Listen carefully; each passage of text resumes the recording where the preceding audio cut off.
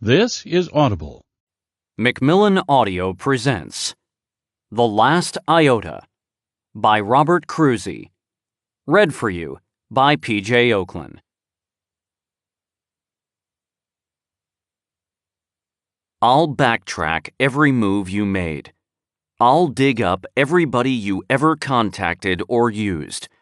I'll have the entire operation detailed down to the last iota, and perhaps the civilized world will realize what kind of a terror they harbored. Mickey Spillane, The Last Cop Out. 1. "I'm not who you think I am," said the image of Celia Fiore on the screen in front of me. Her blonde hair was wet, and her dress hung damply from her exquisite form. "Some of the things I've done have been questionable, but it was all for the good of the company.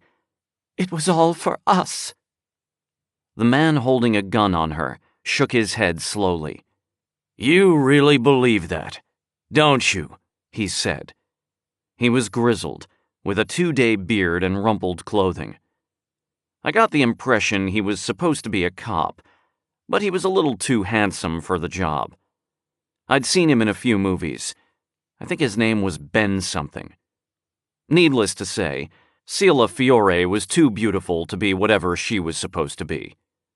I'd come in at the middle of the scene, so it was a little unclear who her character was. Some flavor of femme fatale, no doubt. Celia Fiore had always excelled at the femme fatale. The two of them appeared to be standing in the rain in an alley dimly lit by neon signs. "It's the truth," Celia said. "You knew that once. You and I—" "No, Jessica," Ben What's-His-Name said.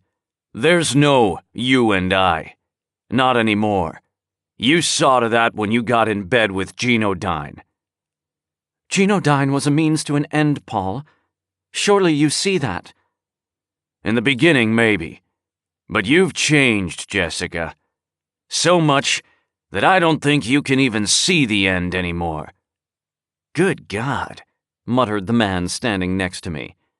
"Who writes this crap?" A ponytailed man standing behind a camera to our left shot a glare in our direction.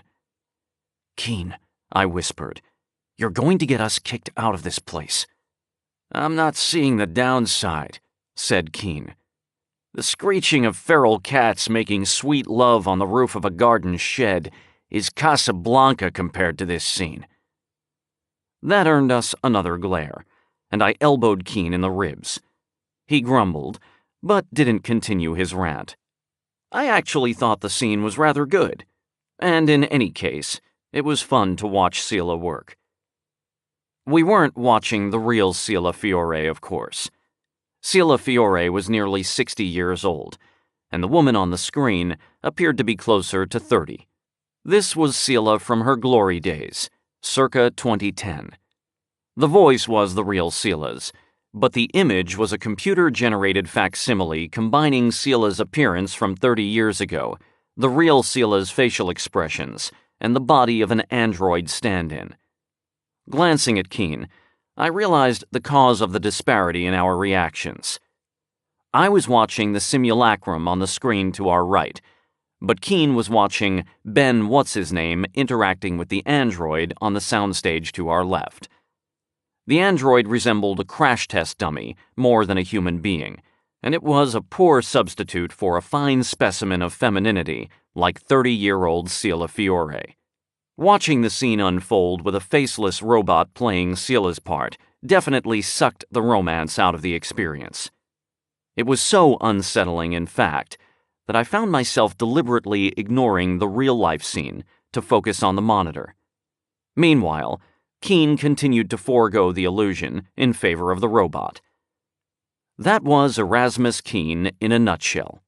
Always trying to get at the reality behind the illusion, even if it made him, and everyone around him, miserable. "Then you'll have to shoot me," Simulacrum Celia was saying, her chin defiant, but her lower lip trembling almost imperceptibly. The illusion was perfect.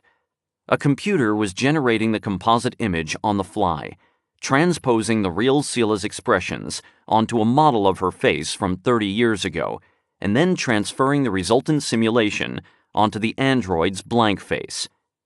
Presumably, the real Sela Fiore was around here somewhere, acting out the scene, but I hadn't yet laid eyes on her.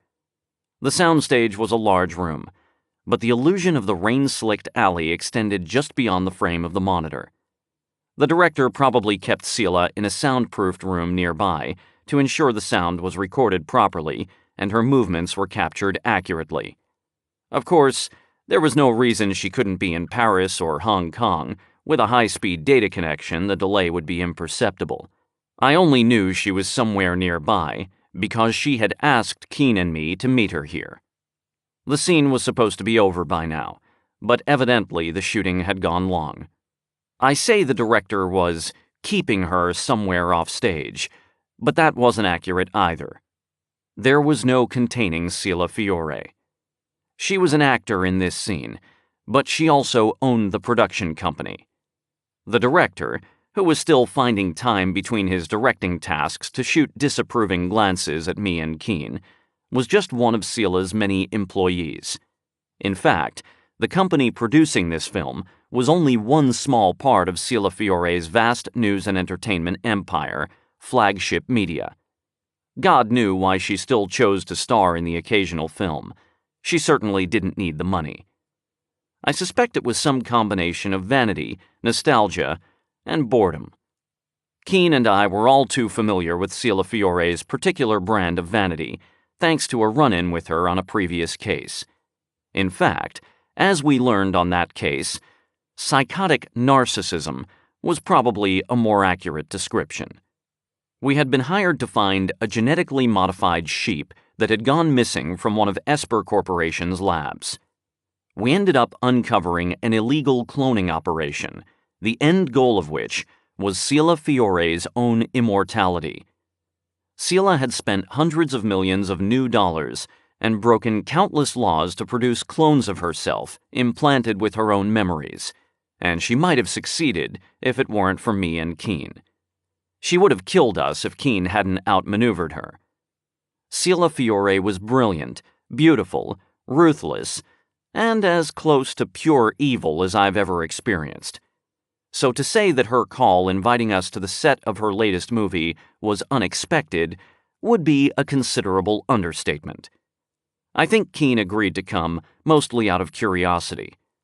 Ordinarily, I would have resisted, but Sela had said something in her message that got my attention. "Be reasonable, Jessica," Ben What's-His-Name, with the stubbly, too-perfect chin, pleaded.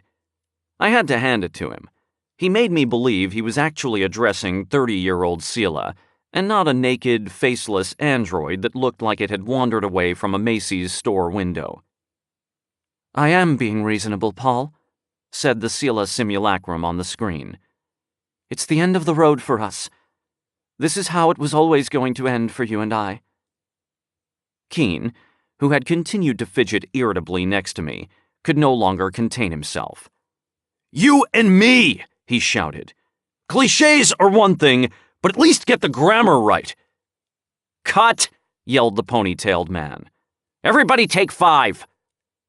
Ben What's-His-Name shrugged and walked off. The android put its hands on its hips and cocked its head at an odd angle, as if looking at something the rest of us couldn't see. The ponytailed man marched over toward me and Keen. "Who the fuck are you? And what are you doing on my set?" he demanded. "My name is Erasmus Keen," answered Keen. "To answer your second question, I'm just a guy with a 7th grade education and above-average attention to detail, which evidently renders me overqualified to be on your writing staff. Do you even know the difference between a subject and an indirect object?" "Keen," I said, "I don't think that's—" "In any case," Keen went on, "this isn't your set." "The hell it isn't!" the ponytailed man growled. "Security! Get these 2 idiots out of here!" A heavy-set man in a security uniform waddled toward me. I'd noticed him before. I'm in the habit of taking inventory of any potential threats when I enter a room. This guy was high on potential, but low on threat. He wore a sidearm, but I doubted he'd ever drawn it in the line of duty. Security on this set seemed to be an afterthought. We hadn't even been frisked before being allowed on the soundstage. We'd flashed our IDs, the man at the door had verified our names were on a list, and we'd walked right on. I wore a 9mm Sig Sauer on my chest and a Beretta on my ankle. Not that I'd need them for this guy. Still, I tried to avoid conflict unless it was absolutely necessary. The fact was, the guard had every right to eject us from the soundstage. If we resisted, we were likely to attract the attention of law enforcement, and that was generally to be avoided. "Come on, Keen," I said. "Let's get out of here.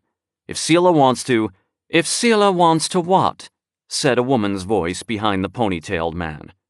Turning to look, I saw Seela Fiore approaching from a dark corner. She must have come in from a side door while we were distracted. She was still beautiful at 58, but the contrast with the younger version of herself was striking. Even with the best plastic surgeons and anti-aging treatments, Seela was slowly losing the fight against her own mortality. "If Seela wants to talk to us," I answered, meeting her gaze, "she knows where to find us." "Indeed I do," said Seela. She turned to the ponytailed man. "David, take your goon and go get a coffee. No sugar for him. I see now where all the cafeteria donuts are going." She eyed the heavy-set guard distastefully, and the man's face flushed red. God, I hated that woman. "Come on, Tim," said the ponytailed man, David, sparing another glare at Keen. The two walked off the set, exiting through the door Keen and I had come through. Seela clapped her hands twice. "Everyone out!" she shouted. A couple of technicians who had still been milling about exited as well, none of them saying a word. They all knew who Seela Fiore was, and they knew better than to question her. We were on the soundstage alone with her. "It costs me a lot of money to have these people standing around, you know," said Seela, addressing Keen. "Yeah, well, it costs me money to have this guy standing here," said Keen, jerking his thumb in my direction. Seela laughed. "You two haven't had a case in 3 weeks," she said. She looked at me. "Is he still even paying your salary?" In point of fact, he was, but only because I was in charge of the finances. We were 4 months behind on our lease, but I wasn't about to dock my salary so Keen could keep his office open. "Keeping tabs on us, eh?" said Keen, before I could reply. "I didn't know you cared." "It's in my interest to make sure you aren't causing mischief." "You've been scaring our clients away?" I asked. "Sadly, that hasn't been necessary," Seela said. "Maybe phenomenological inquisitors are just out of vogue these days."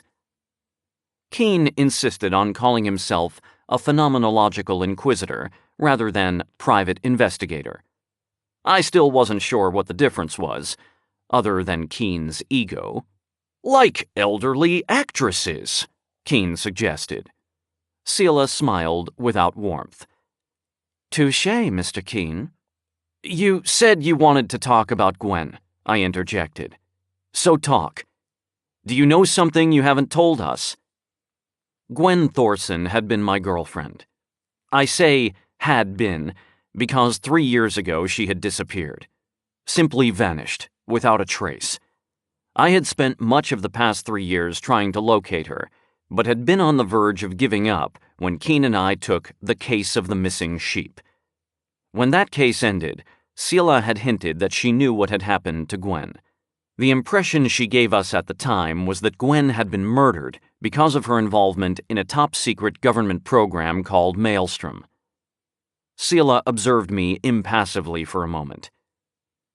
"No," she said at last. "I'm afraid I misled you, Mr. Fowler. I mentioned Gwen merely to get your attention. I didn't want you talking Mr. Keen out of this meeting." I sighed. hoping that I conveyed disappointment and resignation rather than what I was actually feeling, which was relief. If she knew something about Gwen that she hadn't told us, that was bad news. Because I knew something about Gwen that, hopefully, neither she nor Keen knew. "Let's go, Keen," I said. "She's just playing us." "Wait," Seela replied. "I want to hire you." "Sure you do," I said. "What are you missing this time? A capybara?"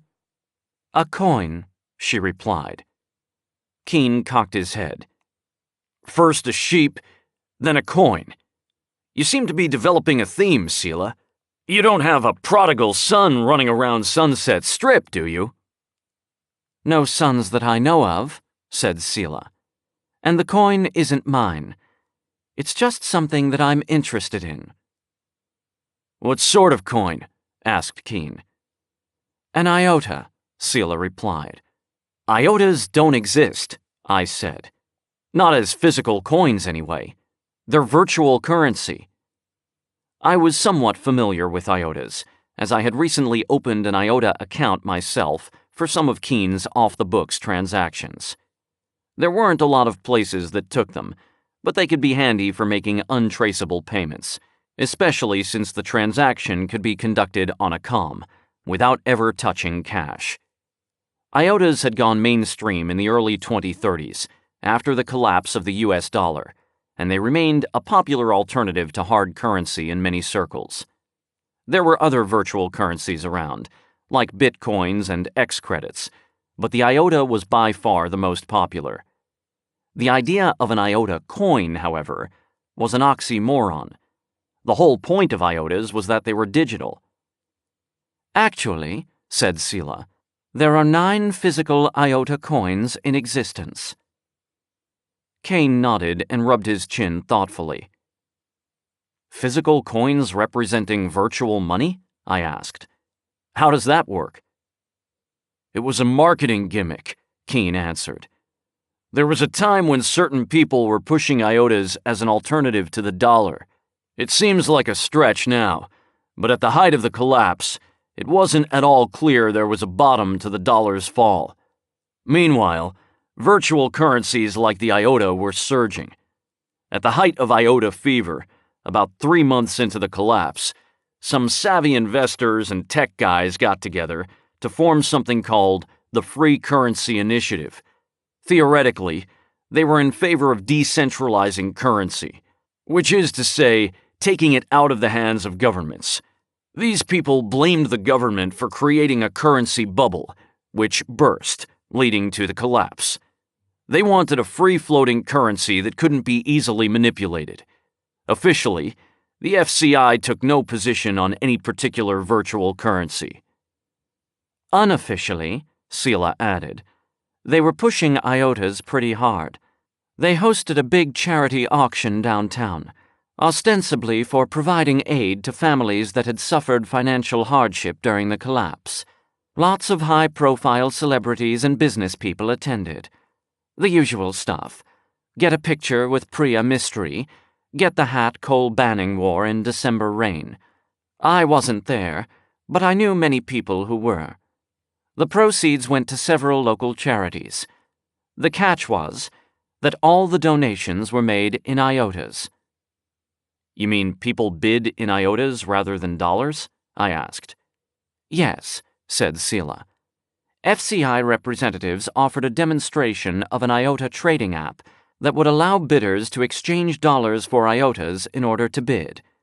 The Iotas bid were then transferred to several local charity organizations. Representatives of several corporations, grocery chains, clothing stores, and the like, were on hand to work with the nonprofits to make purchases for their organizations. The businesses gave the charities steep discounts in exchange for the publicity of being involved in the event, all part of a larger-scale PR campaign to mainstream Iotas as an alternative to the dollar. Among the items auctioned off were 9 commemorative coins bearing the Iota logo. "Physical coins symbolizing virtual money," Keen said. "A rather clever gimmick. The coins can't be worth more than a few hundred new dollars, though. Why do you want them? I only want one, Seela said. It isn't important why. Of course it is, I said.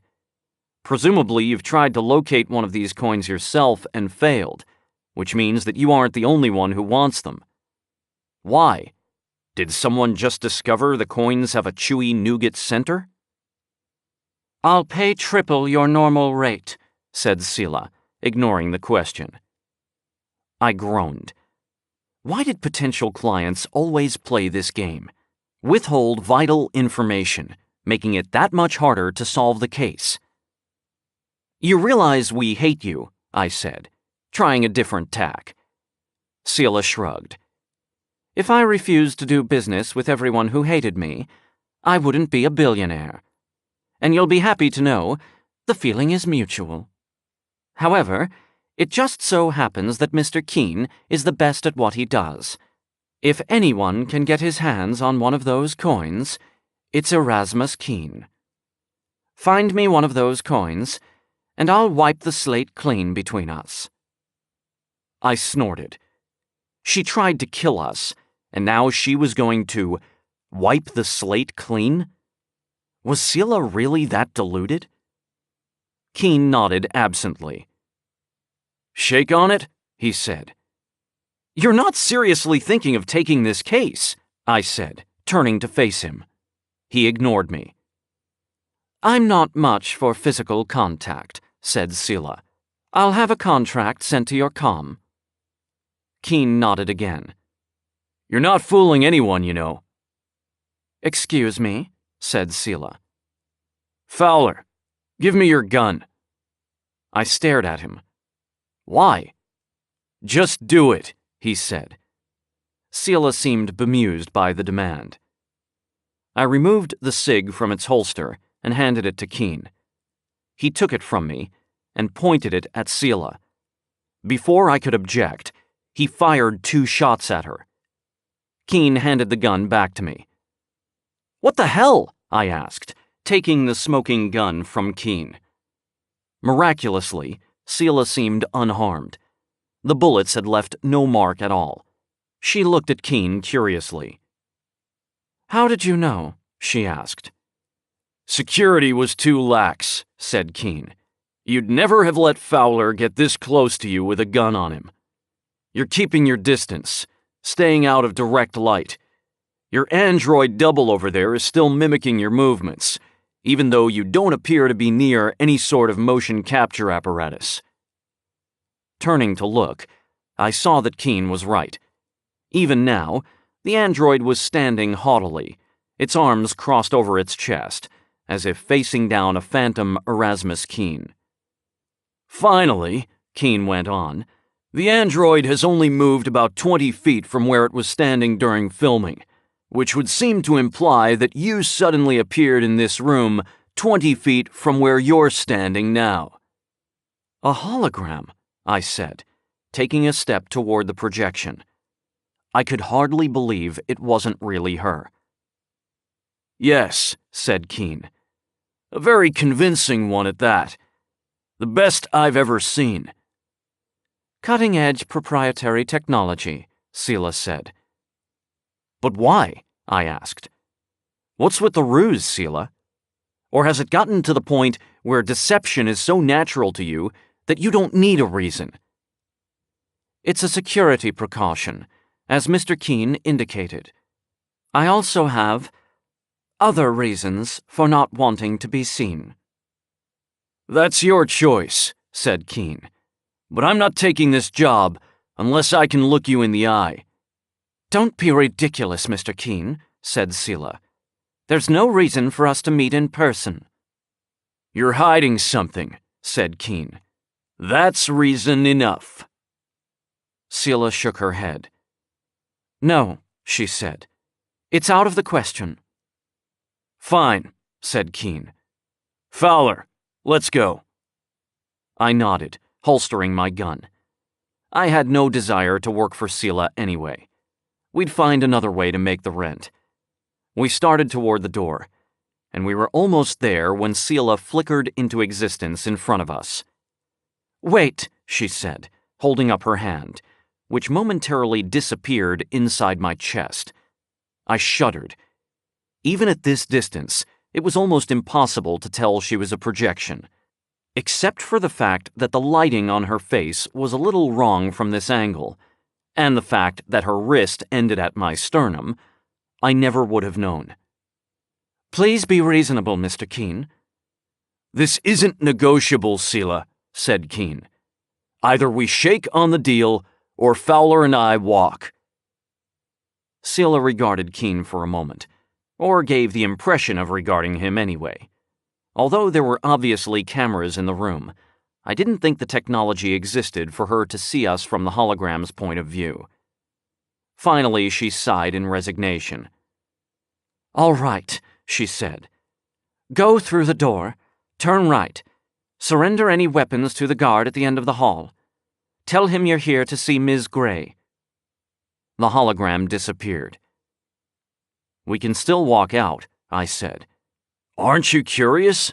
asked Keene. "Of course I'm curious," I replied, "but I don't want to have anything to do with that woman. She tried to kill us, Keene." "You can't take attempted murder personally in this business, Fowler. Come on, let's see what she's hiding." 2. Seela Fiore did not look well. Whereas her hologram could have passed for a 40-year-old woman, and a beautiful one at that, the actual Seela looked every bit of her 58 years, and then some. It had only been 3 weeks since I'd last seen her, and she appeared to have aged 10 years since then. She was pale, and there were bags under her eyes that even professional-grade makeup couldn't hide. She sat slumped in an easy chair, looking exhausted. A scarf covered her bald head, and she wore an unflattering, tight-fitting bodysuit that was presumably part of the motion capture system. "I took this part before I knew I was dying," Seela said, with no emotion in her voice other than exhaustion. "The voice work is no problem, but I may need a stand-in for the physical parts soon." "A stand-in for your stand-in," Keene said. He and I were sitting on a plush leather couch across from her. Seela's dressing room was better furnished than most people's houses. "Yes," said Seela. "No one will know, other than David and a few technicians, of course. It's important to keep up appearances in this business." A smirk crept across Keene's face. "Even if it means hiring an actor to secretly pose as you, to model your actions for an android that will be digitally modified to look like you from 30 years ago." Seela shrugged. After a long career in Hollywood, these sorts of multi-layered illusions were obviously old hat to her. "What is it?" I asked. "Cancer?" Seela nodded. "A rare form of leukemia. You'll appreciate this, Mr. Keene. The cancer seems to be a side effect of an experimental rejuvenation treatment I started a few months ago." "Your quest for immortality is killing you," Keene said, nodding with approval. "I won't deny feeling a bit of schadenfreude." "I was just trying to get a few more years out of this body while I worked out the details of my cloning operation. Now I've probably got less than a year to live, and thanks to you, I have no cloning operation. I trust that you'll keep this information confidential." "You do realize," I said, "that at some point people are going to figure out you're dead. Or do you plan to keep up appearances after death as well?" "Thank you for your concern, Mr. Fowler," said Seela. "You'll be relieved to know I have a transition plan in place. I've got a few months left, though, and I intend to make use of them. My primary concern is securing my legacy." "And somehow getting your hands on one of these Iota coins is going to help you do that?" Keene asked. "Something along those lines," Seela replied. "As I said, My reasons are not your concern. And as I said, I answered, they are our concern. If we know the context of your request, we're more likely to be able to anticipate challenges we might face in fulfilling it. In any case, we're going to figure it out. We always do. Be that as it may, said Selah, I'm not telling you any more. All you need to know is that I need one of those coins. Do you have a list of the auction bidders? Asked Keene. Or any leads on who has the coins now? Selah shook her head. FCI was dissolved in 2036. I've been unable to locate any records on bidders or attendees of the auction, other than some public news coverage, which I imagine you, with your prodigious detective skills, can locate as easily as I. Nor do I have any leads on current owners. Why won't you tell us why you want the coin? I asked. What's the harm in telling us? I'm done meeting your demands, Mr. Fowler. You wanted to see me in person. Here I am, in all my glory. Will you take the case or not? I have one more question, said Keene. Selah sighed. What is it, Mr. Keene? If you're able to create such a convincing hologram, why not just film the hologram rather than filming the dummy and transposing your appearance onto it? Selah seemed relieved not to have to talk about her health anymore. The hologram isn't as responsive to stage lighting, she said. The technology isn't quite there yet to accurately modify the hologram's appearance on the fly in response to ambient lighting changes. Also, it casts no shadow. The android gives us a benchmark for shadows and reflected light. It's easier to combine the lighting effects on the android with a computer-generated image than to try to insert shadows and reflections after the fact. The computer actually erases the android's image from the scene, creates the new composite image on the fly, and inserts the new image into the scene. That's my layperson's understanding anyway. My people at Empathics are constantly working to improve the technology. Empathics was another part of Selah's empire. They had started off as a market research company, but had expanded into psychological testing, economic forecasting, and various types of computer modeling and simulation software. I'd heard that they had even developed an augmented reality system for military applications. Fascinating, said Keene. So a physical object is necessary to create a more effective illusion. Exactly, replied Selah. We'll take the case, said Keene, getting up from the couch. We will? I asked. Selah leaned forward, as if bracing herself to get out of her chair. Don't get up, said Keene, walking toward her. He stopped in front of her chair and held out his right hand. Selah took his hand, and they shook on it. Excellent, Selah replied. I'll have a contract sent to your comm shortly. Triple our normal rate plus expenses, and a $10,000 new advance. Done. I need one of those coins, whatever it costs. Thank you, Mr. Keene. Understood, said Keene. But don't thank me yet. You may yet regret hiring me for this case.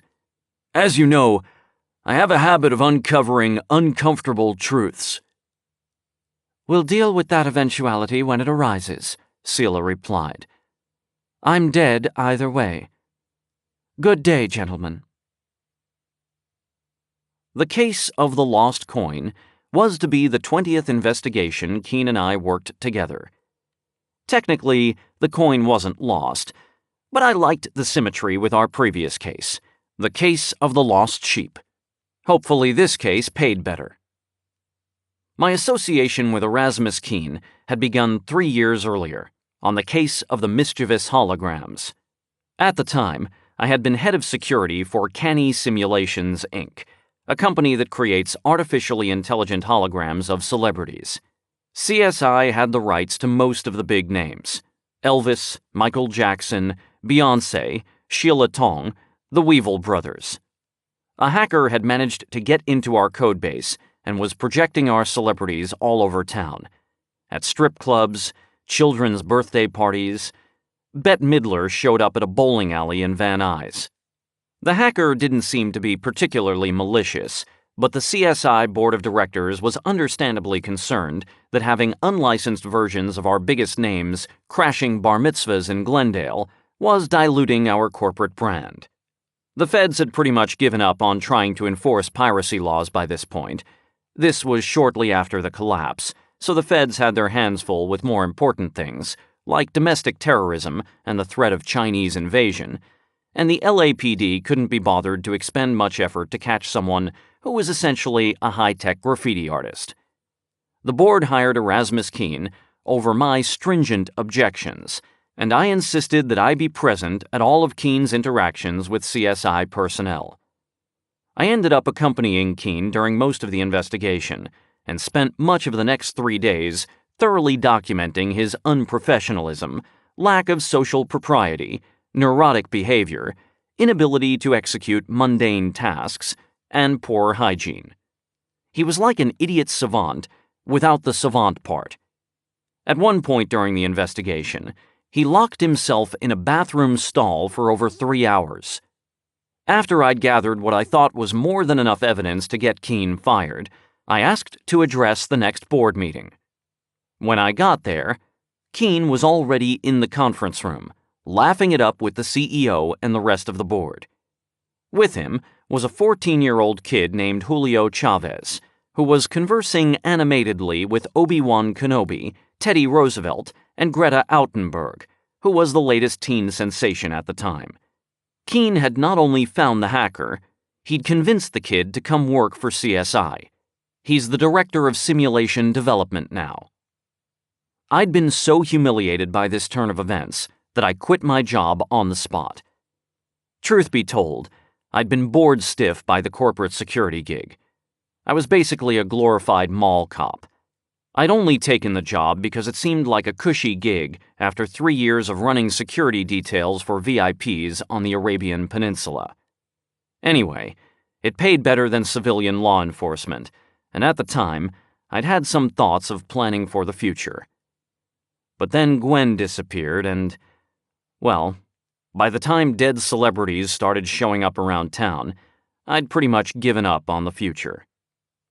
3 months after I quit, Keene showed up at my apartment with a job offer, saying I'd been invaluable on the hologram case.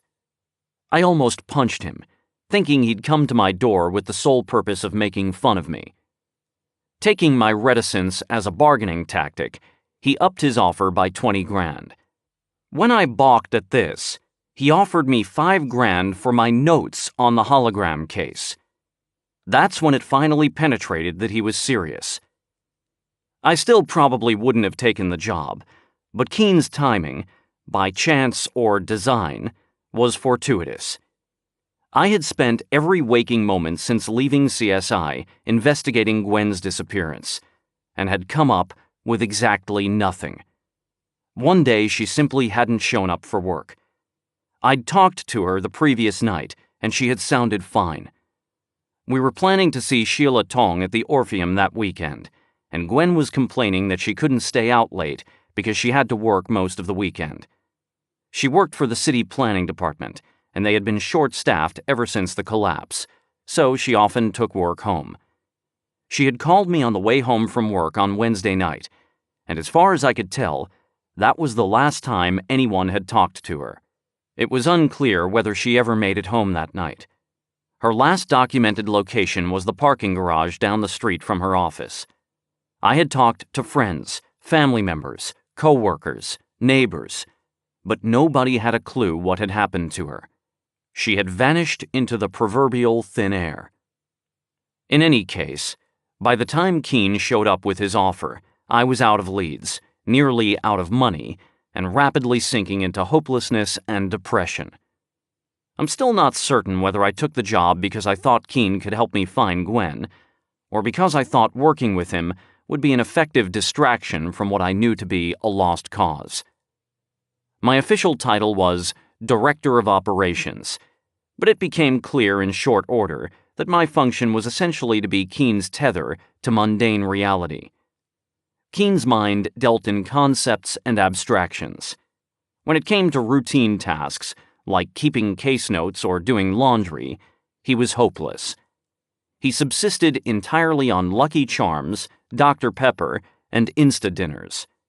He dressed in rumpled, mismatched clothing that he bought by the pallet directly from a Chinese wholesaler. He wore a set of clothes for a week and then threw it out.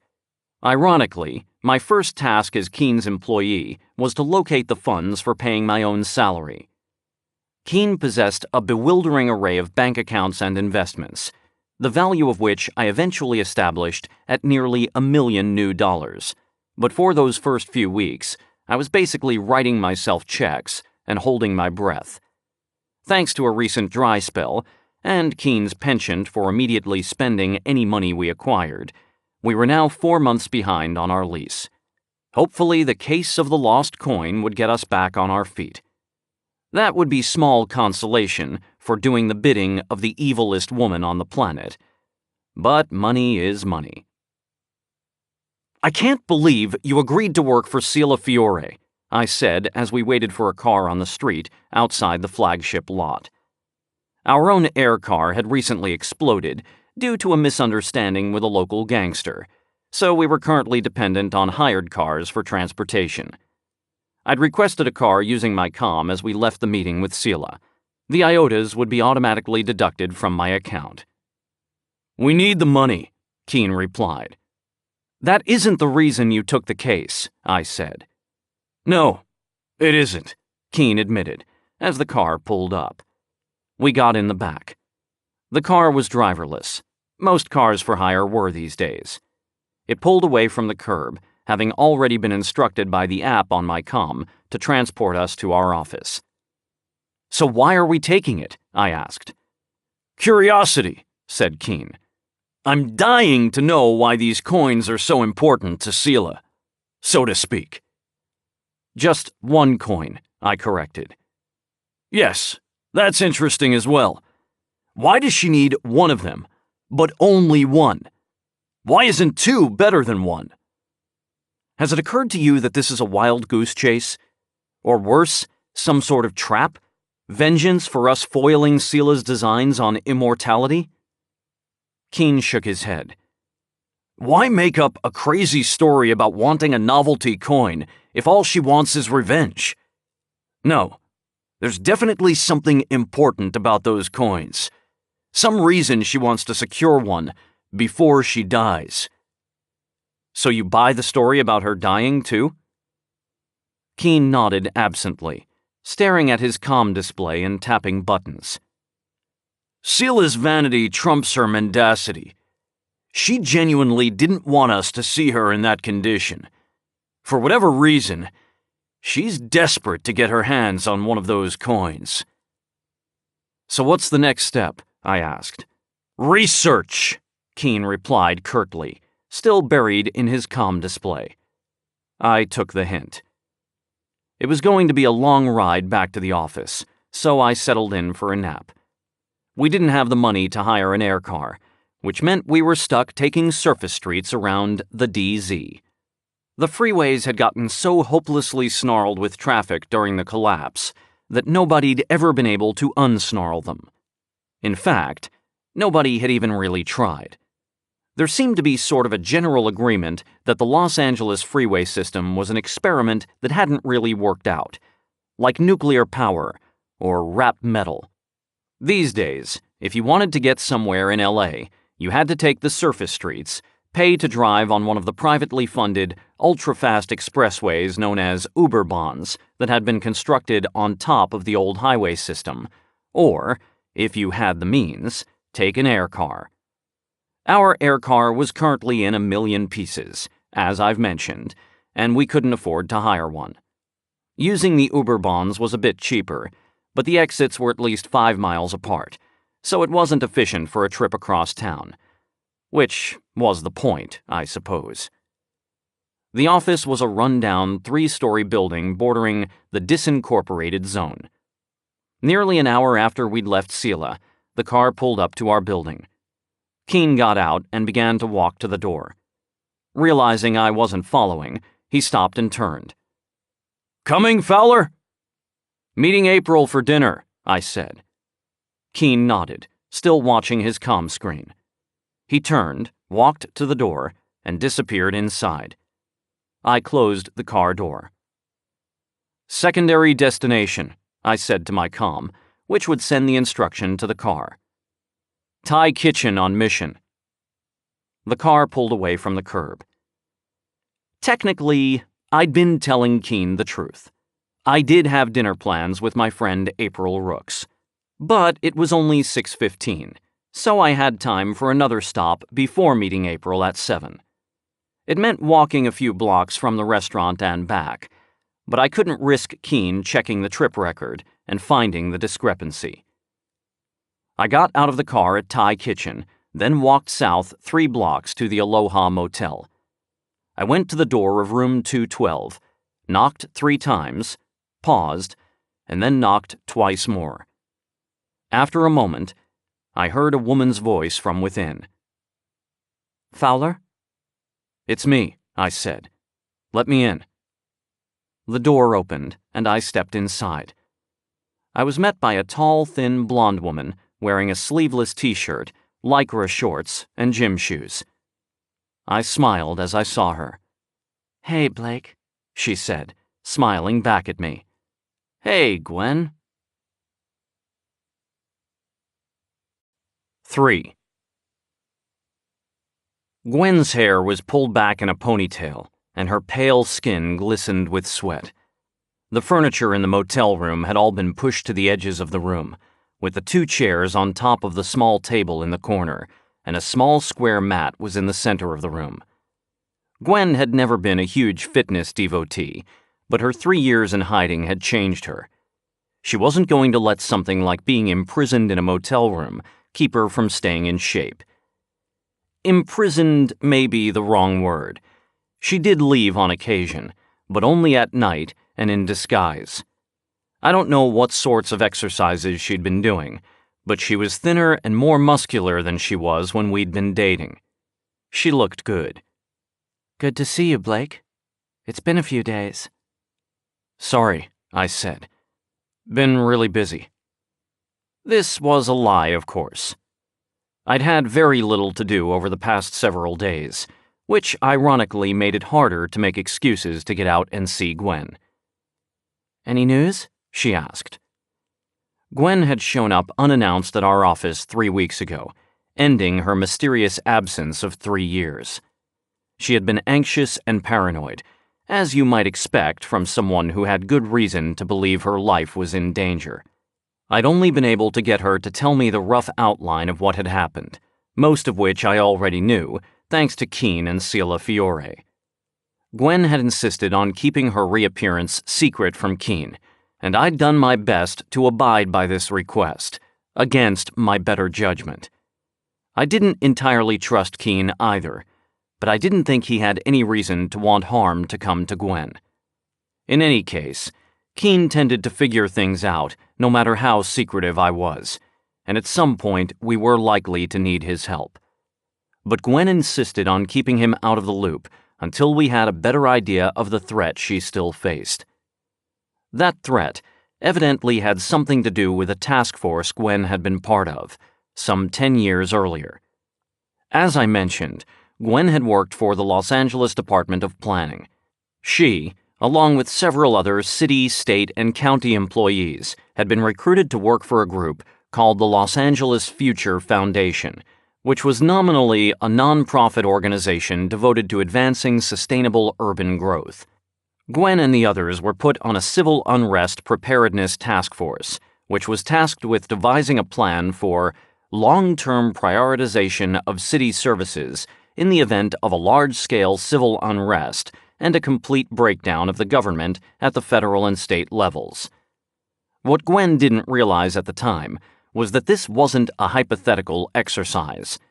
LAFF, or LAF, had somehow known the collapse was coming. But by the time Gwen realized LAF wasn't who she thought they were, it was too late to get out. So Gwen and the others mostly mid-level city and county employees, had done their job, developing a plan to deal with a case of widespread civil unrest in Southern California. It became evident during the development of this plan, however, that the government simply didn't have the resources to deal with the sort of large-scale riots, demonstrations, and general chaos that LAF was expecting, no matter how much advance warning they had. The solution was to cede a large section of the city to the chaos. The primary architect of this disincorporated zone, I had recently discovered, was the man I knew as Erasmus Keene. He and Gwen had worked on LAF's task force together, although he hadn't gone by the name Erasmus Keene then. When the collapse happened, the LAPD and National Guard were instructed to protect and fortify vital areas of the city, while leaving a conglomeration of poorer areas completely undefended, as the task force's plan recommended. A vast swath of the city, including South Los Angeles, Compton, and Huntington Park, became essentially a free-range prison. Temporary police barriers became concrete walls topped with razor wire, and any pretense of equality under the law evaporated. If you had the misfortune to live in the DZ post-collapse, you were automatically suspect. The breakdown of the freeway system made it easy to control movements in and out of the DZ. Checkpoints were set up with the ostensible purpose of identifying terrorists and other criminals, and to stem the flow of illegal drugs and weapons. The drugs were usually coming out of the DZ, the weapons were going in. It took almost a decade for the legal formalities to catch up to the harsh reality of the situation. The majority of the residents of the DZ at the time of the collapse were undocumented immigrants, and the legal status of tens of thousands of others was thrown into question by the loss of records during the collapse and subsequent years of near anarchy, while the state and federal governments were reconstituted. In many areas of the country, the legacy of the collapse was little more than a temporary lapse in government services, with local governments and ad hoc civilian organizations picking up the slack. But in the DZ, the collapse was near total. Income taxes went unpaid, vehicles went unregistered, children were born without birth certificates. Criminal enterprises burgeoned. By some estimates, over 90% of economic activity in the DZ was off the books. By the time anyone started to get a handle on the scope of the problem, there was neither the will nor the means to reincorporate the DZ into American society. Los Angeles had given birth to a third-world country within its borders, and nobody seemed to know what to do about it. There was a lot of blame to go around, and plenty of people in the city government lost their jobs. But the task force, and LAF's involvement in the collapse, remained secret, and eventually things went more or less back to normal. It was around that time that Gwen disappeared.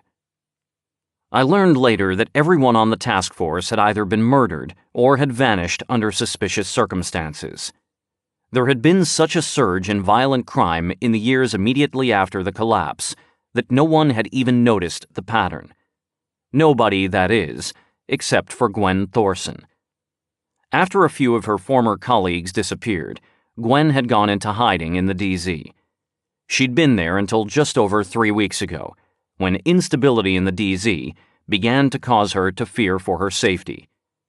She wasn't safe in LA proper either, but hiding in the DZ was apparently no longer an option, for reasons I didn't quite understand.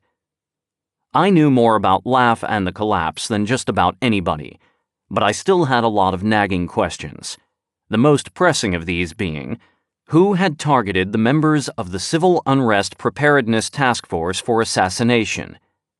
If LAF had wanted them dead, they would have killed them as soon as the task force disbanded, not waited 6 years.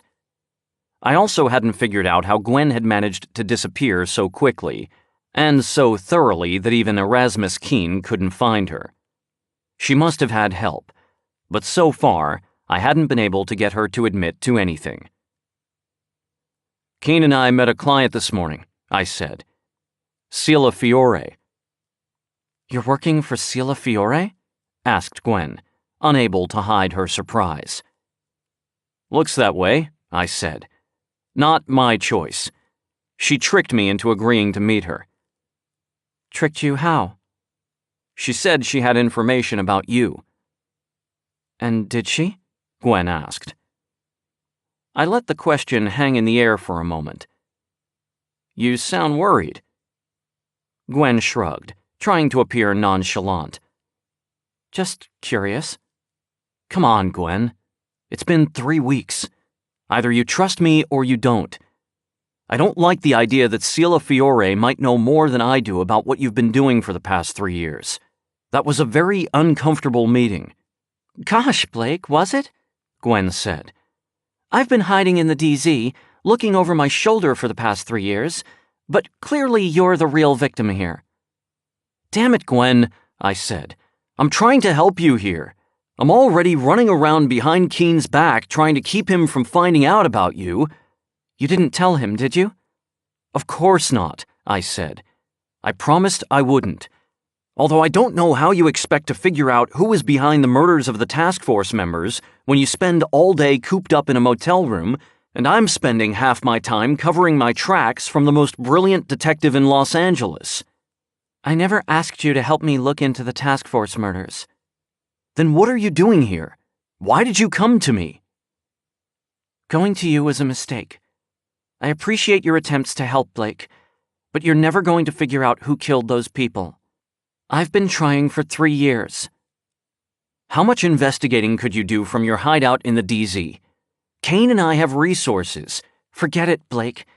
You're just putting yourself in danger. Get on with your life. I'll be fine." "Here in the Aloha Motel." "I don't plan to stay here forever.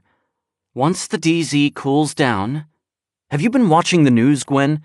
The DZ is worse than ever. Almost as bad as right after the collapse. Gerard Kanan was just on TV yesterday talking about how they were going to have to send the National Guard in." "Gerard Kanan, the oil guy?" "He's out of the oil business," I said. "He seems to have adopted the DZ as his personal cause. Wants to try to turn it around, reintegrate it into Los Angeles." "That's just what the DZ needs," said Gwen. "Another martyr yearning for redemption." I shrugged. "The point is, Kanan's a smart guy. If he thinks the DZ is going to implode, I'd take him seriously." Gerard Kanan was an oil man from Bakersfield who had gradually built his company, Elysium Oil, into one of the largest energy firms in the world. Then the Wahhabi coup in Saudi Arabia caught him off guard, and he lost almost everything. Over the past few years, though, he'd made something of a name for himself as an investor in Southern California real estate. Lately, he'd been spearheading a push to get the city, county, state, and federal governments to rebuild the DZ. But government officials were wary of taking on big projects in the wake of the collapse. There was also suspicion that certain powerful individuals, Sila Fiore among them, had a vested interest in keeping the DZ lawless. Meanwhile, the DZ continued to deteriorate. "The National Guard isn't going to take over the DZ," said Gwen. "The government doesn't want to take responsibility for that shithole." "Well, if they do, you'll have no place to hide anymore. And if they don't, the DZ's going to remain a war zone for the foreseeable future. Either way, you can't go back there." "I'll figure something out." "For Christ's sake, Gwen. If you tell me what's going on, maybe I can help you. Does Sila know something? I know she was involved with Laugh. Did you work out some kind of deal with her?" Gwen let out a long sigh.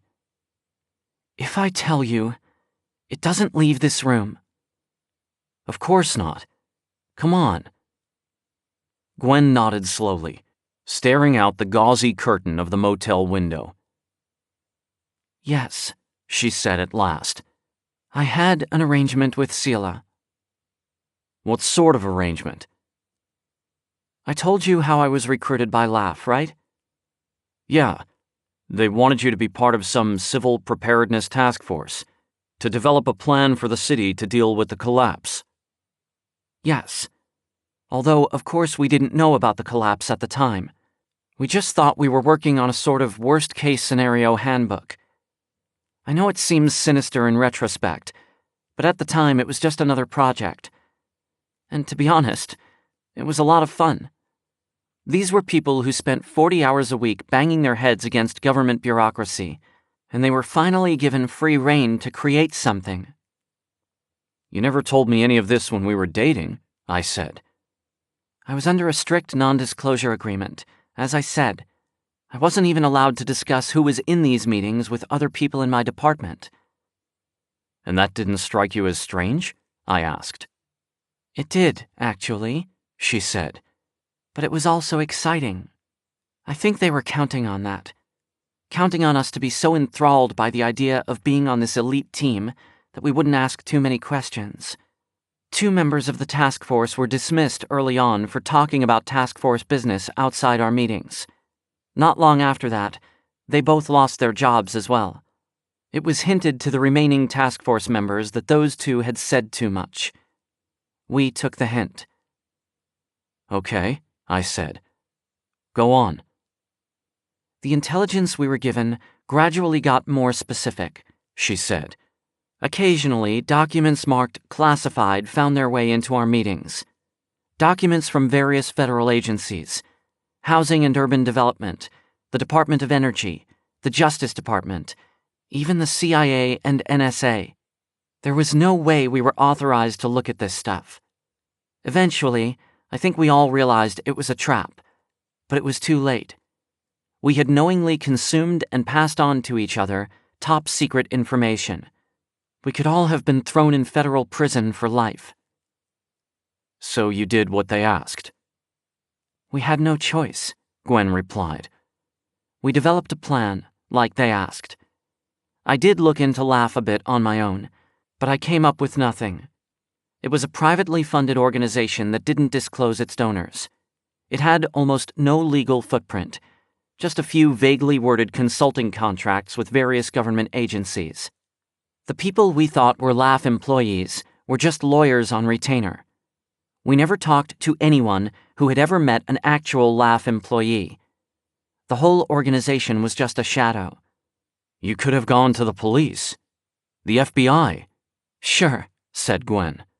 I could have walked into the local FBI office with a stack of classified documents, but I had no guarantee anyone else on the task force would back me up. Laugh would set me up as the fall guy and disband the task force. And even if the feds believed me, then what? I'd never met anyone who worked for Laugh. Just a few lawyers whose real names I didn't know. Those lawyers would scatter like cockroaches as soon as the FBI got involved. But you could have stopped it. Stopped Maelstrom. Maybe, said Gwen. But at that point, I wasn't sure stopping it was desirable. Why not? I asked. Thousands of people died, Gwen. In the collapse, Gwen said. The collapse was going to happen either way.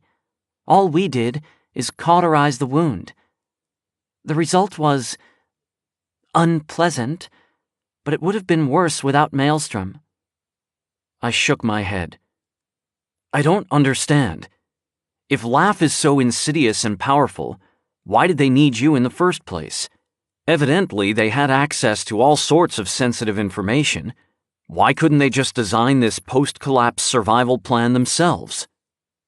You're not listening, Blake, said Gwen. There is no themselves.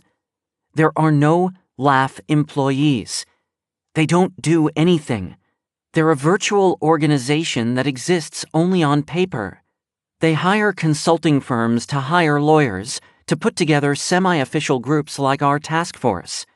They found the people capable of doing the job they needed done and manipulated them into doing it, completely in secret. And at the same time, they hide in plain sight. Hell, Laugh has a public website. You can read all about the wonderful work they're doing to help plan a sustainable future for Los Angeles. All right, I said. So you come up with this emergency response plan. The collapse happens right on schedule. The plan gets implemented, and the DZ is created just as you envisioned. Then what? Gwen shrugged. Then we went back to work. Most of us did, anyway. A few got laid off. One woman quit because she got sick of getting IOUs from the city instead of a paycheck. But the rest of us went back to our normal lives. As much as we could during the collapse, anyway. That's it? You just went back to work? Pretty much, said Gwen. Until about 6 years later, when people who'd been involved in the task force started dying under mysterious circumstances. So you decided to disappear, I said. You could have told me. Not without risking your life as well, she replied. I didn't know who was killing the task force members or why, so the less you knew, the better. I could have protected you, I protested. This is what I do. Not against these people, Blake. I couldn't risk it. In any case, there was no time. I had one chance to get out, and I took it. What chance? I'd saved some documents from Maelstrom. I was supposed to have handed them all over at the end of the project, but I copied some that I thought might give me some leverage. I was right. What were they? I asked. Projections having to do with using the media to manipulate public opinion about the DZ. They weren't labeled as such, but it was pretty clear from the contents that the projections had come from someone inside Sila Fiore's organization, Flagship Media. And I was convinced that Sila Fiore would have been in on something like that. I didn't have enough evidence to prove anything, though, so I did the next best thing. You bluffed. Right, said Gwen. I called up Sila and told her I had some documents linking her to a certain high-profile non-profit organization. She agreed to meet me. I told her that the documents would remain in my possession, hidden from public view, as long as I was alive. We came to an agreement. Sila helped you disappear? Yes. Gave me an alternate identity in the DZ, under the protection of a certain warlord I believe you know. Maglev. Gwen nodded. Maglev was the most powerful warlord in the DZ, and as luck would have it, Keen and I had recently had a run-in with him as well. He's the guy who blew up our car. I suppose it wasn't really luck, though. Maglev owed his position to Sila's influence as well. So it made sense that when Sila needed to help Gwen disappear, she asked for Maglev's help. Dangerous getting in bed with Maglev, I said. No more dangerous than Sila Fiore, Gwen replied. At first, Sila suggested I hide out in one of the Laugh safe houses. Laugh had safe houses? Yeah. I don't think they ever used them for anything, but the idea was that if a Laugh agent was stuck in the DZ while riots or fighting was going on, they could get to one of these safe houses and lay low for a few days. But whoever was knocking off the Maelstrom people might have known about the safe houses. Right, said Gwen, which was why I told Sila no. That's when she approached Maglev. How did you know Sila wasn't behind the task force murders? I didn't, said Gwen. I took a chance.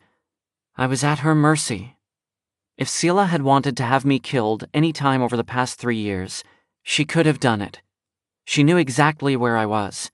I was living under the identity of Catherine Buchanan in an apartment in Willowbrook. But something happened a few weeks ago to make you think you weren't safe there anymore. I told you. The DZ has been more on edge than usual. Lots of gang shootings, turf battles, and the like. The DZ has always been a rough place, but it's downright terrifying these days. There's more to it than that. Yes, Gwen said. Things have been strained lately between Sila and Maglev. If they had a falling out, things were going to go very badly for me. I nodded. It's good you got out when you did. If Sila had known where you were when Keen and I uncovered her cloning operation, she'd have used you against us. So, here I am, said Gwen. 3 years later, and I still don't know who is trying to kill me or why. Or if they still want me dead. I don't even know for sure somebody did intend to kill me. It's a safe bet, I said, considering what happened to the other task force members. Except for Keene, of course. Yeah, said Gwen. It's funny how Keene managed to get out alive. You said yourself Erasmus Keene isn't his real name. He changed his identity so he wouldn't be found. Changed his identity and then proceeded to become a local celebrity private investigator. It's almost like he doesn't believe he's in any real danger. You don't seriously think Keene was behind the murders of the task force members? Behind them? Probably not. But he may have been in on them. I don't trust him, Blake. I never have. I had to admit, she had a point. And the truth was, I didn't fully trust Erasmus Keene either. He'd lied to me for 3 years, pretending he had no idea what had happened to Gwen, when he knew about Gwen's involvement with Laugh all along. Even his name was a lie. He had never told me his real name. That said, it was a lie to which he was fully committed. Whoever he once was, he was now 100% dedicated to the character he was playing. So, in a weird way, I did trust him. I trusted him to be Erasmus Keene. So what did Selah hire you to do? Gwen asked. I gave Gwen a rundown of our meeting with Selah. Interesting, Gwen said. And you definitely got the impression that she only wanted one of these coins?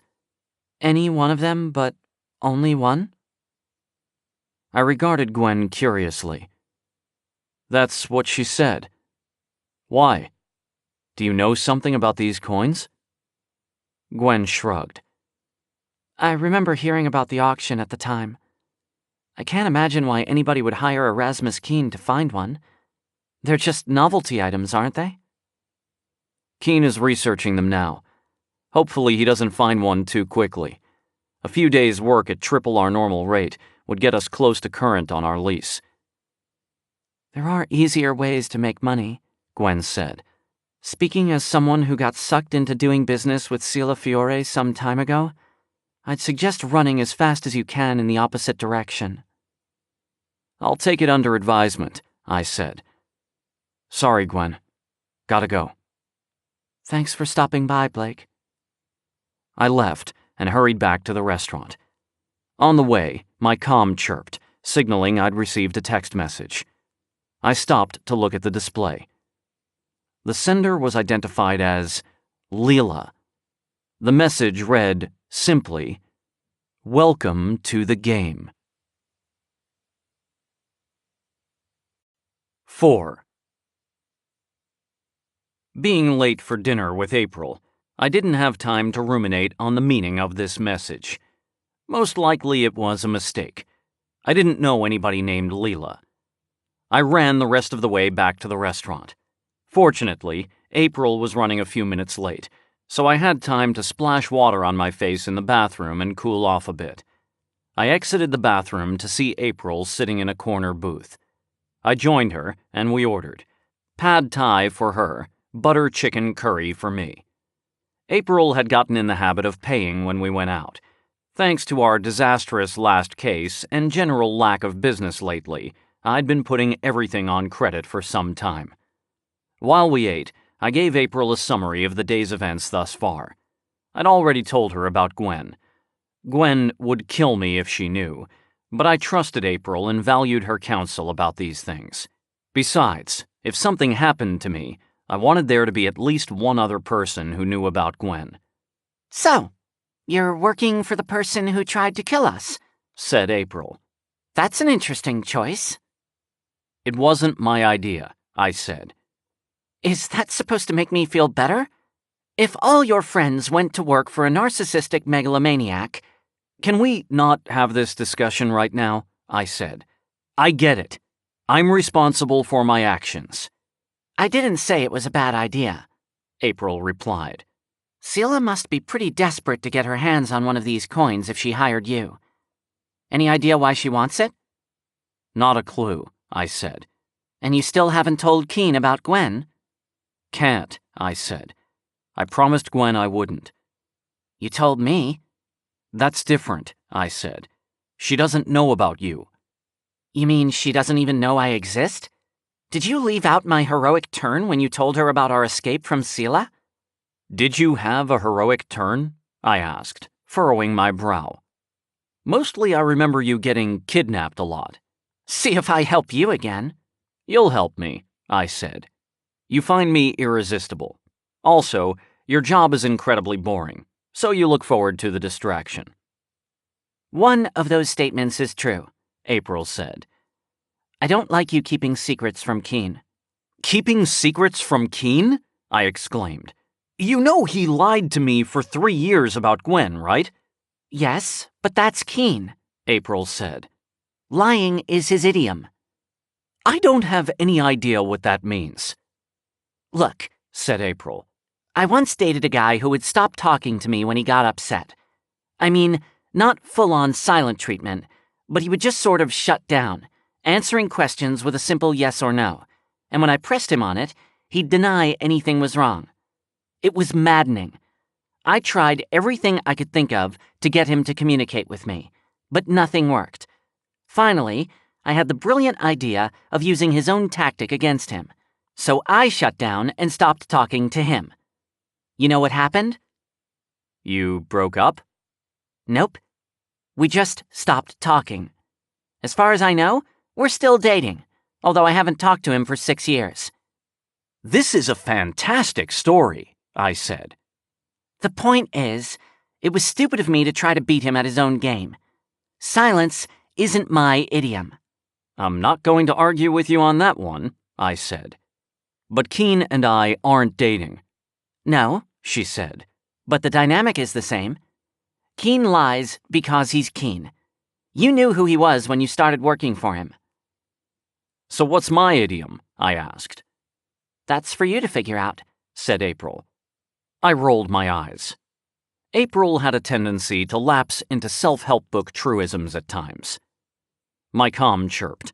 It was Keen. I answered. Where are you? Keen asked. Dinner with April, remember? Get back here. We need to talk to an expert about these coins. He ended the call. You need a ride? April asked. Yeah. If you want, you can borrow my car. Just drop me off at my condo. Do you mind? Of course not, said April. I just need the car back in time to get to my boring job tomorrow. It's a good thing you find me irresistible. Don't push it. While I was talking with Gwen and April, Keen had done some digging on the Iota coins. Evidently, he'd been unable to find a single coin on sale online at any price, although 2 had sold recently at more than double the asking price, to the same anonymous buyer. He had been unable to find any information on the original buyers of the other coins, not even a list of attendees at the auction hosted by the Free Currency Initiative in 2032. Keen prided himself on his encyclopedic knowledge in just about every field, but after running into several dead ends, he decided it was time to talk to an expert. His expert, in this case, turned out to be a man named Kwang-hyuk Kim, the owner of a pawn shop in Koreatown. Among other things, Kim dealt in collectible coins, and Keen thought he might have some insight into the value of the physical iotas. Koreatown was on the other side of the DZ, so once again, we had a long drive ahead of us. It didn't help that we got stuck behind a caravan of military vehicles on mission for 20 minutes. This was happening more and more often. The rumor was that a private paramilitary firm called Green River was building a big training facility in the desert south of Riverside, so they were constantly transporting supplies and personnel from the city. Paramilitary organizations were a growth industry. After the coup in Saudi Arabia, the U.S. military had scaled back their military presence in the Middle East, leaving a vacuum to be filled by non-governmental organizations. So it made sense they'd built a training facility in the Southern California desert. The climate was similar to the Arabian Peninsulas, at least in the summer. I'd spent a few summers in Saudi Arabia, and I didn't miss it. While we were stuck in traffic, Keen told me what he had found out about the coins, which wasn't much. Just to clarify, I said, these coins aren't actually worth anything, right? Officially, they had no cash value, in either dollars or iotas, said Keene. But of course, they were limited edition coins made especially for a high-profile event, so they are of some value to collectors. But how much could a coin like that possibly be worth? Even to a collector, I asked. They're only 8 years old.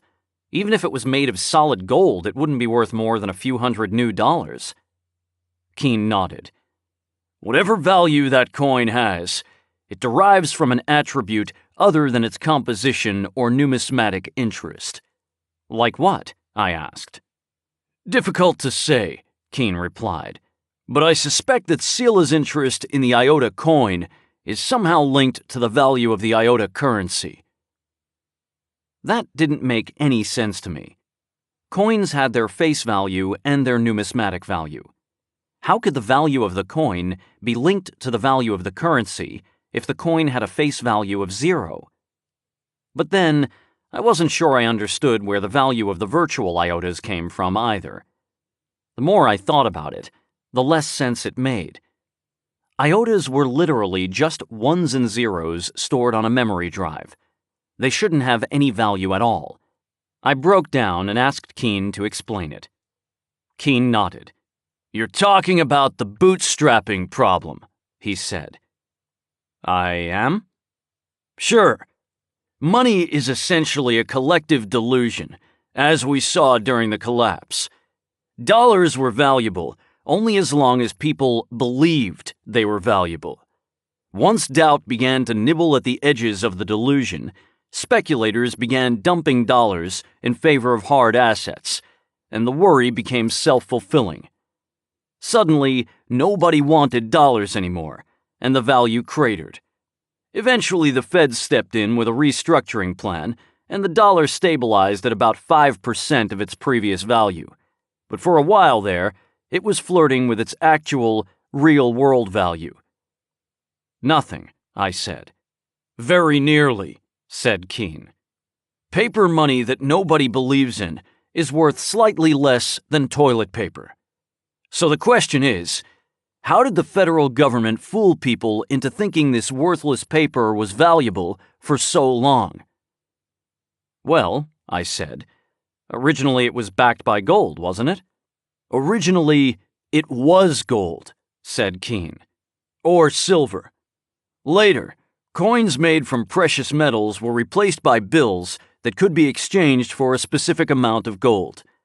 In effect, these bills were symbols representing something valuable. And once you can convince people to accept a symbol of something in place of the thing, you're well on your way toward generating the requisite collective delusion required for fiat currency. Nixon took us off the gold standard in 1971. After that, dollars were backed by the full faith and credit of the United States Treasury. The U.S. rode its reputation for another 47 years, but ultimately, a note that isn't backed by anything is worthless. A symbol without a referent. But it's worth noting that the delusion lasted for nearly half a century. So the problem facing anyone launching a new form of currency is, how do you cultivate that delusion? It's easy enough to do if you've got a big pile of silver or gold or platinum or uranium, something that has universally recognized value. Otherwise, you have to somehow convince people that other people think your money is valuable. It has to pull itself up by its own bootstraps. That's the bootstrapping problem. We'd arrived at the pawn shop. I followed Keene inside, where a man I assumed was Kwang Hyok Kim hunched over a counter stacked high with oddities and bric-a-brac. I am not the greatest at estimating either heights or ages, but I would guess this guy was about 2 feet tall and 300 years old. I may be exaggerating slightly. In any case, he was very small and very old, and he talked incredibly fast in a language that I deduced, with my professional detective skills, was Korean. Mr. Kim was either very happy to see Keen or very angry at him. I honestly could not tell which. He started barking at Keen the moment we stepped into the store, which was filled with the usual pawn shop goodies: chainsaws, blenders, microwave ovens, jewelry, guns, leather jackets, motorcycle helmets, etc. And coins. Lots and lots of coins. I studied these while Keen spoke with Kim. Keen responded to each of Kim's successive outbursts in measured tones, also in Korean. I knew Keen spoke Spanish. Apparently, he also spoke Korean. I wondered how many other languages he spoke. There was a lot I didn't know about Keen. Eventually, Kim calmed down to the point where Keen was able to ask him about the Iota. At least, that's what I assumed was happening. The only word I was able to make out was Iota. Kim shook his head and shouted out another indecipherable string of syllables. When he'd finished, Keen spoke again. Kim nodded and grumbled something in reply. Then he disappeared into a back room, returning after a moment with a very large book. He slapped the book down on the counter and opened it to a page somewhere near the middle. He tapped his finger on the page, and I came up next to Keen to see what he was pointing at. It was a silver-colored coin, pictured front and back. On the back was an engraving of an insect, perhaps a dragonfly. Below the insect was a very small number 3. On the front was a symbol that looked like a backward J. Underneath the symbol were the words, "Not 1 iota." "Clever," I said. Keen nodded.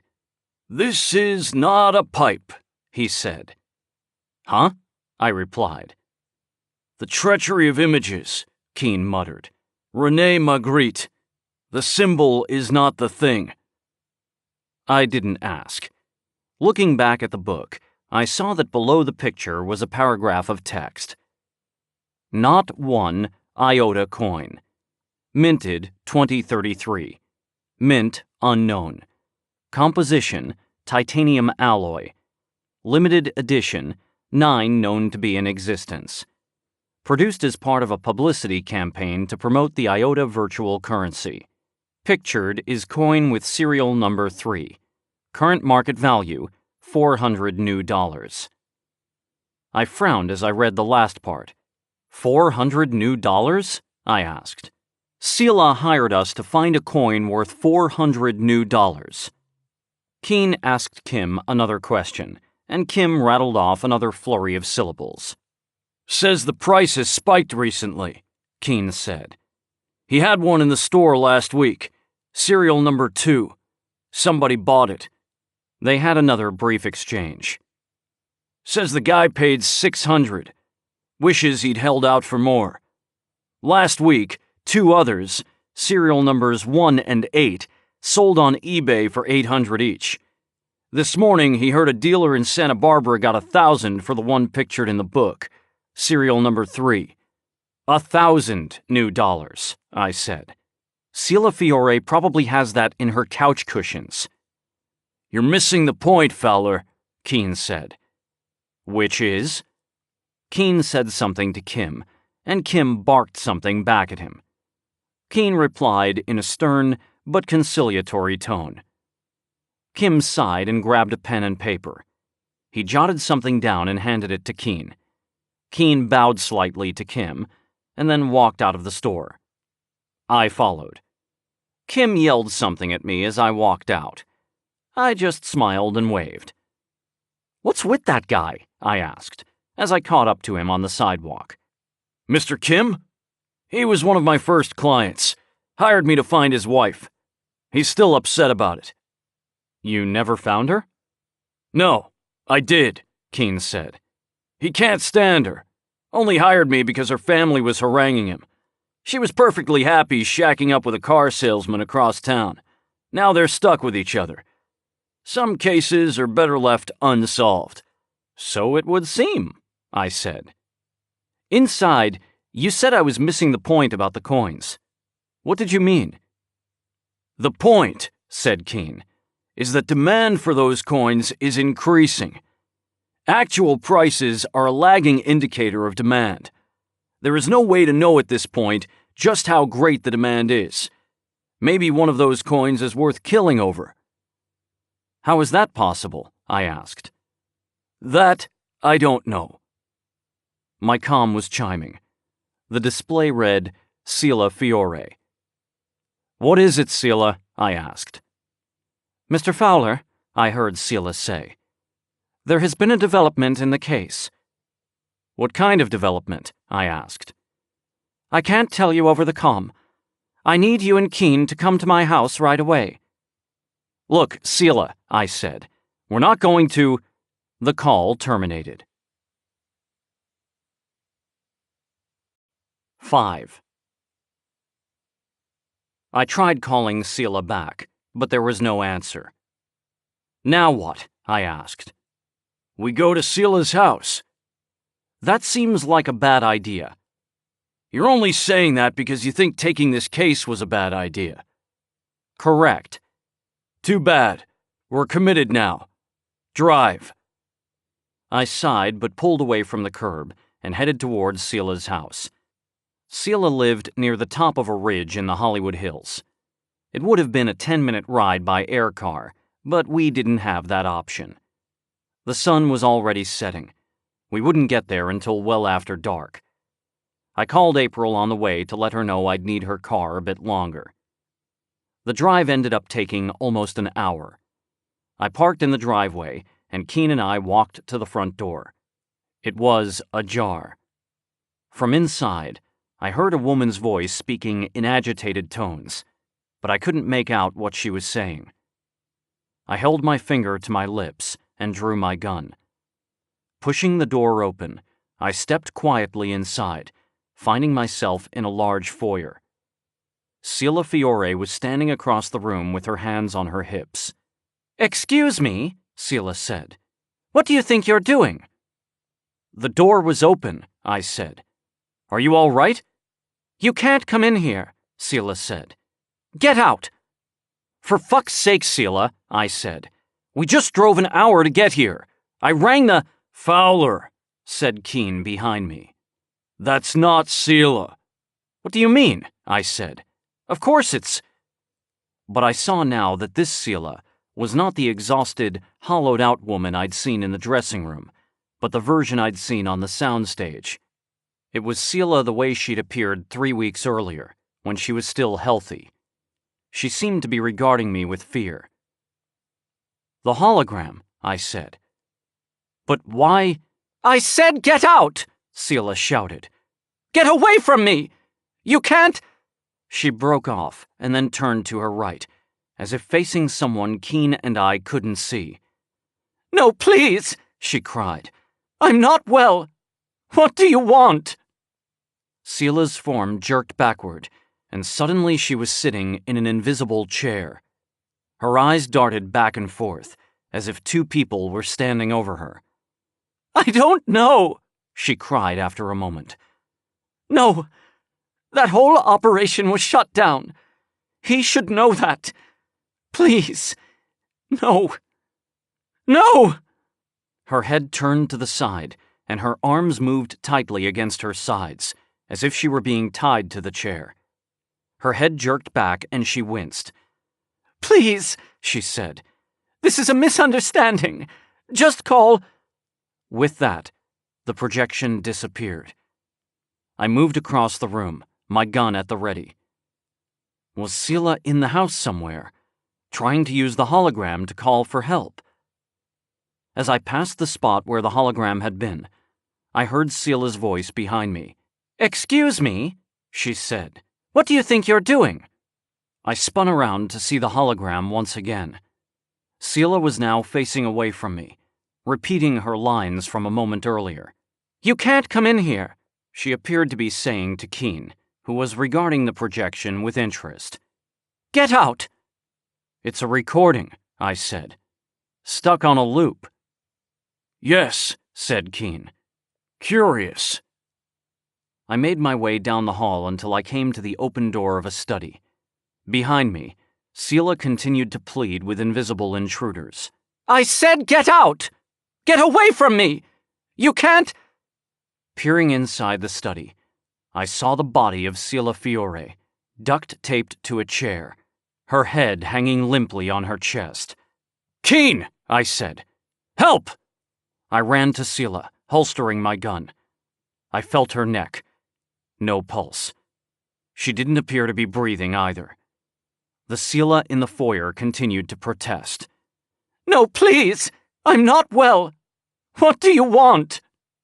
Keen came into the room and rushed to my side. "Forget it," I said. "She's dead." "Still warm," he said, feeling her neck. "Look," I said, pointing to her neck. "Syringe mark." Keen nodded. "I'm going to check the rest of the house," I said. "Stay here." I went through the house, gun drawn, but it seemed to be empty. Eventually, I reached a pair of French doors looking out on a covered patio. Lying on the pressed concrete floor, in a pool of blood, was a large man in khaki pants and a green polo shirt. An HK automatic rifle lay next to him. I exited through the doors and crouched down next to the man. He had a bullet hole in his forehead, and his eyes were open and fixed in place. A few feet away, lying in the fetal position in a corner, was another man, similarly dressed and armed. He was pretty clearly dead as well. Abrasions on his neck indicated he'd been strangled with some kind of cord. If I had to guess, I'd have said the first guy was shot in place from somewhere on the ridge overlooking the back of Sila's house. The second guard was killed later and dragged out here with his comrade, quietly enough that Sila had been surprised when she finally laid eyes on the assassin. These guys, assuming there was more than one, were pros. I went back into the house and found Keen studying the hologram, which was going through its script for the umpteenth time. I said get out! Get away from me! You can't— No, please! I'm not well! "The projector control is on Sila's desk," Keen said. "It's locked." What do you want? "Meaning what?" I asked, coming up next to him and holstering my gun. "Meaning that someone seems to have intentionally set her little speech up to repeat. Sila must have set it up to greet visitors, but her killers programmed it to endlessly repeat the last few seconds before she was subdued." "To lure us into the house," I said. "We see an open door, hear Sila's voice, and go inside. But why? There's no one here." I don't know! "Security cameras," Keen said, glancing at the ceiling. "Somebody wanted to record us walking into Sila's house." No! That whole operation was shut down. He should know that. Please. No. No! "To frame us for her murder." Please. This is a misunderstanding. Just call— "Perhaps," said Keen. "Then who called us?" "Could have been Sila," Keen said. "She hasn't been dead long." "She didn't sound like she was under duress." Keen shrugged. "She's an actress. But maybe it was a sim, or someone using a voice modulator." "Using Sila's comm." Excuse me? What do you think you're doing? "Yes." "Well, whoever did this, they're professionals," I said. "Took out 2 trained bodyguards before Sila even knew they were here. Maybe somebody else who wants those coins?" You can't come in here. Get out! "Could be," said Keen. "Seems like a bit of an overreaction, though, considering our progress on the case so far. What interests me, though, is how they killed her." "Poison?" I asked, thinking of the syringe mark. I don't know! "I don't think so," said Keen. "No signs of poisoning. Eyes are bloodshot. I think she was asphyxiated." No! That whole operation was shut down. He should know that. Please. No. No! "Then why the syringe?" "Interrogation," said Keen. "They were trying to get her to tell them something. And they were at it a while." Please. This is a misunderstanding. Just call—" "How do you know that?" "Sela's office window faces west. Come here and look at the hologram." The form of Sela reappeared in front of us and began its spiel again. Keen and I walked around to view it from Sela's right side. Something had looked a little off about the projection, and now that I really looked, I saw what it was. Sela had a slight orange glow on her right cheek. "Sunlight," I said. Keen nodded. "Late afternoon. The sun set about an hour ago. Sela's been dead not much longer than that. They had her in that chair, alive, for at least 2 hours. Presumably they got what they wanted, suffocated her, and then faked that call to us. The question is, what operation was she talking about?" "The cloning program, maybe?" I said. "Or Maelstrom," Keen replied. My heart sank. What if Sela had told the killers about Gwen? "Don't panic," I told myself. Sela didn't know where Gwen was. Did she? "Should we call the police?" I asked. Keen shook his head. "Whoever set up that hologram probably hacked the surveillance system too. If they intend to frame us for Sela's murder, they'll doctor the recording to make it look like we killed her." "That's a pretty big assumption." "And if they don't, then the recording will exonerate us. Either way, there's no reason to involve the police, unless you think they're going to be of some help to us in solving this case." "Good point," I said. "We should get out of here." "Agreed." Sela was still pleading with her killers when we left. The road back into the city from Sela's was a tortuous series of switchbacks in the Hollywood Hills. Ordinarily, I would have enjoyed the drive in April's Mustang, but all I could think about was Gwen. If the people who killed Sela were the same people who had eliminated the task force members, then it made sense that they would have interrogated her to find out where Gwen was. The only question was whether Sela actually knew where Gwen was. It seemed unlikely, but it was hard to assess the situation objectively in my present state. I managed to send Gwen a quick text message before getting in the car, but she didn't reply. She had an anonymous comm, but I tried not to contact her unless absolutely necessary, in case Keen went through our records and got suspicious.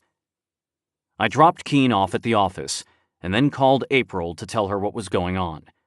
Well, I didn't have time to tell her everything, but I figured she had a right to know where her car was at the very least. I told her I was going to check on Gwen, and then I'd bring her car back. "You're coming from your office?" she asked. "Yeah, just dropped off Keen." "Pick me up on the way. I'm at La Pirata." La Pirata was a bar on Alhambra, near downtown. "What are you doing at La Pirata?" "I'm drinking, Blake. It's a bar. People go to bars sometimes." "I don't think that's going to work," I said. "Come on, Blake. I was going to get a ride with the friend who brought me here, but she left with some creep.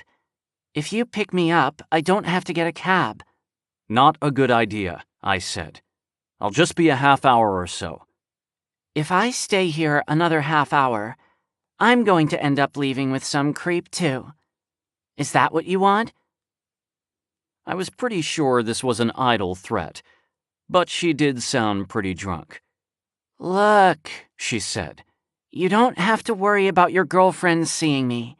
I'll just nap in the back seat. I won't make a peep." "Fine," I said. 2 minutes. Be out front." 2 minutes later, I pulled up to the curb in front of La Pirata, just as April emerged onto the sidewalk. She got in the car and I pulled away from the curb. "You all right, Blake?" she asked. "I will be, once I make sure Gwen is safe."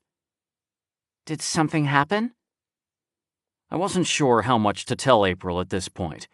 Probably better to err on the side of discretion. I messaged her earlier and there was no response. I just want to make sure she's all right." April nodded soberly and didn't press the issue. 10 minutes later, we pulled into the parking lot of the motel. I parked several units down from Gwen's and got out. "Stay here," I said to April. "If I don't come back, call Keen." "If you don't come back," April said.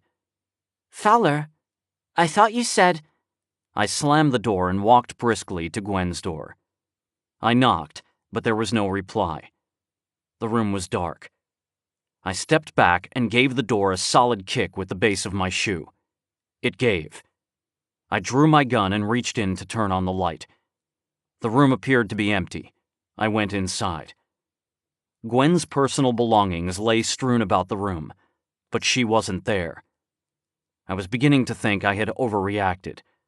I holstered my gun.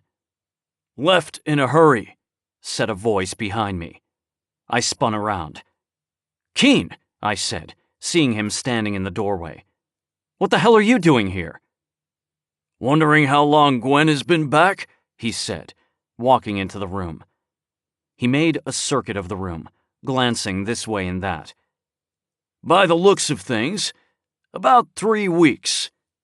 But she left today, a few hours ago. Expects to be back in a day or two." "How do you know all that?" Keen sighed. "Pizza coupon on the dresser expired 2 weeks ago. Travel-sized toothpaste tube in the bathroom is almost empty. Dust in the corners indicates the room hasn't been thoroughly cleaned for a while. All of that suggests that Gwen's stay at this motel began about 3 weeks ago. When Seela told you about Gwen, you stopped asking me about her, and you generally started acting weird. Additionally, her luggage is here, but her purse is not. Makeup bag on the bed is open, as if she took a few items and left the rest. Coke can on the dresser was cold a couple hours ago, judging from the ring of water at its base, but is now warm, judging from the lack of condensation on the can.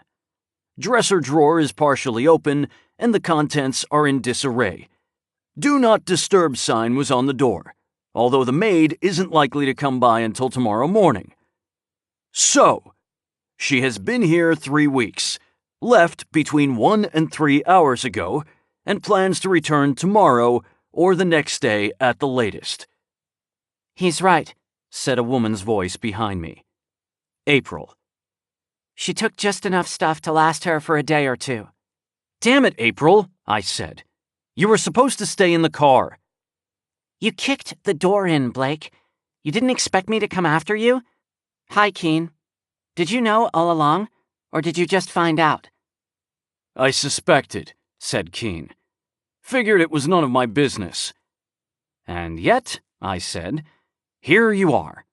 "Now we're on a case," Keen said. "And you're distracted. That makes it my business. April, start packing." "Excuse me?" said April from the doorway. "We need to get out of here," Keen explained impatiently. "Somebody will have heard the racket Fowler made kicking in that door. The police will be here soon. They'll confiscate Gwen's belongings. We have a better chance of figuring out where she's gone if we have her stuff." "Why do I have to do it?" April asked. "Because women pack better than men. It's science. Fowler, get the car. I took a cab here, so you're giving me a ride back to the office." I decided it was best not to argue under the circumstances. I took the keys from April and went to the car. By the time I'd backed it up to Gwen's room, April was nearly done packing. She'd left the stuff in the kitchen, but seemed to have gotten just about everything else in the room into Gwen's 2 suitcases. She zipped them up, and I threw them in the trunk of the Mustang. April got into the passenger seat, and Keen sat in the back. As I pulled out of the parking lot, I saw a man standing next to the bashed-in door to Gwen's room, yelling and shaking his fist at me. 6. "Why didn't you tell me, Fowler?" asked Keen. He didn't sound so much upset as curious. He, April, and I were sitting around a table in what passed for a conference room on the first floor of our building. Gwen's suitcases were lying open on the table, with the contents strewn across the table and several chairs. Thus far, we hadn't found any clues to where Gwen might have gone. She asked me not to. Keen nodded. Because she doesn't trust me. Can't blame her. April remained silent, sipping at a cup of coffee. She was trying to sober up before driving back to her condo. I assume you saw her earlier today? Keen asked. Why do you assume that? I asked.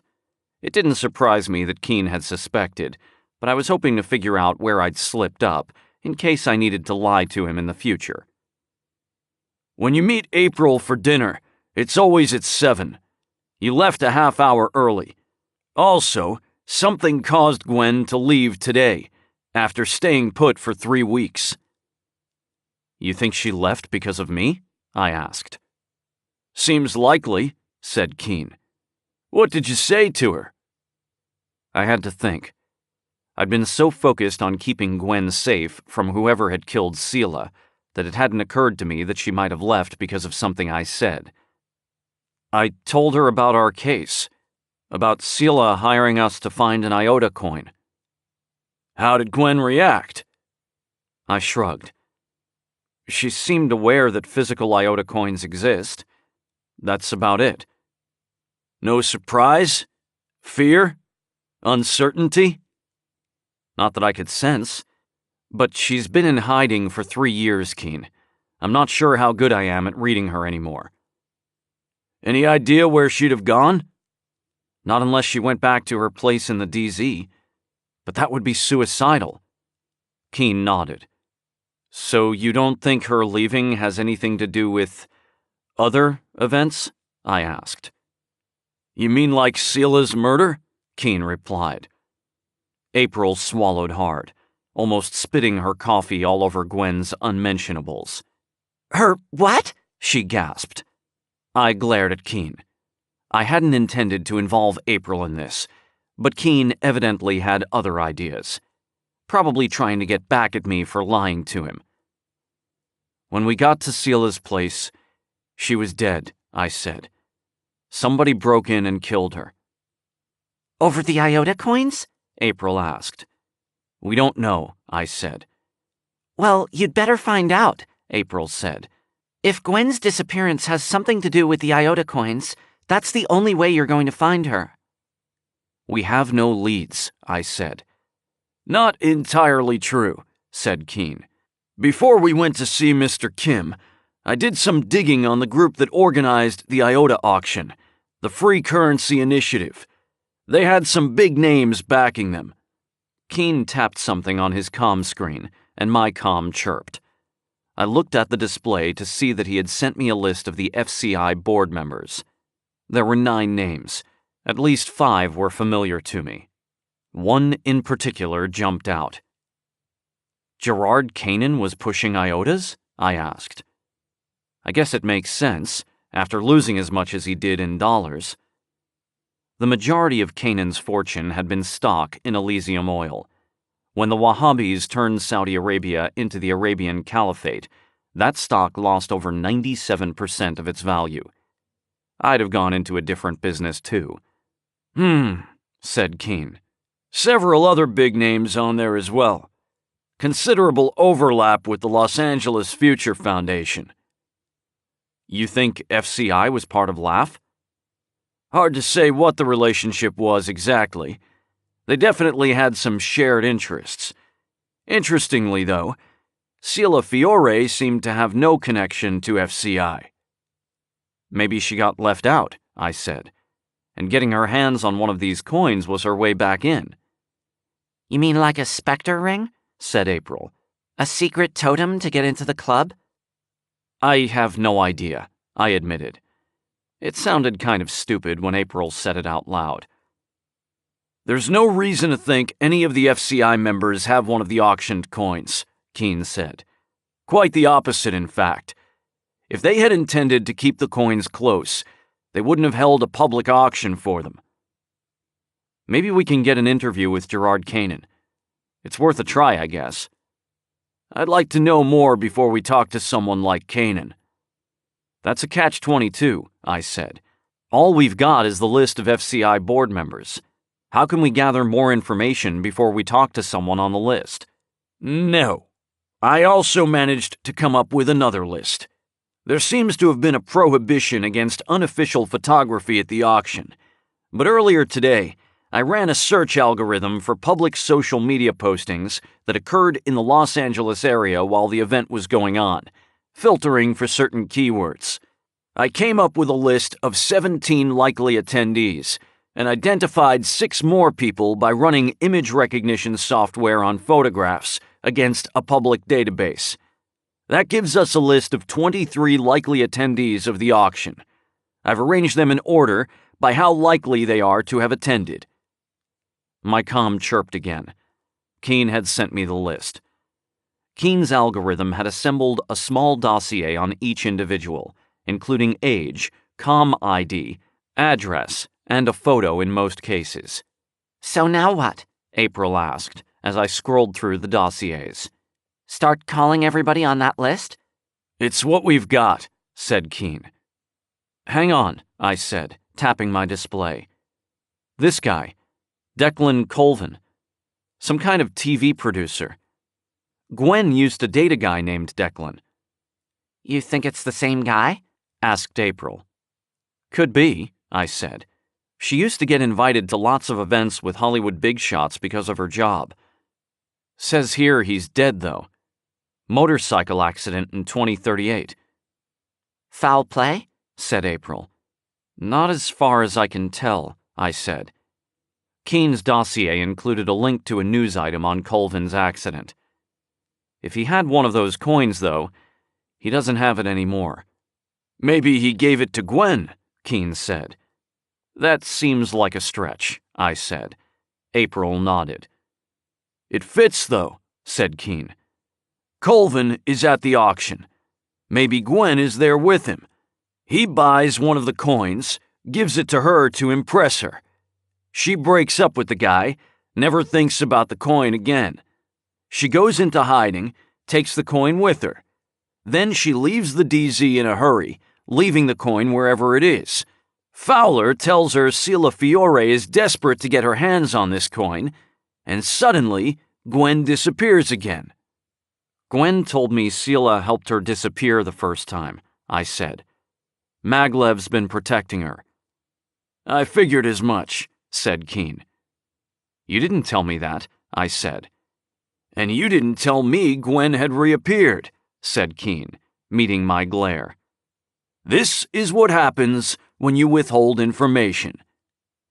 He had a point there. So now what? Do you know where Gwen was staying in the DZ? No, but I know the name she was using. Catherine Buchanan. Was she at one of the Laugh safe houses? No, I said. She said Sila suggested that option, but Gwen refused. She was at some apartment where Maglev set her up. Smart, said Keen. Okay, I'll message some of my DZ contacts tonight. Maybe we'll have an address tomorrow. You really think she went back to the DZ? I asked. That place is like a war zone these days. She left because it was too dangerous. She'd go back for one of those coins, though, if she knew how badly Sila wants them. If she had a deal with Sila for Maglev to protect her, and Sila and Maglev have had a falling out, then she's in trouble. She needs more leverage. Except that Sila is dead. Gwen doesn't know that. Did you tell her Sila was sick? No, I admitted. So Gwen still believes Sila can be manipulated, and you told her Sila is desperate to get her hands on one of these coins. If Gwen did have one of those coins stashed in the DZ, that's where she went. Why wouldn't she have just told me? I asked. Maybe she doesn't trust you either, said Keen.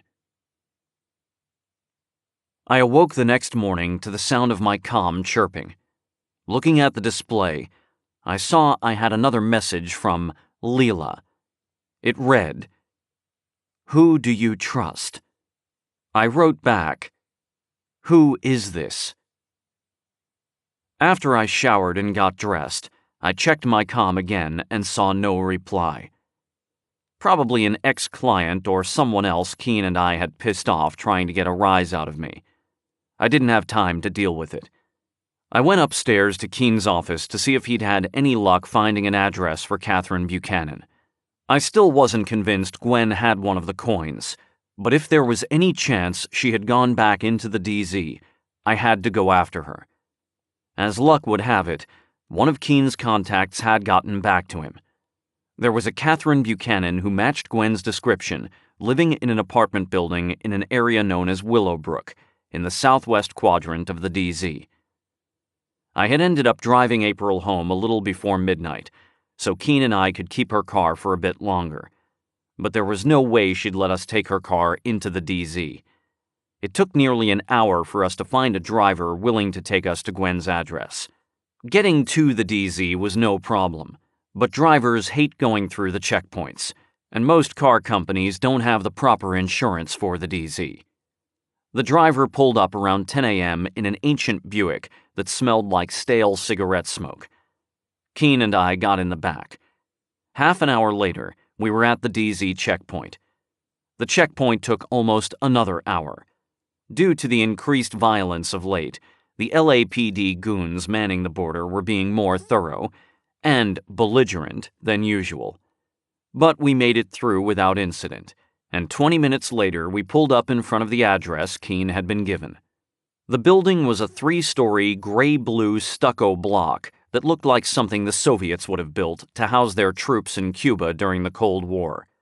It was nestled among several similar buildings, all of which were in considerable disrepair. Graffiti covered the lower parts of the walls, and the windows on the first floor were boarded up or latticed.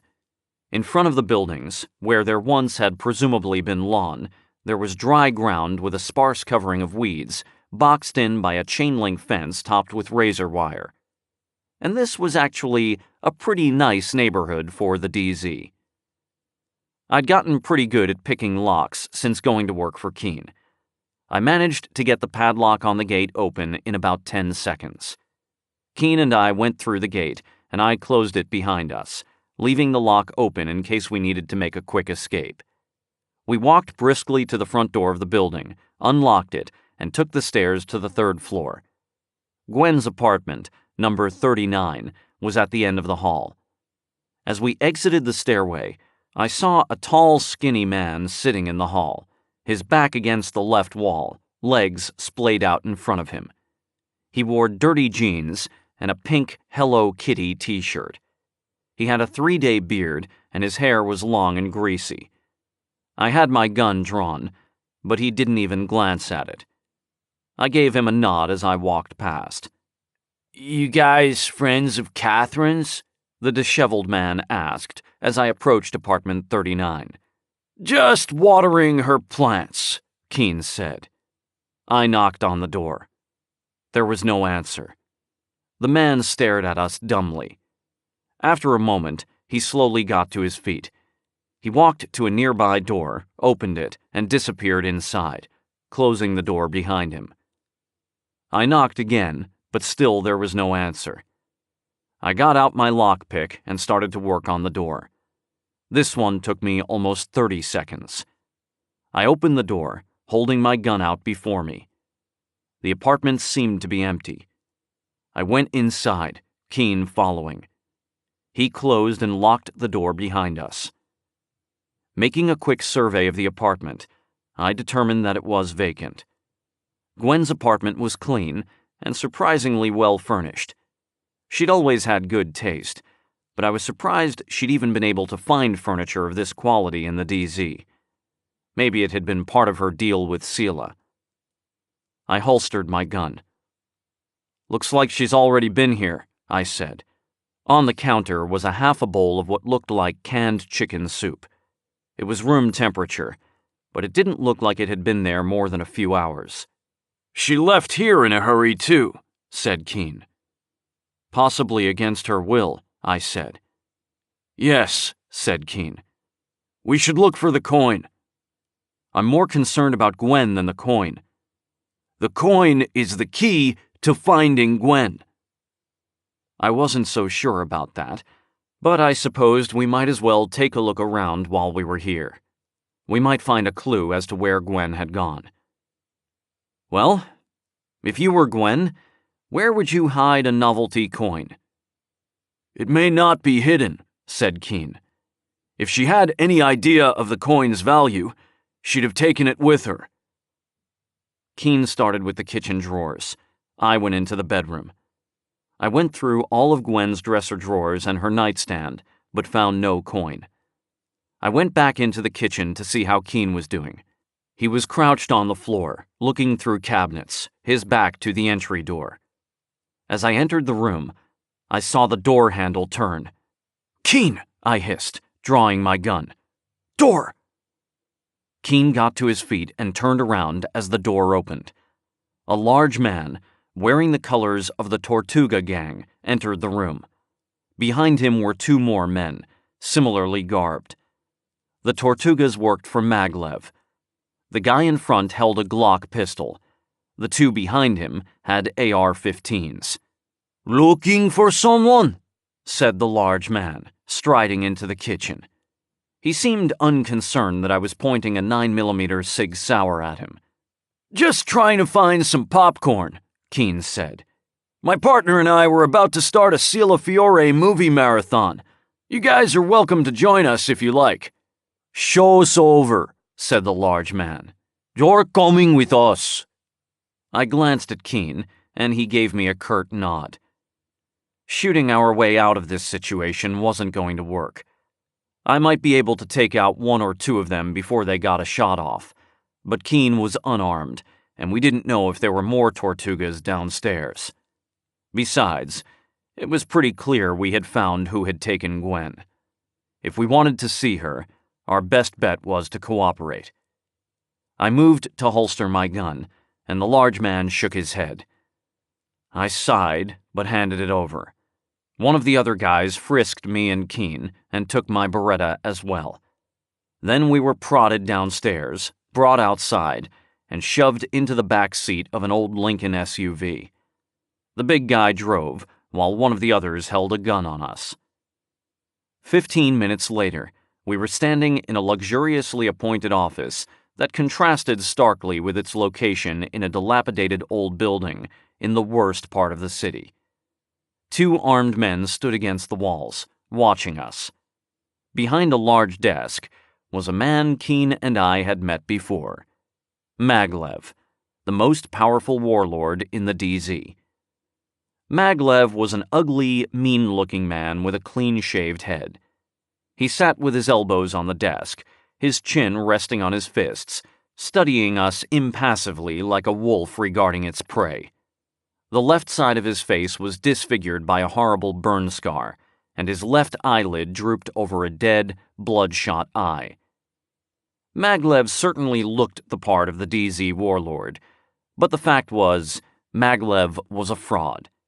He'd been a little-known sitcom actor named Giles Marbury before Sila Fiore had plucked him out of obscurity and made him into the terrifying figure known as Maglev. That said, he'd taken to the part with gusto, and I wasn't certain he was entirely sane. If he was holding Gwen, she was in real danger, and so were Keen and I, come to think of it. "Good to see you again, gentlemen," said Maglev. "Care to explain why you were sniffing around one of my apartment complexes?" "Got lost," said Keen. "We heard John Wayne's grave was around there somewhere." "Funny," said Maglev. "What's your interest in Catherine Buchanan?" Interesting. Maglev had been protecting Gwen for 3 years, and he didn't even know her real name. I guess that's what happens when you get promoted to a position way beyond your level of experience.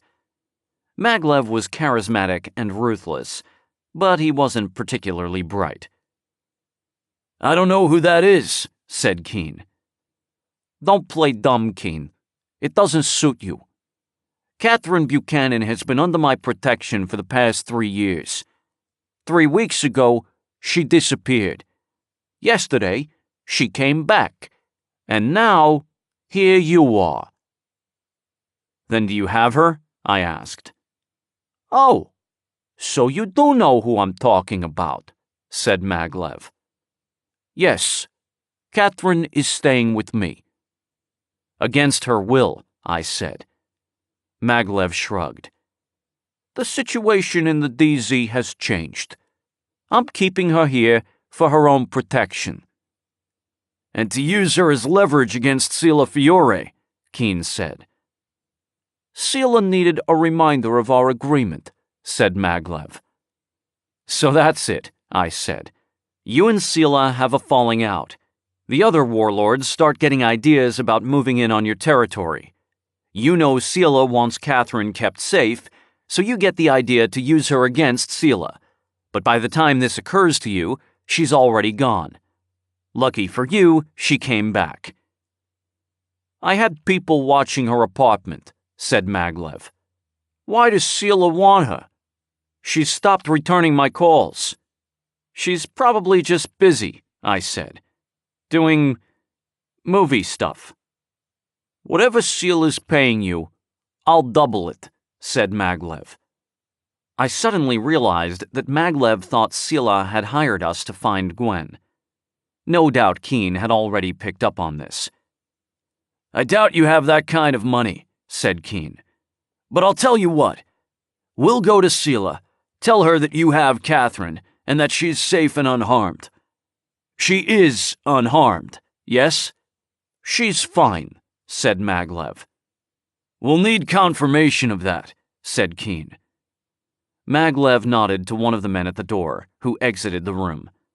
"Assuming Catherine has not been harmed, we will explain the situation to Sila. I'm sure we can come to a mutually satisfactory agreement. You'll retain control of the DZ, and Catherine will be returned safely to Sila." "You think you can get Sila to agree to that?" Maglev asked skeptically. "Based on my understanding of Sila's interests, it shouldn't be a problem."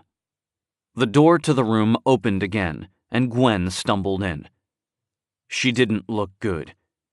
Her hair was tangled, and her jeans were scuffed and torn at the knees, as if she'd been thrown to the ground. Her right eye was nearly swollen shut, and her lower lip was swollen and bleeding. The gunman walked in behind her, his rifle pointed at her back. "Gwen," I started, forgetting myself. "Jesus Christ!" Keen shouted, drowning me out. "You said she was unharmed." "I said she's fine," said Maglev. "And she is fine." It took a momentous effort of will to keep from jumping over Maglev's desk and beating the shit out of him, or getting shot to death in the process, which was the likelier outcome. "Catherine, are you all right?" Keen asked. Gwen nodded, glancing from Keen to me. "She was a bit reluctant to come with my men," said Maglev. "But I assure you, she's safer here than out there." "Sila won't be happy to see her like this," Keen said. "Get her cleaned up. Get her some clean clothes and ice for those bruises. I'm going to tell Sila you haven't harmed her, and hope she doesn't go ballistic when she sees her." "You heard him," said Maglev to the gunman. The man opened the door and motioned for Gwen to leave. Gwen looked at me desperately. "It'll be okay, Catherine," I said. "We're going to talk to Sila. We'll get you out of here." Gwen nodded and left the room, the gunman following her. Good, said Maglev. We'll get Catherine cleaned up and you talk to Sila. You've got 24 hours. Either Sila gets behind my efforts to stomp out these rival gangs, or I deliver Catherine to her in a bag. 7. Maglev's men dropped us off back at our office. They even gave me my gun back. Not surprisingly, Maglev's thugs were waved through the checkpoint with barely a glance from the LAPD. Ironically, Tortuga lieutenants were the exact sort of people these checkpoints were supposed to keep from getting out. But of course, things never worked like that in real life. Exceptions were made for the powerful, and the ordinary people got bent over. At present, Keene and I sat in our conference room, finishing up lunch and plotting our next steps. "So," I said, around a mouthful of reheated lasagna, "how are we going to convince Sila Fiore to support Maglev's efforts to take back the DZ when she's, dead?" "We're not," said Keene. "Then what are we going to do?" "Go back and get that coin." "We can't just," my comm chirped. The display read, Sila Fiore. "What the hell?" I muttered, stopping to answer it. "This is Fowler." "Mr. Fowler," said a voice that sounded uncannily like Sila Fiore, "we need to talk." "Cute," I said. "This isn't the sort of trick you can play more than once. Whoever you are, you need to get some new material." I put the call on speaker. "I apologize for the deception," said the voice. "It's very important that we meet." Keene watched me quizzically from across the table. "I'm hanging up now." "The police have found the body," the voice said, "and the surveillance footage. It doesn't look good for you and Mr. Keene. I can help you." "I'm sure you can," I said, "as you're the one who created the problem." "Please, Mr. Fowler, I can explain everything. Meet me at Bolero in Hollywood in half an hour. Reservation will be under the name Hurst." The call ended. "Our mystery caller again," Keene said. "Yeah," I said. "Must be someone using a voice modulator. Whoever it is, they know about Sila's murder. She wants us to meet her at that Brazilian restaurant, Bolero." I'd once tried to make a reservation for me and Gwen at Bolero.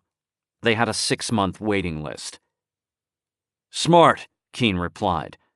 "Public place. High profile." "Says she'll be under the name Hurst. Like William Randolph, I suppose." "Or Patty," Keene said. "How do we know she won't have the cops waiting for us?" "We don't," said Keene. "Call her back. Tell her to meet us at the northeast corner of San Pedro and 6th in 10 minutes. "We can't get to San Pedro and 6th in 10 minutes. "We don't need to," said Keene. I shrugged and hit the callback button. After some time, the person with Sila's voice answered. "I hope you're on your way, Mr. Fowler," she said. "Change of plans, Ms. Hurst," I said. "Meet us at the northeast corner of San Pedro and 6th in 10 minutes. "I prefer not to be seen on the street," said the voice. "Your choice," I said.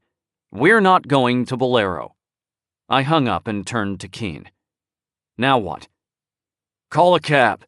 Have them wait at the northeast corner of San Julian and 6th. Then call April." "Got it," I said, realizing what Keene had in mind. I sent the coordinates to the cab app on my comm. Then I called April. "Hey there," she said. "What's up?" "I need a small favor from you." "What else is new?" "You can see 6th Street from your office, right?" "Part of it, sure." "Good. In about 7 minutes, a woman is going to be walking down 6th Street from San Pedro to San Julian. At least, I assume it will be a woman. She'll be on the north side of the street." "Tell her it'll be more like 10 minutes, said Keene, "and she'll be carrying a bouquet of red roses." I shot Keene a puzzled glance, but didn't ask. Keene says, "Yeah, I got it. I'm looking out the window now. I can stay here until your mystery woman shows up. What does she look like?" "That's what you're going to tell me," I said. "Call me when you see her." "Okay, Chief," she said. "Over and out." I honestly don't know why April puts up with this shit. "All right," I said. "Now what?" "Now," Keene said, getting up from the table, "we take April's car to Grand Park." I got up and we walked to the street, where I had left April's car. We got in and I headed west toward downtown. Keene said, At 4:14 exactly, call our mystery woman back. Tell her to go east on 6th until she gets to a flower shop. There's one a few doors down from the corner. Have her buy a dozen red roses, then walk back towards San Pedro. Keep her on the line until she gets there." I nodded and kept driving toward Grand Park.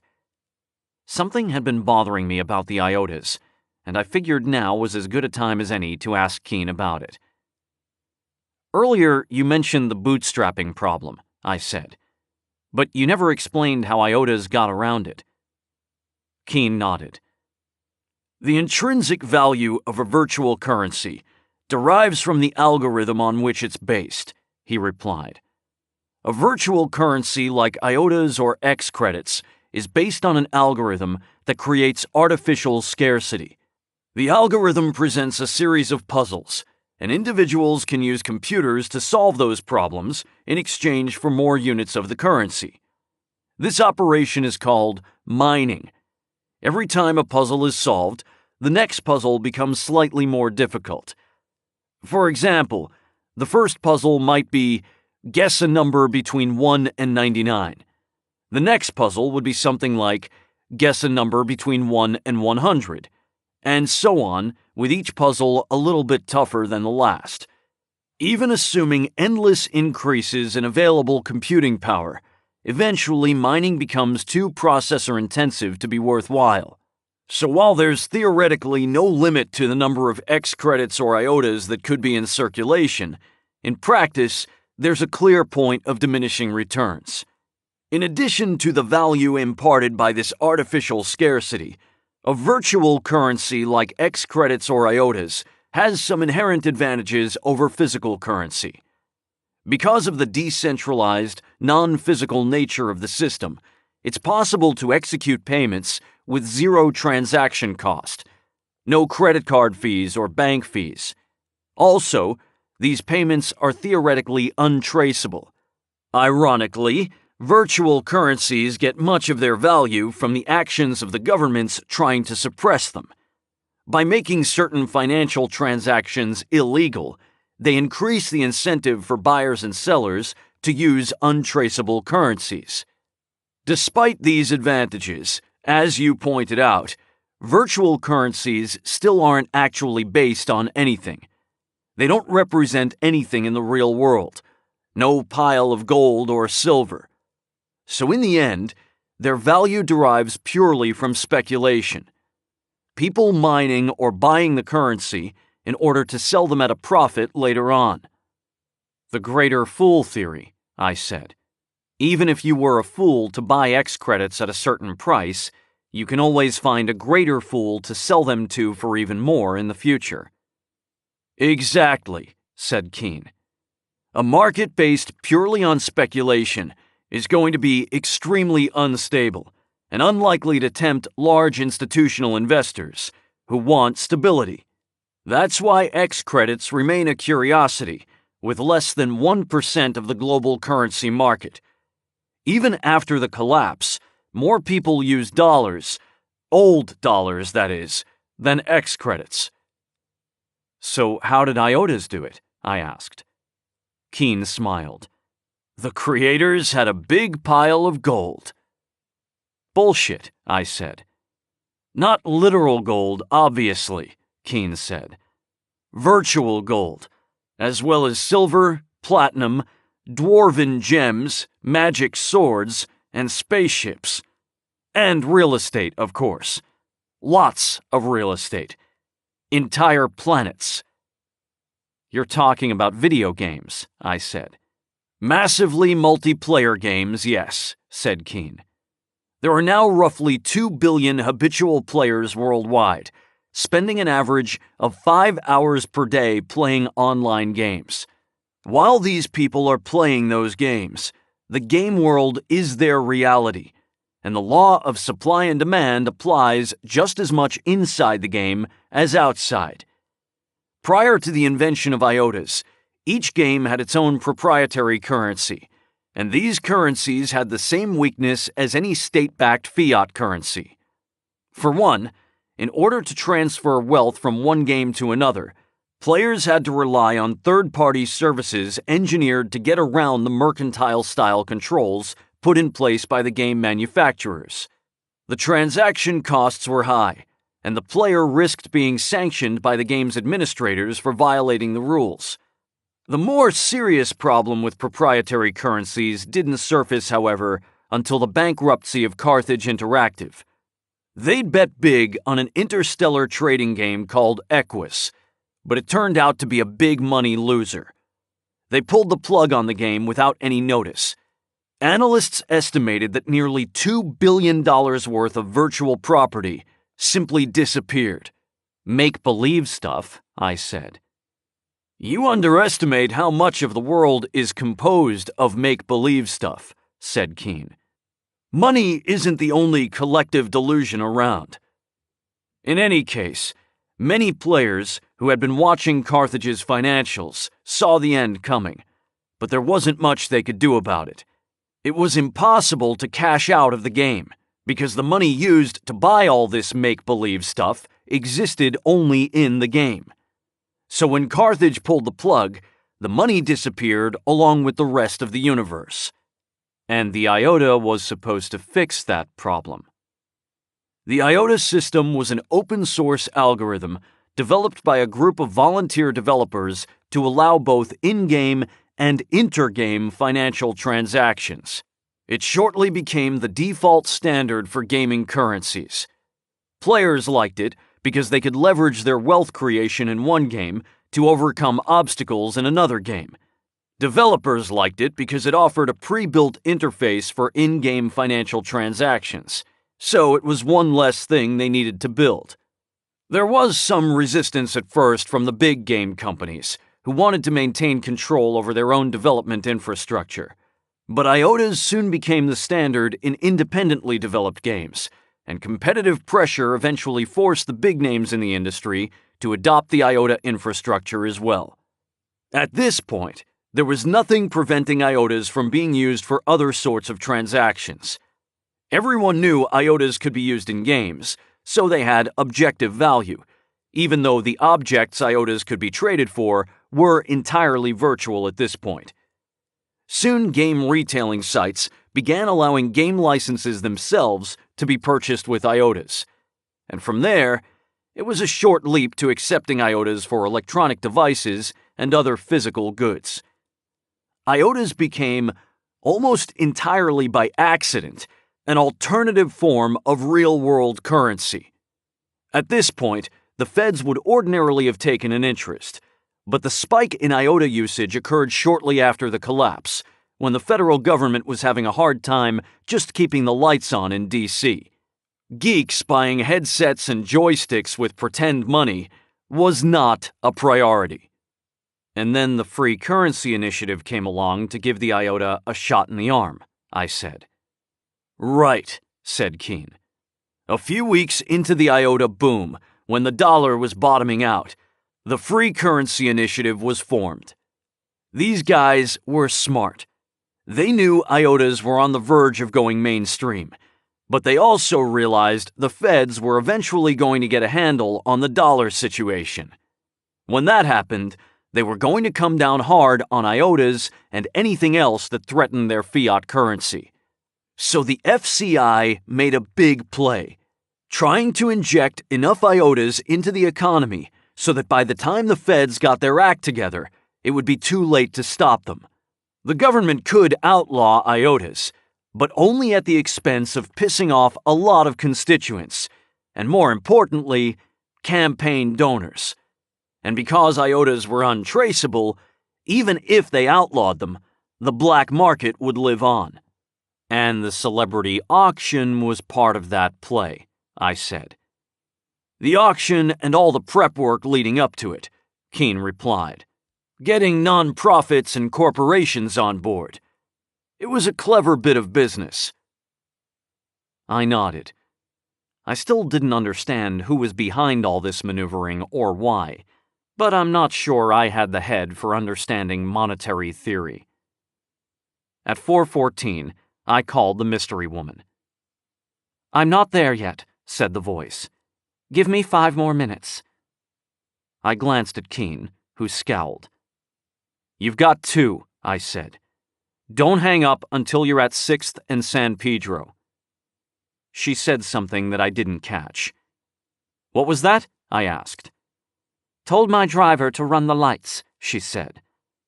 This is your personal driver or a cab? Neither, said the woman.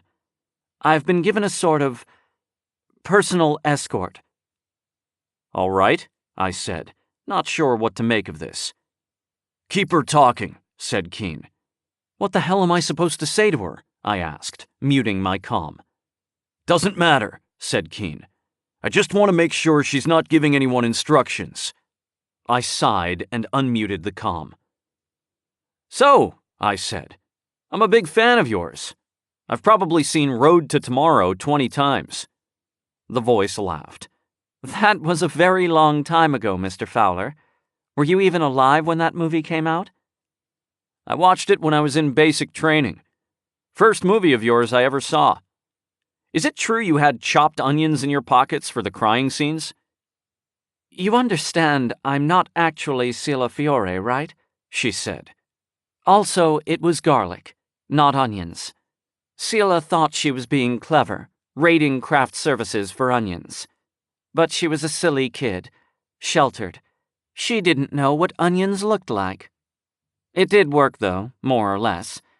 She said the smell lasted for days. I would imagine so, I said. I'd remembered the garlic story from an anniversary retrospective of Conan O'Brien's show a few years back. Whoever was playing the role of Sila had done her research. I think I've seen every movie Sila ever made, I said. Even that god-awful thing where she was a mermaid in that kid's swimming pool.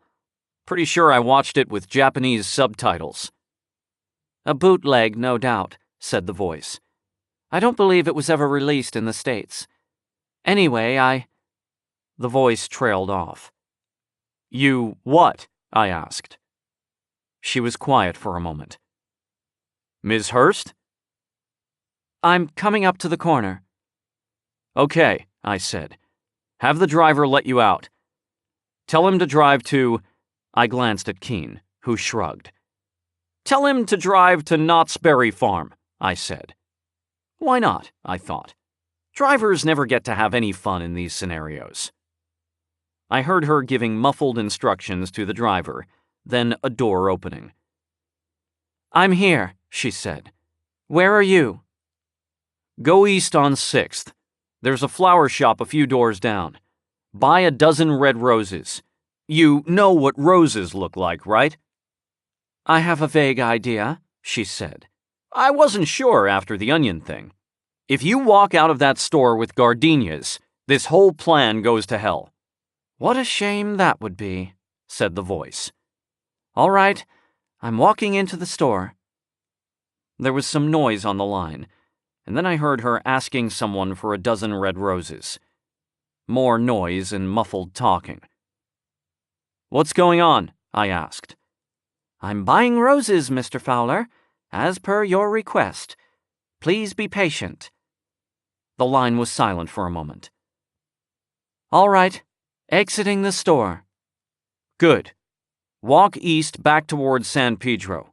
Let me know when you're there. After a few seconds of silence, she came back on the line. I'm here. Where are you? Keep walking until you get to San Julian.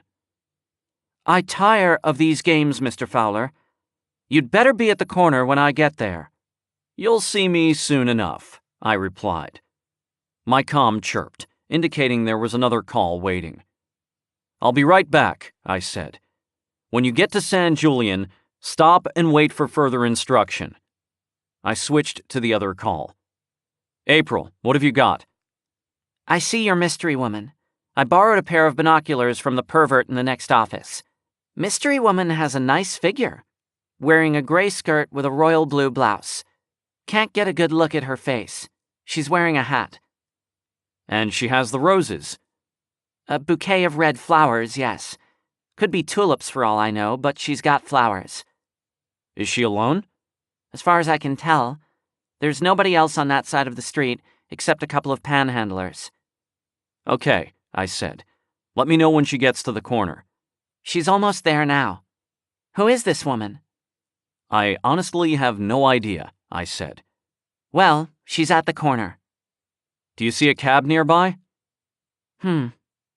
Yes, just around the corner, on San Julian. Okay, hold on. I switched back to the mystery woman. Ms. Hurst? Still here, Mr. Fowler. There should be a cab parked around the corner. There was a pause. I see it. Get in the cab. Alone.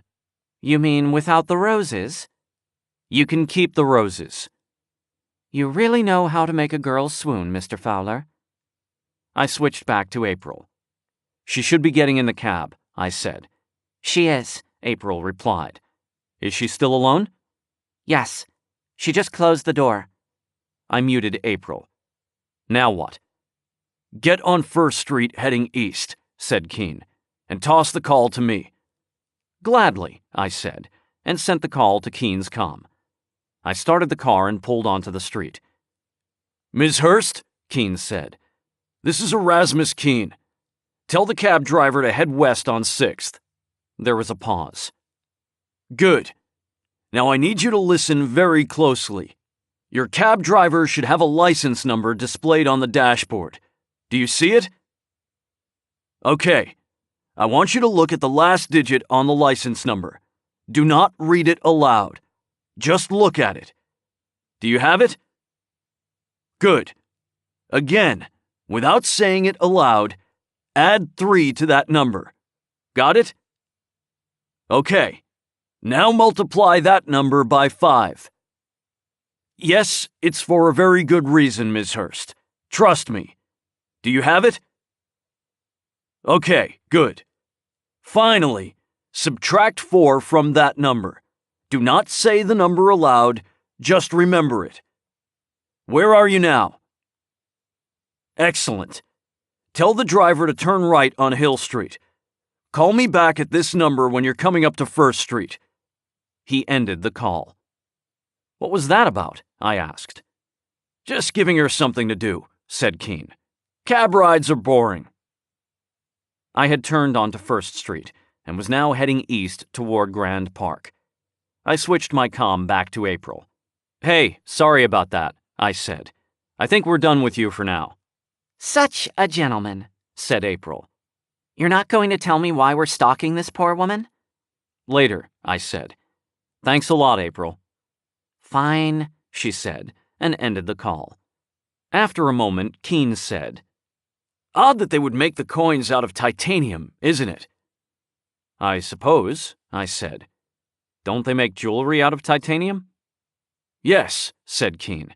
It's hypoallergenic and corrosive resistant, as are several other metals, including silver and gold.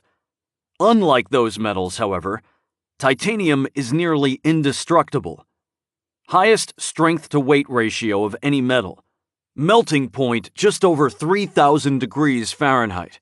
Extremely difficult to work with. Kim said it's very rare for coins to be made from any sort of titanium alloy. So why did they do it? As yet unclear, said Keene. What did you make of the mayfly? Is that what that was? I asked. I thought it was a dragonfly. Keene shook his head. Leptophlebia nebulosa, in the order Ephemeroptera. Like ephemeral, I said. From the Greek ephemeros, meaning lasting only one day. The mayfly is a common symbol for ephemerality or something short-lived. Strange thing to put on an indestructible coin, don't you think? The whole thing is strange, I said. A physical coin that symbolizes a virtual currency while claiming not to symbolize it? Yes, said Keene. Somebody put some thought into this. It's more than a simple marketing gimmick. That much is certain. He stared intently into space for some time. I shrugged. A few minutes later, Keene's comm chirped. Erasmus Keene, he said. Then, after a brief pause, he continued. Okay, tell the driver to go straight at the light. Let me know when it turns green. Beautiful day, isn't it? Los Angeles, the day after a good hard rain, is the best. Washes away all the dust and... Okay, good. Have him drop you off at the Grand Park Metro Station. Should be just ahead on your right. Tell me when you're there. Excellent. Get out of the car. You still have that number in your head? Excellent. Here's what you're going to do. Go down into the metro station. Let me know when you're inside. This is fun, isn't it? Like being in a spy novel. No?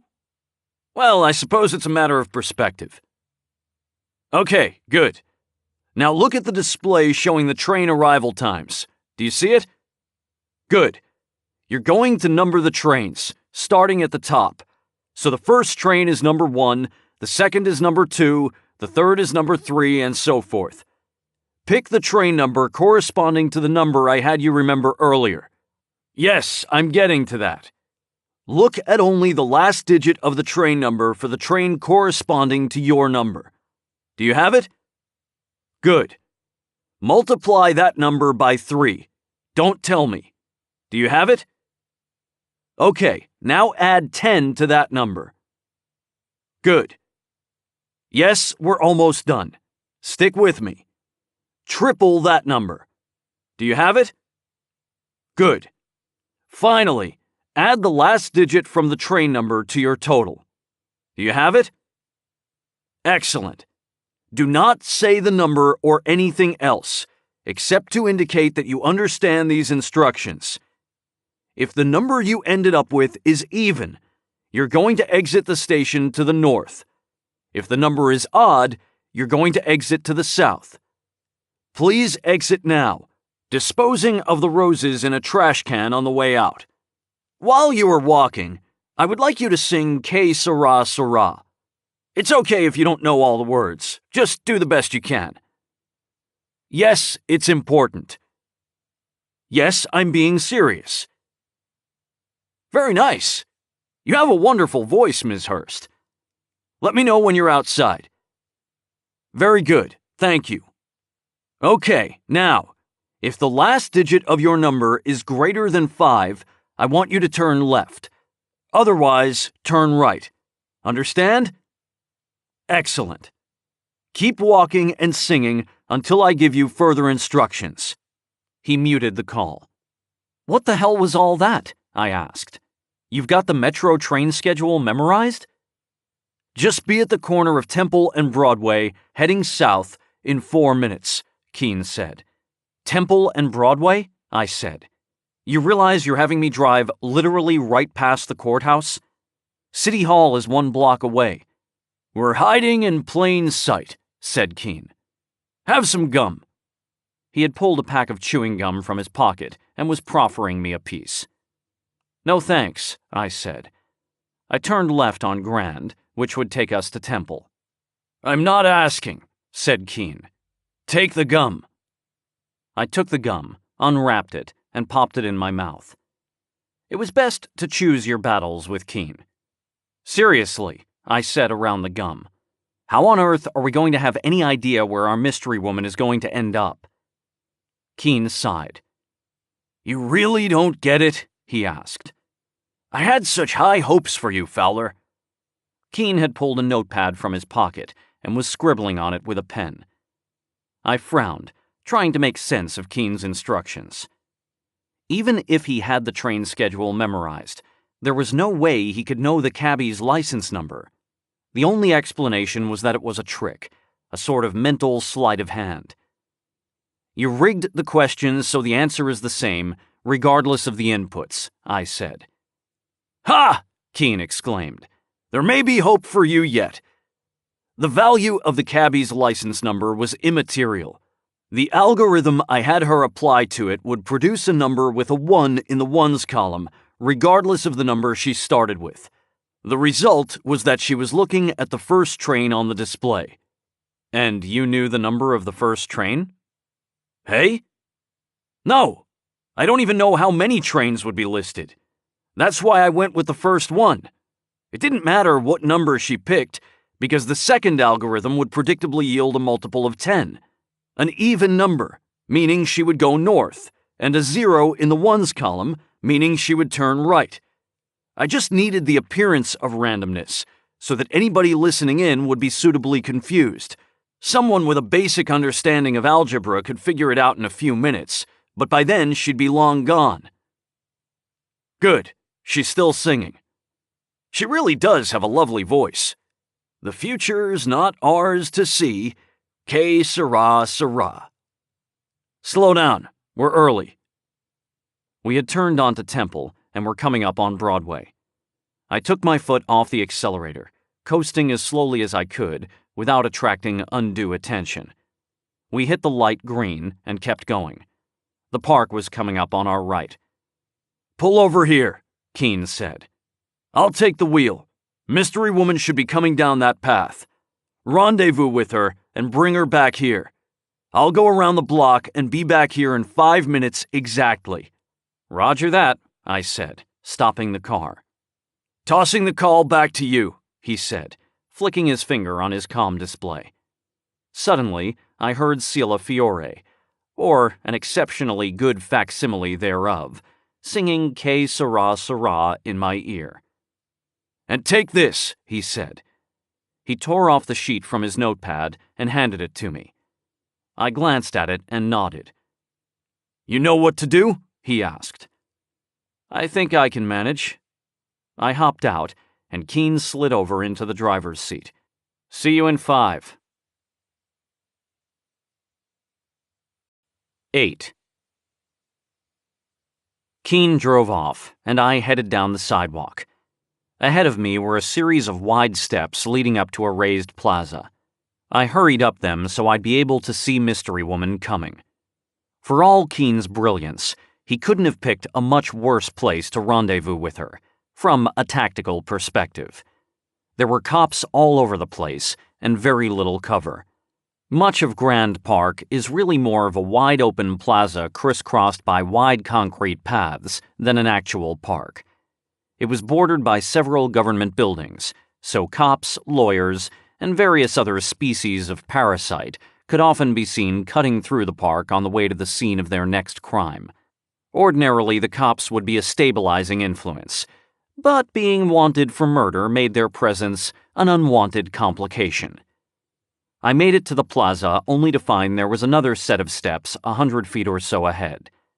Mystery Woman would be coming down those steps in less than a minute, and she'd have a much better vantage point on me than I'd have on her.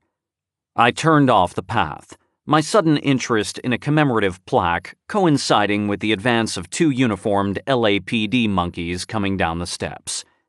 I crouched down so as to take in every detail regarding Ira and Evelyn Klein, who had made this plaza possible through a generous grant. While reflecting on the beneficence of the Kleins, I pulled a pen from my jacket pocket and lay Keene's note on top of the plaque. Keene had written, "Stomp on your comm and place it and your earphone in this trash can." Below this, I scribbled, "Then head south." When the cops had passed, I glanced up to see a shapely woman in a gray skirt and blue blouse coming down the steps. She wore a wide-brimmed beach hat, and I caught only a glimpse of her face as she came down. She looked like Sila Fiore, but it was hard to tell from this distance. I turned away from her, walked to the nearest trash can, and spat my gum out in my hand. Then I stuck Keene's note to the side of the can and walked back down the steps I'd just come up. I was now hidden from Mystery Woman's line of sight. I turned right down the sidewalk, picked up my pace, and unmuted my comm. "Ms. Hurst?" I said. The singing in my ear stopped. "Mr. Fowler," said Mystery Woman, "I'm about to call a cab and head home. I've had enough of your—" "You're not going to call a cab," I said. "If you didn't want very badly to talk to me and Keene, you wouldn't have put up with this nonsense so far. Here's what you're going to do. About 30 feet ahead of you, on your right, is a trash can." I was guessing at this point, assuming that Mystery Woman had continued walking at an average pace since coming down the steps. "Do you see it?" "Yes." "Walk to that trash can. There's a note stuck to the side. Follow the instructions on the note." I muted my comm and turned right, climbing another set of steps that ran parallel to the ones I had just come down. I was back in Mystery Woman's line of sight, but hopefully she was preoccupied trying to decipher Keen's handwriting. "Is this really necessary?" the voice asked. I unmuted my comm again. "Afraid so," I said, crossing the path without glancing in Mystery Woman's direction. I heard the woman sigh, and then the line went dead. I continued walking for another 50 feet and then turned and crouched down, finding another fascinating plaque. Glancing up, I saw Mystery Woman heading south down the path, perpendicular to the path I had just taken. I ducked back down, remaining hidden until I was certain she had passed. I glanced up to confirm her location, then quickly scanned the area for any signs of surveillance. Seeing nothing out of the ordinary, I stood up and cut across the lawn toward the sidewalk behind her. "Don't look back," I said in a clear but casual tone as I stepped onto the sidewalk. "Just keep walking." She gave no sign of having heard me. When I was about 10 feet behind her, I slowed to match her pace. "See that bench on the right? You're going to sit there, right in the middle." She again did not react, but after a few more paces veered to the right toward the bench. As she sat, she turned to look at me, but I wasn't where she expected. I ducked around behind the bench, timing my approach perfectly with the turn of her head as she sat down. Bugs Bunny would have been proud. Before she could rotate her torso to look behind the bench, I put my left hand on her shoulder, pinning her in place. I took another look around to make sure no one was making a beeline toward me or otherwise showing untoward interest. "I apologize, Ms. Hurst," I said. "I need to check you for weapons and tracking devices." "Do what you must," she said, irritated but resigned. I still couldn't see her face, thanks to her hat. "Spread your arms across the back of the bench," I said. She did. Her arms were bare and flawless. There was literally not a mark on them. No inoculation scars, no freckles, no wrinkles, no liver spots. Medical science had progressed a lot over the past few decades, but there was no way this woman was near 60. Those arms looked like they'd just rolled off the perfect arm assembly line that morning.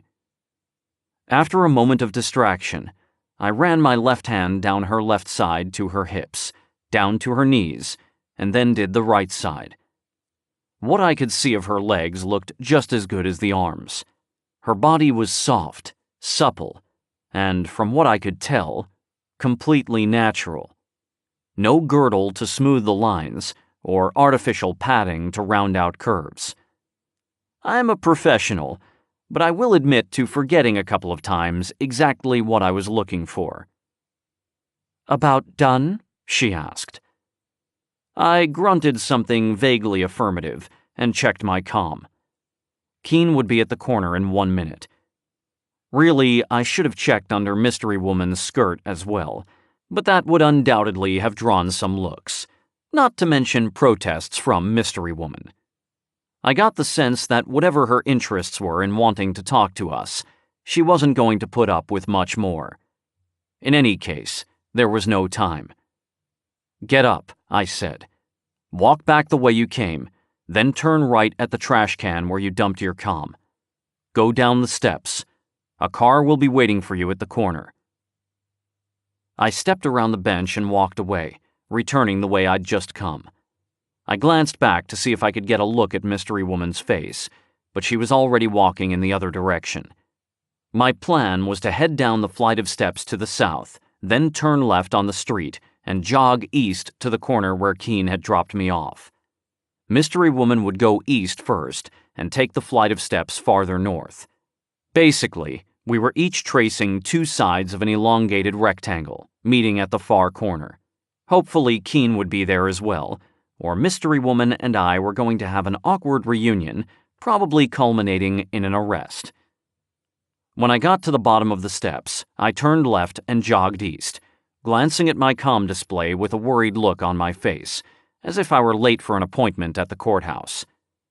My worry became a whole lot more convincing as I approached the corner to see 3 men in LAPD uniforms, chatting in exactly the spot where Keene had dropped me off. I saw April's car approaching 100 feet or so down the street. I now had several options, all of them terrible. I could stop in my tracks, call Keene, and tell him to pick me up farther down the road. This would nix our rendezvous with Mystery Woman and probably draw the attention of the cops. I could veer off toward the car and hop in, hopefully avoiding a close look from the cops, but also nixing our rendezvous. Or I could just stand helplessly by while Mystery Woman pointed me out to the cops, which seemed to be the winner by default. I slowed to a walk as Mystery Woman came down the steps ahead of me, just to the left of the cops. The good news was that they weren't paying any attention to me. The bad news was that they were all staring at Mystery Woman. All it would take is for her to point with her finger, and every law enforcement officer in the vicinity would have his eyes on me. "There he is, officers," she would scream. "The man who killed me." Except the woman coming down the stairs was, of course, not Sila Fiore. Sila Fiore was dead. This woman was, as I'd suspected, at least 30 years younger than Sila. And while her face resembled Sila's, her hair was black, not blonde. She'd had it pulled back under the hat, but now the hat was off, and her hair, unleashed, flowed behind her like a plume of billowing smoke. She came down the steps slowly, deliberately, just enough of a bounce in her step to let you know she knew exactly what she was doing. Every heterosexual male in the area was looking in her direction. I say this not as a matter of empirical observation, but rather out of a deep understanding of what makes men tick. My life was in mortal danger, and I couldn't stop looking at her. She smiled at the cops, walking right up to them without a glance in my direction. "Beautiful day, isn't it?" she said in Sila Fiore's voice. The survival part of my brain managed to wrestle the procreation part to the floor as I realized that Mystery Woman was stalling for time so I could get away.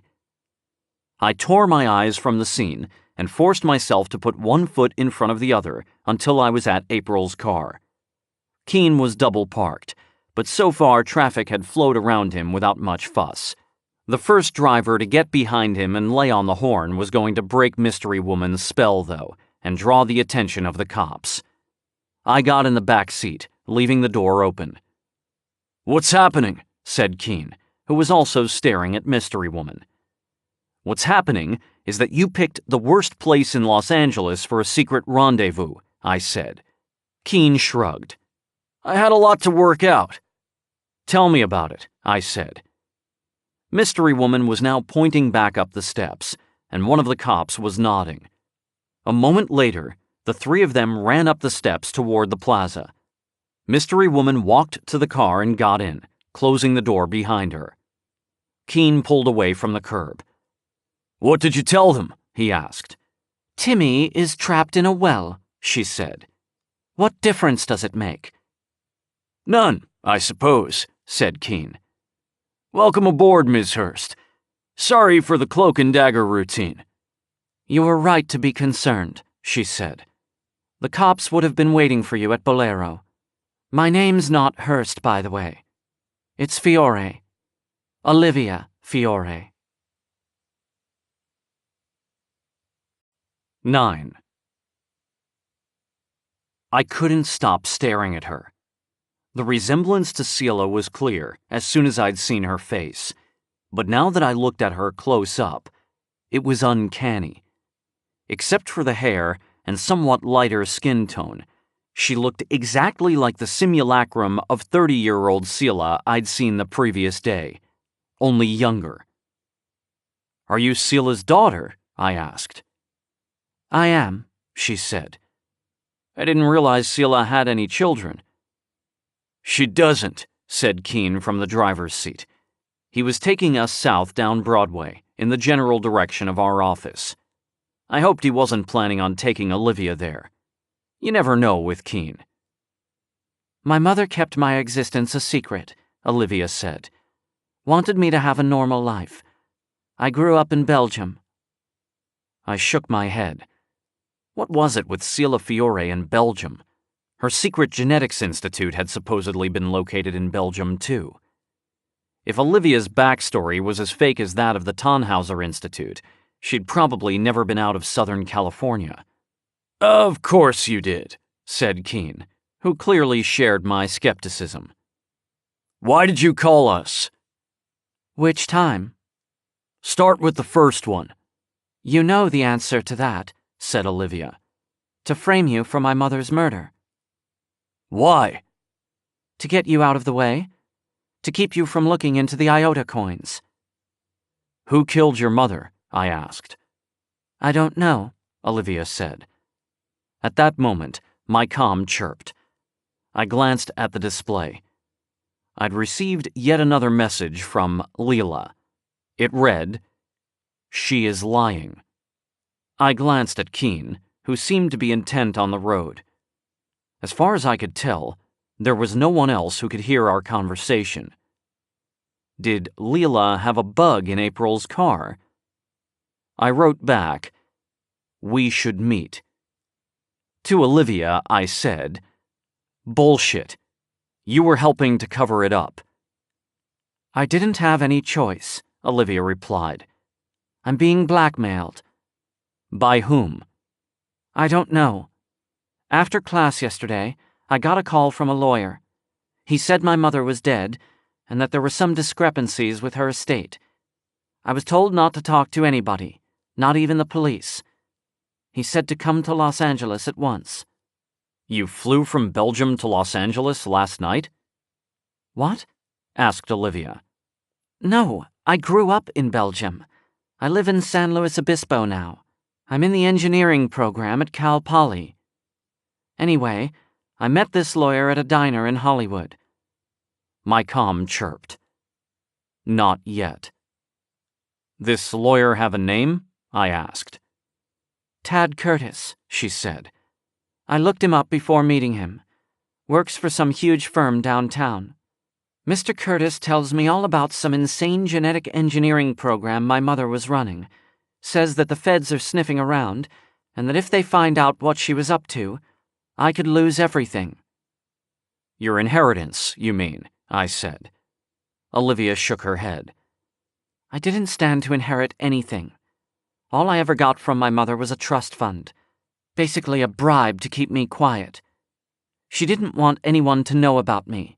Thought it could hurt her cold bitch reputation or something. I didn't care. I barely knew my mother. I was raised by nannies and then sent to boarding school overseas. The trust fund wasn't much, but it gave me enough to live on and pay for school. I'm a year and a half away from graduation. If that money dries up now, I've got a lot of student loans and no way to pay them back. I could hardly believe what I was hearing. You tried to frame us for murder because they threatened your goddamn trust fund? There's more to it than that, she said. Mr. Curtis told me my mother had been killed because she tried to back out of a business deal with several other very rich people in Los Angeles. He called it LAUGH. The Los Angeles Future Foundation, I said. She nodded. They're pretty shady, I guess. They wouldn't let her out of the deal, so my mother decided to go to the feds. It was her only way out. But LAUGH found out she'd betrayed them and had her killed.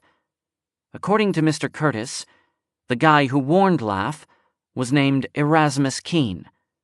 He said Keene was some kind of criminal mastermind who knew about the collapse in advance. I wouldn't have believed it, but he showed me documents. They made Keene look pretty bad. He says Keene was worried that LAUGH was going to kill him next, so he was going to turn state's witness. But if he did that, all my mother's dirty laundry would get aired, and her estate would be locked up in probate forever. And all you had to do to fix things was make a phone call, I said. Get me and Keen to Sela's house. That was Mr. Curtis's idea. He coached me so I could pretend to be my mother. You must know that framing us was not the primary purpose of that call, said Keen, glancing in the rearview mirror. If this Mr. Curtis had that information about Gwen, he could have just used a voice modulator and made the call himself. Olivia nodded slowly. They were setting me up, she said, putting me in a compromised position. Now they can control me by threatening to release the recording of that call. If I had been thinking clearly, I would have realized it at the time. But I was so stressed, and Mr. Curtis made it sound like it was urgent, that I make the call right that moment. He was very persuasive, I'm afraid. Well, you're in bed with the devil now, I said. Why did you help us? You could have told those cops at the park I was a suspect in your mother's murder. Why didn't you? Because I know you didn't kill her, for one. And once I had a chance to think about Mr. Curtis's story, I realized it was pretty far-fetched. I did some research on Mr. Kane and, well, he didn't sound like the kind of guy who would work for Laugh. For one thing, you guys live in a shitty building on the edge of the DZ. If Keen had some pull with a group of billionaires, I'd expect you to live in a nicer neighborhood. You were going to let the cops nab us at Bolero, I said. All I did is ask to meet you, Olivia said. But you knew it was a trap. I suspected. Mr. Curtis told me to try to persuade you to back off. I was to give you assurances that the security footage from my mother's house would be destroyed, but he had no reason to think you would believe it. Why did you call me then? The second time, I mean. He has me over a barrel, as I said, and frankly, it's only a matter of time before the police catch you anyway, so I figured there was little harm in accelerating things. Mr. Curtis was with you when you called? He was. So he agreed to let you rendezvous with us, without the cops? He had people following me, she said. He told me to follow your instructions, and he'd keep an eye on me. Apparently, he underestimated you. If he'd really wanted to follow you, he'd have planted some kind of tracking device. There was no time, she said. I don't think he really expected you to say no to the Bolero meet. Figured you'd be desperate. Any idea who this Tad Curtis really works for? Keen asked. I assumed he worked for these Laugh people, said Olivia. Wouldn't you? Perhaps, said Keen. The bigger question, though, is, what does this person or persons want leverage over you for? What are they trying to make you do, other than get me and Fowler locked up? Do you know something of value to them? I doubt it, said Olivia. Like I said, I had almost no contact with my mother. I didn't know anything about her finances or illegal secret projects. I'm just a college student. Well, I said, clearly there's something that... I broke off as Keen answered his comm in Korean. He spoke a few quick sentences and then ended the call. That was Mr. Kim, he said. Says someone was just in the store with an Iota coin. Serial number 7. Said he heard the price had spiked. What did Kim tell him? Said he'd give him $2,000 new on the spot, and he might have a buyer willing to pay a lot more. Guy said he'd be back. Shit, I said. Kim let him leave? Keen nodded. My mistake. Didn't give him clear instructions. Never imagined somebody would walk in off the street with one of the coins. Did he get the guy's name? Eric Brassey. Com ID? Didn't leave one. We need to find this guy, I said, looking him up on my comm. There's an Eric Brassey in Burbank. No com ID, but there's an address in Burbank. Keen, pull over. Keen nodded and pulled to the curb. For all his genius, Keen was a lousy driver, and we needed to get to Burbank fast. If whoever was after these coins knew Eric Brassey had one, he was in serious danger. You need to get out, I said to Olivia. What? Asked Olivia. Here? You can't leave me here. She had a point. We were getting close to the DZ. This was a pretty sketchy neighborhood. No place for a pretty young woman alone with no gun and no comm. Fine, I said. We'll drop you off later. Keen got out and switched places. I pulled the car away from the curb and made a quick U-turn, heading back north toward Burbank. 10 years ago, we could have at least hopped on the freeway, but most of the freeways in and around Los Angeles were now automotive graveyards, thanks to post-collapse chaos. The upside was that there were roughly 20,000 fewer automobiles clogging up LA's surface streets, so traffic wasn't actually much worse than it had been at the peak of LA's population boom. It took us nearly half an hour to get to the address, and I was so intent on my driving that I completely forgot about dropping off Olivia. The house was a respectable 2-story gray stucco affair in an upscale neighborhood. A Cadillac Air car with Nevada plates was parked just down the street from the driveway. I pulled up behind it and threw the car into park. "Rental car," said Keen, looking up the plate on his comm. I nodded. I had a feeling somebody had already found Eric Brassey. "Wait here," I said. My instruction was actually meant for Keen, but Olivia nodded as well. I grabbed my Sig Sauer from the glove box and got out of the car.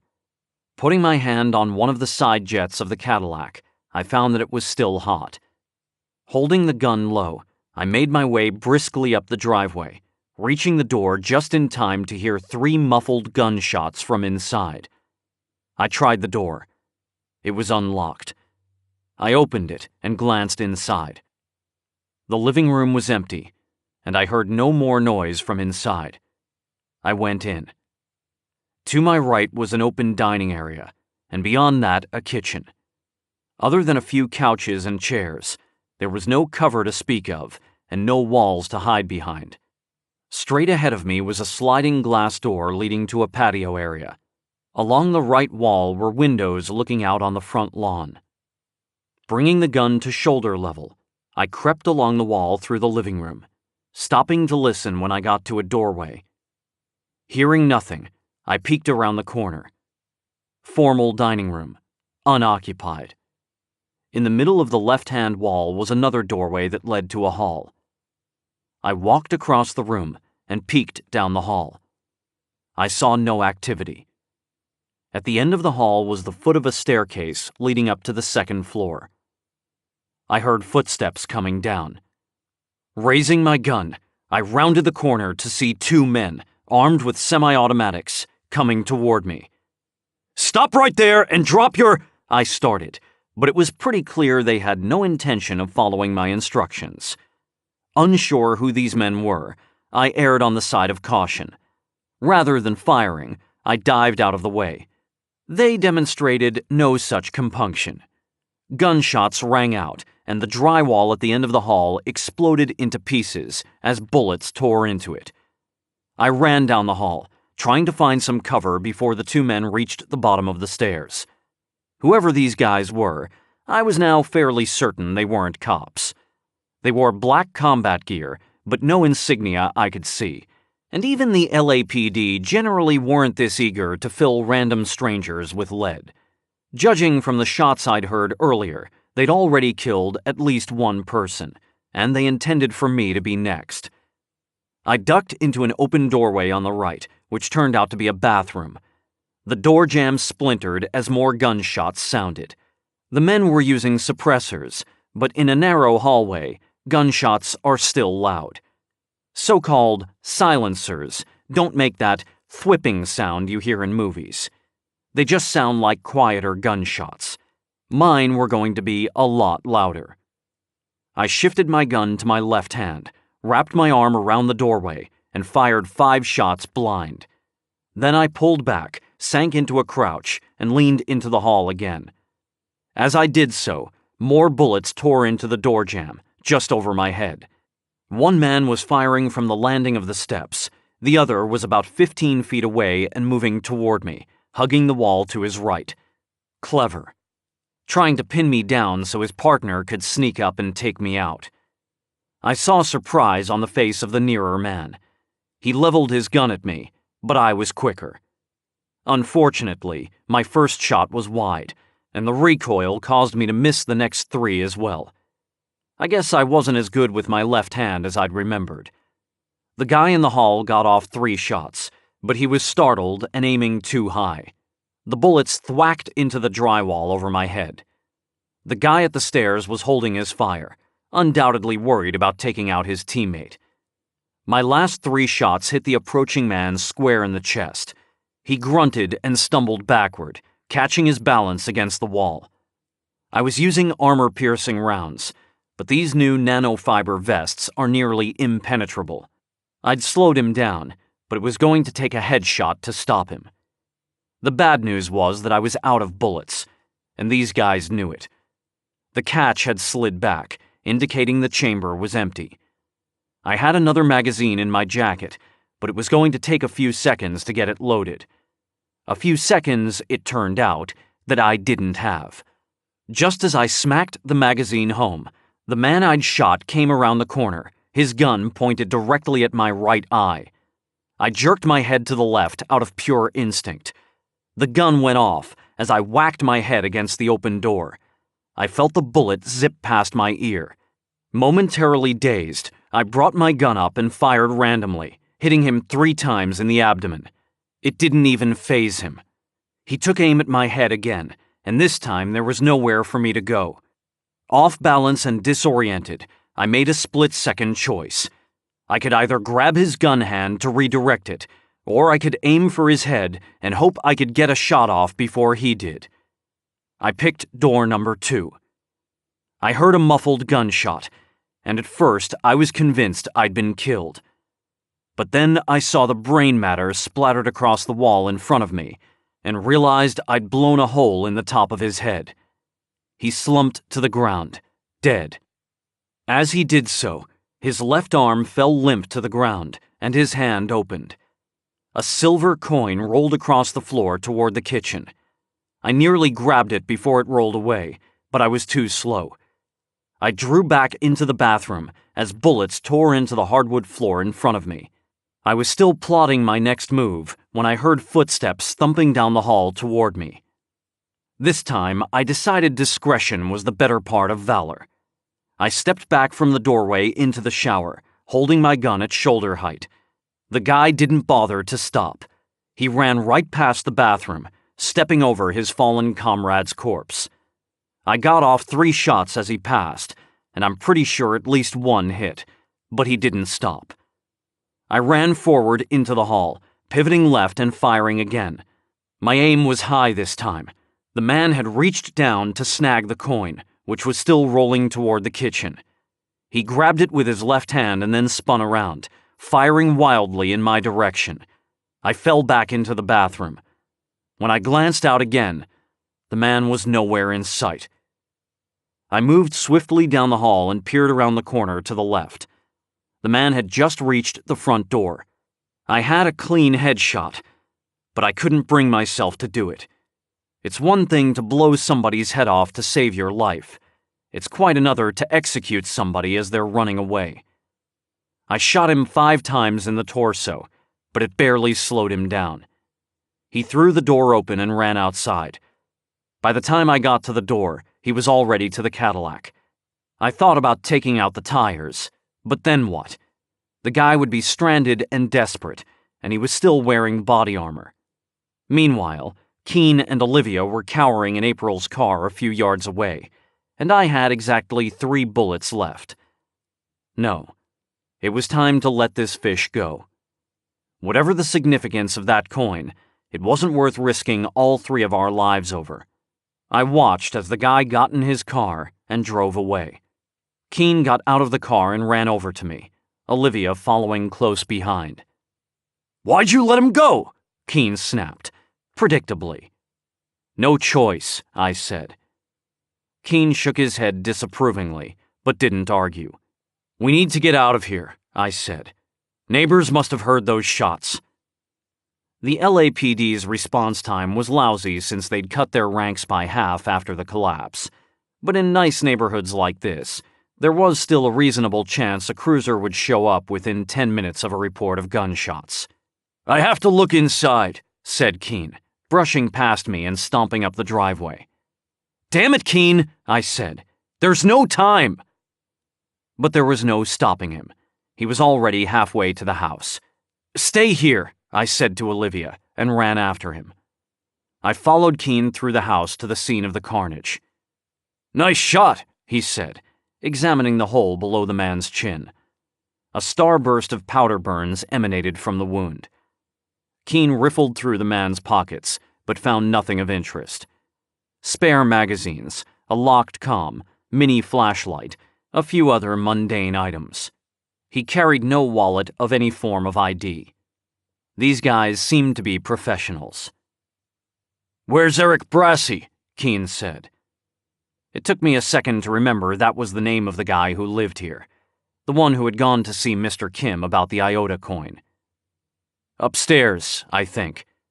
Keene went down the hall and bounded up the stairs. I sighed. If we were going to get caught, I might as well try to gather some more data. I went through the dead guy's pockets again to make sure Keene didn't miss anything. His face was clean-shaven, his hair cropped short. No visible tattoos or piercings. Except the one under his chin, obviously. There was a hairline scar running down his left cheek to his neck, and the hair on his right hand seemed to have been permanently burned off. Chemical burns, I thought. The kind you see on military veterans. This guy looked to be in his late 30s, definitely old enough to have seen some action. I checked his hands. Uniformly rough, but no pronounced calluses, like someone who did a lot of physical work of varying kinds. Rolling up his sleeves, I found a small tattoo on his shoulder. A banner with the number 99 on it. My comm chirped again. Another message from Leela. It read, "Disappointing. Sad face emoji. Maybe you are not ready for this game." I was about to tell Leela how I felt about her game when a woman's voice just over my right shoulder nearly gave me a heart attack. "What's that?" she said. "Jesus, Olivia," I said. "I told you to wait outside." "I didn't. What does the tattoo mean?"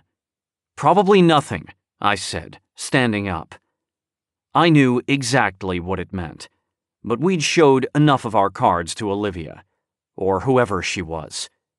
I wasn't convinced her meeting with us wasn't part of some ruse on the part of Laugh, and I'm sure Keene suspected the same. At any moment, she could decide our relationship wasn't working out and call the cops on us. We needed to ditch her ASAP. "Keene!" I yelled. "We're leaving!" Once again, I heard sirens in the distance, and was relieved to hear Keene bounding back down the stairs a moment later. "Go," I said to Olivia, pointing to the door. I didn't particularly want her with us, but I wasn't about to leave her here so she could spill her story to the cops. Thankfully, she went without resistance. We went outside and got back in the car. Keene, following close behind, got in the back seat next to Olivia. I pulled away from the curb. I hadn't gone 50 feet before I saw the red and blue flashers of an air car approaching from the distance. All we could do at this point was hope we hadn't been seen leaving the house. Panicking and hitting the gas would only draw attention. We couldn't outrun an air car. Once they spotted us, they'd get a fix on our location and track us until we ran out of gas. Fortunately, the flashing lights began to fade in the distance. The air car seemed to be landing in front of Eric Brassey's house. We breathed a collective sigh of relief. Olivia seemed to be as relieved as Keene and I, although if she was half as good an actress as her mother, I'd never know if she was faking. "What did you find out about Brassey?" I asked. "Hey?" Keene replied. I don't know where he picked up this verbal tic. Every time he did it, I wanted to punch him in the face. I'd once dated an Australian girl who used to reply, "hey," to questions she didn't understand. But with her, it was adorable. Keen, not so much. Eric Brassey, the guy whose house we were just in. "Oh," said Keen. "He's dead." Anything else? Keen thought for a moment. "He had a lot of coins." I sighed and made a right turn onto San Fernando, which would take us back toward our office. My comm chirped. April. "Hey, April," I said. "Sorry to cut you off earlier. Things have been—" "Forget it, Blake. We've got bigger problems. The police were just here." "At your office? What did they want?" "They were asking about you and Keen." Her voice went quiet. "They think you killed Sela." I sighed. So Keen was right again. We'd been set up. "What did you tell them?" "That I haven't seen you since dinner yesterday. So try not to contradict me when they catch you." "Thanks, April." "Good luck, Blake." I ended the call. "We can't go back to the office," I said. "Cops are looking for us." At some point, we were going to have to deal with the cops, but not while Gwen was still being held by Maglev. "Find us a hotel," Keen said. "Some place that will let us pay in cash. Or Iotas." "I've only got $40 on me," I said, "and I don't think we have much more than that in our Iota account." I'd been using my credit account for most of our expenses over the past few weeks, but if the cops were looking for us, there'd be a watch on that account. "I've got some money," said Olivia from the back seat. "I'll get us a room." "You are not part of the investigative team," I said. "I've got nowhere to go," said Olivia. "If Laff or whoever it was that killed my mother finds me, I'm dead. And you guys are broke." I sighed. She was right. We were stuck with her. 10. Olivia got us a pair of adjoining rooms at a motel downtown. I didn't trust her, and I didn't like having to rely on her generosity, but we didn't have much choice. It was getting late, I was exhausted, and we needed a place to lay low while we plotted our next move. While Olivia took a shower, Keen and I took advantage of her absence to discuss the case. I was sitting on my bed. Keen was in a chair next to a tiny desk. "What do you make of Olivia?" I asked. "Clone," said Keen. He didn't elaborate. I nodded, having come to the same conclusion.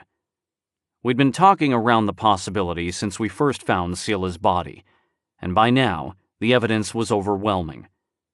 Part of Sela Fiore's plan for immortality had been creating genetically engineered clones of human beings. As far as we knew, she'd only cloned a few people as test subjects, but it made sense that she would have made at least one of herself, as a fail-safe in case something happened to her.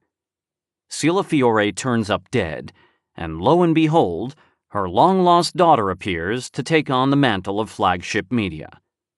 Good insurance policy for Sela, who was nothing if not a shrewd businesswoman. Hair and complexion aside, Olivia was a dead ringer for her mother. And she didn't talk like a 20-year-old college student. She talked like Sela Fiore. "Do you think she knows?" I asked. "She suspects, at the very least," replied Keen.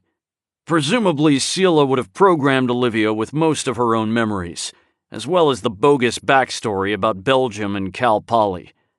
I wouldn't be at all surprised if there's an Olivia Fiore enrolled at Cal Poly, in fact.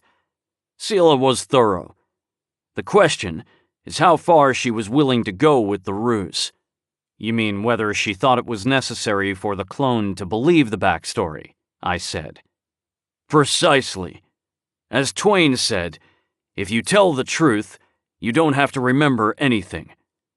If she believed the story herself, she'd be able to pass a multiphasic lie detector, which might very well be necessary if she wants to take over Sela's empire." "She acts like she has no interest in her mother's, that is, in Sela's money." "Yes," said Keen. Acts being the key word. The problem with Seela going the self-deluding route is that, well, she's Seela. Meaning that she's too much of a narcissist to screw with her own memories? That, and also that she's too smart not to figure it out. Unless she erases everything she knows about the cloning program, she's going to know all the signs of implanted memories. So, she's stuck in a paradox. The only way the clone can be fooled into thinking she's not Seela is for Seela to have altered her memories to the point where she's not Seela, thus defeating the purpose of cloning herself. Very good, Fowler. I shook my head. The existential issues were beyond me. I was more curious in the logistics anyway. So how would that work exactly? There's another secret cloning facility somewhere? They've got Olivia in a box, and when Seela dies, somebody breaks the glass and lets her out? It wouldn't have to be an actual cloning facility, just somewhere they can keep her in suspension. But yes, some event would presumably trigger an alert telling the technicians in the facility to revive her. Maybe Seela had to enter a code every 24 hours to prevent the alarm from being triggered. Or, more likely, she had an implant to monitor her heartbeat or brainwaves. Activity stops for a certain amount of time, and voila, Olivia wakes up in a house in San Luis Obispo, fresh as a daisy. But if Olivia is Seela's insurance policy, it's got a fatal flaw. Literally. The clones age too fast. Keen nodded. Unless Seela found a way around that problem, which seems unlikely. I wonder if there are more of them, I said. Like, if this one dies, another one takes its place. It had occurred to me that perhaps Leela was yet another clone of Seela, orchestrating all of this from some secret hiding place.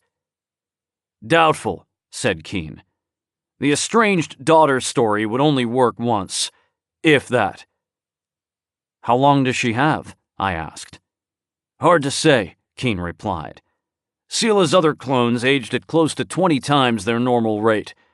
If this one's aging anywhere near that fast, she will start showing her age within a few months. But that's the least of her problems.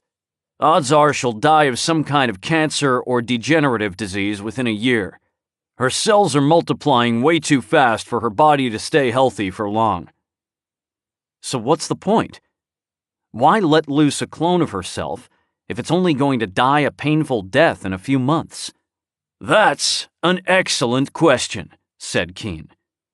Based on what Seela said about the coins, my guess would be that her intention was to secure her legacy. But we shouldn't assume Olivia's motivations are identical to Seela's. Even if they have the same memories, they are in different circumstances. We also don't know whether Olivia is acting alone. You think her cooperating with us is a ruse? I asked. That she's still taking orders from this Tad Curtis guy?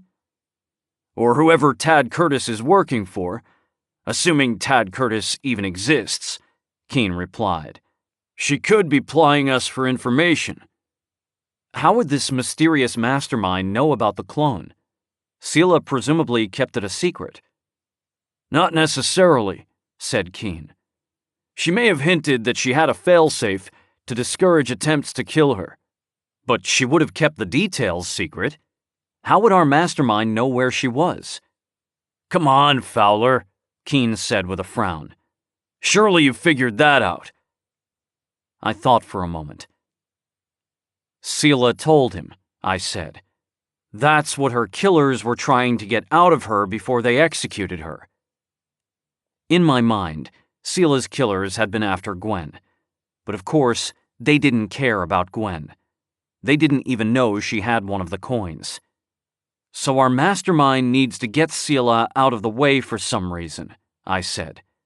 But he knows she's got this insurance policy, in case something happens to her. So he has his thugs interrogate her until she tells him where the clone is. They go there and, abduct her, I guess? Tell her to cooperate or else? Or maybe Olivia's story is something like the truth, said Keene. Maybe they really did trick her into calling you. She's definitely too smart to be as naive as she's pretending to be, though. We have to assume she's using us. That fact does not preclude us using her, however. Use her for what? I asked. Other than temporary lodging, I mean. Not sure yet, said Keene. We're tragically short on clues, despite the day's endeavors. There is one thing, I said. The guy I killed had a tattoo. A banner on his arm with the number 99 on it. Keene frowned. And does this mean something to you? Yeah, I said. I've seen it a few times before, on guys who worked for a private security company called Petoskey. What does the 99 mean? It refers to the Battle of Jeddah, I said, also known as the Massacre at Jeddah. I wasn't there, but I knew some guys who were. November of 24. American forces were dug in, waiting for an attack. Supporting us was a company of guys from a private firm called Petoskey. Mercenaries, mostly ex-Marines and the like. Good guys, most of them. We ribbed them for being our cleaning crew. They tended to get assigned to the shittiest details. Security for low-level diplomats, crowd control, stuff like that. At the end of the day, though, we were all on the same side. Anyway, the Americans are hunkered down, waiting for these insurgents to attack. Word comes down from the brass that Jeddah's a lost cause. The insurgents have a dirty bomb, like the one those end times assholes used in Santa Monica in 22, but a lot bigger. A non-nuclear device that has a core of something radioactive, like plutonium. These guys are true believers, jihadists in the worst sense of the word. They're going to set this thing off in downtown Jeddah and seed the place with enough radioactive dust to make it uninhabitable for the next 1,000 years. We had the manpower to defend the city against a frontal assault, but there's no way to defend a city that size from every goat farmer with a pickup. So we got out. Let them have the city. I don't recall a dirty bomb exploding in Jeddah, said Keene. It didn't, I replied. That was bad intel. An informant misheard something. But the Allied commanders in Jeddah were panicking, trying to get all our guys out of this city before it turned into the Chernobyl of the Gulf. They did get out in time, commandeered every vehicle they could lay their hands on. Airplanes, boats, buses, whatever they could find. Only problem was, in the confusion, nobody told the Petoskey guys. You're saying the Petoskey contractors got left behind? It was the middle of the night when our guys got the order. And like I said, it was chaos. The officers were trying to be secretive about it, because we'd made some kind of deal with the regional security forces, and they weren't going to be happy about the Americans pulling out. Frankly, it's a miracle none of our guys got left behind. Some of the Petoskey guys figured it out. But what could they do? There were no vehicles, no way to get out. You can't just walk out of Jeddah. You've got the Gulf on one side and the desert on the other, and the desert was full of guys whose hobbies were molesting goats and decapitation. A few of the Petoskey guys might have been able to hop on a transport or bus, but then they'd be leaving their buddies behind. So they stayed. All 340 of them. Care to guess how many survived the invasion? 99, said Keene. You got it, I replied. Less than 1 out of 3 got out alive, and most of those were badly wounded. I've seen that tattoo a couple times before. Other Petoskey guys who made it out of Jeddah. They are, generally speaking, not a group of guys you want to fuck with. Survivors. Mean as hell, with a huge chip on their shoulders. Do you think the guy who got away was a 99er as well? Asked Keene. No idea, I said. Could be. I wouldn't be surprised if the guys who killed Sela were Petoskey either. They definitely had some kind of special ops training. Petoskey doesn't seem to exist anymore, Keene said, looking at his comm display. They lost their contract with the Army in 25. Political bullshit meant to scapegoat the Petoskey guys for their own slaughter. Anyway, Petoskey folded not long after that. This is interesting, said Keene, his face still buried in his comm. Petoskey's assets were bought by a company that was later merged into Green River. Green River? I said. I keep seeing their trucks all over town. Supposedly they're building some kind of training facility out in the desert. They provide security for a lot of companies in the Middle East. Yes, said Keene, including Saudi Arabia. Well, not anymore, I said. Saudi Arabia didn't technically exist these days. Since the Wahhabi coup, it was officially known as the Arabian Caliphate. Right, said Keene. Green River had a contract to provide security for Gerard Canaan's company, Elysium Oil. That didn't go so well for them, though. They underestimated the strength of the Wahhabi forces and lost control of most of Elysium's facilities. The new government nationalized everything, and Elysium's stock tanked. I'm not seeing what any of this has to do with the Iota coins. Nor I, said Keene. But this is the second connection we've found to Gerard Canaan. He was also on the board of the Free Currency Initiative. It makes sense he'd get into Iotas. He lost his shirt on a physical commodity. Maybe he figured he'd fare better with a virtual one. But you're saying you think he sent those guys to get the coin from Eric Brassey as well? It's a working theory, said Keene. It coincides with the idea that the value of the physical Iotas is somehow linked to the value of the Iota currency. How? Hard to say, said Keene. We need more data. This Green River connection interests me. Something isn't right there. What have you heard about this training facility they're building? I'm not finding anything online. It's supposed to be a secret, I said. But you can't do something on that scale without people noticing. Rumor is the facility is supposed to be somewhere south of Riverside, near the old Air Force Base. Said Keene. He spun around in his chair and tapped a series of keys on his notebook. While he did whatever he was doing, I lay back and closed my eyes. I was on the verge of sleep when he spoke again. Strange, he said. I'm scanning the satellite imagery for that area, but not seeing anything that looks like a training base. Frankly, I'm not seeing anything that looks like anything. If there's a building there, it was built by Wile E. Coyote to trap the Roadrunner. Maybe look in a wider area? I asked. I'm going to try running a differential on satellite imagery from a couple years ago. If something large was built in that area recently, this should pick it up. While Keene was doing this, Olivia walked in, wearing nothing but a towel. I had to remind myself that behind that pretty face was the mind of a megalomaniacal narcissist. It didn't stop me from looking, though. "What are you gentlemen up to?"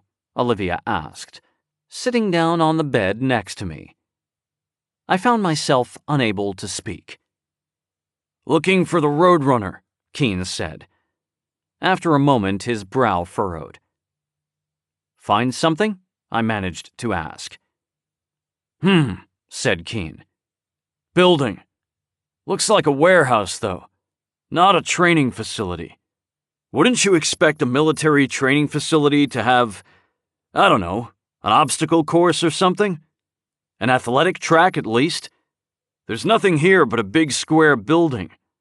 Not even a parking lot." "Maybe there's parking under the building?" I suggested.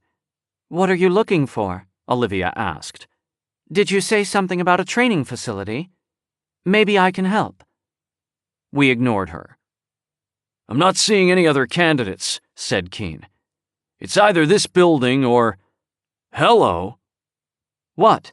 Olivia and I said together. "This property is owned by a real estate holding company. Care to guess what company is leasing it?"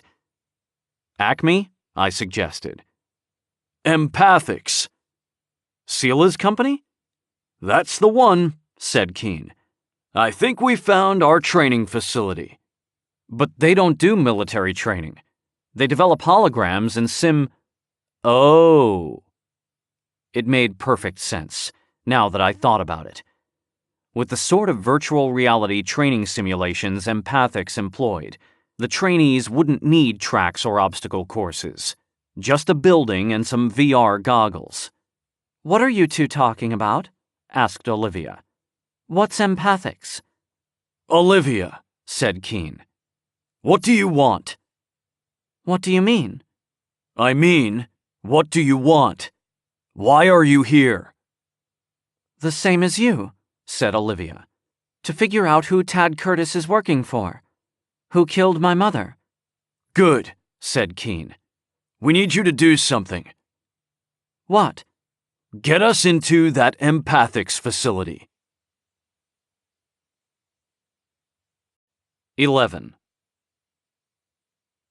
The next morning, Keene and I were sitting in the lobby of the Empathics building, a big steel box in the desert just outside Riverside.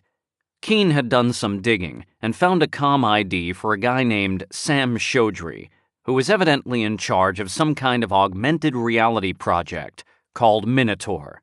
Sam's current address was listed. Keene had guessed, based on Chaudry's resume, that he was in charge of the Riverside facility.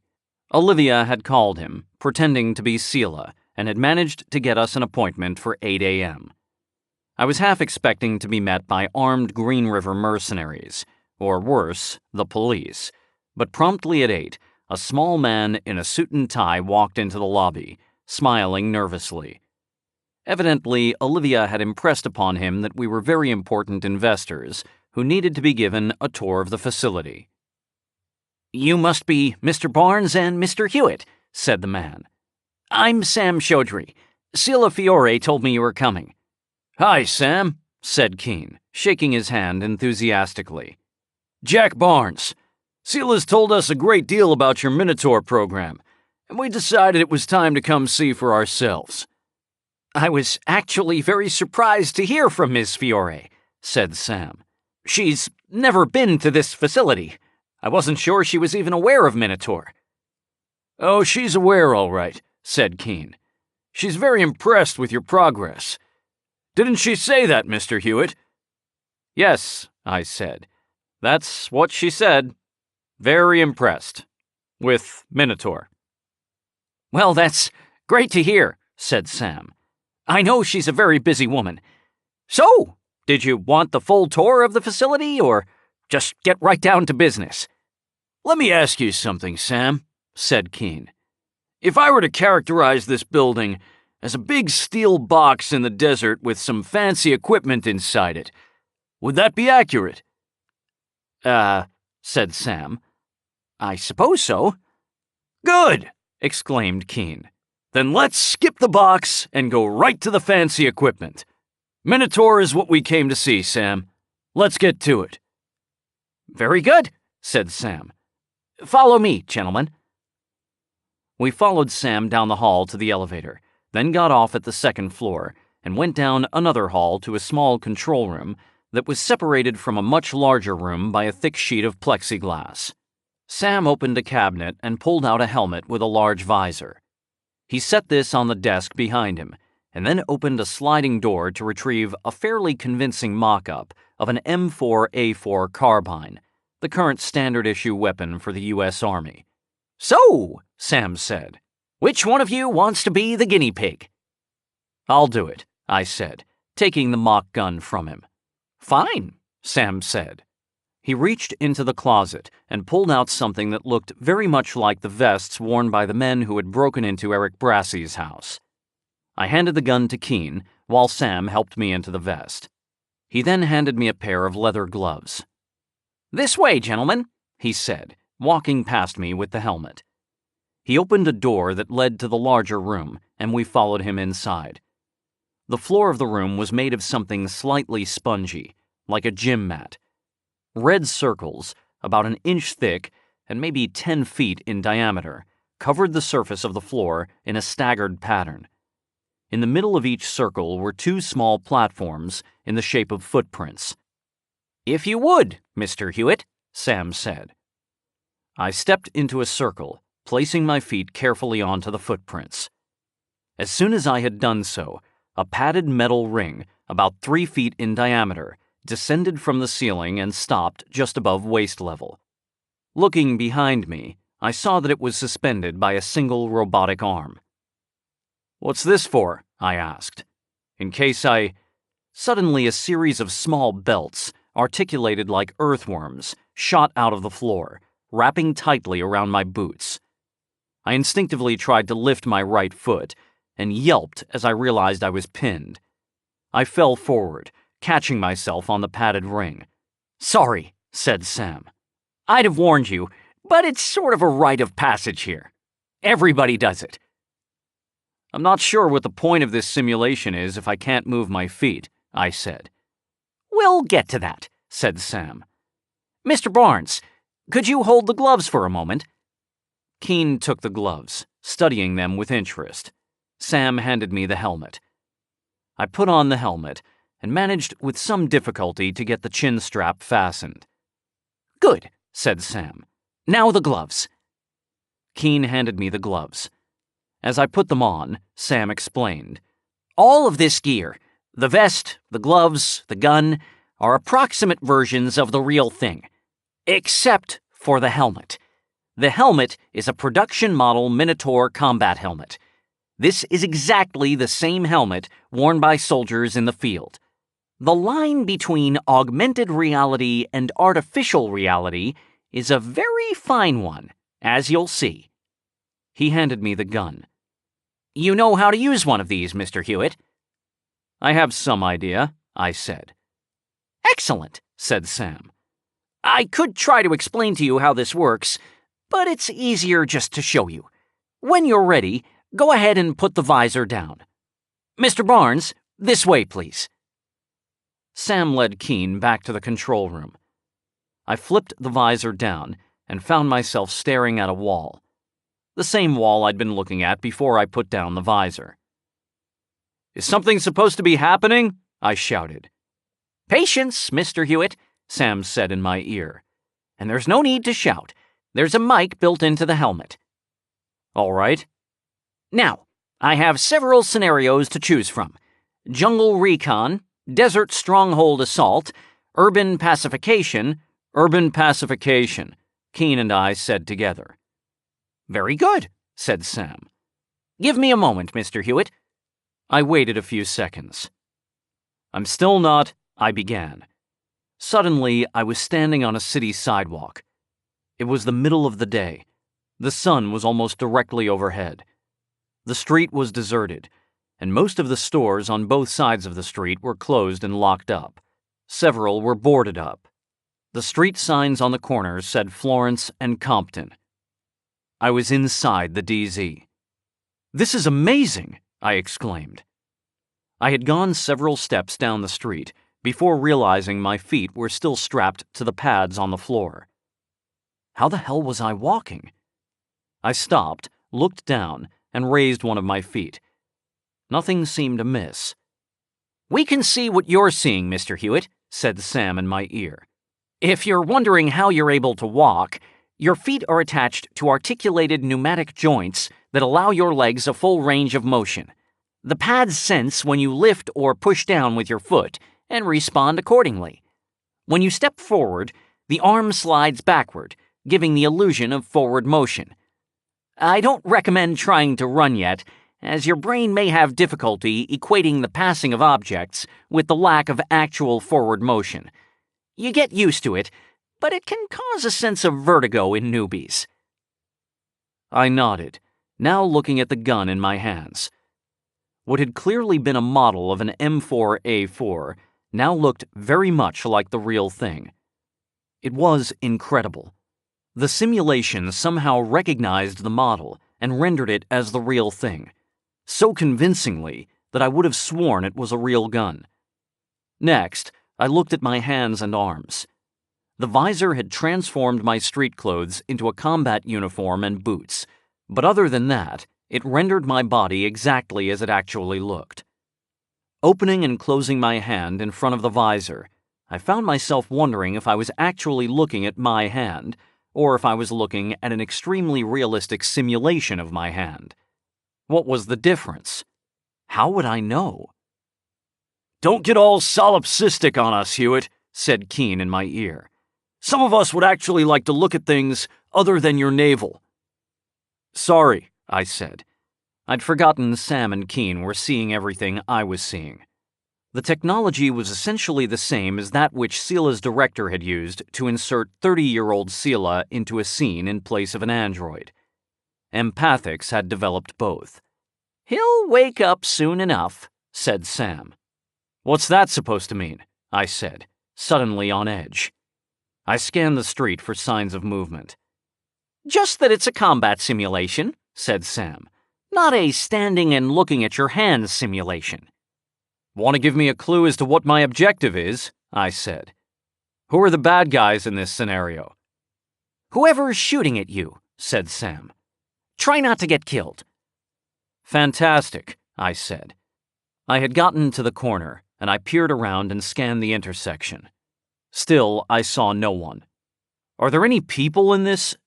As I said it, I heard gunfire from somewhere to my right, higher than street level. Somebody in one of the windows down the street. I moved backward to take cover in a doorway. "Who's this guy shooting at?" I said. "You tell us," said Sam. I was about to swear at him and explain that generally soldiers did not get dropped into a hostile environment, alone, with no idea who they were supposed to be fighting, when a shattering window behind me answered my question. I peeked out from around the corner and saw movement in a third-story window kitty corner to me, second building down the street, third window from the right. If that was the shooter, he was too far away for me to take out with an M4A4 and no scope. I left my doorway and ran down the street, intending to take cover behind an abandoned car, but came to a halt after a few steps, a wave of disorientation flooding over me. I saw what Sam meant about running. My legs moved and the scenery moved past me, but the actual sensation of motion was a bit off. "The pads tip forward slightly as you run," said Sam, "giving the illusion of momentum. But it's very difficult to fool the vestibular system. As I said, you'll get used to it. Just take it slow." "Take it slow," I muttered. Easy to say when you're not being shot at. It took an active effort to remind myself that this was a simulation. The only hint was the vertigo I got from running. I decided to walk the rest of the way to the car. Bad idea. Something hit me in the chest, just below my left collarbone, and a split second later I heard a gunshot. It felt like getting hit with a ball-peen hammer. A red outline of a human figure briefly flashed in the upper right of my field of vision, a radiating red circle showing where I'd been hit. "Holy shit," I said. "He's using live ammo." It was a stupid thing to say, of course. There was no he, there was no gun, and there was no ammo. The vest was rigged. "Pneumatic percussive vest," said Sam in my ear. "The interior is fabric composed of alternating cells filled with gases that react explosively with each other. When you get hit, the Minotaur system signals the vest, which sends a current to the appropriate area, opening microscopic gates between the cells. The cells momentarily expand to 20 times their previous size. I'm told it feels very much like getting shot." I could confirm that. At least it felt like getting shot in a bulletproof vest. Having a bullet actually tear through your flesh was a whole different level of unpleasantness. "What if I get shot somewhere the vest doesn't cover?" I asked. Recovering from the shock of being shot, I ducked down and took cover behind the car. "We have full percussive suits," said Sam, "but the manufacturer is still working some bugs out. The system will alert you if you get shot somewhere else. You just won't feel it. All this stuff is designed by another company. We just do the software." "You do the training as well," I heard Keen say. "We work closely with our clients to develop training programs," Sam said. "The training itself is generally conducted by their personnel. But of course, they have to understand the software to train their guys. It also helps to have them on site because it's an iterative process.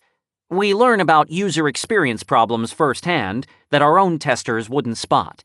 Sending a software tester into an urban combat simulation and sending a trained soldier into the same simulation can have quite different outcomes, as you might imagine. Looking through the window of the abandoned car, I saw movement. I stood up and took aim, resting my elbow on the roof of the car. It would be tough to hit anything at this distance, but I could give the guy a good scare. I let go a burst of rounds at the window. The faux M4A4 was loud, and it recoiled just like the real thing. I could swear I smelled the acrid, slightly metallic scent of gun smoke. I didn't stick around to make sure, though. As soon as the last round of the burst exited the barrel, I was on my feet, running down the street. I did my best to ignore the vertigo and slid to a halt behind another car. Something in the back of my mind registered amazement at the uncannily realistic simulation of dusty concrete skidding under my boots. How the hell did you program something like that? The survival part of my brain, however, had already directed my body to take aim at the window again.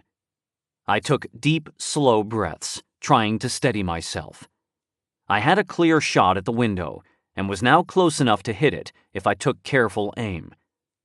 After a few seconds, I saw movement again, but held my fire until I had a clear view of the shooter's head and torso. I squeezed the trigger, letting loose another burst. The shooter disappeared from view. "Well done, Mr. Hewitt!" Sam exclaimed in my ear. "Shall we make things a little more interesting?" "Why not?" I said, feeling cocky from my success. My confidence wavered as a dozen or more men poured around a corner 2 blocks down, taking up positions in doorways and behind vehicles. They all carried rifles of some kind, and many of them wore Kevlar vests. They didn't wear uniforms per se, but they bore the colors of the Tortuga gang. The Tortugas were the most vicious and powerful gang in the DZ. "You said interesting, not suicidal," I said, taking cover behind the car. "No need to fear, Mr. Hewitt," said Sam. "The cavalry has arrived." An overhead sketch of the street appeared at the top of my field of vision. It was just bare lines indicating the outlines of buildings, cars, and other objects, so I could see through it. In the middle was a small blue dot that I took to be me.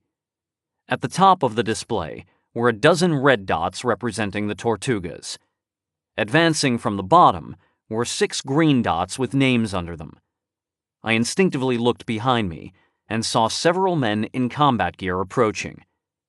I had a brief moment of panic before realizing these guys were on my side. "You're the squad leader, Mr. Hewitt," Sam said. "The men will follow your commands." "How's the AI?" "Try insulting Sergeant Chow's sister and find out." I located Chow by his label over to my left. He was about 5'8", but his arms were like tree trunks. I decided to stay on Chow's good side for now. "Hey, Chow," I said. "Any idea what the fuck we're doing here?" "Securing this street, sir," Chow replied. "We're supposed to rendezvous with Bravo Company at Gage and Compton at 1230 hours. The time display on the lower left read 12:19. That gave us 11 minutes to take these guys out. As the worst-case scenario was getting a few bruises on my chest, I opted for aggressive tactics. "Chow and Baker, you're with me," I said. "We're going to cross the street and move doorway to doorway, leapfrog style. Gutierrez, Swartz, and Parker, move down this side of the street, using the cars for cover. Stay even with me. I'm going to be moving fast. Suppressing fire only until we get to 68th Street. Gutierrez, when your crew reaches that downed utility pole, spread out and take cover. Be quick about it. We don't want to give these yahoos time to think. Once you're in position, lay down as much cover as you can, and Chow, Baker, and I will advance like the badass motherfuckers we are. When we reach the barber shop, reload and advance. Keep shooting until these guys are grease stains on the pavement or we've chased them past Gage Avenue. And then shoot some more.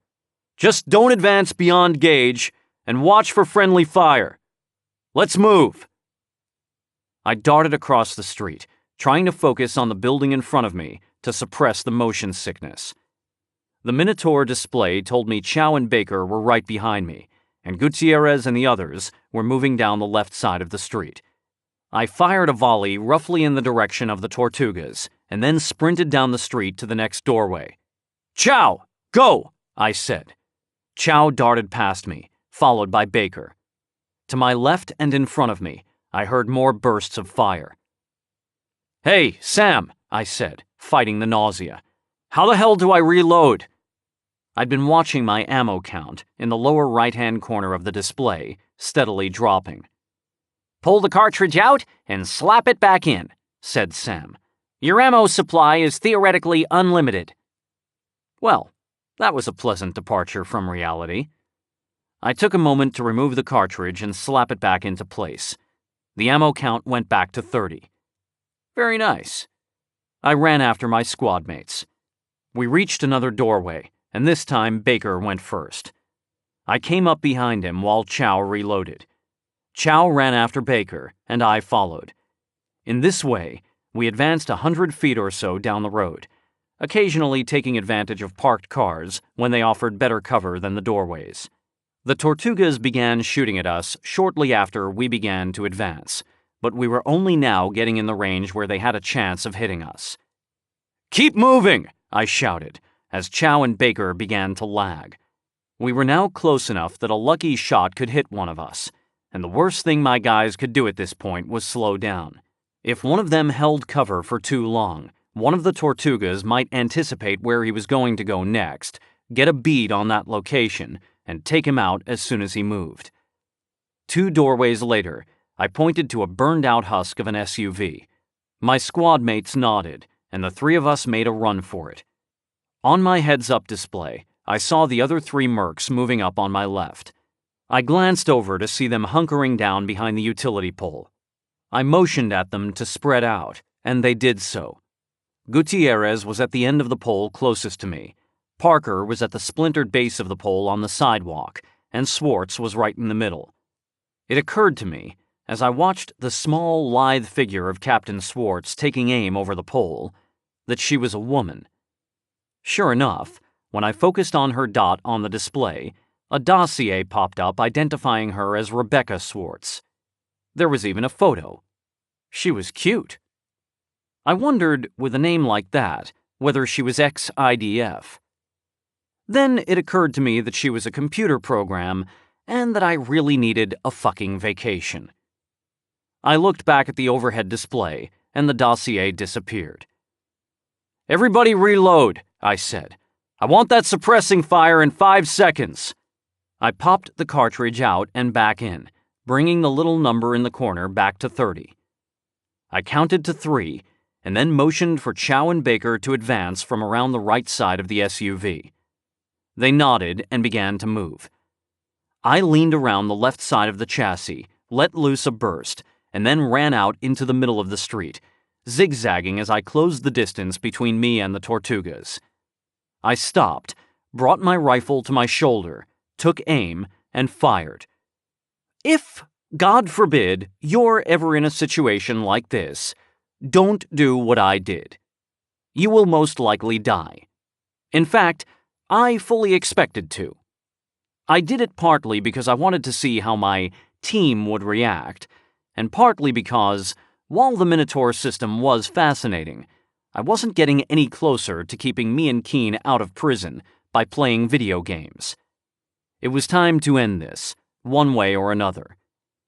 So I just stood there in the middle of the street, taking aim at the first guy I saw. These guys were hiding behind cars and construction sawhorses.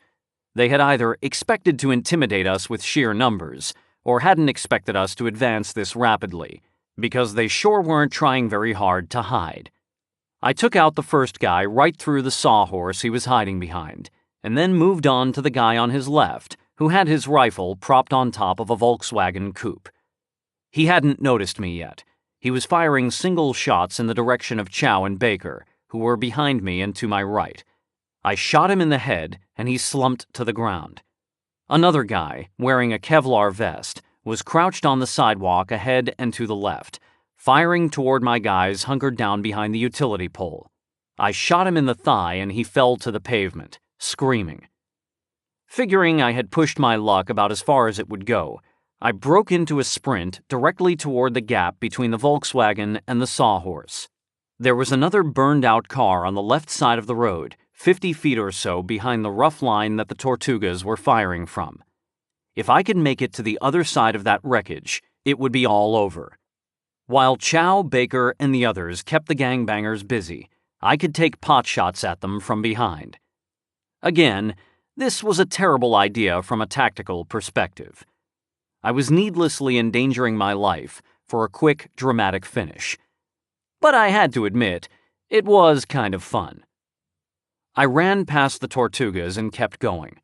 I didn't bother to zigzag this time, guessing that my best chance was to get behind the car before the Tortugas realized what I was doing.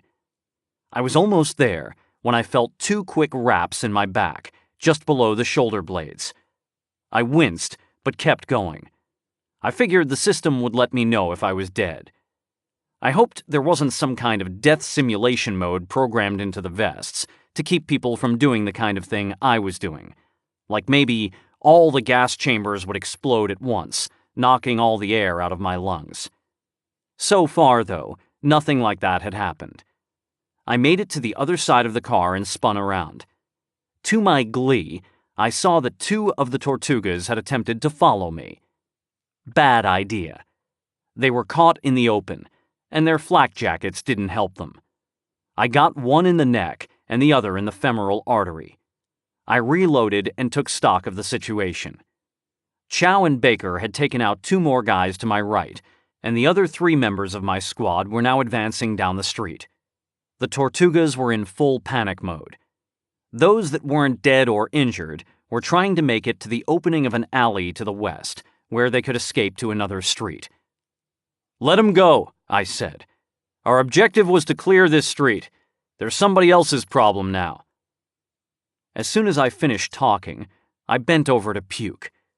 The vertigo had finally gotten the better of me. "Sorry, Sam," I said, looking at the puddle of vomit on the sidewalk in front of me, which I knew was actually a puddle of vomit on the floor of the simulation room. No worries, Mr. Hewitt.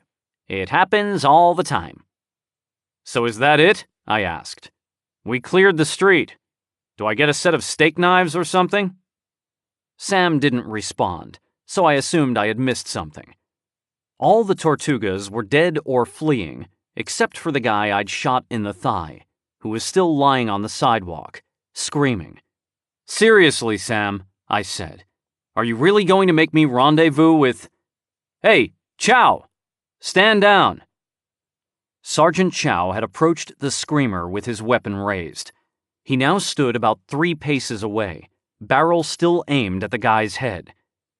"Sergeant Chow," I said, "lower your weapon." "He's a Tortuga, sir," Chow replied. "Standing orders to eliminate." 12. I stepped between Chow and the man on the pavement, who was still screaming. "It's a violation of the rules of engagement, Chow. Stand down." Chow didn't waver. "God damn it, Chow! Stand down!" "Sam, what is this? Are these guys programmed to execute prisoners?" The other members of the squad stood by, watching the confrontation unfold. I think we're done, Mr. Hewitt, Sam replied. The scenario is over, so if you can just take off the helmet— "Don't shut it down," I snapped. "Barnes, don't let him touch anything." "I'm on it," Keen said. "Proceed." "Sergeant Chow," I said, "who ordered you to execute prisoners?" "Sir," said Chow, "we have standing orders from command to eliminate all gang members in the DZ. Please step aside and let me do my job." I'm ordering you to answer my goddamn question, Chow. Who told you to execute prisoners? Sir, step aside, or I will relieve you of your command. I couldn't help laughing. You'll relieve me of my command? You're a bucket of electrons, you pathetic fuckstick. You're not even a real person. I take this helmet off, you disappear. Mr. Hewitt, said Sam, I don't recommend trying to explain. Shut him the fuck up, Barnes, I said. The other members of the squad were watching me anxiously. Sir, said Chow, you're acting erratically. I'm hereby relieving you of your command on the grounds that you are mentally unfit for duty. Please hand Captain Swartz your weapon. Wow, I said. This is amazing. You're all completely convinced that you're real. Look, I'm not letting you shoot this man, okay? It's not happening. So stand down. I was aware on some level just how insane this was. I was standing up to one figment of my imagination to prevent him from murdering another figment of my imagination. None of these people were real, so it made absolutely no difference if one of them got killed.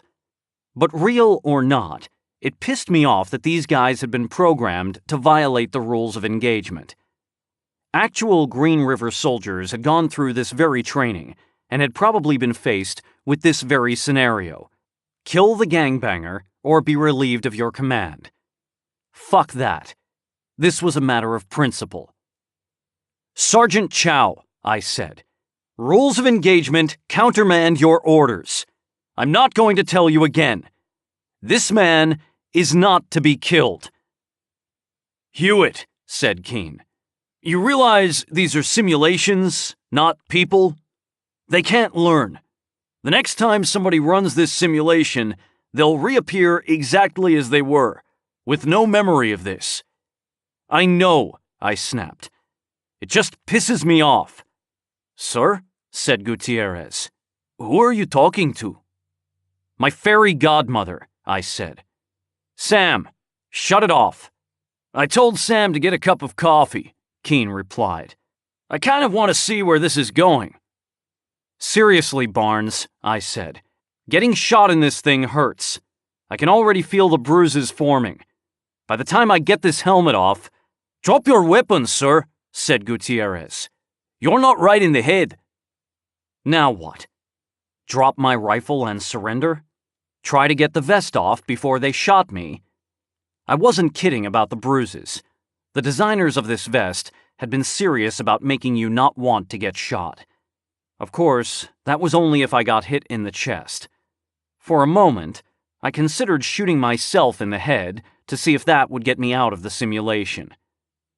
That's when Swartz shot the screaming man. 2 quick shots, right in the forehead. His body went limp. I raised my rifle and swept a burst at my squad. They were so surprised that none of them even got a shot off before diving to the pavement.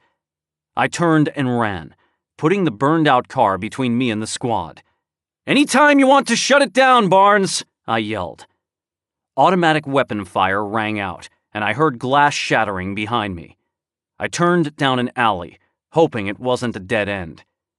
Straight ahead, about 50 feet down, was a brick wall. But the alley seemed to branch off into a T to the north and the south. I sprinted to the T. When I was almost there, I heard Keene's voice in my ear. "Go right here, Hewitt."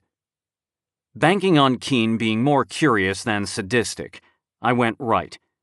More gunfire from the alley, and bits of masonry exploding to my right as bullets hammered the wall. Up ahead was daylight.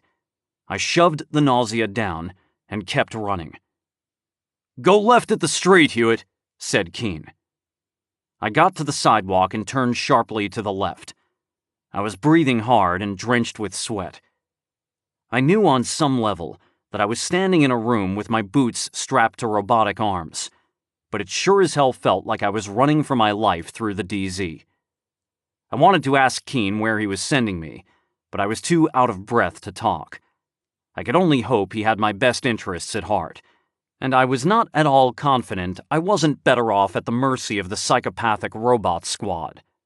"Cross the street here and go into the shoe store," said Keene. "You've got to be kidding me," I gasped. "Trust me, Hewitt," Keene said. "You'll dig this."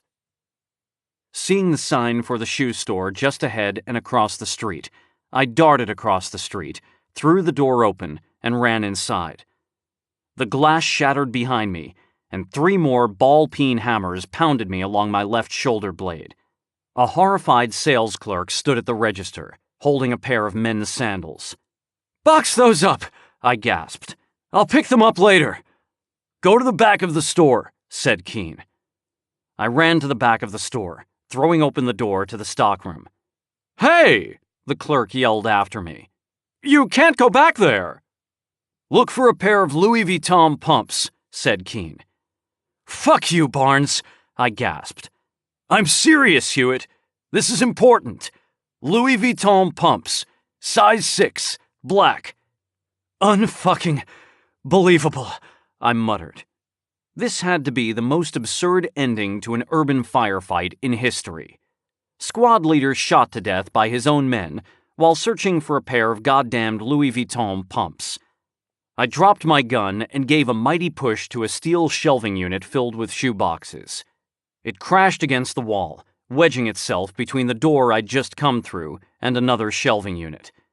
That would buy me a few seconds at least. Hopefully the shoes I needed weren't at the bottom of that pile. I located a shelving unit full of women's shoes right about the time my psycho robot squad started banging on the door. I followed the numbers on the boxes until I got to the size 6s, then started tearing into Louis Vuitton boxes. The black pumps were in the third one. "If you tell me to put these on," I said, "this relationship is over." "Look in the toe of the left shoe," said Keene. I felt inside the shoe and found something that felt like a key. I pulled it out. An honest-to-God skeleton key, just like in the movies. "How in the hell?" I asked. The psycho robot squad continued to bash against the door. Their initial efforts had only wedged the shelving unit more tightly in place, but now they were making progress through sheer brute force. One of the supports of the unit had begun to buckle, and the door had opened a few inches. "I'll explain later," said Keene. "Go to the back of the storeroom. There's a door that should lead outside, to an alley. Put the key in the lock, turn it 1 full rotation to the right, and then turn the handle." I ran to the back wall and put the key in the lock. As I turned it, I heard the sound of metal shearing behind me. In the rear cam display, I saw the shelving unit collapsing on itself. The door was open a good foot, and the slight figure of Captain Swartz was wriggling through. The lock clicked, and I turned the handle and pulled. The door to the alley opened. Behind me, Swartz was leveling her rifle. I went through the door and slammed it shut behind me. I was about to ask Keene how he knew about the key to the door leading to the alley, when I realized I wasn't in an alley. I was in the middle of an old-growth redwood forest that seemed to go on forever in every direction. The door I had come through was gone. Right in front of me was a redwood tree that must have been 300 feet high. Its trunk was a good 20 feet in diameter. A scattering of light trickled through the branches overhead. I could hear birds in the trees. "Mr. Barnes?" I said, slowly turning around to take it all in. "Where the hell am I?" "Mendocino," Keene replied. "Nice, huh? I told you it was going to be cool." "How did you know this was here? And how did you know about the key?" "Easter egg," Keene said. "I noticed some peculiar things in the simulation while you were vanquishing your cybernetic adversaries. That downed power pole in particular." "What about it?" "It had a Calcom logo on it," said Keene. "And?" "Calcom folded in 2032. This simulation is using old data. A very particular set of old data. One that I'm intimately familiar with. Project Maelstrom, I said, realizing what Keene was saying. This isn't the DZ as it exists in reality. It's the DZ as it was imagined shortly before the collapse. Not just imagined, Keene said. Designed. It's amazingly similar to the real thing, certainly close enough for training purposes, but it's not a model derived from the DZ. It's the model the DZ was derived from. The model that you built. Correct. I've always liked Mendocino, but it's such a hassle to get up there. A lot of walking. I prefer to just teleport there instantaneously. I used to eat my lunch here. How big is it? It's infinite in all directions, Keene replied. The trees are generated by a fractal algorithm. You could walk for 1,000 years and never see two identical trees. Well, consider me impressed, Mr. Barnes. I wish I could take credit for it, said Keene, but most of the actual development was done by a guy named Ed Casters. He was never officially on Maelstrom, but I used him for a lot of complex modeling work. Where's Ed Casters now? I asked. Evergreen Cemetery, replied Keene. He died in a car accident a few days before Gwen disappeared. Kanan got to him, I said. I assume so, Keene said. What a shame. The person who had designed this forest was clearly a genius. It's too bad they don't have one of these in the actual DZ. This is the actual DZ, said Keene. The platonic ideal. The one you've been to before is just a pale shadow of this one. If you say so, I replied. I'm taking this stuff off. I removed the gloves and the helmet, then started on the catches for the vest. Apparently sensing what I had in mind, the robotic arms I was standing on retracted into the floor, and the straps securing my boots loosened and disappeared back into their slots, like someone slurping up spaghetti. I was left standing on the raised footprints. I picked up the gun from the floor, took a step toward the door, and was hit by a wave of vertigo. "Easy, Mr. Hewitt," said Sam's voice over a speaker. "It can take a minute to acclimate to the real world again." I stood still for a time, taking several deep breaths. When the worst of the vertigo had passed, I walked the rest of the way to the control room and opened the door. Keene was sitting at the desk, watching data scroll past on a monitor. Sam was standing behind him, looking displeased. "Surprised to see you're still here, Sam," I said. "I thought maybe the violations of the Geneva Convention had been too much for you." Sam smiled weakly. "Yes," he said. "I'd forgotten that this particular squad can get a little overly ambitious." "That's one way to put it," I said. "I suppose you're going to tell me that stuff at the end was just a test, designed to see how the trainee would handle a squad going rogue? Of course, that wouldn't explain Chow's insistence that he'd received standing orders to execute gang members." "I just write software," said Sam.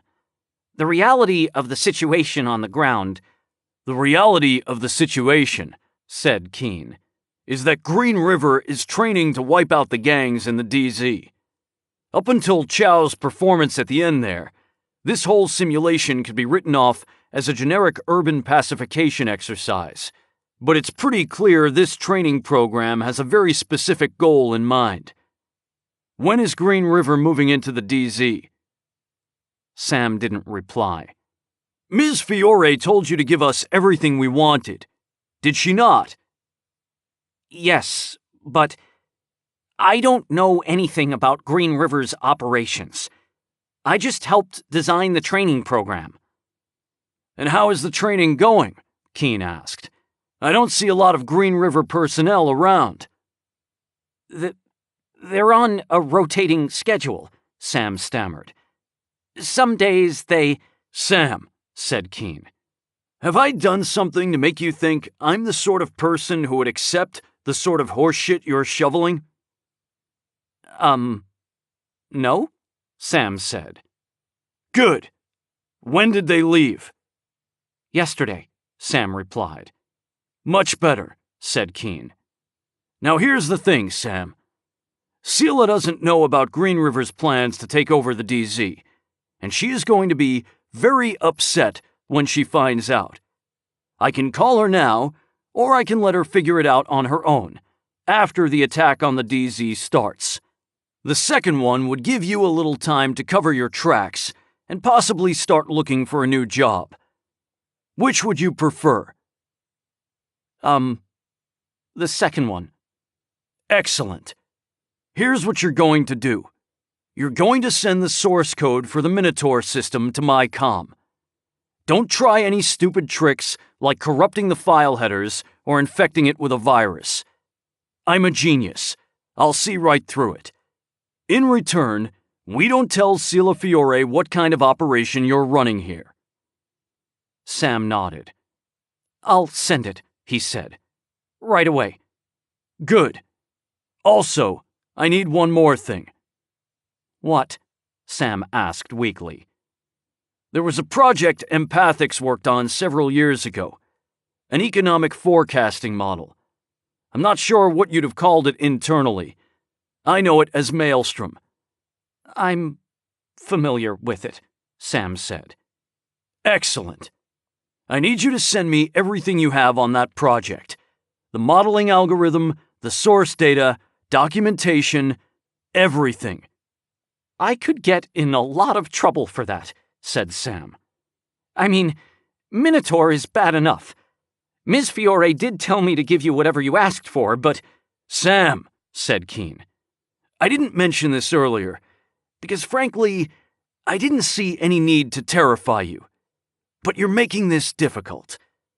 Do you know what treason is? Of course, said Sam. But I didn't— You did, Sam. You knowingly assisted an illegal invasion on American soil. It's a textbook case. They probably won't even give you a jury. Hell, you'll be lucky if you're allowed a lawyer. You'll get hauled before a secret military court, given a summary trial, convicted, and almost certainly sentenced to death by lethal injection. There's a good chance your family will never even know what happened to you, which is probably for the best, because you don't want your loved ones remembering you as a traitor anyway. They can't. They absolutely can, and almost certainly will, unless you delete all evidence pointing to an invasion of the DZ.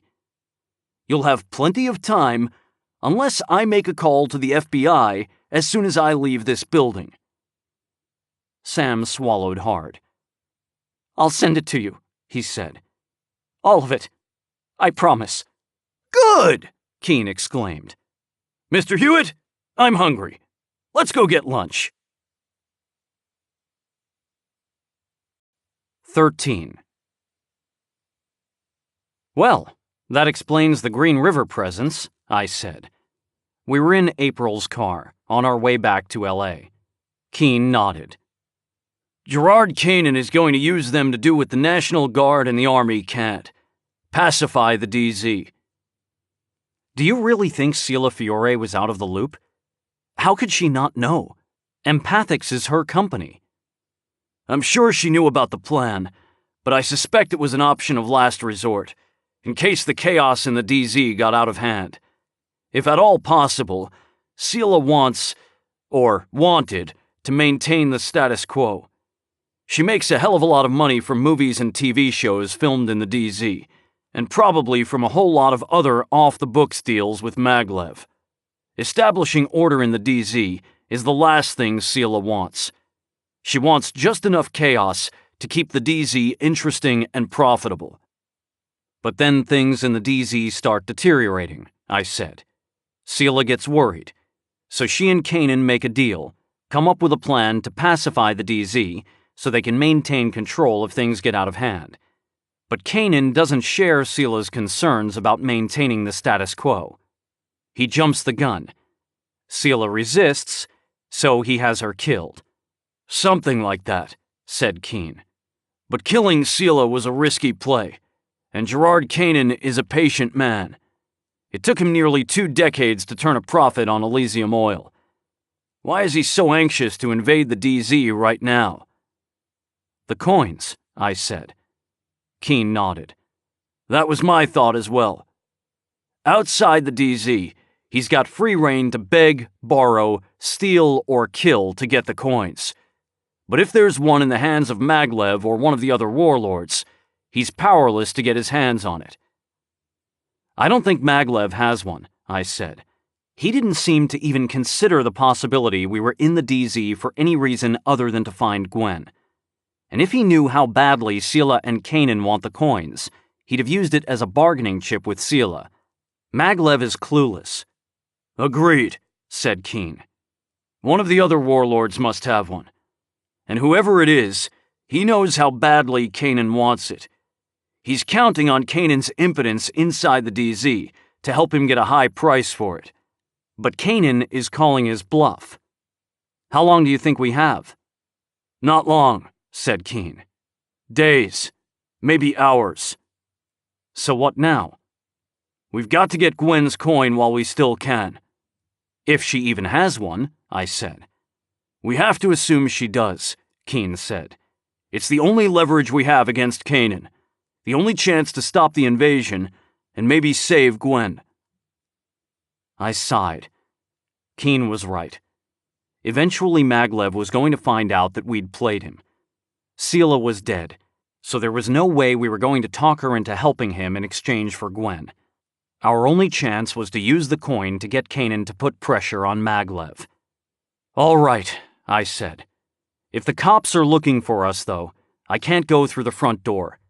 Find me a gap, somewhere near Willowbrook if you can manage it. Keene nodded and went to work on his comm. There were only a few streets you could legally take from Los Angeles proper into the DZ. Most of the smaller streets had been blocked off, and the major arteries now had checkpoints set up that were very similar to international border crossings, except for the fact that they were manned by the LAPD rather than Border Patrol agents. The security checks at these checkpoints were generally perfunctory.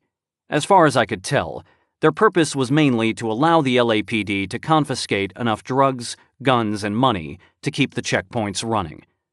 That said, there was no way a guy wanted for murder was going to be able to get through one. The east and west borders of the DZ were, for the most part, congruent with the old interstates, the 110 and the 710. The highway barriers had been topped with razor wire. The highways themselves were littered with broken-down vehicles and other hazards and had been officially declared a no-go zone by the city, meaning that the government took no responsibility for anything that happened there. The original intent of this policy had presumably been to free the government from liability in case someone broke their leg trying to get into or out of the DZ. The practical effect was that the highways were now patrolled by armed drones that would fire armor-piercing rounds into anything vaguely humanoid until it stopped moving. Judging by the number of dead raccoons and possums that lay scattered across this wasteland, the drone's parameters had been set to err on the side of mayhem. Fortunately, Keene kept a running list of weak points in the border. The list was updated frequently based on tips from Keene's various contacts inside and outside the DZ, as the LAPD was constantly repairing severed razor wire, and various miscreants were constantly making new gaps. You were still taking your life into your hands trying to cross the border, but if you could scale a couple of walls and avoid attracting the attention of the possum killers, you had a decent chance of making it across. Of course, if you were crossing into the DZ, your fun was only beginning. I had a backpack in the trunk with several spare magazines, but I was going to need some other supplies for a trip into the DZ. As we neared downtown, I pulled into the parking lot of a hardware store, backing up against a bush so that our license plate was hidden from the street. "Wait here," I said to Keene, who was still buried in his comm display. "I'll be right back." After scanning the area for cops, I popped the trunk and got out. Moving the backpack aside, I pulled up the trunk liner and grabbed the lug wrench from where it was nestled next to the spare tire. I checked the size. Looked like 3/4 inch. I put the wrench back down, closed the trunk, and went inside the store. I went to the nuts and bolts aisle and grabbed an L-shaped anchor bolt and a hex nut that measured 9/16 on the outside. Then I picked up a battery-powered circular saw, a package of microfiber rags, some industrial-strength epoxy, a small hammer, a pair of leather work gloves, 20 feet of nylon rope, and a roll of duct tape. On the way out, I also grabbed a small LED flashlight, 3 bottles of water, and 4 granola bars, just in case this little adventure took longer than I planned. I surrendered nearly all my remaining cash to the cute Latina manning the register, then exited, tossed my bounty in the trunk, and got back in the car. "Get anything for me?" Keene asked. "No," I said. Keene sulked. I started the car and pulled around to the back of the building and parked. I popped the trunk and got out of the car. I removed the lug wrench, the anchor bolt and nut, the epoxy and the hammer, placed them on the asphalt, and then sat down cross-legged next to my treasures. First, I made sure that the nut would fit inside the lug wrench. It would, just barely. There's enough play in a 3/4-inch wrench that a 9/16 nut will usually fit inside, but you'll have a hell of a time getting it back out, which was precisely the idea. I coated the inside of the wrench and the outside of the nut with epoxy, and then hammered the nut into the wrench. I gave it a couple minutes to harden, then twisted the anchor bolt into the nut. The end result of this was a very strong U-shaped piece of metal, with one leg of the U several inches longer than the other. I tied one end of the nylon cord to the bottom of the U, smeared epoxy along one side of the longer leg, then lay the nylon cord against the epoxied surface. Finally, I wrapped duct tape tightly around the whole business, starting with the end of the U that had the rope hanging off it, and continuing past the joint between the anchor bolt and the lug wrench. This was both for structural purposes and to dampen sound. I looked up to see Keene watching me. "Grappling hook," he said. "That's rather ingenious, Fowler. Where'd you learn to do that?" "Right here in this parking lot," I said. "It's called improvisation." I got a certain smug satisfaction from being better at certain types of problem solving than Keene. I began tying a series of knots in the rope, one every foot or so. "Did you find me a gap?" "I did," said Keene. "Toss the coordinates to your comm." I nodded. Having finished my knot tying, I got to my feet and shoved the makeshift grappling hook and the other supplies into the backpack and slammed the trunk. We got back in the car, and I drove to the motel where Olivia had gotten us a room. Hopefully she was still there, and not somewhere conspiring with Gerard Canaan. "Good luck, Fowler," Keene said, getting out of the car. He closed the door behind him, and I drove away. I pulled back onto the street, heading south along the eastern border of the DZ. Following the surface streets south and then west, I drove cautiously to avoid drawing the attention of the LAPD. The gap Keene had located was near the southern corner of the western border. I parked the car at the end of a cul-de-sac, beyond which was a concrete wall marking the border. I got out and grabbed my supplies from the trunk. I wished I had thought to take a flak jacket from the office, but it was too late for that now. I told myself I'd move faster and be more comfortable without it, at least until I was dead. 14. I went to the wall and turned left. According to Keene's intel, there was a gap in the razor wire about 50 yards north of 136th. It took me a while to spot it. A good 30-foot section of the wall's top was hidden by an overgrown clump of eucalyptus, but it was more or less where Keene's source had indicated. After looking around to make sure I wasn't being observed, I slipped behind the eucalyptus and worked my way toward where I'd seen the gap. Hopefully I hadn't misjudged the location. It would suck to get to the top of the wall and get a face full of razor wire. I pulled the grappling hook from the backpack and made a couple of loops of slack in the cord. It took me 3 tries to get the damn thing over the far edge of the wall. Thanks to the proximity of the vegetation, I had to throw it almost straight up. The first time it failed to grab, and the second time it nearly brained me. The wall was only about 10 feet high, so if I could have gotten a running jump, I could conceivably have pulled myself up by my fingertips. But the eucalyptus made that difficult. Besides, I wanted to get a feel for the grappling hook in case the wall on the other side of the highway was higher. I'd designed the hook specifically for these highway barriers. As far as I knew, they were the only walls I needed to get over. Once I'd made sure the hook was secure, I put on the gloves and the backpack, got a firm handle on the rope, then planted my feet against the wall. To be perfectly honest, I felt like a complete idiot, scaling a wall in broad daylight like Adam West in that cheesy Batman series from the 1960s. Fortunately, the eucalyptus gave me a fair amount of cover from any potential spectators in the area. I pulled myself so my eyes were level with the top of the wall. Thankfully, I was dead center inside the razor wire gap. Someone had cut the wire and cleverly coiled the loose ends into the eucalyptus stalks, so that it was virtually impossible to see the gap unless you knew where to look. Thank God for Keen's network of anonymous hooligans. I let go of the rope with my right hand and grabbed the top of the wall. I got my left hand on the wall as well and pulled my upper body onto the wall. For a moment, I remained as still as possible, listening for the telltale buzz of a drone. I heard nothing but the low rumble of traffic and the occasional staccato gunfire from somewhere in the DZ.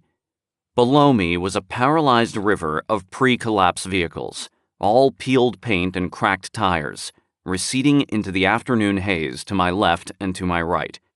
I pulled myself bodily onto the wall, coiled up the rope, and tossed it and the grappling hook down to the cracked asphalt shoulder below.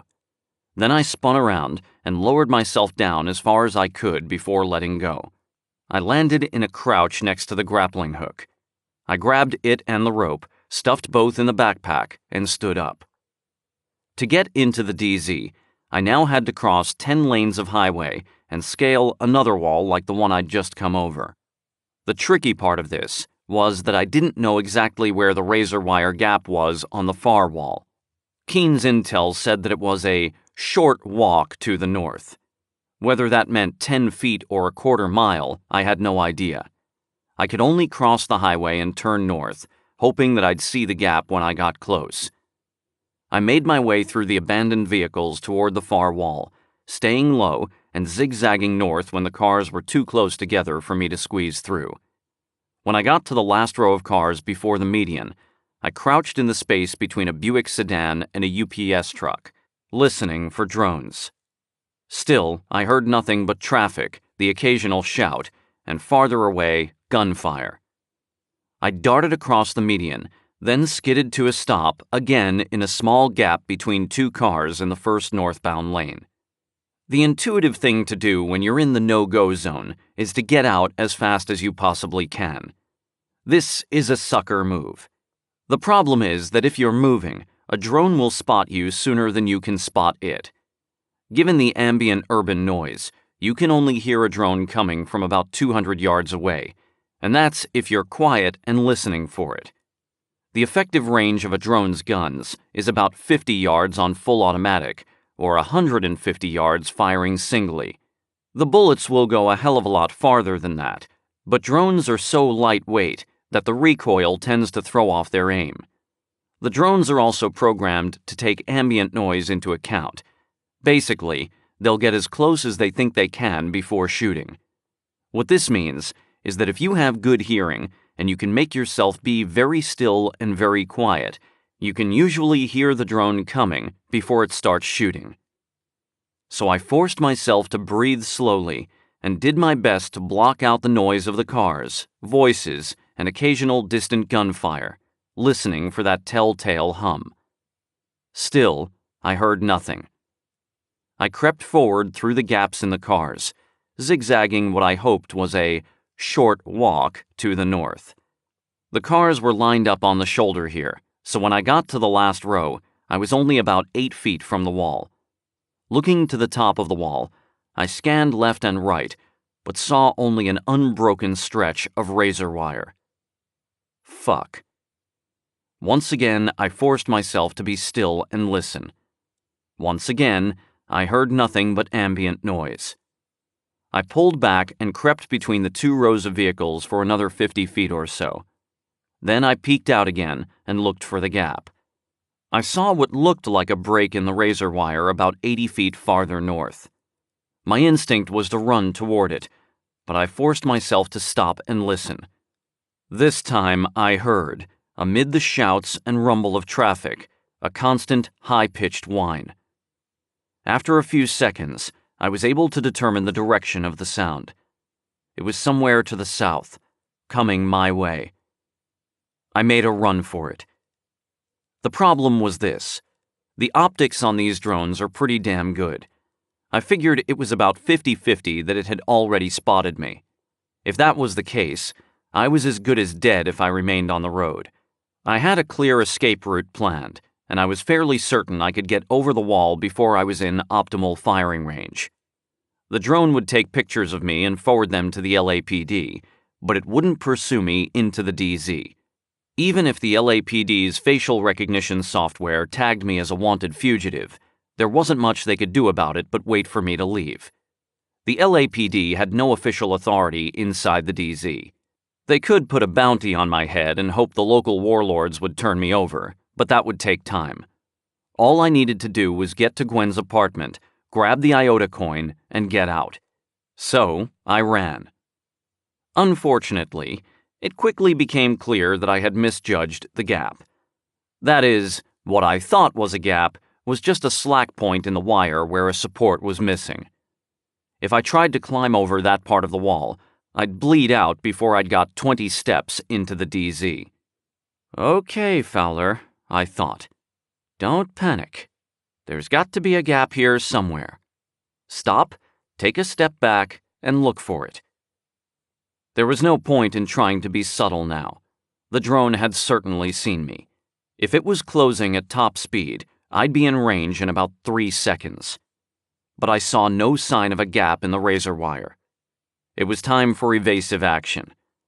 I turned and ran back into the sea of dead cars. Hiding from a drone is difficult. If it loses track of you, it switches to infrared. Drones can see right through cars. Fortunately, shooting through cars is a little bit more difficult, so I was reasonably safe as long as I could keep a vehicle between me and the drone. That would buy me a little time, but it wasn't a long-term strategy. The only way out of this was for me to disable the drone.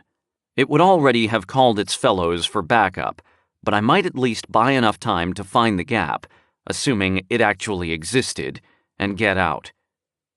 Drones aren't particularly hardy. The trouble with trying to shoot one down is that they are small and fast-moving, making them hard to hit. Well, that's part of the trouble. The other part is that by the time you get a shot off, it's probably already killed you 6 times over.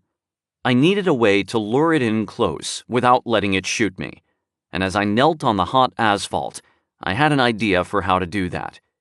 It was a lousy idea, as most ideas born of desperate circumstances are, but it was the only one that had managed to float to the surface of my not quite panicking brain at that moment. I peered through the windows of the nearest car, but not finding what I was looking for, moved on to the next. This one, too, had nothing to offer me. Keeping my head down, I crept to a third car. The buzz of the drone was loud now. I didn't dare look, but I guessed it was only a few car lengths away. It had slowed down, knowing that I was nearby. It was probably having a little trouble pinpointing my exact location, because the cars were radiating enough heat to scramble my heat signature. It couldn't see me unless I moved, or it caught a glimpse of me through a window.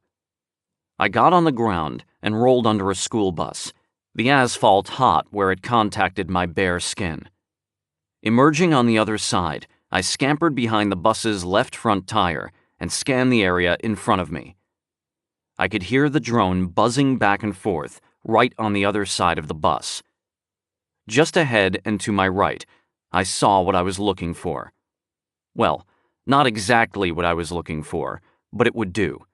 A badly weathered and warped 4-foot by 8-foot sheet of OSB siding, the stuff they use for the exterior walls of cheap apartment buildings. Probably slid off the back of a pickup on its way to a construction site. I crawled toward the sheet, doing my best to keep the bus's tire between me and the drone. Then I lifted the sheet and crawled under it, the warp in the sheet making it possible to lie flat on the pavement with the sheet lightly resting on my shoulders. My head was oriented toward the bus, and my gun lay flat on the pavement, with my right hand on top of it.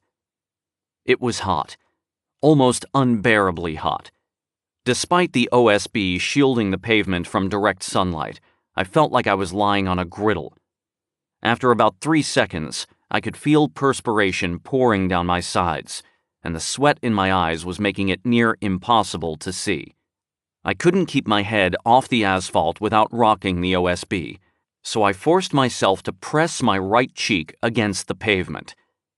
I'm not a big crier, but that brought tears to my eyes. I half expected to hear the sizzling of bacon. The upside to all this was that I was, I hoped, now virtually invisible to the drone. I was hidden from its conventional camera under the OSB, and the asphalt was so hot that I couldn't be much more than an indistinct blur on its infrared cam. The trick now was to stay conscious until the drone got close enough for me to shoot it down. I must have been losing a pint of water a minute.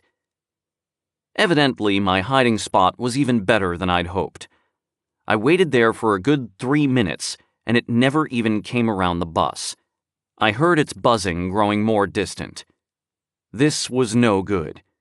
It wouldn't stop looking until it found me, and any minute it was going to be joined in the search by every other drone in the area.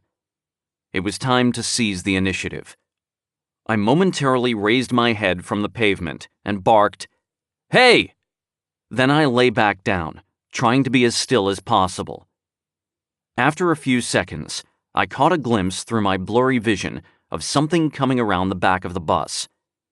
It was extremely tempting to raise my gun and just start shooting, but my reflexes were no match for the drone's. The nanosecond it identified something potentially human in the area, it would direct its fire at me. The best I could hope for was a draw, and taking the drone with me to the great beyond was going to be little consolation.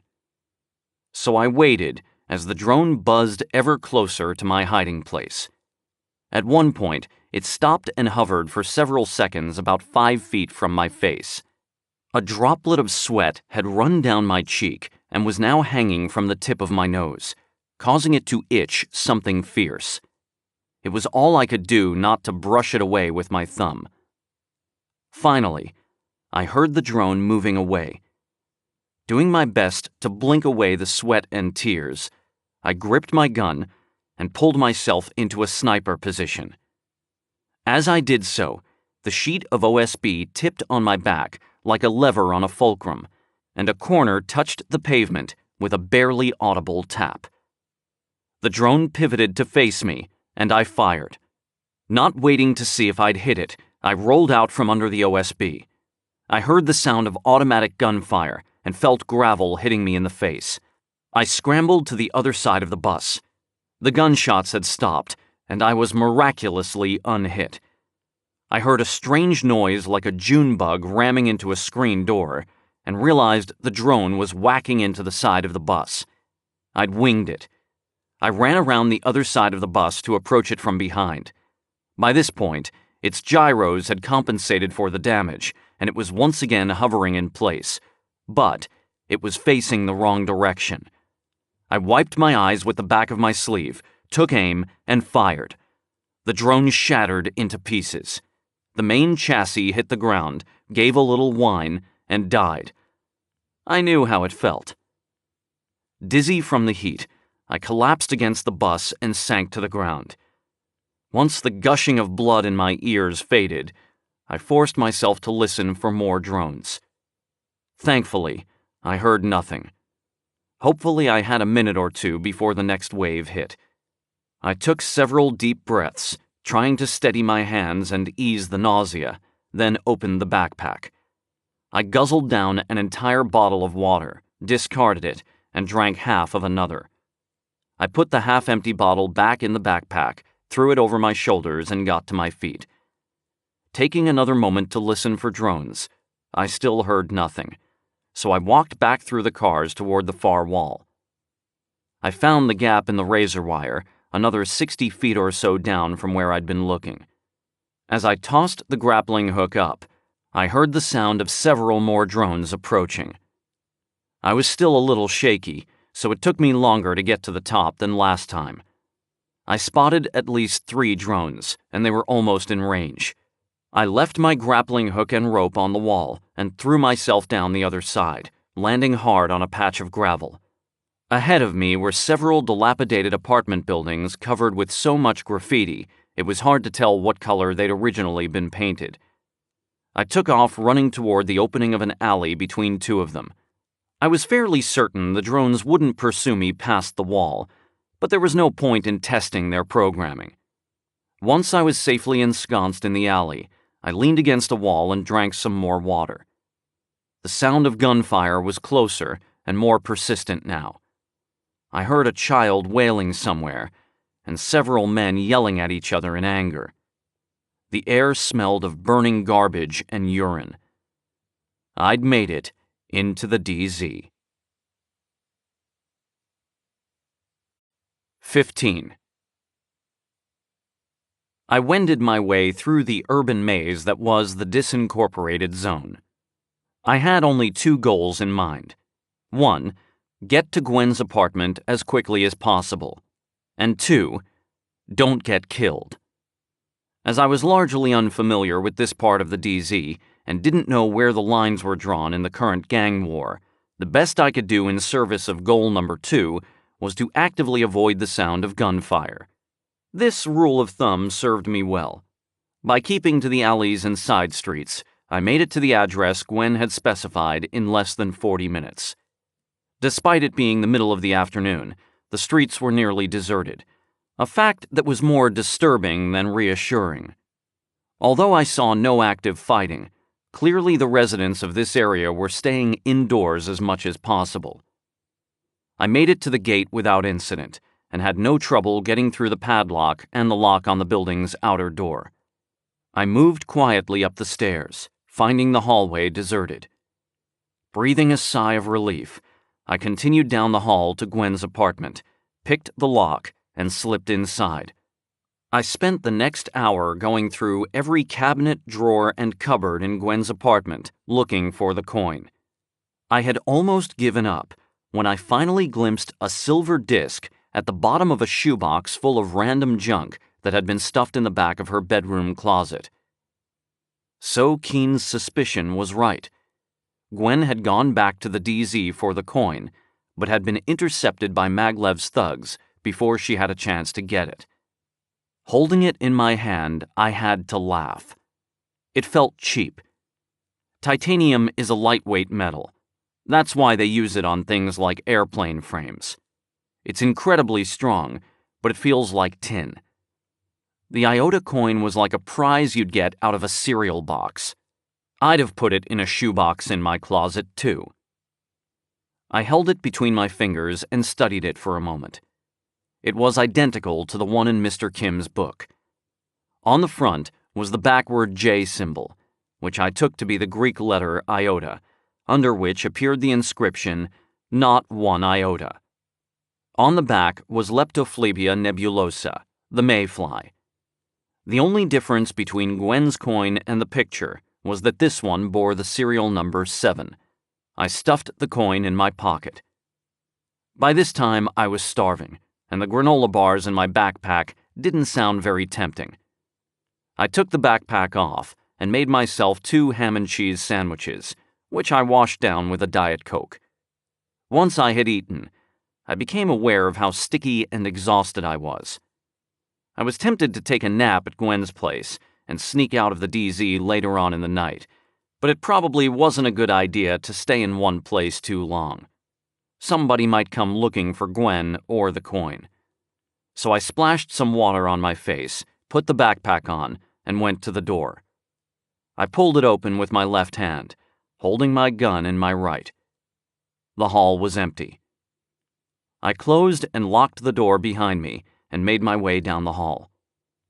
I was halfway to the stairs when a door opened just ahead of me.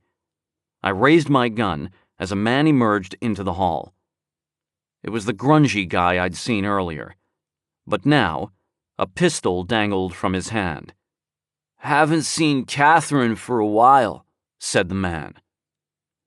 "Yeah, well," I replied, continuing toward him. "We all have our crosses to bear."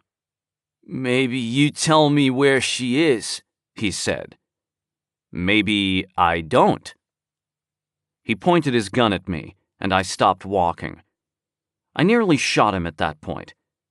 In retrospect, I should have.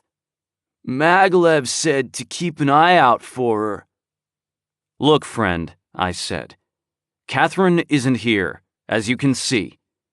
This really isn't any of Maglev's business." "Maybe you tell him that." "You live in a world of maybes, don't you?" I said. "Look, I get it. One of Maglev's guys comes by, tells you there's something in it for you if you can find out where Catherine is. Here's the problem. Maglev already has Catherine. That's why she isn't here now. So you're wasting your time." The guy thought for a moment. "Maybe you explain all that to Maglev." I was about to shoot him in the face just to liven up the conversation when I heard another door open behind me. I spun around to face the newcomer, a chubby Latino wearing gym shorts and a wife-beater. He was pointing a gun at me as well. Dumb, Fowler. Really dumb.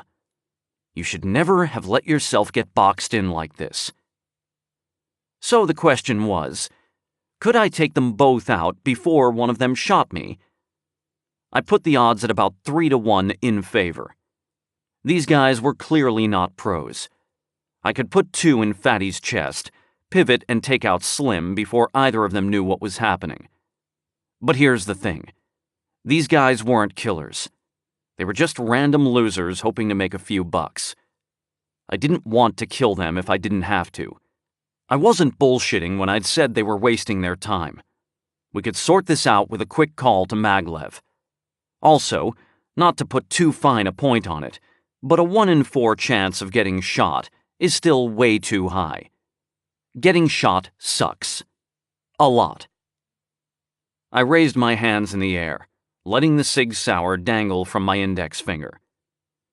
"Seriously, guys," I said, "this is a misunderstanding. Catherine's gone, and she's of no use to Maglev anyway. Do you have Maglev's comm ID?" Silence. "It's okay," I said. "I do." I don't generally have DZ warlords on speed dial, but Keen and I had recently had some dealings with Maglev. "I'm going to holster my gun, all right? Just stay calm." I turned sideways so that I could see both of them, then ever so slowly lowered my hands to chest level, bringing them in front of me. I took the barrel with the fingers of my left hand, grabbed the bottom of the grip with my right, and then gently slid it into the holster. "Airplane goes back in the hangar," I said as I tucked it into place. "Nobody gets hurt. Now here's what I'm going to do. I'm going to tap my comm and say Maglev's name to call him. I'll put him on speaker so we can all have a nice conversation together. Okay?" Neither of the men spoke, but Slim shrugged, which I took as a go-ahead. I tapped my comm. "Call Maglev," I said. Nothing happened. I tapped it again, glancing down to make sure I'd activated it properly. "Call Maglev," I said again, louder this time. Still nothing. Technology was not my friend today. I glanced at the comm display. "No signal," it read. Fantastic.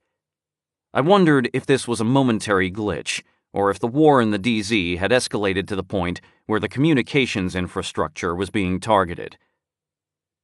Can't get a signal, I said.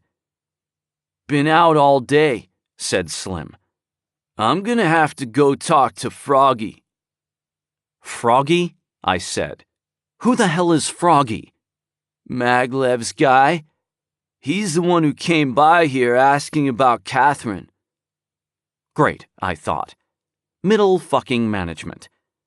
I'd be in this hallway a week before these guys talked to anybody in Maglev's organization who knew anything. I was really wishing I had shot Slim when I'd had a chance.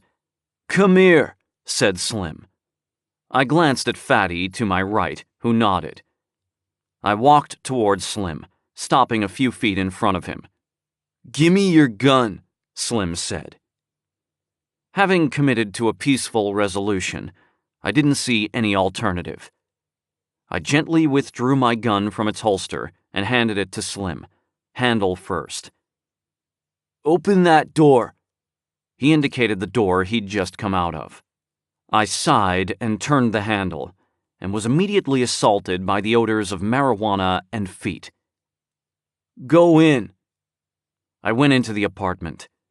Most of the windows had been covered with blankets, and dirty laundry and other refuse littered the floor.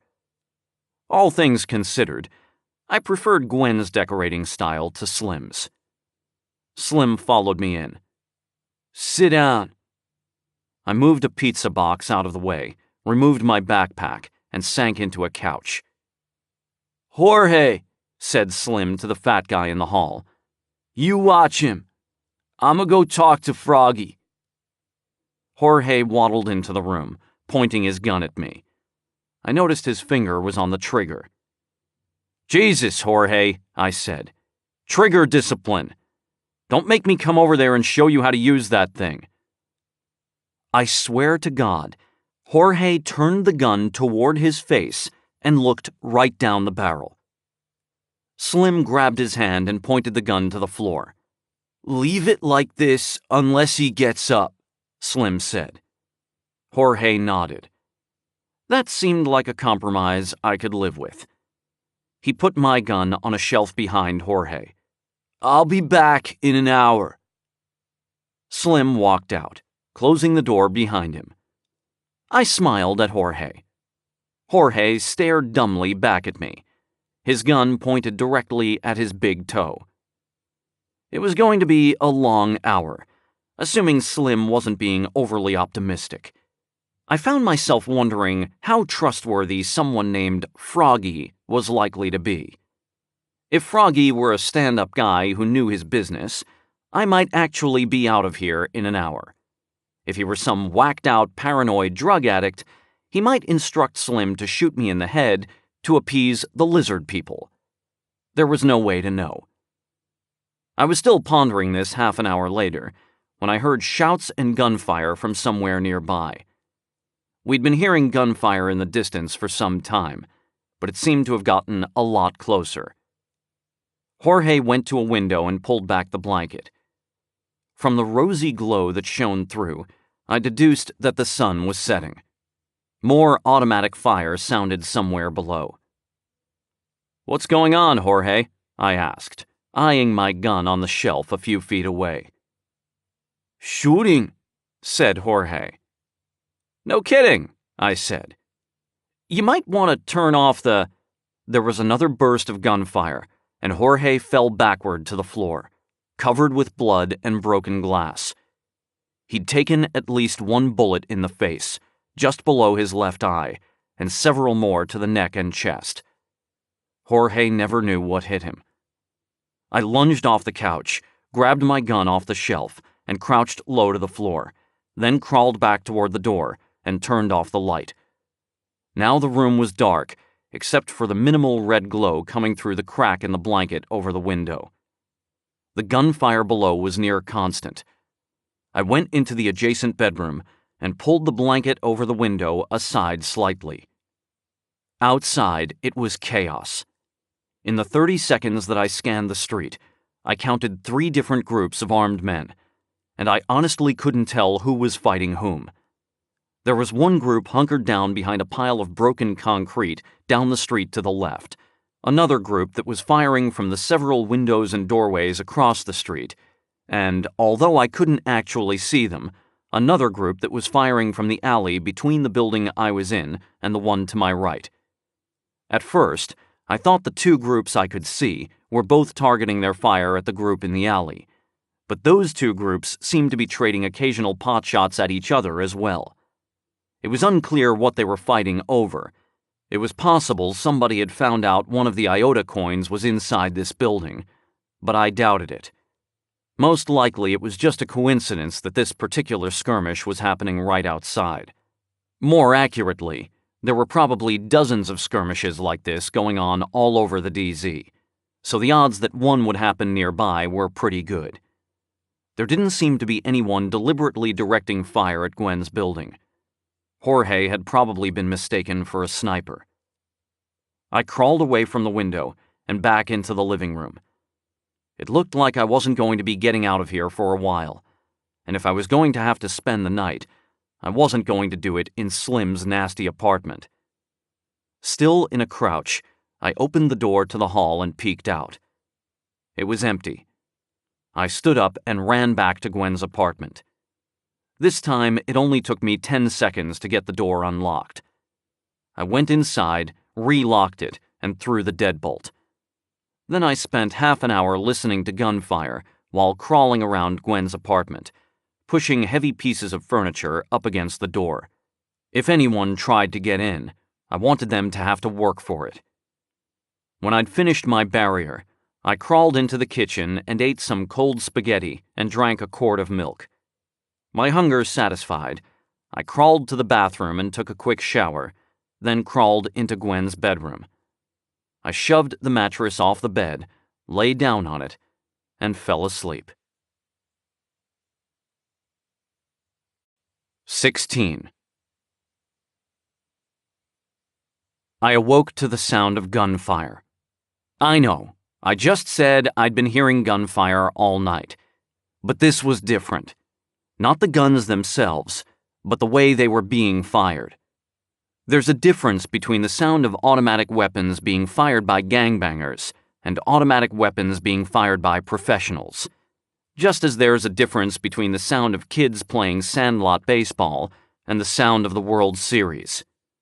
The languid, sporadic firing broken by long intervals of silence had given way to regular, controlled, staccato bursts, broken only by the few seconds it would take to reload or advance. Gone, too, were the taunts and coordinating shouts. The only vocalizations I heard now were screams and cries for help. An army had moved into the DZ. I crawled to the window and looked out. The new group was advancing from the south, to my right. A dozen or so men had taken up positions in the street, taking advantage of what cover they could find from doorways and parked cars as they went, but moving too quickly for anyone to get a bead on them. From their positions and the way they were directing their fire, I got the sense that the group behind the building had been vanquished. Either they'd been killed or had run away. The group across the street from Gwen's building seemed on the verge of doing the same. A few guys were still taking pot shots from windows, but the street out front was silent, and bodies littered the pavement. Within a few minutes, if the newcomers kept up the pace, they were going to scare off the gang down the street to my left as well. The good news, from my point of view, would be that there would soon be fewer stray bullets flying through the air in the general vicinity. The bad news was that if these guys really were pros, they wouldn't leave an entire apartment building unsecured for long. They'd break in and go door to door, making sure there were no snipers or other threats in the building. The bad news trumped the good news, in my opinion. I would have liked to pretend I didn't know who these people were or what they were after, but I was fairly certain I did. Gerard Kanan had sent Green River to take over the DZ. And while I'm sure there were lots of good reasons for someone to want to take over the DZ, number one in Kanan's mind was undoubtedly locating every last Iota coin in existence. If they ID'd me, word would go up the chain to Kanan that I'd been found nosing around the DZ. Even assuming they knew nothing about Gwen's Iota coin, Kanan would quickly figure out what I'd been looking for.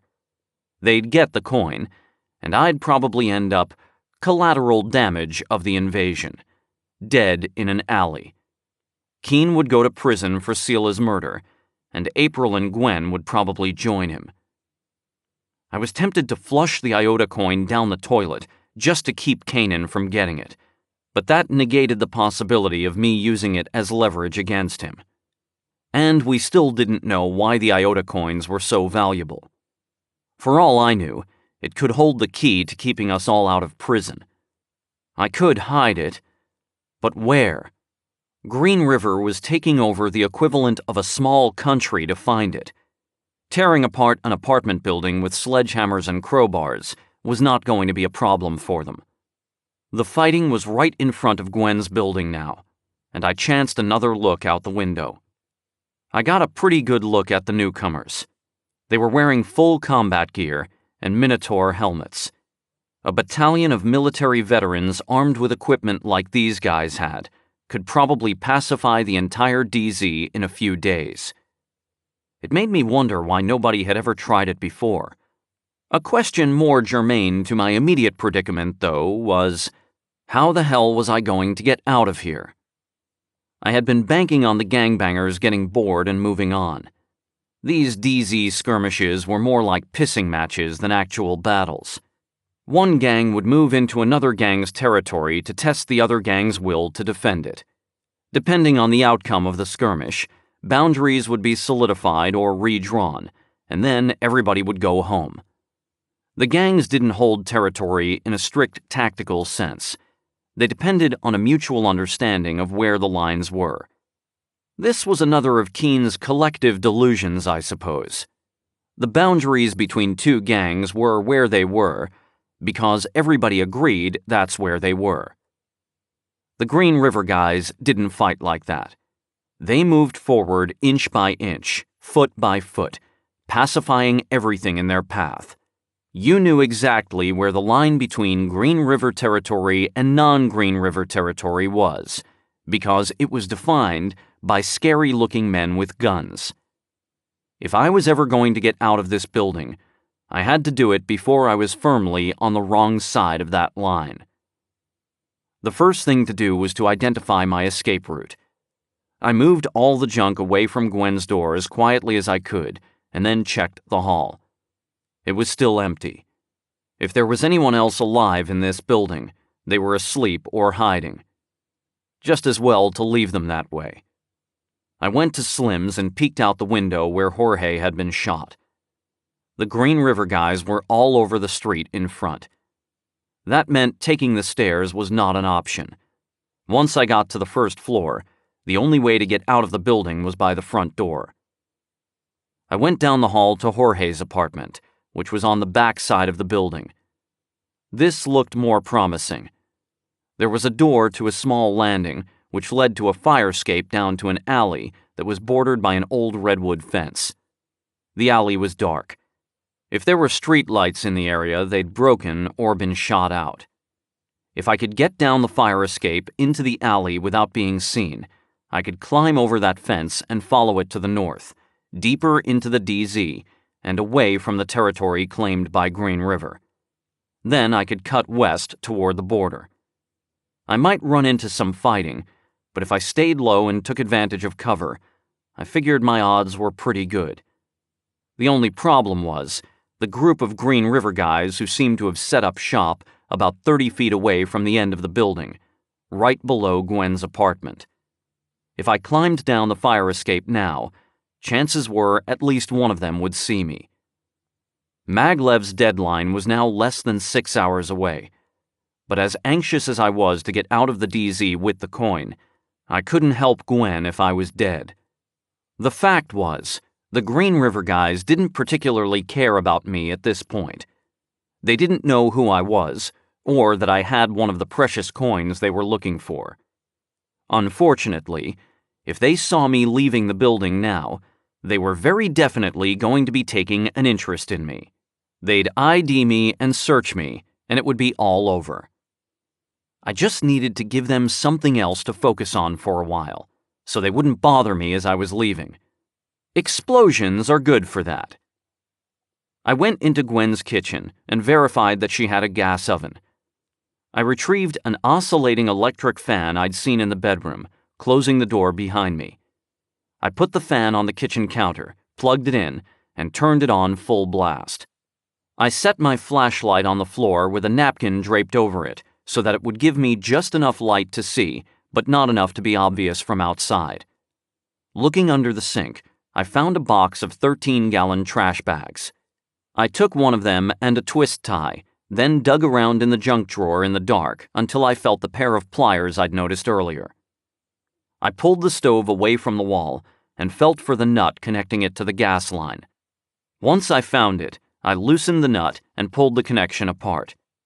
Putting down the pliers, I grabbed the trash bag and put the opening over the supply line. I set the timer on my comm, then wrapped the opening of the bag tightly around the gas line and secured it with the twist tie.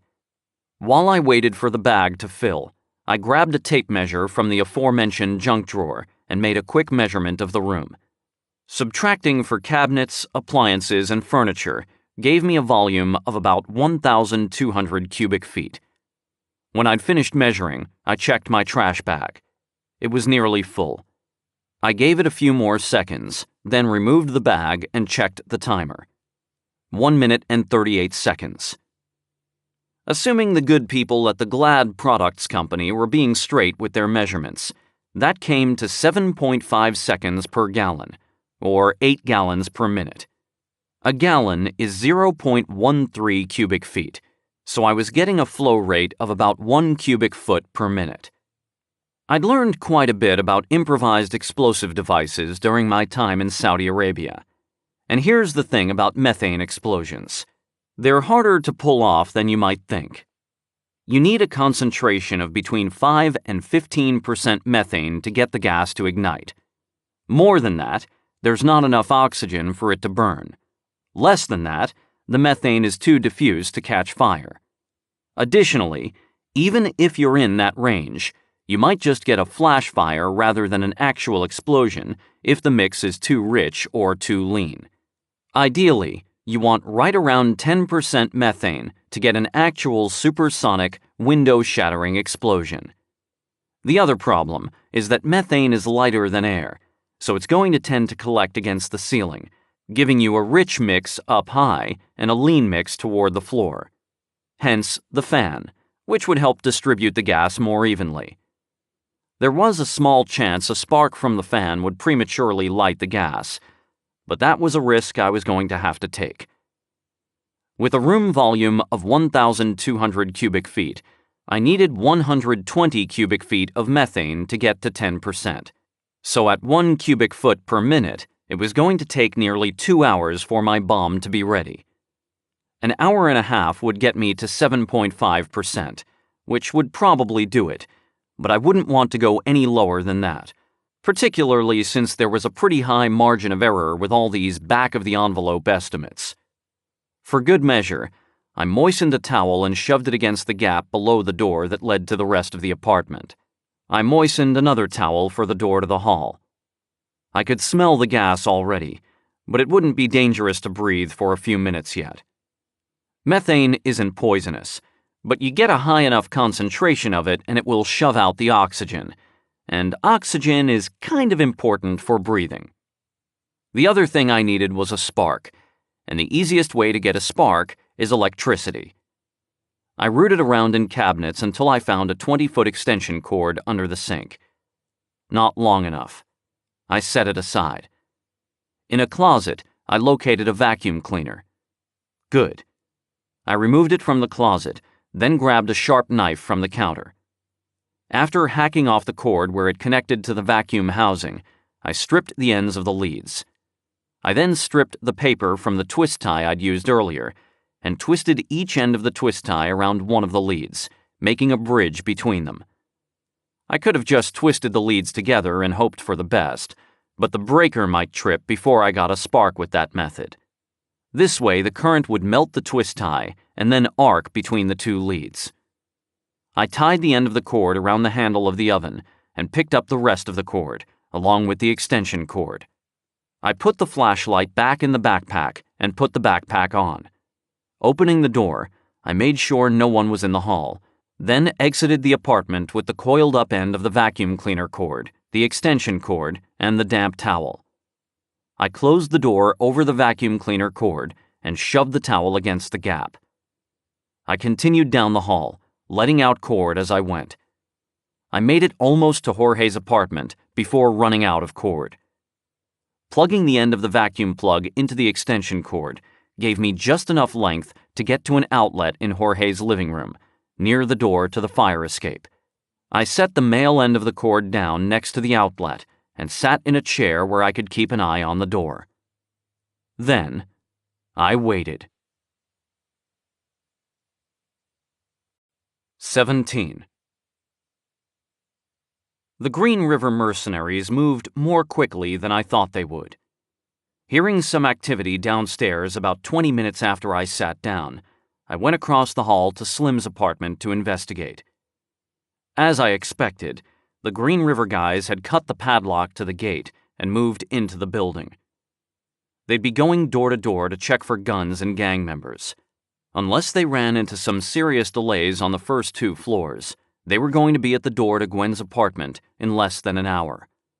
All I could do was go back and sit in Jorge's apartment with the door open, listening for the sounds of men coming down the hall and hoping that I had enough time. Well, that wasn't all I could do. In fact, I seriously considered plugging in the cord, hoping for a big enough flash fire to blind the guys outside for a few seconds and making my way down the fire escape. I didn't like my odds, but at least there wouldn't be any collateral damage. That was the problem with my current plan. The Green River guys were going to be opening doors and possibly escorting people downstairs. If I waited until the mercs got to Jorge's apartment before triggering the bomb, there might very well be civilians within the blast radius. I hadn't been too worried about the neighboring apartments, because there were at least a couple of walls between Gwen's apartment and her neighbors. But if there were people in the hallway, they could conceivably be seriously injured or even killed by the blast. I decided to take my chances. If there were civilians in the way, I just wouldn't trigger the bomb. That meant turning myself in to Green River, but I didn't see any other options. I wasn't going to kill innocent people to escape. So I waited, and smashed the mirror in Jorge's bathroom. This action served a purpose other than venting my frustration.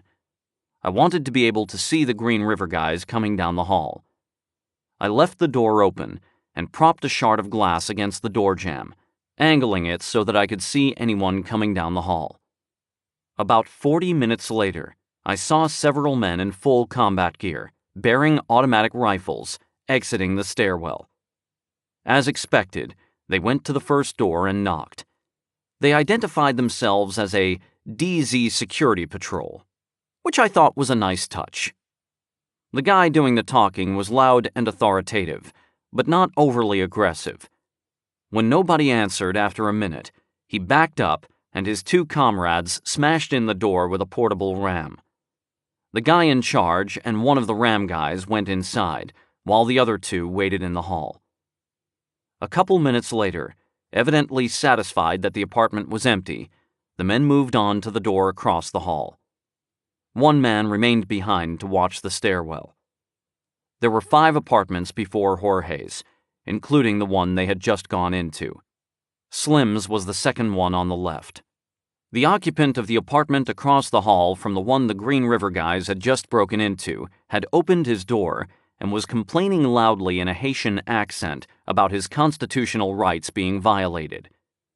I sympathized, but his argument was legally questionable, the DZ having been de facto disowned by the U.S. government, as well as highly inadvisable from a strictly pragmatic perspective.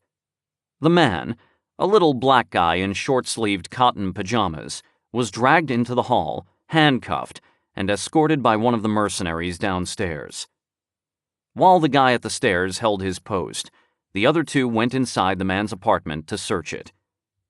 They finished with his apartment a few minutes later, and the man who had escorted the Haitian downstairs rejoined his fellows as they approached Slim's apartment. I had closed and relocked Slim's door, so they went through their usual routine of knocking, identifying themselves as DZ security, waiting a bit, and then bashing in the door. This time there was a bit of commotion as they found Jorge's body, but they deduced pretty quickly that he'd been taken out by a stray bullet through the window. They finished clearing his apartment and moved on. At this point, I picked up my mirror sliver and gently closed the door to Jorge's apartment. The Green River guys were getting close enough that they might notice me spying on them, and there was no point in accelerating things. I would just have to wait and listen for them to knock. And then what? I checked the time. It had only been an hour and 18 minutes since I'd started the gas flowing. Unless the next 2 apartments took them 8 minutes apiece, I was going to be below my minimum threshold. The gas would probably catch fire at this point, but it wouldn't blow out the windows or doors. It would just be a momentary flash of light and a big whoosh, just enough to put the mercenaries on edge. Maybe if I could let them into the apartment and stall them somehow. The problem being that I'd look pretty suspicious hovering over an outlet with an extension cord. I needed some way to remotely trigger the bomb. I searched Jorge's place frantically for some kind of electric timer, but found nothing. There was a timer on the oven, of course, but that would require some tricky wiring I didn't have time for. I needed a switch with a simple on-off circuit. A light bulb went on over my head as I walked into the bathroom. Literally, the bathroom light was on a motion detector. I went back into the living room, unplugged the extension cord from the vacuum cord, and then grabbed a butter knife from the kitchen. I went into the bathroom, turned the light switch off, and then climbed onto the bathroom counter to unscrew the light bulb. After dropping the light bulb in the wastebasket, I yanked the light fixture off its brackets and used the butter knife to unscrew the leads. Then I wrapped the leads around the prongs of the extension cord. I got down from the counter, turned the switch back on, plugged a lamp into the extension cord, and walked into the bathroom. The lamp went on. Good. I walked out of the bathroom, turned the switch off, then flipped it back on, doing my best to remain motionless. The lamp stayed off. I very slowly withdrew my arm from the room. The lamp stayed off. Taking a deep breath and cringing slightly, I plugged the vacuum cord back into the extension cord. Nothing happened. I exhaled. I went to the door and looked out the peephole. The Green River guys were going through the apartment across the way, which was apparently empty. Great. Jorge's place was next. My comm said that it had been an hour and 24 minutes.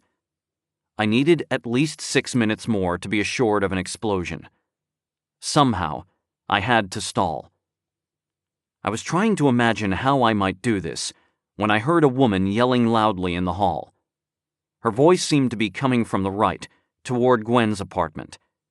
One of the guys in the hall was yelling at her to get back inside, but she was refusing to comply. This was not welcome news.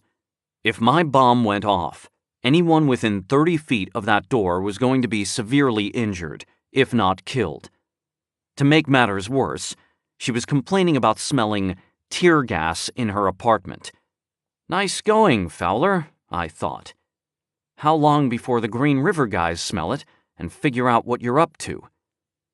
Hopefully they were too distracted to notice the vacuum cleaner cord running along the baseboard. I slid my gun under the couch and opened the door to Jorge's apartment, startling the man standing in the doorway across the hall. At the end of the hall to my right, maybe 10 feet from Gwen's door, was an elderly woman, still yelling about the tear gas. Halfway between us, facing away, was another Green River mercenary. He was assuring the woman that they were not using tear gas, that this was just a routine security check, and that she needed to get back in her apartment. Sorry, I said to the guy across the way. I heard the yelling. What's going on? I turned around and quickly locked the door, then turned to face the man again. DZ security check, said the man. Sir, you need to go back in your apartment. Security check? I said. Oh, okay. Did I hear something about tear gas? See? Cried the old woman. He smells it too. The man to my right looked back at me and scowled. Please, ma'am, he said, turning to face her again. You need to get back in your apartment. It's not safe for you out here. I saw a gold oak leaf on the man's shoulder, similar to the Army's major insignia. Most of these private security firms used an officer rank system modeled on the U.S. military. For combat positions, they usually hired only elite soldiers who already had some military experience, so they didn't have enlisted men per se.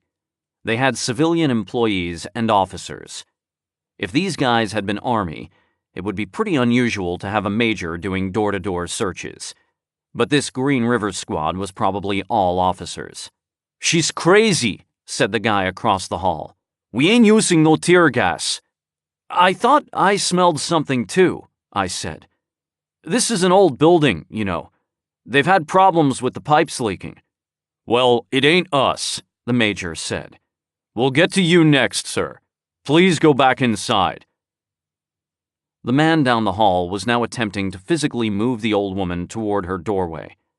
The old bird was putting up a hell of a fight, but I was starting to worry the guy was going to lose patience and clock her. Please, I said, moving down the hall toward them. Let me help. Sir, the guy behind me yelled. You need to get back inside. It's not tear gas, I said, coming up on the other side of the old woman. It's the pipes. They leak. Smell that? Natural gas. I already called. The guy is supposed to be coming out in the morning.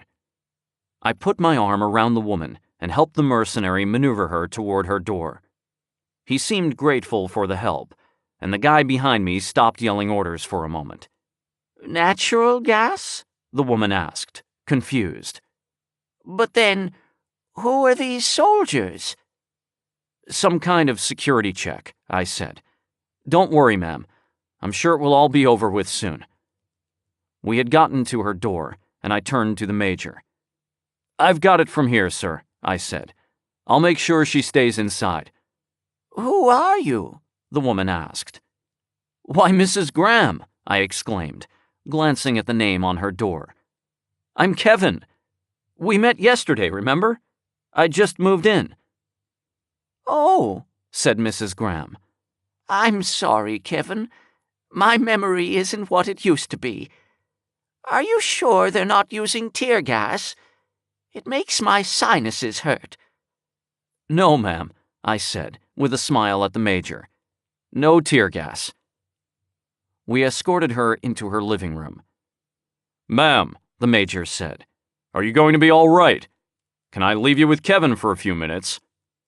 Oh, of course, said Mrs. Graham. Kevin's a nice boy. He lives next door. Okay, ma'am, the major said, backing toward the door. We'll be coming to your apartment in just a little while. Kevin will stay with you until then. But the guy didn't leave. He was still watching me. What's your full name, Kevin? Shit. Mrs. Graham, I said, why don't you go lie down in your bedroom? I'll handle this. I'm not sleepy, said Mrs. Graham. And I should make coffee for the soldiers. You got some ID, Kevin? Asked the man. I sighed. Look, Conroy, is it? I said, reading the name on the pocket of the man's fatigues. Kevin isn't my given name. I had some trouble after I got out of the service. Nothing major, but I got mixed up with the wrong people. That's why I'm here. Trying to start over, you know? What kind of trouble? Conroy asked, with a frown. Your name isn't Kevin? Mrs. Graham asked. Don't really want to talk about it, I said. Mrs. Graham, please go to your bedroom. Mrs. Graham scowled at me, but didn't move. This was not going well. Conroy looked like he was about to call for help. It was time to mix things up a bit. "Hey," I said, pretending to pick something up from the bookshelf to my right. "You ever seen one of these?" I was holding the Iota coin between my thumb and forefinger. "Jesus," said Conroy, looking at the coin. "Is that—" "It's one of them Iota coins. They only made 9 of them. I wonder if they're worth anything." "Where did that come from?" asked Mrs. Graham. "That's not—" "Some kind of bug on the back," I said, studying the coin. "Like a dragonfly." "Let me see that," said Conroy, taking a step toward me. "What do you think this means?" I asked. "Not 1 iota. That's weird, right? How can it be not 1 iota?" "Give it to me," said Conroy, taking another step toward me. The barrel of his rifle was still pointed at the floor, but it was creeping upward. "Oh well," I said. "It's all yours if you want it." I tossed the coin in an arc just over Conroy's head. He snagged it with his left hand, and I punched him in the face. While he was still stunned, I undid the catch on his sidearm holster and pulled out the gun, a Glock 9mm automatic. With my left hand, I redirected the barrel of his rifle, and with my right, I jammed the gun under his chin. By this time, he had steadied himself, but blood was gushing out of his nose down his chin and neck. "Shh," I said. Conroy swallowed hard and gave a curt nod. "Mrs. Graham," I said, "for this portion of the program, I strongly suggest you retire to your bedroom." Mrs. Graham, a bewildered look on her face, nodded and walked down the hall. "Conroy!" yelled somebody in the hall. "Where'd that guy go? We need to get into his apartment." "Tell him you'll be right out with the key," I said quietly. "You've just got to make sure Mrs. Graham is okay." Mrs. Graham went into her bedroom, closing the bedroom door behind her. Conroy glared at me. "Hey, Conroy!" yelled the voice in the hall again. "What's going on?" I pressed the gun harder against Conroy's jaw. Conroy glared at me harder. "Give me a sec," Conroy yelled. "Just making sure the old lady's okay. Thought she was having a heart attack or something. I've got the key. Just hold on." "Very good," I said. "Put down your rifle and close the door." He lowered the gun to the ground, walked to the door and closed it. "Lock it," I said. He locked the door and turned around. "Take off your gear," I said. "Huh?" "Your helmet, your vest, your boots. All of it. Down to your skivvies. Do it fast. I'll take that coin, too." Conroy grumbled, but he complied. I guessed I had about 30 seconds before the guys in the hall figured out something was wrong, and when they did, I wanted to be wearing as much bulletproof clothing as possible. It had also occurred to me that I had a better chance of getting out of the DZ alive if I looked like I worked for Green River. Fortunately, Conroy and I were roughly the same size. I moved the rifle a healthy distance away and then began stripping down as well, keeping the Glock close. When Conroy and I were both down to our skivvies, I heard a crash through the wall on my left. Conroy's pals had evidently decided not to wait for him and had moved into Jorge's apartment. Things were going to get really interesting when one of them wandered into the bathroom. I ordered Conroy to sit cross-legged on the floor with his hands on his head while I got dressed. "What the hell is going on out here?" asked a voice to my left. Mrs. Graham had emerged from her bedroom into the hall. "Why are you naked?" I was not, strictly speaking, naked. By this time I had Conroy's pants on and was working on the shirt. Conroy was still in his skivvies. "Mrs. Graham," I said firmly, "it isn't safe for you out here. You need to go back to your room."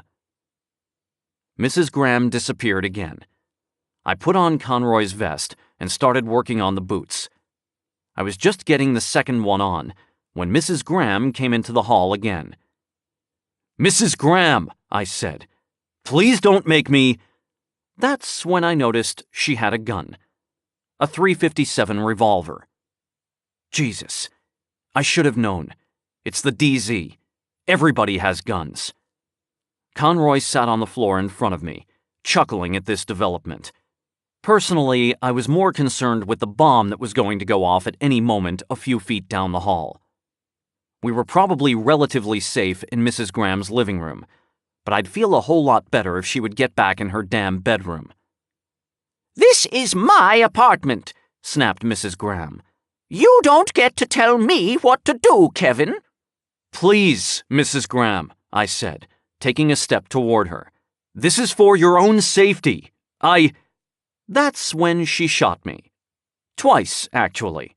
Right in the chest. It hurt, but it would have been a lot worse if I hadn't been wearing Conroy's vest. Damn it, Mrs. Graham, I shouted. Get back in your fucking bedroom! I don't usually swear at old ladies, but Mrs. Graham was going to get us both killed. Suddenly wide-eyed, she backed into her bedroom and slammed the door. Too late. I turned to see that Conroy had gotten to his feet and opened the front door. Conroy! I shouted, pointing the Glock at him. Close that door and... There was a flash, and for a moment, I saw Conroy engulfed in flames. Then the shockwave hit me, and everything went black. 18.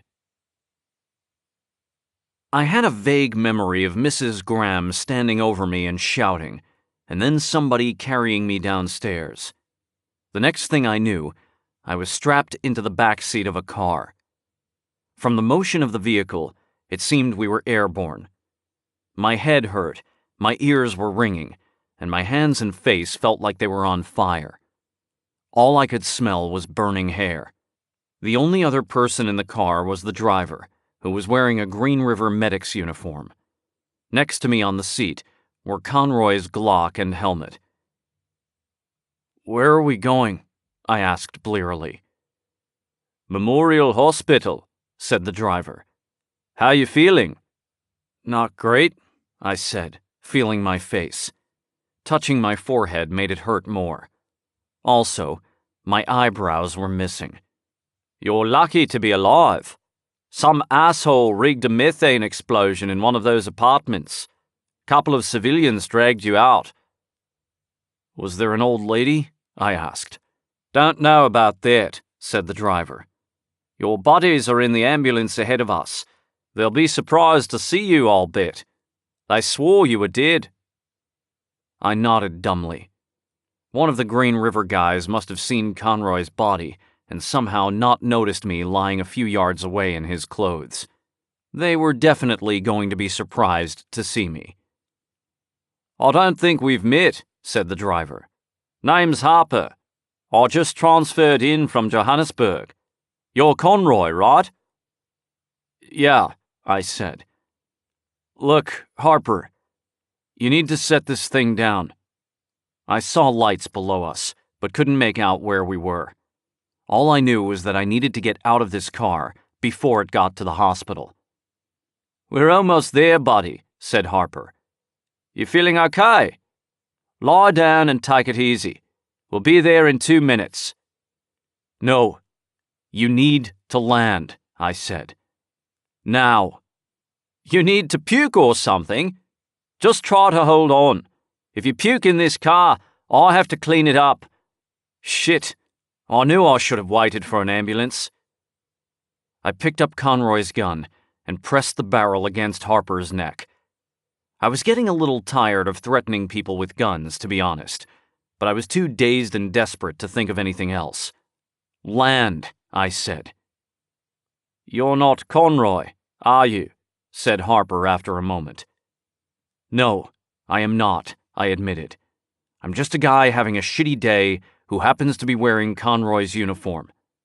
Admittedly, though, my day was going better than Conroy's. All right, Harper said. There are no landing zones in this area, but I'll see what I can do.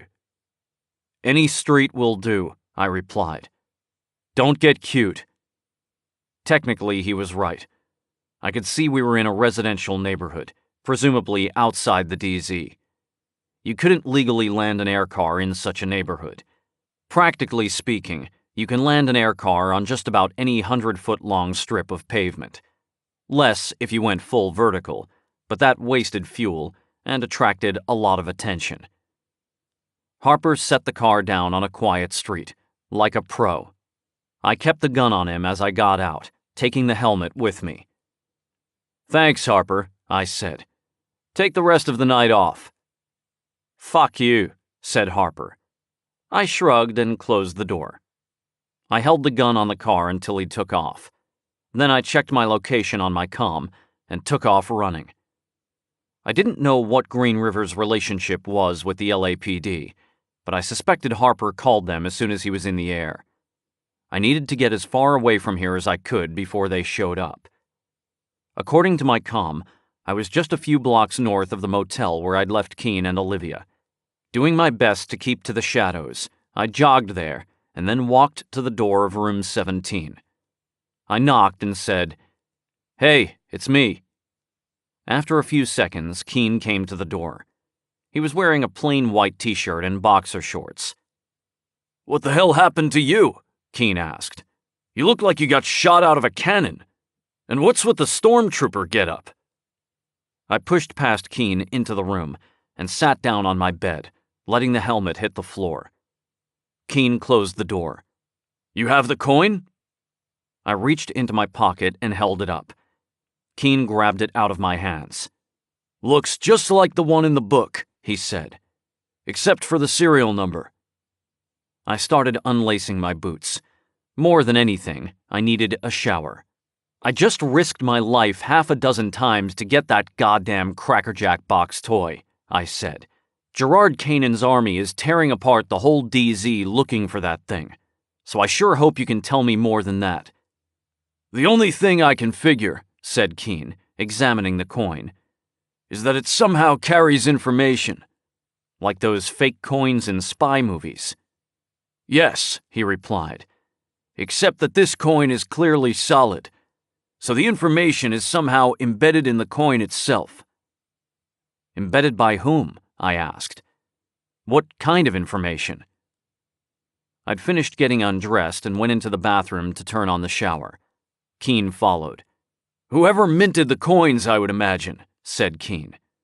"I did some digging while you were gone to see if I could determine who made them, but didn't come up with much. As far as I can tell, they were minted by a privately owned company in Hong Kong that no longer exists. Regarding the sort of information, that's another excellent question." I got into the shower. The cold water felt good on my face. I scrubbed my scalp and felt the burnt ends of my hair breaking off. "Maybe it's imprinted inside the coin," I shouted. "Like you need an X-ray machine to see it." I turned off the shower and grabbed a towel. "That would be a pretty good trick to pull off, even with a copper coin. Creating a void inside the coin somehow. And titanium is much harder to work with than softer metals." "What about weight?" I asked. "Maybe each coin has a slightly different weight, and if you put all the weights together, you get a code or something." I peered into the mirror. I really did look like shit. My eyebrows were completely gone, and my face, neck, and backs of my hands were bright red. Blisters had formed on my right cheek. "Could be," said Keen. "But frankly, it seems too obvious. And you certainly wouldn't be able to transmit much information that way. Let's suppose you can control the variation of the weight of the coin to 1/1000th of a gram, which is about the weight of a grain of table salt. That's pretty fine. This coin weighs about as much as a quarter, which is 5.6 grams. Unless the person encoding this information wanted to be really obvious, they'd keep all the coins within 1/10 of a gram of each other. So every coin is between, say, 5.600 grams and 5.699 grams, with a margin of error of just less than 1 milligram. That really only leaves the hundreds place and the thousands place to work with. 2 digits. Hell, You get one digit from the serial number. Hard to see why anyone would go to all that trouble to hide a 2-digit number. I had finished drying myself off and wrapped a towel around my waist. Keen, obviously relieved, opened the bathroom door and walked out. I followed him. I sat down on the other bed. Then what? I asked quietly. The balance is off? Maybe if you flip the coin, it lands funny? Keen shook his head. Even if you could get it to land on the same side every time, that's one bit of information. Your varying weights idea was much more practical, and that was idiotic. Keen tapped something into his notebook. I saw that he had brought up a magnified image of an Iota coin that had sold on eBay a few days ago for $800. 2 of the coins had been sold on eBay in the last week, serial numbers 1 and 8, to the same anonymous bidder. The bidder was presumably Kanan, or someone working for him. Keen was comparing the coin I'd given him to the one on the screen. I lay on the bed and closed my eyes while he did this. I was almost asleep when he muttered something under his breath. "What?" I asked. "There's no difference," he said. "The front and the back are both exactly the same, except for the serial number." "Isn't an image information?" I asked. "Maybe the image is the message." "But then why are there 9 different coins with 9 different serial numbers? And why is Kanan so dead set on getting every last one?" "Could be he's afraid of somebody else getting the information. He wants to get every copy to hide them." Keen shook his head. "If the image is the information, then the information is all over the place. It took me 3 seconds to find a 600 DPI image of the damn thing." "Well, hell," I said. "Should we try tossing it, just to see what happens? Maybe it will do something crazy, like landing on its side." Keen cocked his head at me, a very strange look on his face. "Landing on its side," he said. "I wasn't serious," I said. "I'm pretty sure it's not going to land on its side." "No," said Keen. "But what if it did?" I said. "Then it would be time for a trip to Vegas?" But Keen wasn't listening. He was frantically searching the desk and surrounding areas for something. "I need a pencil, Fowler," he cried. "Find me a pencil!" Just then, there was a huge crash, and the door to the room flew open. 2 men in full Green River gear stood at the doorway with a battering ram. I looked around frantically for the Glock and realized I'd left it in the bathroom. The men stepped aside, and 2 others, also in full combat gear, strode into the room, pointing their rifles at me and Keen. We put our hands up. My towel fell to the floor. "Where is it?" one of the men asked. "I don't know what you're talking about," I replied. "The coin, smart guy. Don't think I won't shoot you. I don't give a shit." Keen opened his hand, revealing the coin. "Thanks," said the Green River man, taking the coin. "Now get dressed. You're coming with us." 19. I got dressed, and Keen and I were prodded into the back of a heavy-duty utility air car. I didn't see Olivia. I'd nearly forgotten she was still in the adjoining room. Either she was blissfully unaware of our situation, or she was behind it. I'd have bet heavily on the latter. Keen and I had let our guard down, and we were paying for it. Olivia had sold us out to Green River. The air car lifted off and headed northwest. 10 minutes later, we descended to a pad behind a luxurious cliffside house in Malibu. Keen and I were escorted to a room overlooking the Pacific Ocean. Sitting in a chair, a tablet cradled on his lap, was a short, gray-haired man with a taut, expressionless face. I recognized him as Gerard Kanan. "Gentlemen," said Kanan, glancing in our direction but not getting up. "Please have a seat." We sat. One of the Green River guys handed the Iota coin to Kanan, who nodded and clutched it against his chest as if it were a crucifix. The Green River guys left the room silently, leaving only a single bodyguard at the door. "I trust you know who I am," said Kanan, peering at us from under bushy gray eyebrows. "Thank you for retrieving the final Iota coin." "We don't work for you, Mr. Kanan," I said. "No," said Kanan. "You work for Sila Fiore, who is sadly going to be unable to fulfill her contractual obligations. Being an honorable man, however, I am happy to pay you for your services rendered thus far. How does 20,000 iotas sound?" I had been about to tell Kanan to go fuck himself, but 20,000 iotas was a hell of a lot of money.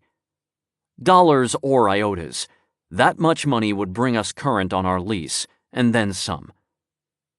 "Iotas, eh?" said Keen. "Interesting choice." Kanan shrugged. "I do business in iotas when I can." "I'm sure you do," said Keen. "Completely untraceable. No reporting requirements to deal with. You could have billions in iotas stashed away, and no one would know." "I'm no longer as wealthy as I once was," said Kanan, "but I get by." "So I see," Keen said, staring out the window at the waves crashing against the cliff far below. "Did you buy this house with iotas as well?"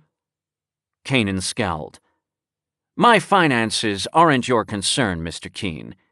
As for my affinity for iotas, I've been involved in the effort to mainstream iotas for years. I'm sure you know I was on the board of the Free Currency Initiative." "And as I'm sure you're aware," Keen replied, "Fowler and I are wanted for Sila Fiore's murder." "I can take care of that," said Kanan. "It will take me a few days, so try not to get arrested unless you want to spend that time in prison." Keen nodded. "Also, Maglev is holding a woman named Gwen Thorson against her will. I'd like her released." "Maglev doesn't report to me," said Kanan. "No," said Keen. "But if I'm not mistaken, you're in the process of taking over the DZ, so pretty soon he's either going to be reporting to you or dead." Kanan nodded. "I'll see what I can do." "I want to pledge that you'll see to it that Gwen is returned to us unharmed. You'll need to act quickly." I nodded, acutely aware that we were within 2 hours of Maglev's deadline. "This is in lieu of payment, then?" Kanan asked. "This is in addition to payment." "Fine," said Kanan, without even taking a second to think. "But I need one more thing from you." "I know," said Keen. "That's why I'm not budging on the price." A smile cracked Kanan's face. "Good. Then we are on the same page. I understand you need a pencil?" "Yes," said Keen. "And paper." "You should find both in that desk." Kanan gestured toward an oak desk in the corner of the room. As Keen walked to the desk, I realized Kanan was asking Keen to reveal the secret of the coins. And Keen apparently intended to do it, for a mere 20,000 iotas. Kanan got to his feet as Keen found a pencil and a sheet of paper in a drawer. Keen set the paper on the desk and held out his hand to Kanan. Kanan came closer, handing him the coin. I approached as well, curious as to what Keen intended to do. "As much as I'd like to take credit for cracking the code," said Keen, rubbing the tip of the pencil on the edge of the coin, "it was Fowler who gave me the idea." "I did?" I asked. "I fell into the trap of binary thinking," said Keen. "We are conditioned to think of a coin as having two sides. But of course, that's incorrect. It has three: the front, the back, and the edge. When you suggested looking at the edge of the coin, I realized that had to be the answer." As he spoke, he rubbed the lead of the pencil on the grooves on the edge of the coin. When he'd gone all the way around the coin, he set the pencil down and then pressed the edge of the coin against a paper on the desk. He rolled the coin one complete turn. "Ha!" he cried, holding up the coin triumphantly. All I saw on the paper was a series of tiny lines. "What is that supposed to be?" asked Kanan. "A non-binary binary solution," said Keen, with a grin. "Take a look." He held the coin before Kanan's eyes. "These ridges around the edge of the coin are called reeds. Some of the reeds have slight indentations in them. The difference is almost imperceptible when you look at the coin, and you can't see it at all if you're looking at a photo of the front or the back. But if you roll it on paper, the reeds with the indentation leave a gap." He set the coin on the desk and tapped the paper with his finger. "The solid lines are ones. The lines with gaps are zeros. All I've got to do is convert this to decimal." He did some furious figuring on the bottom half of the paper, finishing by writing a very long number on the bottom. He picked up the paper and handed it to Kanan, who frowned. "What does it mean?" I asked. "Beats me," said Keen. "I'd need the other coins to make sense of the code. Presumably, if you put them all together, it means something." Kanan nodded, seeming satisfied. "Why do you want the code, Mr. Kanan?" Keen asked. "Divulging that information was not part of our deal," said Kanan. "No," said Keen. "But I think you have to agree that Fowler and I have been very understanding, considering that you stole the coin from us and forced us here at gunpoint. I'd like to think that we've earned some goodwill." "You're already pushing it, Mr. Keen," said Kanan. "I don't have to give you anything. Fortunately for you, I'm a man of my word. I'll have the Iotas transferred to you within the week." "So that's it then," I said. "I risk my life to get that damn coin, and you just buy us off. With Iotas, no less." "If it makes you feel better, Mr. Fowler," Kanan said, "you're not the only ones being manipulated here." "What's that supposed to mean?" I asked. "It means that if you're smart, you'll take your 20,000 Iotas and get the hell out of this city while you still can. There are forces at work here beyond your understanding." "We're not going anywhere," I said. "Not without Gwen." "As you wish," said Kanan. "But understand that our deal is contingent on you not interfering with my plans in the DZ. If I get word of any meddling on your part, you forfeit your payment. All of it." "Just make sure Gwen stays safe," I said. "We'll stay out of your way." Kanan nodded. "I'll be in touch." 20. The Green River guys brought us back to the motel room. Olivia had paid through the week, and evidently the cops were still looking for us, so we couldn't go back to our office. Presumably, now that Olivia had outed herself as an agent of Gerard Kanan, she wouldn't need her room anymore, and since the lock of our room was now broken, we moved into hers. It was clever of Kanan to keep the threat of arrest hanging over our heads. I had no doubt, if he had the power to sick the cops on us in the first place, that he also had the power to call them off. But he wasn't going to do that until the DZ was secure, and he was certain Keen was no longer a threat. Same thing with getting Gwen back. No doubt he'd do his best to abide by his promise to return her to us unharmed, but there was no way we were going to see Gwen until Kanan was satisfied his plans had been completed. So Keen and I sat in the motel room, hiding from the cops and wondering where we had gone wrong. Trusting Olivia was definitely at the top of the list.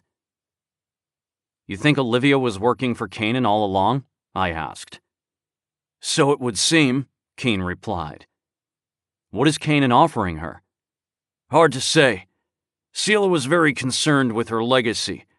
Assuming Olivia shares that concern, perhaps she and Kanan worked out a deal." "What kind of deal? Seela was a multi-billionaire. I can't see him being of much use to Olivia. He lost most of his money when Elysium folded." "Did he?" Keen asked. Yes, I said. You know this. It was all over the news. The Wahhabis seized the oil fields and took over the government, establishing the Arabian Caliphate. Sure, said Keene. But what do we really know about the aftermath of that coup? We know that Canaan lost $50 billion. It's a matter of public record. He owned just over half of Elysium's stock, and the stock lost 99% of its value. This is basic math, Keene. How much do you think he's paying Green River to take over the DZ? And I'd wager the invasion itself accounts for only a fraction of the total cost. He's probably bribed half of the government employees in the state to get away with an operation like this. Plus, there's the cost of holding the territory after the invasion. We're talking about billions of dollars. Or Iotas, as the case may be. Maybe he's got one of those no-limit credit cards, I said. Canaan's fortune was almost entirely in Elysium stock, and that stock is now worthless. Said Keene. And what did that stock represent exactly? Ownership in Elysium Oil, I said, getting a little irritated at Keene's deliberate obtuseness. Right, but where did the value come from? Oil fields? Wrong. The value came from contracts with the Saudis. But legal contracts are just another form of collective delusion. A piece of paper that dictates reality, dependent on the understanding that a legal authority exists to enforce the contract, a legal authority that evaporated after the coup. The oil fields are still there. They're just under new management. I had to stop and think about what Keene seemed to be saying. You're not seriously suggesting Gerard Canaan made a deal with the Wahhabis? Why not? Keene asked. Think about it. Gerard Canaan, wunderkind of the fossil fuel industry, develops new technology for pulling oil out of wells previously thought to be tapped out. Over the span of 2 decades, Elysium goes from a tiny Texas oil company to the 3rd biggest oil producer in the world. They own half the oil wells in the Middle East. But then, production peaks. Gerard Canaan is looking for the next big thing. He's ridden the oil wave as far as it can go. So, what does he do next? Apparently, he makes a deal with a bunch of fundamentalist psychopaths. Keene shrugged. The rank-and-file Islamists are fundamentalist psychopaths. The guys at the top are politicians. Terrorists, you mean? War is the continuation of politics by other means. Terrorism is an asymmetrical form of warfare, and politics is simply a struggle over limited resources. The Wahhabis wanted the oil. Canaan gave it to them. And what did he get in return? As you say, the Wahhabi sects have been involved with terrorist organizations for some time. Groups that use virtual currencies for most transactions, because they're untraceable. It's not inconceivable they could have hoarded a fortune in Iotas. Canaan hands the oil fields over to the Wahhabis, and they transfer a shitload of Iotas into a secret account. I frowned, not liking where this was going. A lot of people died defending those oil fields, Keene. You need to understand what you're saying. Did they? Keene asked. I'm not being facetious. Sure, we saw the coup unfold on TV. But it was all second-hand reports, remember? The embedded reporters were all stuck in Beirut because of a sandstorm. You think Gerard Canaan orchestrated a sandstorm? Of course not. But if there hadn't been a sandstorm, there would have been some other excuse. Mechanical problems with the plane, maybe. The point is, all the first-hand reports of the fighting we got were from Green River. We have to take their word for it that there was this highly coordinated attack on several dozen locations, taking Elysium completely by surprise. Pretty hard to swallow, except at the time, there was no other explanation for Elysium losing control of all their assets in Saudi Arabia. Elysium's investors are pissed, but what can they do? Obviously, Gerard Canaan did all he could. After all, he lost $50 billion of his own money. So you really think he sold them out? All of Elysium's investors? It's just a working hypothesis at this point, said Keene. But it would certainly explain some things. And it dovetails nicely with your story about the 99ers. These guys had every reason to want to give a big middle finger to the U.S. government and Elysium's investors, who were a key reason the U.S. was involved in the peninsula in the first place. Think about it. The political situation in Saudi Arabia at this point is bad and getting worse. There are rumors the Saudi royal family is in talks to receive asylum in London. Meanwhile, Gerard Canaan is bringing over as many mercenaries as Green River can supply in an attempt to hold on to his oil fields.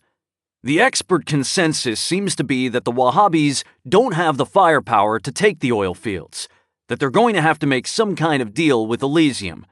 But someone in Gerard Canaan's position could easily alter that equation. So our source contacts him, anonymously at first, and lets him know what he's found. One way or another, the situation progresses. Canaan and the source come to an arrangement. Canaan lets the Wahhabis have the oil fields in exchange for an untraceable fortune in Iotas, then returns to L.A. disgraced. He's reduced to shilling for a vanity project, some kind of virtual currency. At least, that's how it appears. In reality, he's further shoring up the value of a currency he's very heavily invested in. Sila Fiore was filthy rich, but she had nothing on Gerard Canaan. But we still don't know why Canaan wanted the physical Iotas, I said. No, Keene replied with a frown. So the code didn't mean anything to you? Keene shook his head. Just a string of numbers. I've got it memorized, but I've been going over it in my head, and I haven't found anything like a pattern. It's just one piece of a puzzle. I'd have to see the other coins to make sense of it, but I suspect it's just an arbitrary code anyway. A code? For what? Hard to say. You know, I've been thinking about those reeds.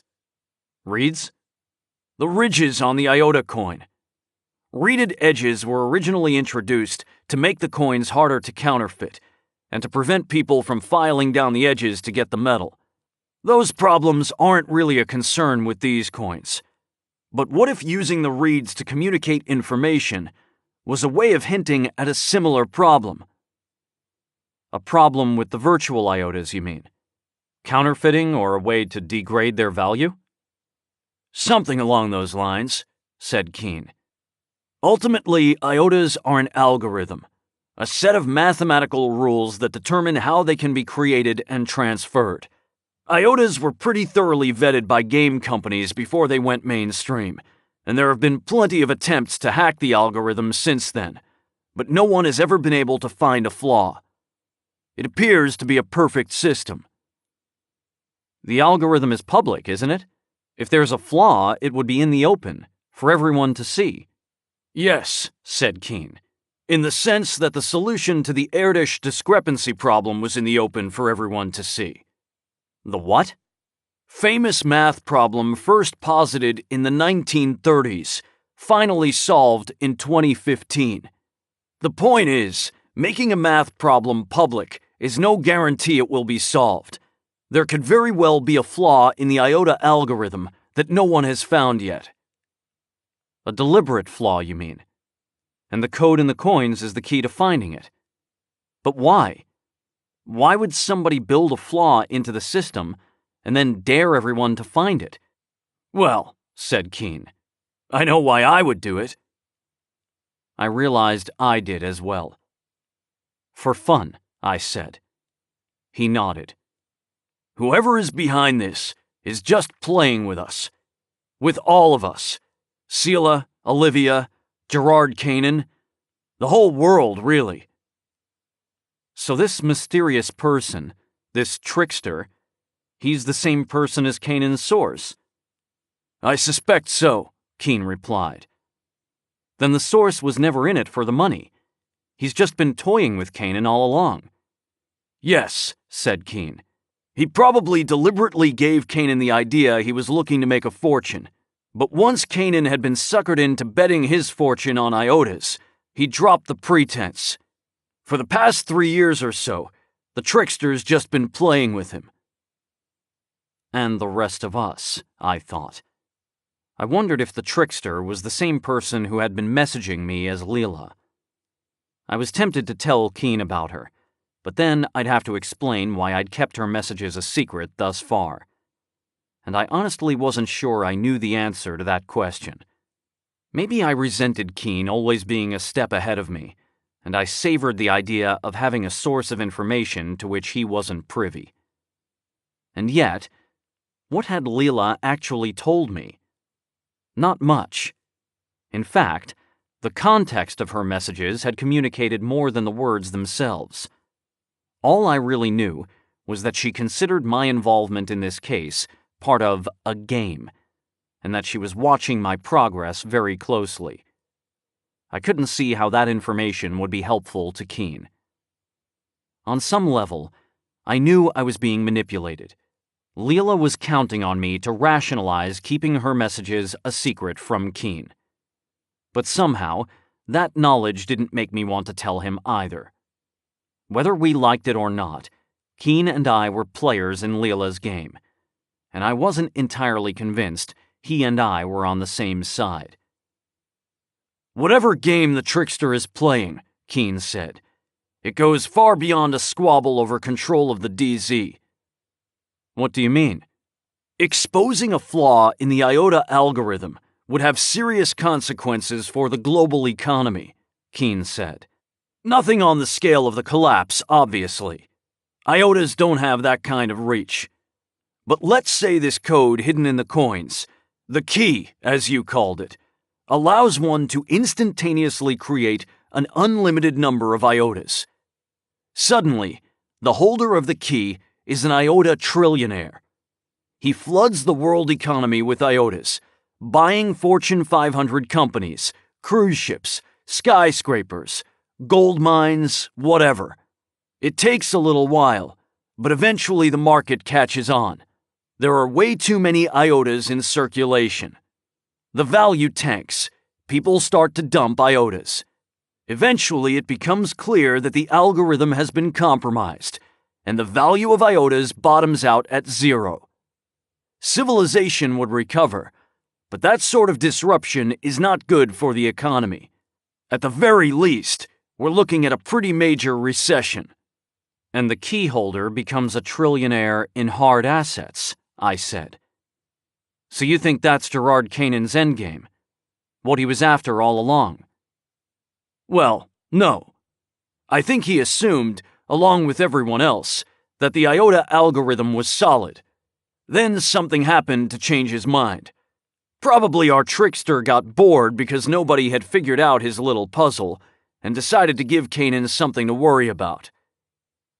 The trickster told Kanan about the coins. Probably didn't tell him outright, but hinted at a flaw in the algorithm. It took until a few days ago for Kanan to find the connection to the coins. The trickster has been playing with Kanan for a while now, though. I suspect he gave Kanan his first hint a little over 3 years ago. When the Project Maelstrom people started to disappear, I said. You think Kanan is the reason Gwen went into hiding? Correct. I think Kanan suspected someone in Maelstrom came across the flaw and was taunting him with it. He didn't appreciate the joke. But now the game is over, I said. Kanan won. He's got all the coins. So it would seem, Keen replied. But I wouldn't underestimate our trickster. He may still have a card or two to play. Any idea who it might be? Someone who was involved with Iotas since the beginning, said Keen. To know about the flaw, he must have been on the original development team that created the algorithm. And he apparently was involved with the free currency initiative as well, since he was able to manipulate the coins. You don't think the coins were minted that way? with the message embedded in them? I suspect not. I think the grooves were ground into them later. Titanium is tough, but with the right tools it wouldn't be difficult to do. Time-consuming, but not difficult. So we're looking for a meticulous software developer. Or mathematician, said Keene. Someone very smart, with a twisted sense of humor. Probably abrasive and socially inept. Oh, thank God, I said. I thought I was going to have to leave this room. 21. While Keene puzzled over the identity of the trickster, I did a little research of my own. Although Leela's messages didn't give me much to work with, it occurred to me that the name Leela itself might be a clue. I found an encyclopedia article that solidified the idea in my mind that Leela and the trickster were one and the same. Leela, like many Sanskrit words, cannot be precisely translated into English, but can be loosely translated as the noun play. The concept of Leela is common to both non-dualist and dualist philosophical schools, but has a markedly different significance in each. With non-dualism, Leela is a way of describing all reality, including the cosmos, as the outcome of creative play by the divine absolute, Brahman. In the dualistic schools of Vaishnavism, Leela refers to the activities of God and his devotee, as well as the macrocosmic actions of the manifest universe, as seen in the Vaishnava scripture Srimad Bhagavatam, Canto 3, Chapter 26, Verse 4. The article included a quote from a book called The Tao of Physics, which read in part, "This creative activity of the divine is called Leela, the play of God, and the world is seen as the stage of the divine play." The good news was that Leela was apparently a creative rather than a destructive force. Whoever Leela was, she didn't think of herself as evil. But then, evil people rarely do, I suppose. I was about to break down and tell Keene what I had found, when suddenly his eyes lit up. He had been staring at his notebook screen, going through the information Sam Chaudhry had sent him. "What is it?" I asked. "Did you find something?" "I think I know who our trickster is." "Really?" I asked. "Who?" "Check this out." He tapped a couple of keys on his notebook, and my comm chirped, indicating I'd received a message. I opened it. "I found a list of Empathics developers who were assigned to the Maelstrom project. Notice anything funny?" he said. I scanned the list. It contained 8 names. Aaron Clemson, Raj Kapoor, Rachel Stuil, Emma Spotnitz, Will Van Laar, Tamara Dillon, Gabriel Wu, Miriam Reinhardt. 4 males, 4 females. The majority of software developers were still men, but it certainly wouldn't be unusual to have a team with 4 women on it. Nor was it unusual to have several members of Asian descent. Wu was probably Chinese. Kapoor and Dillon were, I believe, Indian or Pakistani. That left 5 with European-sounding surnames. Clemson was English, Van Laar was Dutch, Reinhardt was German. But what was Stuil? How would you pronounce it? Like style? It looked vaguely Scandinavian. I gave up trying to deduce anything from the names. "What kind of name is Style?" I asked. Keene smiled. "The made-up kind," he said. "How do you know?" "I didn't, at first. I had the same reaction you did. All the other names have a clear ethnic origin, but not style. So I looked it up online. There is no surname with that spelling." "Okay, so you knew it was made up. But how does that get you to the trickster's identity?" "Remember the developer I told you about? The one who designed the Redwood Forest?" "Yeah," I said. "Ed Casters. You said he was dead."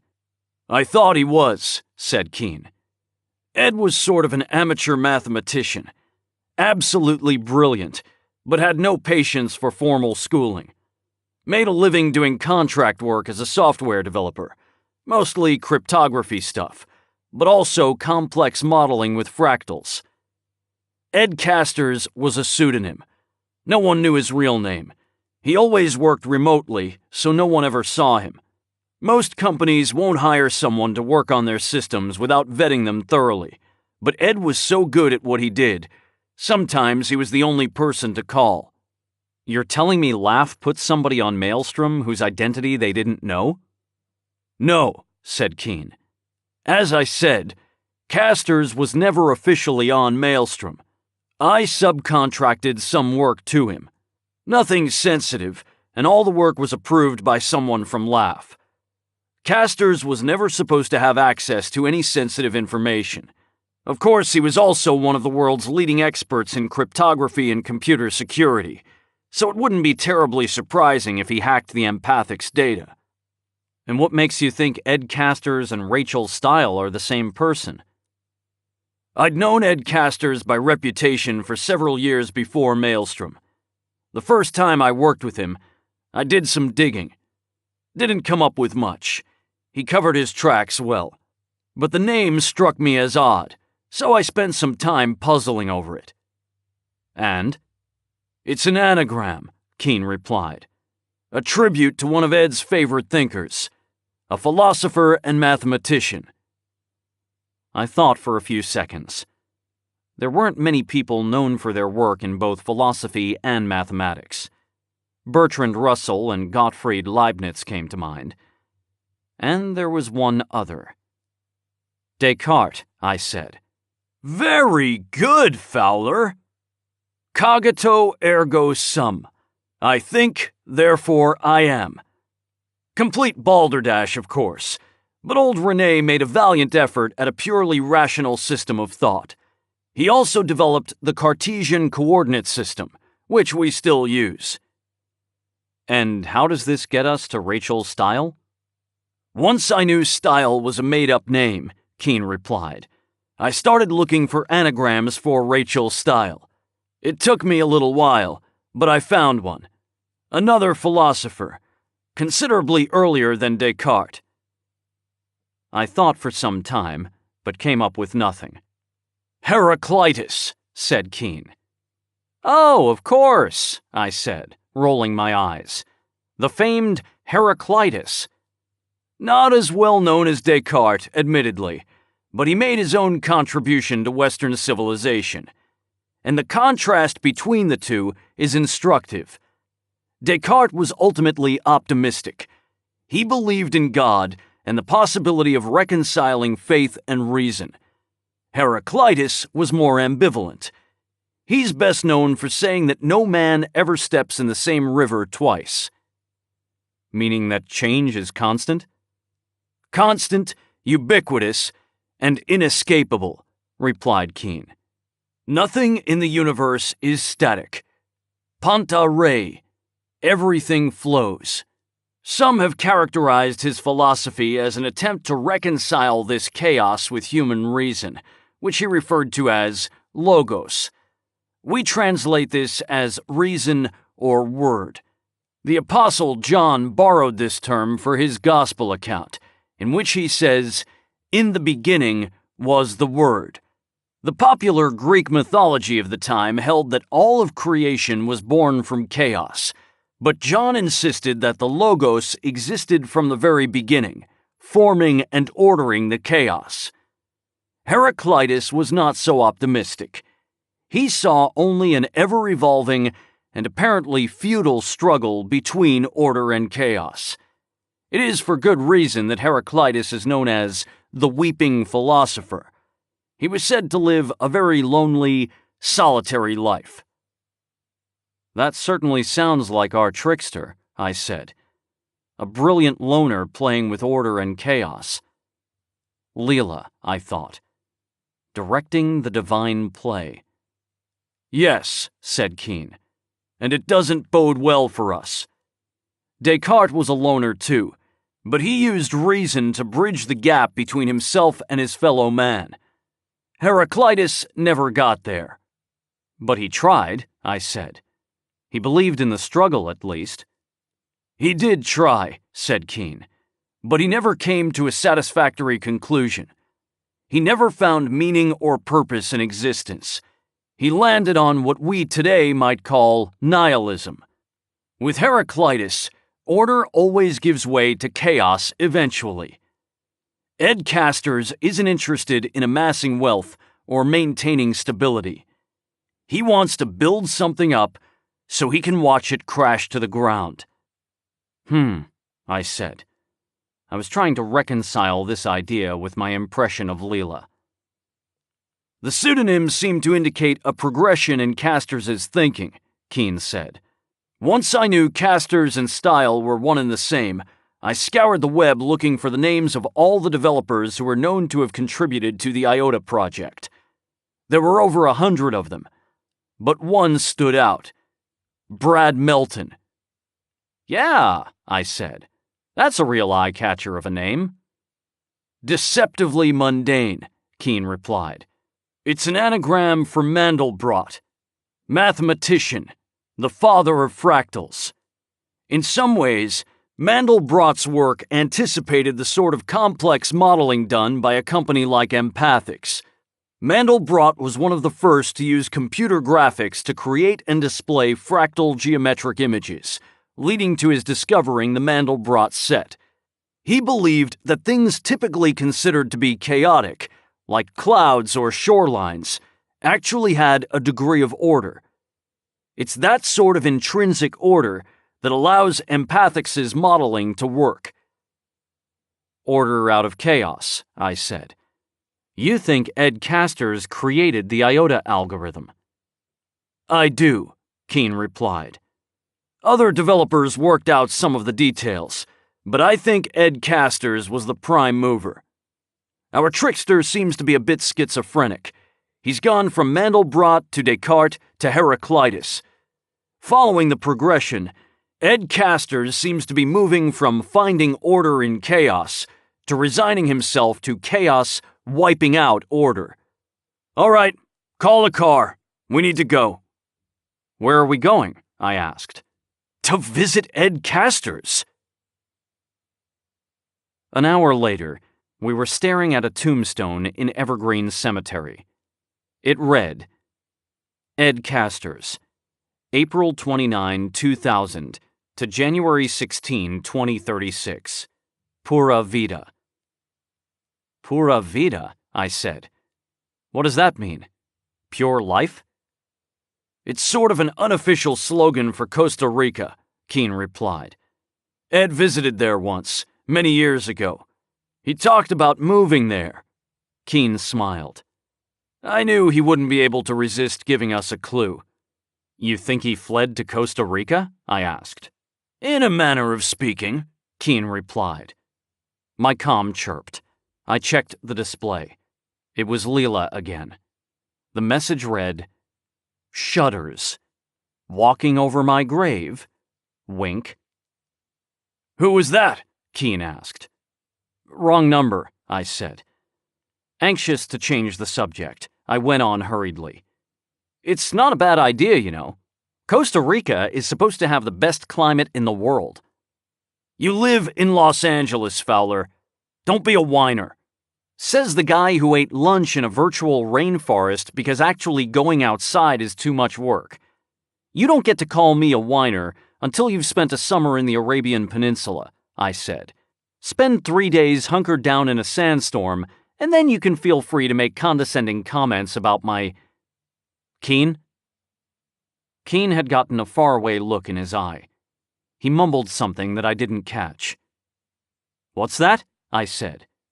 Hunkered down in a sandstorm, he murmured. Keene, what the hell are you talking about? We need to get back to the motel. I have an idea. 22. While Keene studied the economic model that Olivia had gotten him from Empathics, I ordered pizza and watched Baywatch reruns. The classics never get old. My comm chirped. It was April. "Hey," I said. "What's up?" My secretary called while I was at lunch to warn me that the cops were looking for me again. So I took a cab home, but there were cops all over the place there, too. "Shit," I said. Yeah, evidently there's a warrant out for me. Aiding and abetting a fugitive. That's bullshit. I think so too, but I don't really have the luxury of living my life on the lam. As a lawyer, it's kind of important for me to stay on the right side of the law. Where are you now? Are you okay? I'm fine, said April, hanging out at a coffee shop a few blocks from the office. I'm going to have to turn myself in, Blake. I've probably already lost my job, but I can't afford to get disbarred. Jesus, April, I'm sorry. It's my fault for getting you into this. I got myself into this, said April. But you're going to get me out. She's not turning herself in, is she? Keen asked. Tell her not to be stupid. She has no choice, Keen, I replied. This isn't even her fight, and it could ruin her life. Said Keen, frowning. This might have been the first time he'd ever tried to see things from April's point of view. Empathy was not his strong suit. Toss the call to me. Hold on, April, I said. Keen wants to talk to you. I tossed the call to his comm, but left it open on mine so I could listen in. April, said Keen, do not turn yourself in to the LAPD. Do you know anyone at the Justice Department? I could call my friend Deacon Walters from the LA branch of the FBI, April said. Good guy. We went to law school together. You don't trust the LAPD? I don't trust anyone, said Keen, but we can negotiate with the feds. He proceeded to give April a summary of what we'd learned about Gerard Kanan and Green River's plan to take over the DZ. I don't suppose you have any actual evidence of this, said April. So far it's all conjecture, said Keen. The bigger problem, though, is that we don't know how much the feds already know about any of this. If Kanan really is planning an invasion of the DZ, he almost had to get a buy-in from the LAPD, since they control the checkpoints. The question is whether the feds are in on it as well. What about Kanan's collusion with the Wahhabis? April asked. If you're right about that, there's no way the federal government was in on that part. The coup was a huge blow to American interests. Agreed, said Keen. But the feds may very well have found out about it after the fact, and decided it wasn't in their interests to go public with the information. In any case, we have even less evidence of that than we do of the pending invasion. So what you're saying is that I have zero leverage to negotiate any kind of deal, April said. Correct, replied Keen. Which is why turning yourself in at this point is not a good idea. All right, said April. I think I can crash at a friend's place tonight. But tomorrow morning, I'm going to the FBI. If you could have some kind of evidence for all your crazy conspiracy theories by then, that would be fantastic. Fowler and I are working on it, Keen said. I'm sorry, April, I said. We'll fix this. Do that, said April. Talk to you soon. She ended the call. That's just fucking fantastic, I said. They're going to arrest April. Gwen is still stuck in the DZ, and we've got exactly nothing. No evidence to back up this crazy theory of yours. Actually, said Keen, I may have found something. I don't know why it never occurred to me to look at this before. What? The model reflects a sudden drop in the value of the dollar, roughly 7%, as actually happened in October 2027. 6 months before the collapse, I said. Yes, said Keen. That sudden drop was the first sign of the dollar's weakness. The market became increasingly volatile after that. Didn't the Wahhabi coup happen in October 2027? That's right, said Keen. And you remember the first thing the Wahhabis did after taking power in Riyadh? I had to think.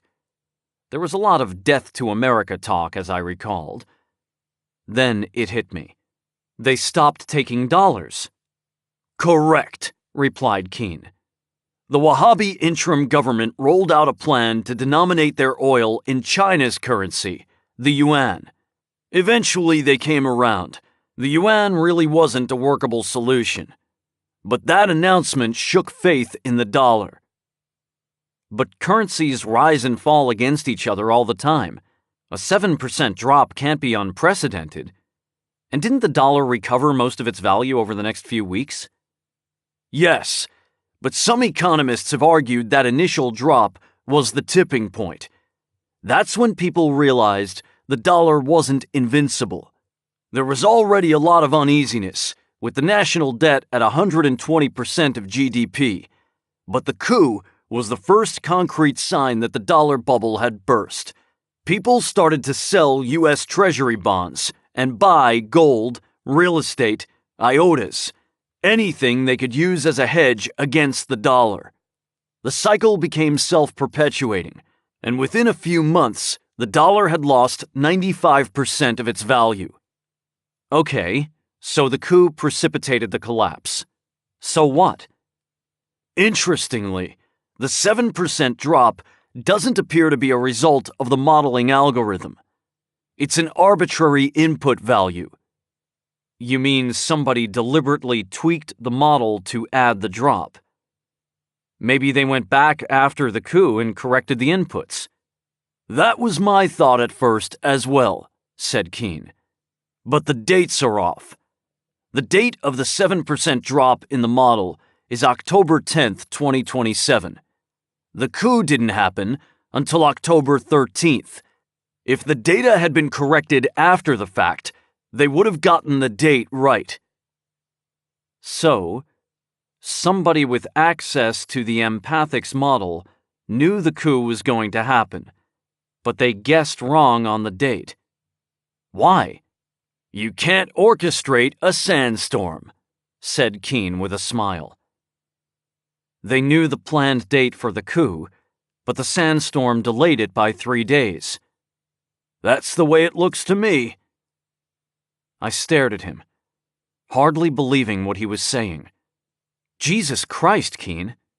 You're telling me that Gerard Canaan was behind the collapse? I think Gerard Canaan engineered the coup in Saudi Arabia, knowing full well what it would do to the dollar. Somebody inside empathics tipped him off. He planned the coup and gave his source the targeted date so he could update the model. But the sandstorm delayed the coup by 3 days. Who might have tipped him off? Probably a software developer, or someone else working on the forecasting algorithm. Someone with an interest in causing chaos. The trickster, I said. Occam's razor, Keene replied, nodding. Eliminating unnecessary entities, it would appear that Gerard Canaan's source inside empathics is the same person dangling the coins in front of him. Why wouldn't the trickster go to Sela? I asked. Empathics is her company, after all. Sela wasn't positioned to crash the dollar the way Gerard Canaan was. The trickster probably gave Canaan enough forecasting data to convince him he was legit. Canaan went for the bait, not realizing the trickster was also involved in the creation of the Iota algorithm. The trickster probably demanded a share of Canaan's profits, and Canaan assumed he was simply an opportunist who had come across a way to make a lot of money with Canaan's help. Canaan had no idea he was being suckered into an even bigger scheme. That explains Canaan's comment about being manipulated, I said. That's right, said Keene. The trickster has been stringing him along for years. I nodded, still trying to make sense of the motivations of the person I thought of as Leela. I hadn't heard from her for several hours, and I was beginning to think she had gotten bored of me. Or maybe she was done playing now that Gerard Canaan had all the coins.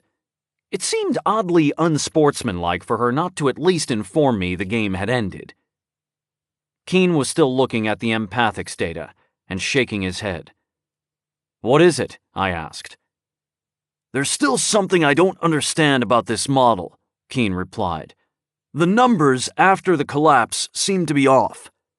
The projections for the yuan, Iotas, and several other currencies are too high, and new dollars are lacking completely. Well, I said, the model just predicts general patterns, right? The creation of new dollars was the result of closed-door meetings by some very powerful people in the government. Nobody could have predicted that. Of course they could, Keene replied curtly. That's the whole point of a model like this. Maybe they wouldn't have been called new dollars, but the model should have accounted for the rise of a new currency of some sort. Call them flurberts or zing-zangs or... He was interrupted by a knock on our door. Keene and I traded glances. If it was the cops, our best bet was to surrender. I didn't really think it was the police, though. For some reason, I was convinced that it was Leela, finally revealing herself. If so, I was going to have some explaining to do. But when I opened the door, a familiar figure stood in front of me. "Hello, Olivia," I said. "How do you intend to screw us over this time?" "May I come in?" Olivia asked. "I'd rather you didn't," I said. Keene and I were in the middle of a high-stakes canasta tournament. "Perhaps I should rephrase my question," Olivia said.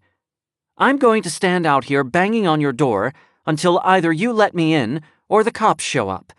Which would you prefer?" I shrugged and walked back into the room, flopping down on the bed. I watched with my hands laced behind my neck as Olivia walked into the room, closing the door behind her. "To what do we owe the pleasure, Olivia?" asked Keene. "And is it just you this time, or should we expect additional guests?" "Look, I'm sorry about that," said Olivia. "I didn't know Kanan was going to send those Green River guys after you." "But you told him where we were," I said. "Yes," Olivia replied. "I had to, so that he would trust me." "Why did you need him to trust you?" I asked. "Because if he didn't," Olivia said, pulling a folded sheet of paper from her purse, "I would never have been able to get my hands on this." She handed the paper to Keene.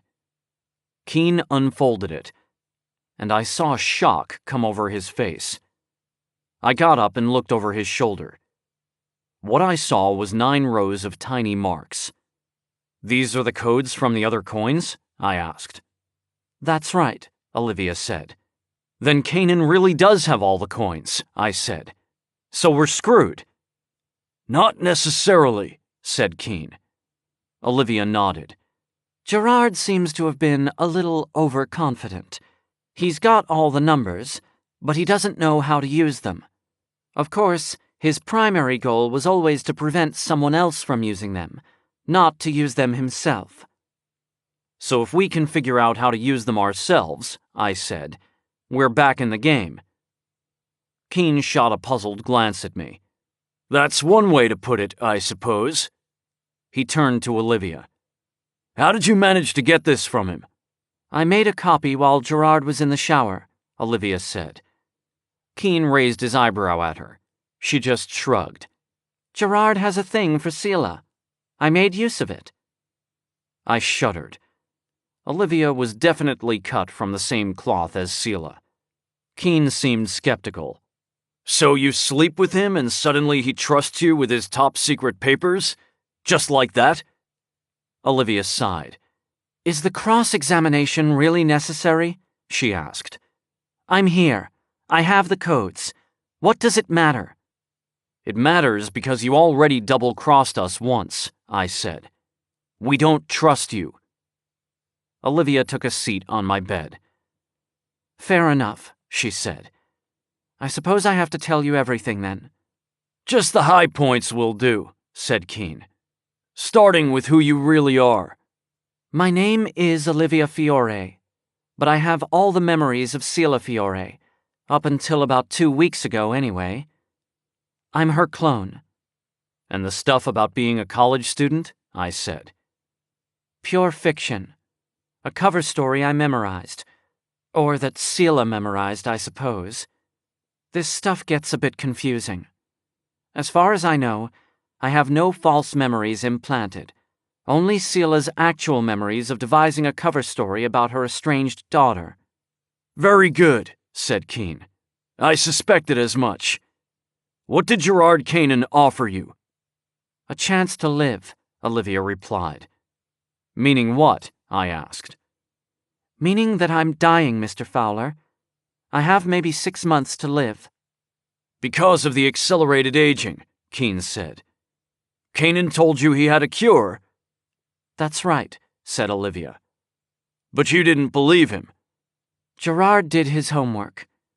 3 years ago, he bought a Brazilian biotech company called Aviro, apparently in a bid for leverage against Sila. Aviro has recently developed a way to override the body's natural aging process by injecting the subject with a customized virus. Trials with test subjects have been very promising.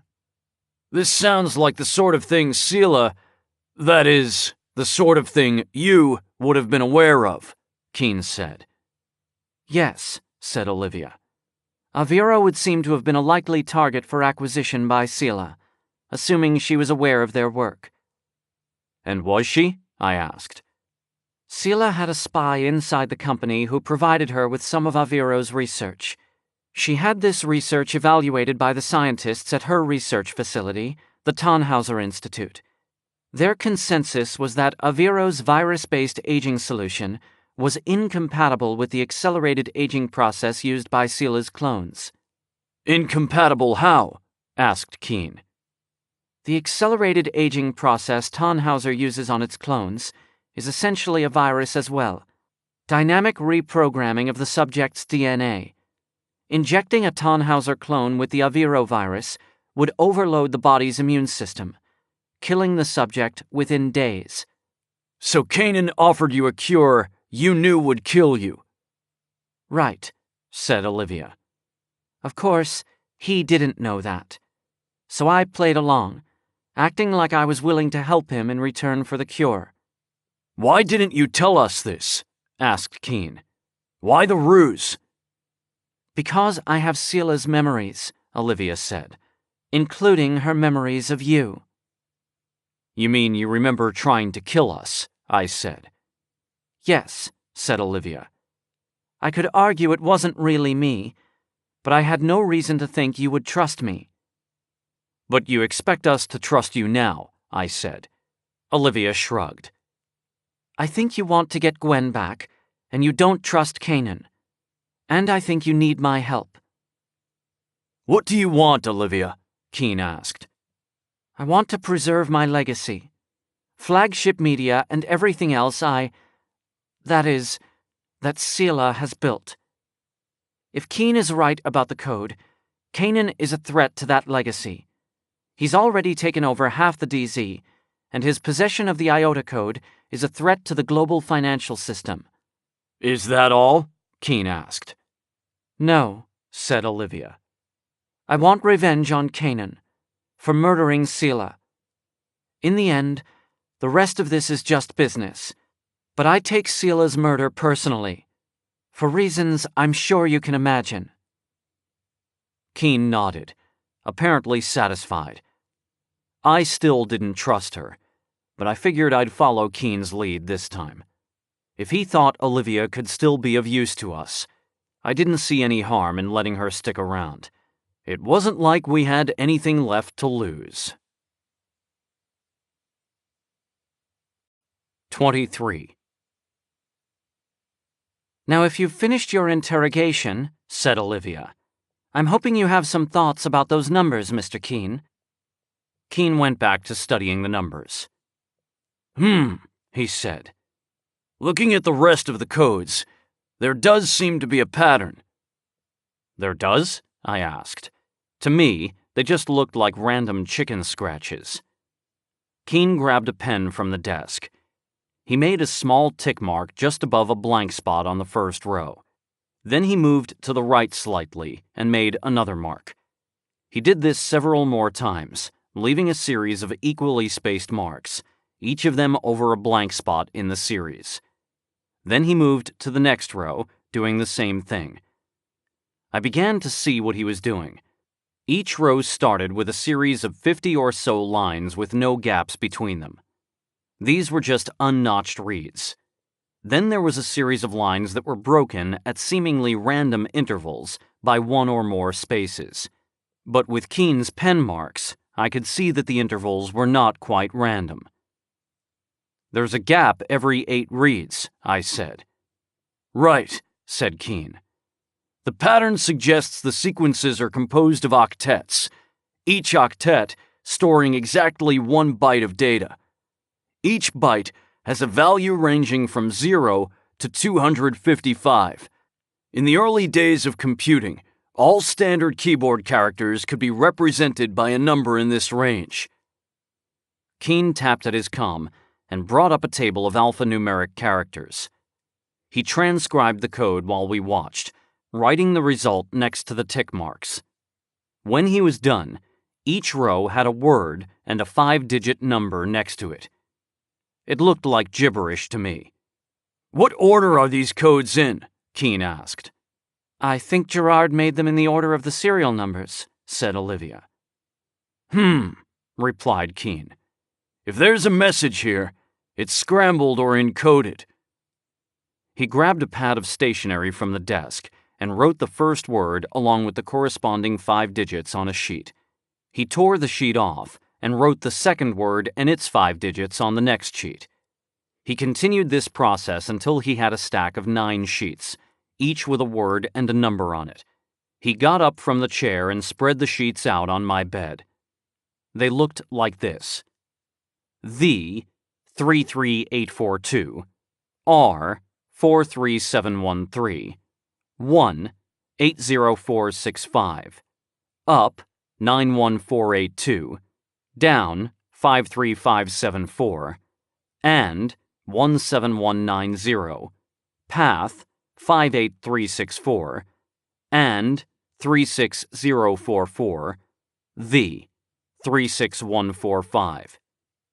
Each number has 5 digits, I said. Could be zip codes.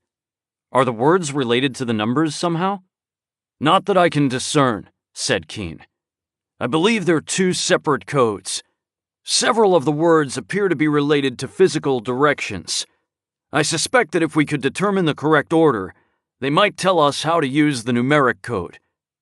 Keen shuffled the words around so they read, "The up and down one are the path." That clearly didn't please him, so he tried again, putting the R in front like it was a question. "Are the one path up and the down?" After several iterations like this, he gave up on that line of pursuit. Next he tried, "The path up and down are the one and." Unhappy with this, he switched a few words. "The up and down path are one and the."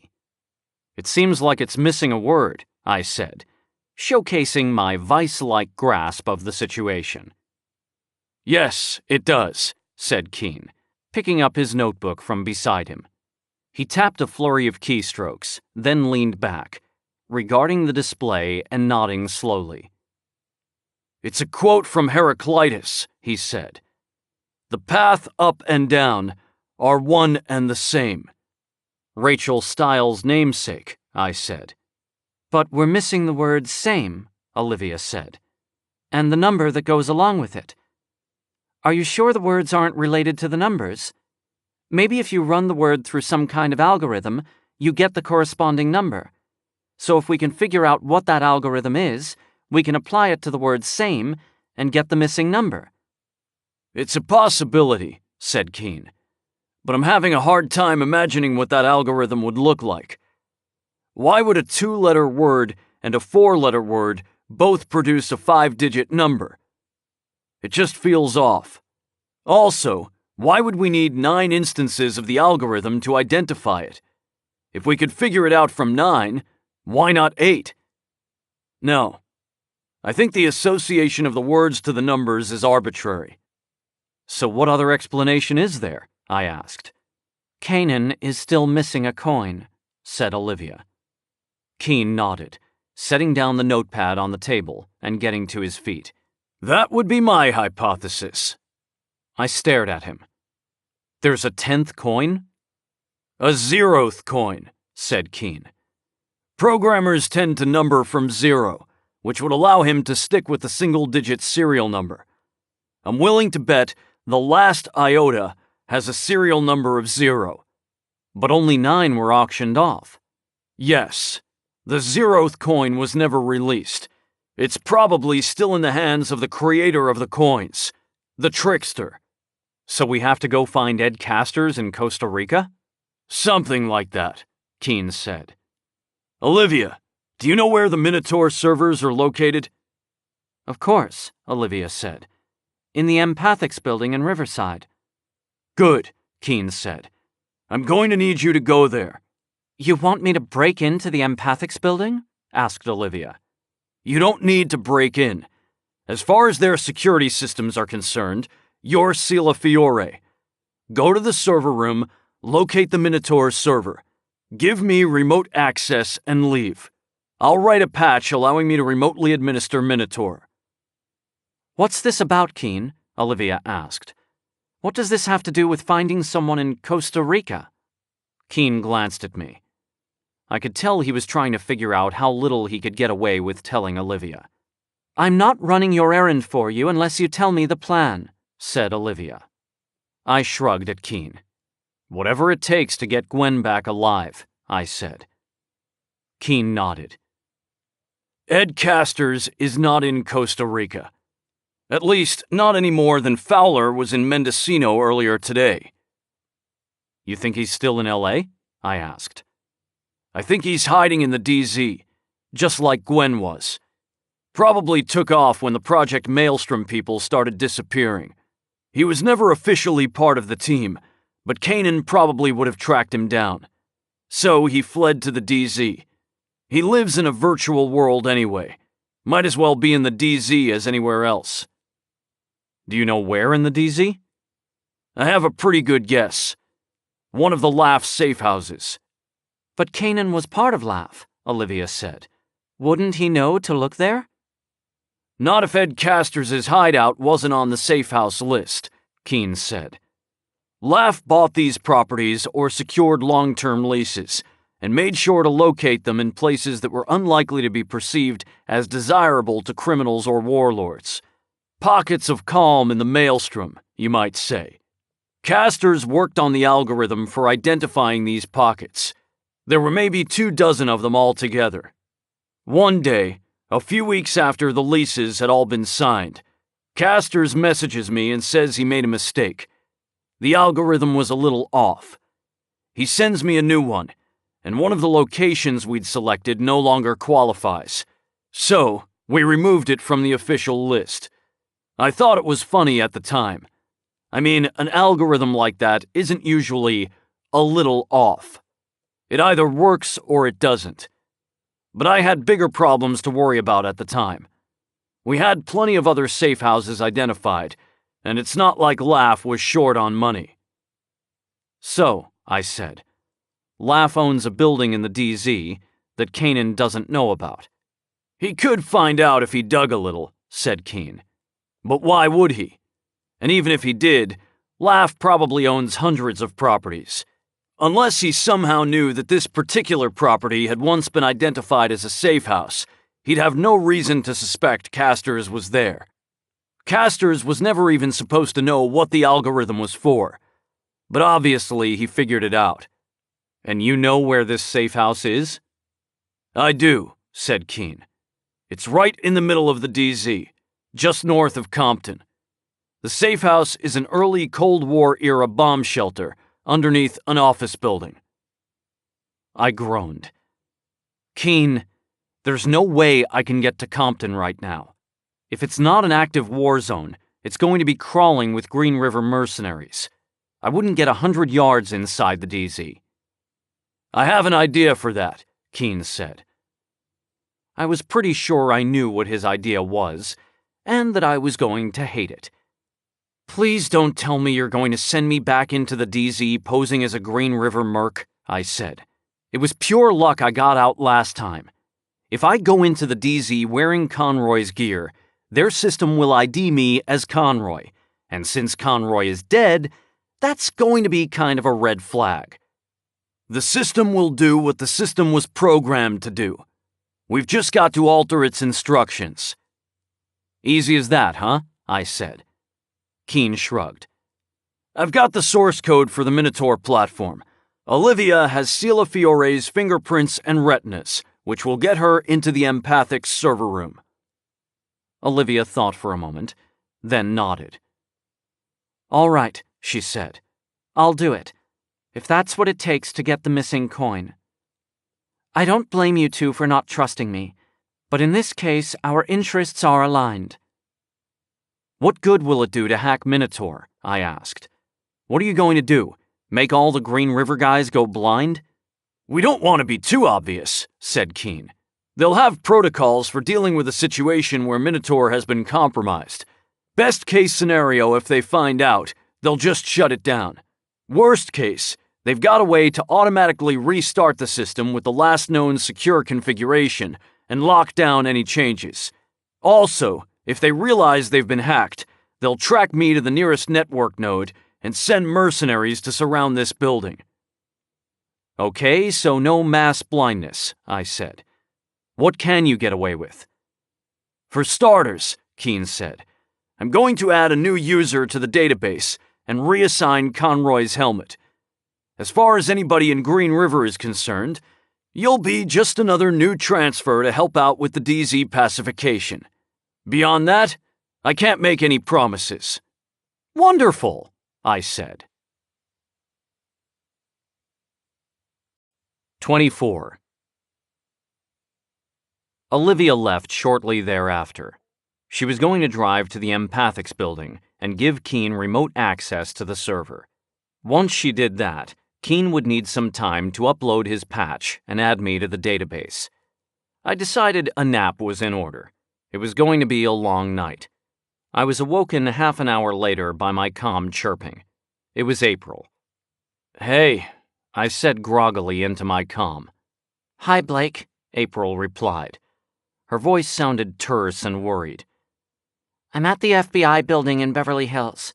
My friend Deacon Walters has been running interference for me with the LAPD, but they've gone over his head.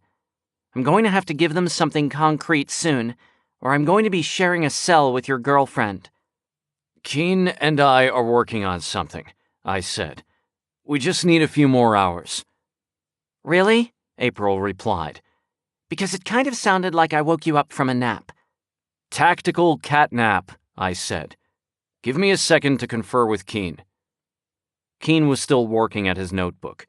There was no sign of Olivia. Time to suit up, Fowler, said Keen. The patch is almost done. I muted my comm. The feds are going to turn April over to the LAPD, I said. We need to give them something.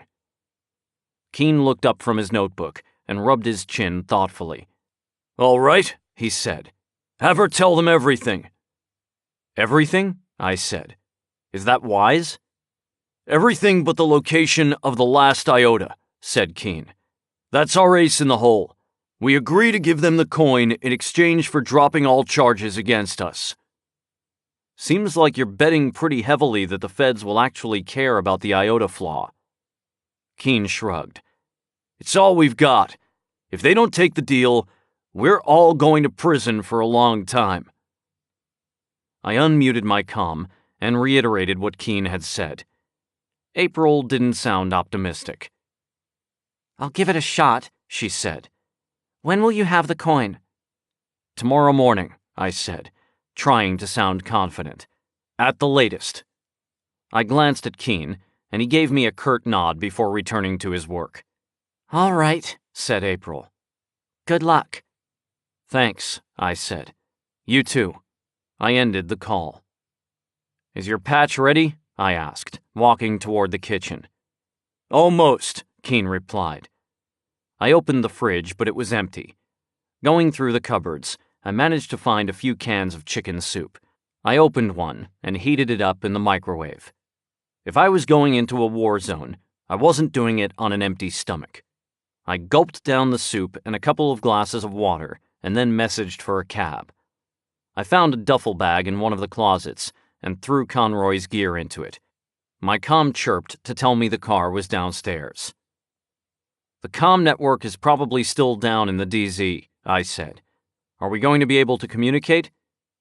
Once the patch is uploaded, yes. I can secure a one-to-one channel through the Minotaur system. Have you found a break in the wall for me? I was wondering if I was going to have the driver stop at the hardware store so I could fabricate another grappling hook.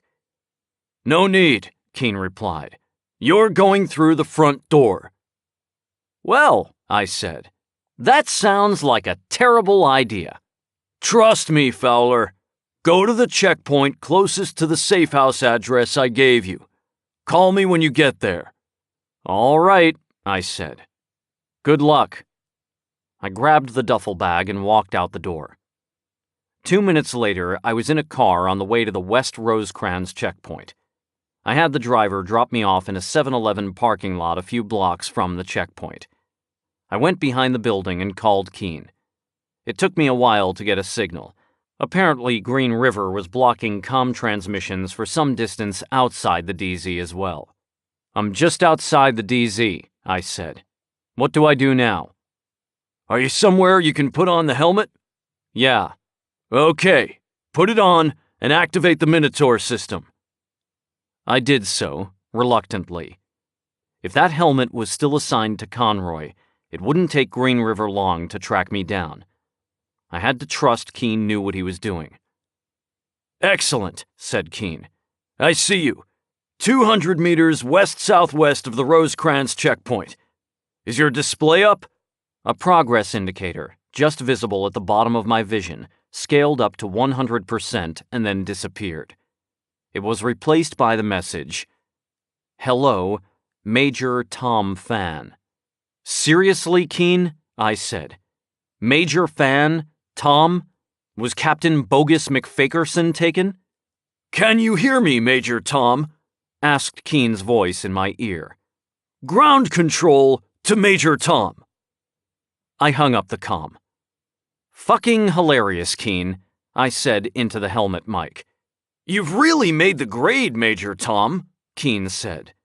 Although the papers are inquiring why you're wearing Conroy's shirt. Just tell me what to do, Keen. It's time to leave the capsule, if you dare. Please get this out of your system before I'm actually inside the DZ, I said.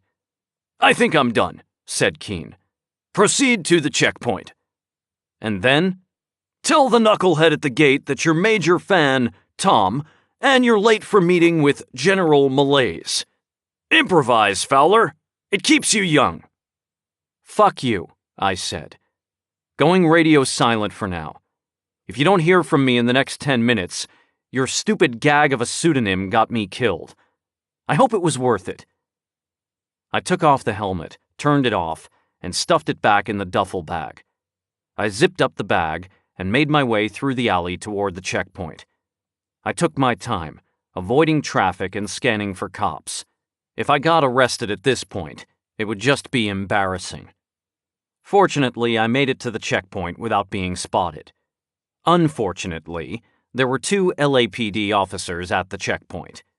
They looked bored, as their job seemed to have been taken over by Green River personnel.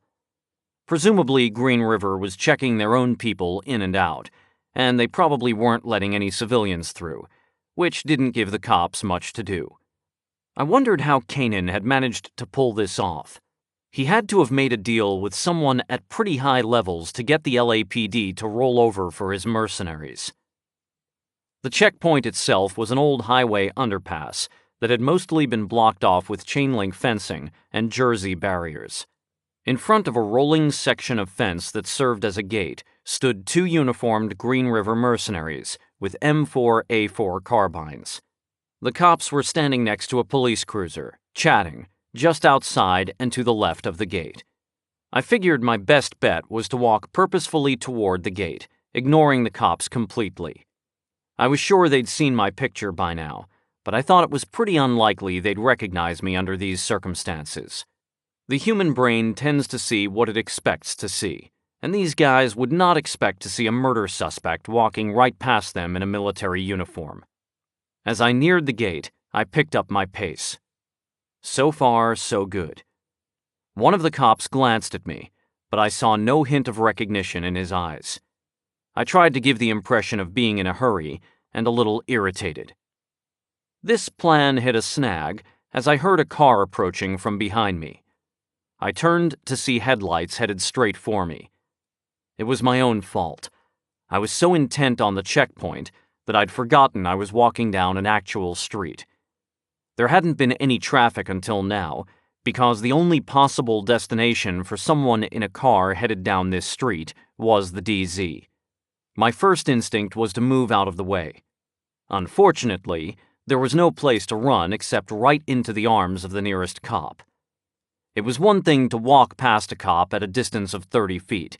It was another to literally run right into him. I turned and stood my ground.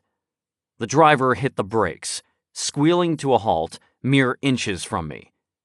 I managed not to flinch. I could see now that the car was actually an urban utility vehicle. It looked like a modified version of the Ranger Special Operations vehicle I used to drive around Jeddah.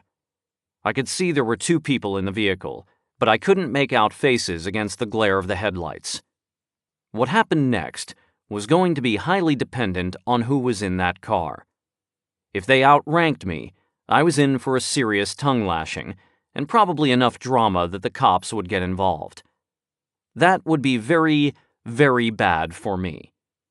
So when the doors flew open and 2 20-something recruits hopped out, I smiled. "What the fuck do you think you're doing?" one of them yelled. The other one came around the car toward me. They wore Green River uniforms, but I saw no insignia on either of them. Presumably that meant they were still in training and hadn't been assigned a formal rank. These guys were the Green River equivalent of enlisted men. "That's what the fuck do you think you're doing, sir?" I said coldly, turning slightly to allow him to see the golden oak leaf on my shoulder. "Oh shit," said the one who had yelled. "Yeah," I said. "Oh shit. You 2 fucknuts are lucky I'm in a hurry. What are your names?" "Trainees Stoltz and Ramos, sir," said the first man.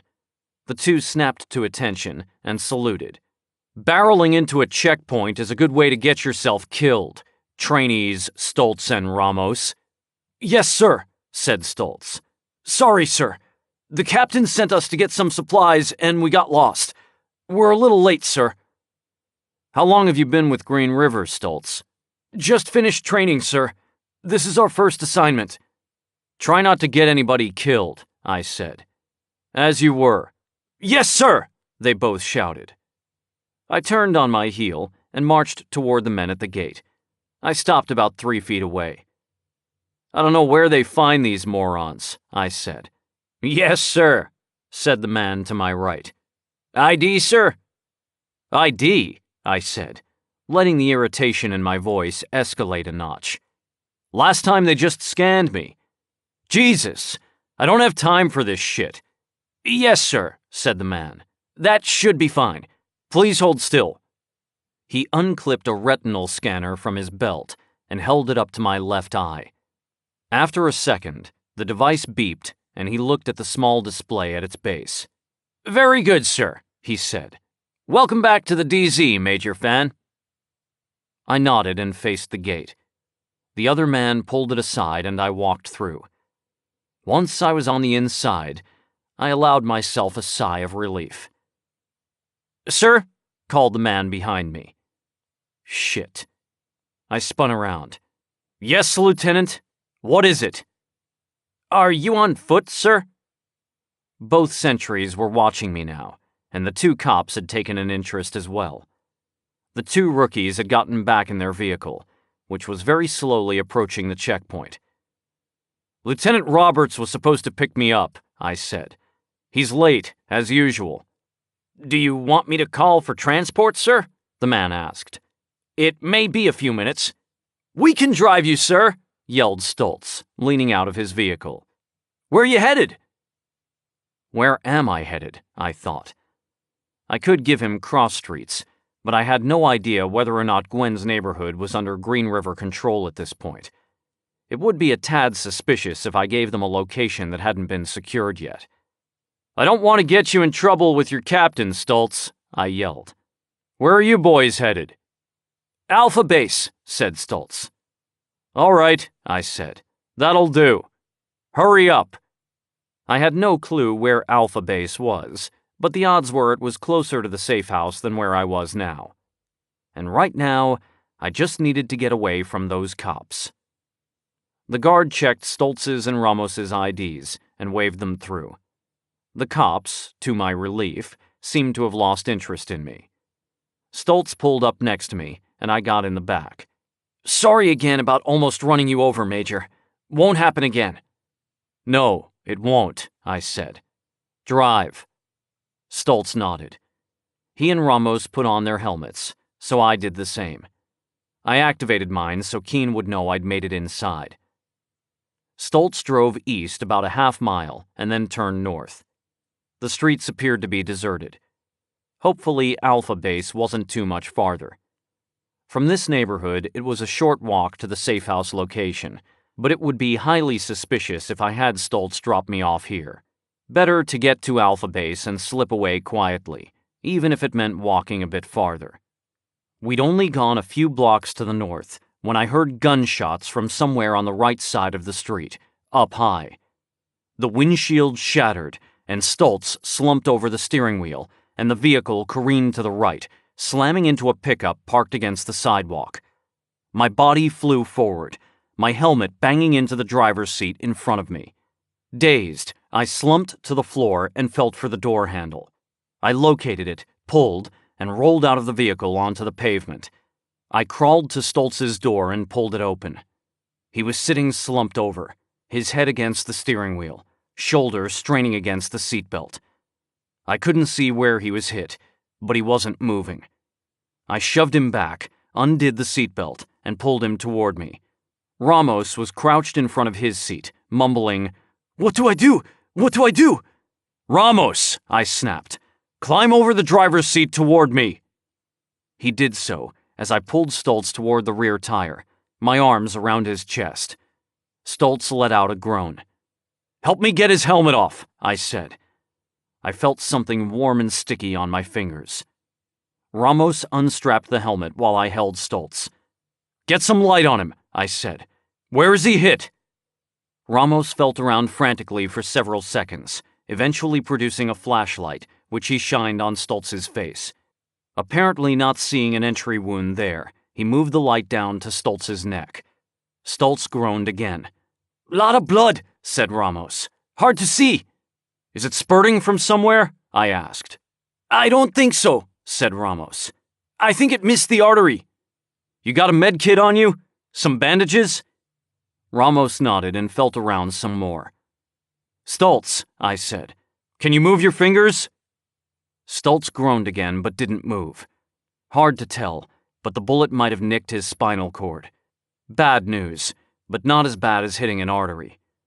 Ramos produced some gauze pads and tape, and we patched Stultz up as best we could. "We gotta get out of this street," I said. "Grab his feet, and we'll run for that alley." Ramos got Stultz's feet, and we ran for it. A shot rang out, and I saw it hit the pavement next to Ramos's boot. We made it to the alley, and I collapsed with Stultz on top of me.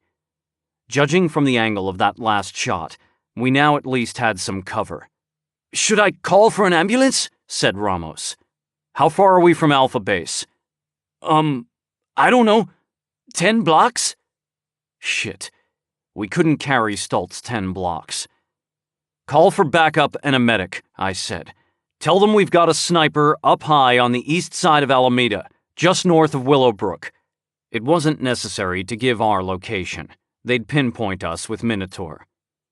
I heard Ramos murmuring into his mic. Now what? Leave this terrified kid with his paralyzed friend in an alley? Wait with them until backup arrived and then try to sneak away? Ride back with them to Alpha Base?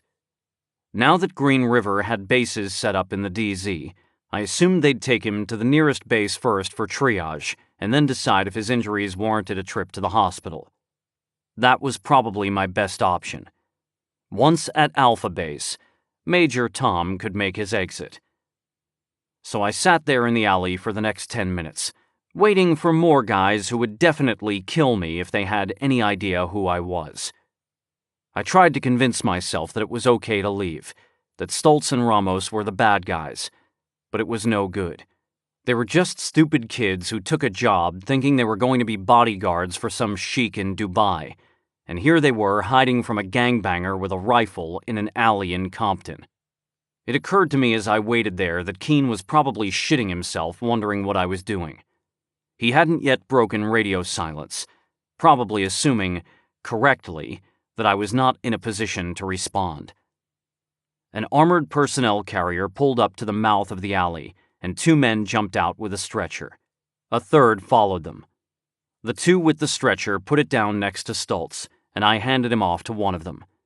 They lifted him onto the stretcher, and then began carrying him to the vehicle. I wiped my hands on my pants and looked up to see the third man standing in front of me.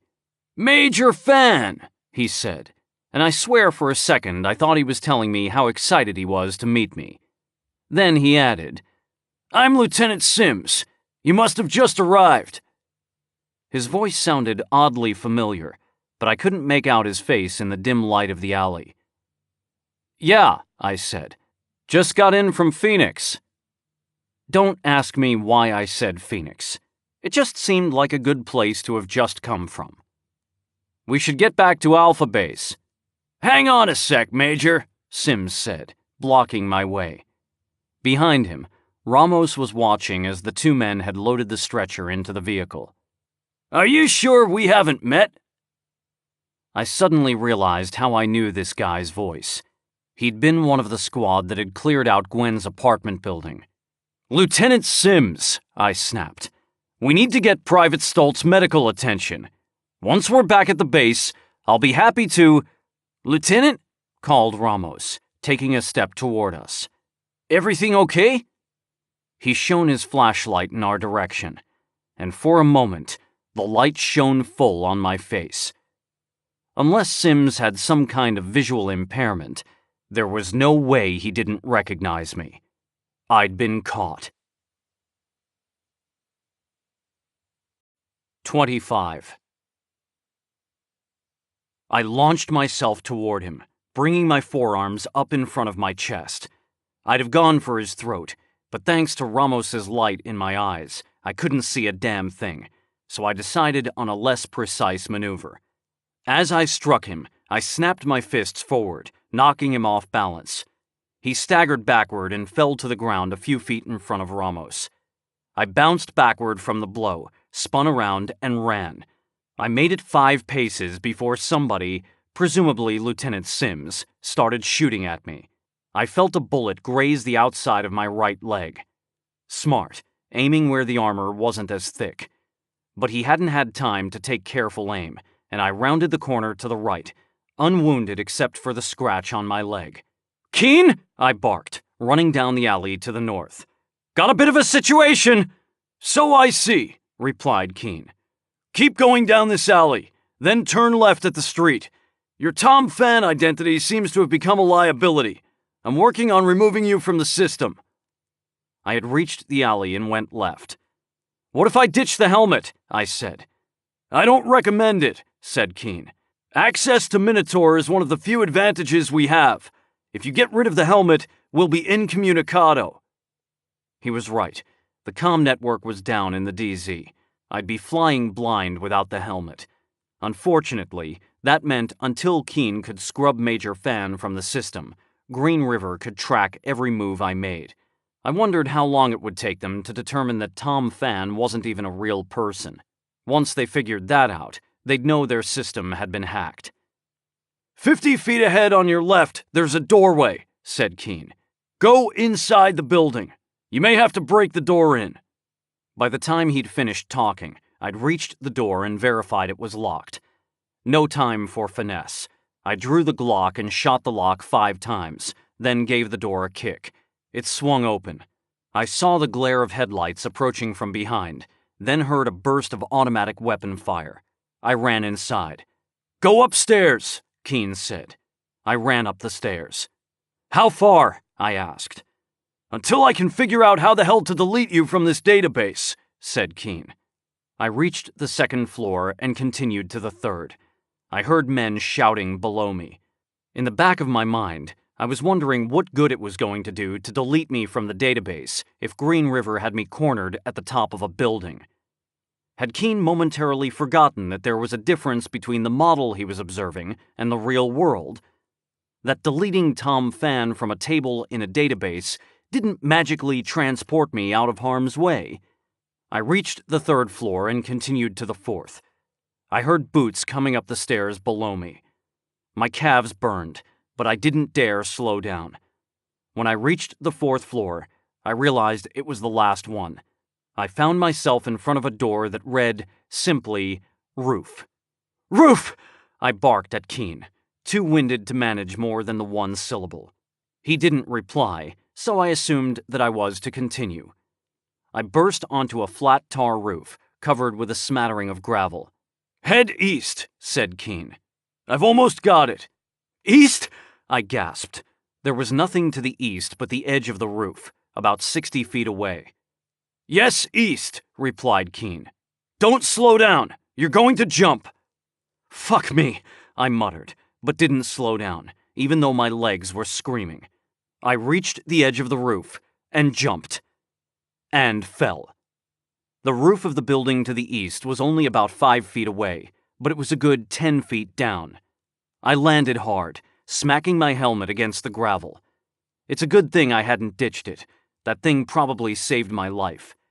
Even with it on, I saw stars. I tried to get up, but my arms and legs wouldn't respond. "Don't move, Fowler," said Keene. I would have laughed if I could. Instead, I just lay there, face down on the roof, trying to breathe. Any second now, mercenaries would burst onto the roof next door, go to the edge of the roof, see me lying here, and shoot at me until I was dead. I heard the door open, and then footsteps on the gravel. Voices that I couldn't make out, then more footsteps. Receding, and then silence. "Okay, you can move now," said Keene. "I gave them a phantom Tom Fan on the 4th floor. Say that 3 times fast if you can." I pulled myself to my feet. Something was wrong, and at first, my addled brain couldn't figure out what it was. Eventually, I realized that I appeared to be floating. I could feel the roof under my foot, but I couldn't see it. In fact, the whole building had simply disappeared out from under me. I was looking at a featureless gray floor 3 stories below. It was unsettling, to say the least. "Keene," I said, "are you seeing this?" "What is it, Fowler? Why aren't you—" "Oh, there are controls on the left side of your helmet. Try adjusting them." I reached up with my left hand and felt 2 buttons. I tapped one of them, and suddenly a wireframe outline of the building appeared. I could see the entire structure of the building, right through the walls. Turning, I realized I could see through the building I'd jumped from as well. Inside the building, I saw 3-dimensional renderings of 5 men in combat gear on the 4th floor, apparently conversing with each other. I gave the button another tap, and suddenly the building was opaque again. "Get moving, Fowler," said Keene in my ear. "Fire escape off the back of the building, to your right. Move fast. I'm going to have to put you back on the roof in a few seconds." "What?" I gasped, moving toward the rear of the building. "Why?" "Geolocation systems sometimes have problems with altitudes in urban environment. If you reappear on the roof, they'll chalk it up to a momentary glitch. I don't want them to figure out they've been hacked quite yet." "All right," I said, not happy with this development, but seeing the wisdom of Keene's plan. Looking over the edge of the roof, I located the fire escape landing on the 3rd floor and lowered myself down to it. "What the hell was that?" I asked, as I made my way down the fire escape. "Why'd the building disappear?" "Transparency mode," said Keene. "The Minotaur helmet has an integrated motion detector and thermal imaging camera that can be used to see through walls and other objects. The system also has the capability of filling in missing visual data about a location from its database, which is assembled from satellite data and other sources, including the helmet cams themselves. You must have activated it inadvertently when you fell. I climbed the rest of the way down to the alley. As my foot hit the asphalt, I heard shouts from the roof. "I'm giving them your actual escape route with a 10-second lag," said Keene. "So keep moving. Go down the alley to the west." I ran as fast as I could down the alley. It came out on a street up ahead. "Go right at the street," said Keene. "I'm going to have Major Tom go left and run down another alley. I can keep him just out of reach for hours." I ran down the street for another 100 yards or so, and then Keene had me turn down an alley. At this point, I finally started to believe I'd actually lost my pursuers. Well, I hadn't lost them. Technically, they were still pursuing me. They were just looking in completely the wrong place. Following Keene's instructions, I worked my way down alleys and side streets toward the address of the safe house. I was almost there when I heard Keene say, "Hold up, Fowler." I stopped cold at the end of the alley I was about to emerge from. According to Keene, the safe house was just down the street to the right. "What's happening, Keene?" I said. Keene replied. I felt an unpleasant clenching in my chest. "What does that mean, Keene? Hey? You made your perplexed noise. Being perplexed at this stage of the game is not a good thing." "Oh," said Keene. "Well, I've been trying to keep an eye on the movements of Green River personnel, but I've been a little busy keeping you alive. So something seems to have escaped my notice." "Which is?" "Well," said Keene, "the good news is that I found your Alpha base." "And the bad news?" "It's on top of the safe house." "What do you mean, on top of? Like next door?" "No. I mean Alpha base is on top of the safe house. Alpha base is a 3-story office building on the corner of 120th and Compton. The safe house is in the bomb shelter below that building." "How is that possible?" I asked. "What are the odds that Green River would set up shop in the same goddamned building as the safe house?" "Fairly good, actually," said Keene. "It's centrally located and easy to get to. Laff owns the building, and since it wasn't on the safe house list, Kanan assumed it was vacant. He probably started preparing it to act as a base of operations well before the invasion. The bomb shelter is missing from Green River's map. Must be Ed Casters' doing. As far as I know, it's only accessible from a trapdoor in the closet of one of the rear offices. If Casters is down there, he's either trapped or he's got another exit I don't know about." "How do we know Casters is still down there?" "We don't," said Keene. "But unless Green River found his hiding spot, he'd be crazy to move at this point. And we can be fairly certain that they haven't found him, because Kanan is still missing a coin." That sounded like a lot of conjecture to me, but I decided to let it go to concentrate on the main point. "Okay," I said. "So what I hear you saying is that we're fucked." Said Keene. "No, Keene. This is suicide. We're aborting. Whatever happens when Kanan gets that coin is just going to have to happen. The bad guy becomes a trillionaire. I don't care, Keene. The police have nothing on us. We'll turn ourselves in and hope for the best." "Not an option," said Keene. "It is an option," I replied. "I just laid out the option in great detail. In fact, to prove it's an option, I'm going to do it right now. I'm getting out of here." "Hold on, Fowler," said Keene. "There's something I need to tell you." I groaned. Of course there was. "What?"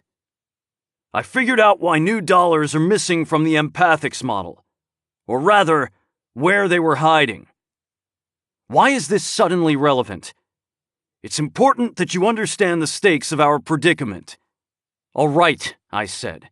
"Spit it out." I sat down on the pavement, leaning against the wall of the alley. I had a feeling I was in for one of Keene's monologues. "Like all currencies," Keene began, The new dollar faced the bootstrapping problem. How do you convince people the currency is worth something before it's worth anything? The feds could have linked it to gold or some other asset, but they'd already proven once they'd unlink it as soon as it became convenient. So in a sense, they were already starting at a disadvantage. People didn't trust them to meet their commitments. At the first sign of trouble, investors would turn in their paper new dollars for gold, and pretty soon, the feds would have no gold and a big pile of worthless new dollars. This is all fascinating, I said, but can we cut to the chase? I'm hiding in an alley in a war zone here. Be patient, Fowler. This background is necessary for you to understand why the last iota is so important. To continue, what the feds did is to issue bonds, denominated in new dollars. Their price in dollars was 5% of their face value, which is to say that 20,000 old dollars would get you a 1,000 new dollar bond. But the bonds could be purchased at a substantial markup with virtually any currency: yuan, yen, rubles, even iotas. New dollars were established by a special act of Congress, and the bill was full of limitations ostensibly designed to prevent rapid devaluation, the most significant of which was a federal law limiting the rate at which bonds could be issued. In reality, these limitations were mainly cosmetic. Congress could override them anytime they wanted to. Given this environment, no informed observers expected the bonds to sell. Conventional wisdom was that the new dollar was a cynical, last-ditch cash grab by the feds, a trick to stabilize the dollar by linking it to a brand new currency, which was also backed by nothing but a promise. To the surprise of virtually everyone, however, demand for the bonds was high and remained strong for the next several weeks. Occasionally, dips in the value of new dollars against other currencies would make speculators nervous, but the new dollar always seemed to recover when it dropped below a certain point. The explanation for these repeated recoveries was that large institutional investors had bet heavily on new dollars and were buying more bonds whenever the value dropped significantly. The end result is that the new dollar became the new default world currency, and old dollars stabilized at 5% of the new dollar's value. The details of these federal bond transactions were not public, so no one knew who these institutional investors were or what currencies they were trading for the bonds. It was assumed there were dozens, if not hundreds, of these investors, and that they were purchasing the bonds in a wide variety of different currencies. A casual look at the money markets bore this out. While the new dollar rose, most other currencies remained relatively flat. The main exception was the iota, which quadrupled in value. The interesting thing, as we saw, is that the empathics model seems to have missed these developments completely. According to their model, new dollars shouldn't exist, and the other currencies, particularly the iota, should have surged in value. In the empathics model, the iota goes as high as 20 times its previous value. How do we explain this sudden divergence from reality after the model predicted the collapse with startling accuracy? I have no idea, I said. How? Actually, said Keene, you gave me the answer. The empathics model produces generalities, not specifics. In other words, the empathics data is right, but the labels were wrong. Meaning what? I asked. Meaning, what if iotas are new dollars? That makes no sense whatsoever, Keene. Think about it, Fowler. Postulate 1. The feds launch a new currency, the new dollar, which is near worthless. Postulate 2. The iota is due to skyrocket in value just as this currency is launched. Now, given these two postulates, what happens to the model if someone secretly dumps a shitload of iotas and buys up new dollars. I thought for a moment. The new dollar rises, and the iota falls. Or at least doesn't rise as much as predicted. Exactly. And other currencies don't rise as much as predicted either, because interest in new dollars is now siphoning away some of their value. In other words, you end up with exactly what empathics predicted. Their data is correct. The labels are wrong.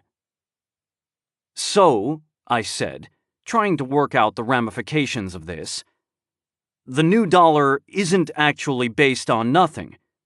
It's based on iotas. Very good, Fowler, replied Keene. To the casual observer, iotas remain a fringe currency, used in a relatively small number of transactions. But behind the scenes, there's a huge mountain of iotas propping up new dollars. And how do you know this exactly? I asked. I understand it fits with your understanding of the data, but do you have any actual evidence? I didn't until about an hour ago, Keene replied. What happened an hour ago? April called, Keene said. She tried to contact you, but the call wouldn't go through. The feds took our deal.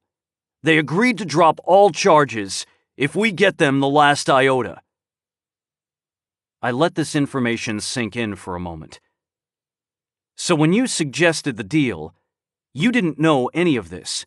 You had April go to the feds with a bluff. It was our only move, Keene said.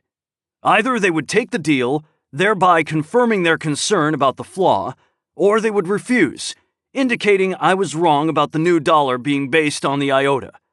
If I was wrong, we were screwed no matter what we did. At least now we have a chance. A very slim chance, I thought. Once again, Keene had sent me and April into harm's way on the slightest of hunches. And once again, I seemed to have no choice but to go along with his insane plan. So if the iota collapses, I said, the new dollar collapses as well. If Kanan gets his hands on the last iota, we could be looking at another collapse. And this time, we're not ready for it. 26. Another collapse. The world was still recovering from the last one, over 10 years ago. Los Angeles almost didn't survive. Wouldn't have, if it weren't for Project Maelstrom. And there was no Project Maelstrom this time around. The reality I lived in was completely shaped by the collapse. It was impossible to imagine what Los Angeles would look like after the next one. Something like a planet-sized DZ without any walls, probably. And Gerard Kanan laughing his ass off on an island somewhere. But would Kanan intentionally cause the collapse? Probably not.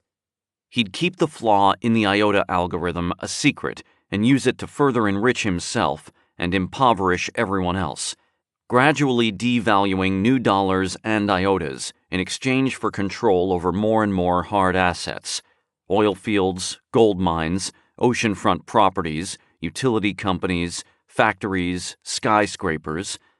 It would be Gerard Kanan's world. The rest of us would just be living in it. And our continued existence would be at his whim. Any time he wanted to, he could inject 100 trillion iotas into the economy and wreck it all. How could Kanan have pulled that off? I asked. And what did he get for propping up new dollars? Pulling it off would have been easy, Keene replied, given Kanan's situation when the collapse occurred. He probably called up the Fed chair and pitched him on the idea of a new currency to replace the dollar. The feds would issue the bonds, and Kanan would secretly gobble them up, paying in iotas. As for what he got out of it, that's less clear. The federal government had been de facto controlled by the banks and other financial interests for many years by that point. By now, I suspect Kanan exercises considerable influence over the federal government itself. The important thing is that letting Kanan have that coin at this point would be very, very dangerous. But if Kanan has that kind of influence over the federal government, then how do we know we can trust April's friend at the FBI? We don't, said Keene. But it's the only chance we have. I sighed. He was right, of course. That may be, I said, but I can't just walk into a Green River base. Even if you give me a new identity, they'll be looking for me. They probably flashed Major Tom Fan's picture on every Minotaur display in the DZ. What if I could make you invisible? How the hell would you do that? Transparency mode. The same way you made that building invisible. And you can do this with a person? I don't see why not, said Keene. By default, people will show up automatically, even if their surroundings are transparent. But that means Minotaur has an algorithm for recognizing people as such, and overriding the transparency parameters to display them. All I have to do is convince the system you aren't a person. Then, I activate the transparency mode for all Minotaur users within a certain range of you, and voila! Invisibility. As long as they're all using their Minotaur displays. Well, yes. Also, it won't work well in full illumination. You'll show up as distortion in the visual field, something like heat waves in the desert. And I wouldn't get within 30 feet of anyone if you can avoid it. And avoid dogs. They'll smell you. So, really shitty invisibility. Best I can do. It might get me past the guards outside, I said, but what do I do once I'm inside the building? It will be fully lit, and not everybody is going to be wearing a Minotaur helmet. We could try taking out the lights, Keene said. I may be able to locate a breaker box on the building schematic. No, I said. It'll be under guard. And in any case, they'll have a backup generator that kicks in as soon as the power goes out. A smoke grenade might work. That would blind the ones not wearing helmets and give me some cover against the others. Can you access inventory through this thing? They've got to have some around for riot control. Checking now, said Keene. He went silent for a minute or so. We're in luck, Fowler. There's a storeroom just inside the building to the left. There should be riot gear inside. All you need to do is get to that room. The idea still sounded fairly insane to me, but at least it wasn't physically impossible. If I could get past the guards out front, I could conceivably get to the storeroom and cause enough chaos with a smoke grenade to get to the trapdoor in the back of the building before anybody ID'd me. I didn't like it, but apparently the fate of the civilized world was resting on my shoulders, so I guess I was going to give it a shot. I retreated back down the alley in the direction I had come and made a wide circle around the block so I could approach Alpha Base without being spotted. I saw it now on my display. I'd learned that I could toggle my display with the buttons on the outside of the helmet. Presumably, there were also voice commands and probably a way to control the display with eye movements, but these were beyond my current level of expertise. "Where are you going, Fowler?" Keene asked. "Just doing some recon," I said. I was now in an alley behind the building that faced Alpha Base. I had planned on sneaking alongside the building and peeking out to get a first-hand view of the guards, but accidentally hitting the transparency mode gave me an idea. I looked straight at the building in front of me and then played with the controls until I got it to vanish. Then I used the zoom feature to get a closer look at the front of the base. It was a 3-story office building, as Keene had said. There was a single entrance in front. As expected, 2 men with M4A4s stood guard outside. Just to the left was the entrance to a below-ground parking garage, which probably factored into Green River Command's decision to use this building as much as any of Keene's factors. It gave them a place to park their vehicles. A wall of sandbags and jersey barriers had been set up to prevent vehicles from getting too close to the building. Farther down the road to my left, another checkpoint had been set up. That had presumably been where Stoltz had been headed before he'd been shot. The men out front were rendered as pixelated approximations. The Minotaur system couldn't actually see them. It could only pinpoint their locations based on satellite data and pings from other nearby Minotaur clients. It identified the two men by name.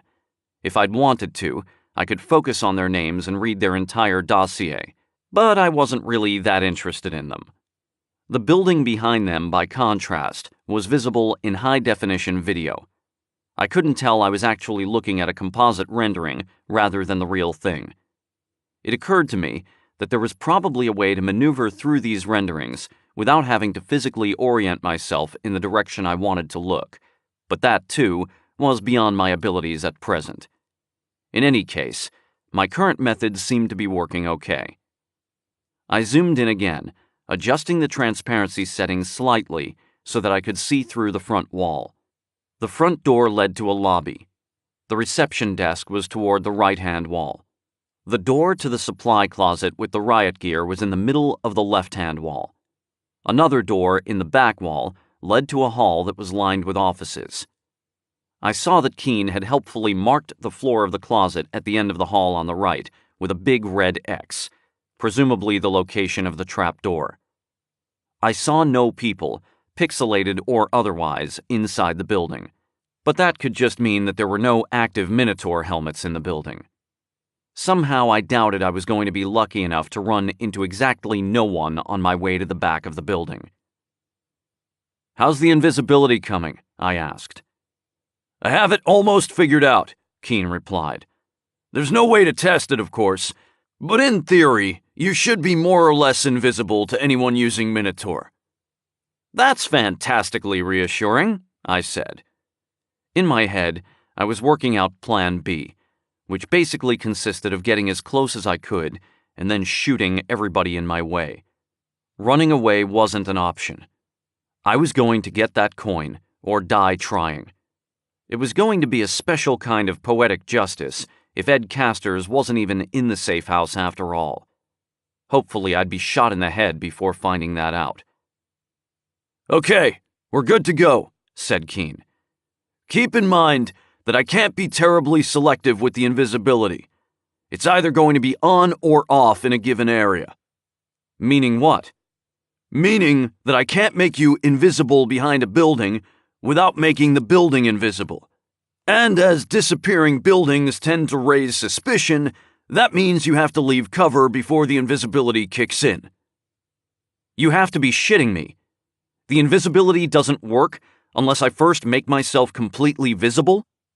"It should be fine," said Keene. "I can set the range to within a few inches of the building, and that area is in near darkness anyway. Just don't linger near any buildings. Also, avoid running. The system has to erase you on the fly, so the fewer pixels it needs to change at a time, the less obvious it will be." No cover and no running, I thought. So basically, do exactly the opposite of what all your training and instincts tell you to do. "Just tell me when you're ready." "Anytime," said Keene. "I think I've figured out how to give you some help once you're inside, too. A little noise in the Minotaur system." "That would be appreciated," I said, "assuming I make it that far." "One more thing," said Keene. "After this little trick, I suspect Green River is going to be on to me, so I'm going to have to run. I won't be able to help you anymore anyway. They'll shut Minotaur down once they realize they've been hacked. So drop your helmet as soon as you don't need it to see through the smoke. We'll be incommunicado until you leave the DZ with the coin. Message me when you do. We'll rendezvous at Grand Park, where you met Olivia." "Roger that," I said. I didn't know why he once again picked that terrible location, but I decided not to question it. Odds were I was never getting out of the DZ anyway. I made my way around the building toward the front of the base. Peeking around the corner, I saw the two guards in more or less the positions indicated by the transparency view. My original idea had been that I would follow someone into the building, but it didn't look like anybody was going to be going through that door anytime soon. Occasionally a vehicle would stop at the checkpoint and then pull into the garage, but there was obviously an elevator from the garage into the Alpha Base building, because no one was walking around front to get inside. I was going to have to just walk right to the door and hope for the best. I took a few steadying breaths and then rounded the corner, making a mental note not to linger in the visible zone. I walked smoothly but briskly toward the door, doing my best to minimize both my footsteps and any unnecessary motion. I figured the distortion would be less noticeable if I avoided any jarring movement. I drew my pistol as I entered the area of the street lit by the lamps, in case I needed to shoot anybody. But neither of the guards made any indication they saw me. I was now less than 50 feet away and closing, fully illuminated by the floodlights, but the two men stared straight ahead. I was fucking invisible. I continued toward the doorway, rolling my soles on the pavement as I walked, my trajectory taking me right between the two guards. My gun was at the ready now. I doubted I'd be able to get within 30 feet without being seen. But at that range, I could probably take out both guards before they could figure out what was happening. These guys didn't look much older than Stoltz and Ramos, and I was aware of the irony inherent in my intentions to shoot them less than an hour after risking my life to save Stoltz. What can I say? War is a funny thing. Besides, the stakes had changed. To my amazement, the two guards continued to stare straight ahead as I closed within 10 feet of the door. I was beginning to think I was going to be able to just walk right up and slip through the door without either of these bright-eyed sentries sparing a glance in my direction. And then the guy on the left looked right at me. 27. The guard brought his rifle up, and I pointed the Glock right at his face. From this range, I was pretty sure I could blast right through that visor. I didn't want to do it, but I had no choice. And then he dropped his gun and fell to his knees, screaming. The guy on his right did the same, and I heard more screams from inside. Keen's noise in the system had evidently kicked in. "Audiovisual overload," I heard Keen say. "They'll be deaf and blind for about 10 seconds. Make good use of it. Good luck, Fowler. I'm out." I walked past the two guards, who were lying on the ground, desperately trying to get their helmets off, and opened the door. I went inside. A few feet in front of me, Lieutenant Sims lay on the floor, blinking and rubbing his ears, his helmet resting on the floor next to him. Inside, to my right, another young man, not wearing a helmet, was standing behind the reception desk, staring at the man on the floor. Two other men, also sans helmets, sat in chairs to my left, gawking at the man on the floor as well. The only one I recognized was Sims. "Minotaur's been compromised," I said, tossing my helmet on the floor. "You two, get this man outside." This instruction made no sense whatsoever, but military men do what they're told to do. I made a split-second decision given the circumstances to forego the smoke grenade and try to bluff my way through. If the two men recognized me, they didn't show it. They simply went to Sims and helped him outside. Sims was dazed enough not to resist. That left only the guy at the desk. "Hey," he said, as I continued to the door to the hall. "You're the guy they're looking for. Major fan." Again, I had to remind myself that the desk jockey was not telling me how much he enjoyed my work. "Didn't you hear me?" I barked. "Minotaur's been compromised. They've been flashing my goddamned picture all over the network, and now they're jamming everything. Get on a secure channel and tell ComSec Minotaur's been hacked. I'm going to inform the colonel." "Yes, sir," said the man behind the desk, picking up a phone. God, I loved dealing with people conditioned to unquestioningly obey authority figures. I threw open the door to the hallway and kept going. When I was halfway down, a stocky man who appeared to be in his late 40s stepped out of an office right in front of me. He wore colonel's insignia on his shoulder. "What in the hell is going on?" he demanded. Then his eyes widened. "Major Fan!" he exclaimed. "Likewise," I said, and slugged him across the jaw. He fell to the ground, groaning, and I stepped over him. I continued to the office at the end of the hall. The door was locked, but it was a pretty flimsy interior door, so I kicked it open. The office was empty except for several stacks of folding chairs and other random office furniture. I closed the door and moved several stacks of chairs in front of it, then went to the closet. Opening the door and turning on the light, I found myself inside a spacious closet. Several more folding chairs leaned against the back wall. I moved these in front of the office door as well, then peeled back the carpet. Underneath was a hardwood floor, and I did not at first see any indication of a trap door. There was a banging behind me, and somebody in the hall yelled, "Major Fan, open the door!" This mission was going to end very quickly and very badly if Keene was wrong about the bomb shelter. But as I looked closer, I noticed one of the slats was only about 10 inches long, and there was a gap of about half an inch at the end of it. After some experimentation, I found that I could slide the board, closing the gap. As I did so, the pressure of my fingers caused the board to pivot vertically a few degrees, so that the left side moved upward just enough to get my fingers under it. Taking the hint, I wrapped my fingers around the edge and pulled. A door, composed of a staggered, roughly square section of slats, opened toward me. The door was heavy. Underneath the floor slats was a steel plate nearly an inch thick. It swung on heavy-duty pneumatic hinges. Whoever had installed this bomb shelter had been serious. For all this effort, however, the door was not locked. Dim light arose from below, revealing a series of metal rungs leading down into a concrete-lined shaft. There was a crash behind me, and my pile of chairs shuddered. The door opened a couple of inches, but fortunately the opening was angled away from the closet. I pulled the closet door closed as another crash sounded, followed by the sound of chairs clattering to the floor.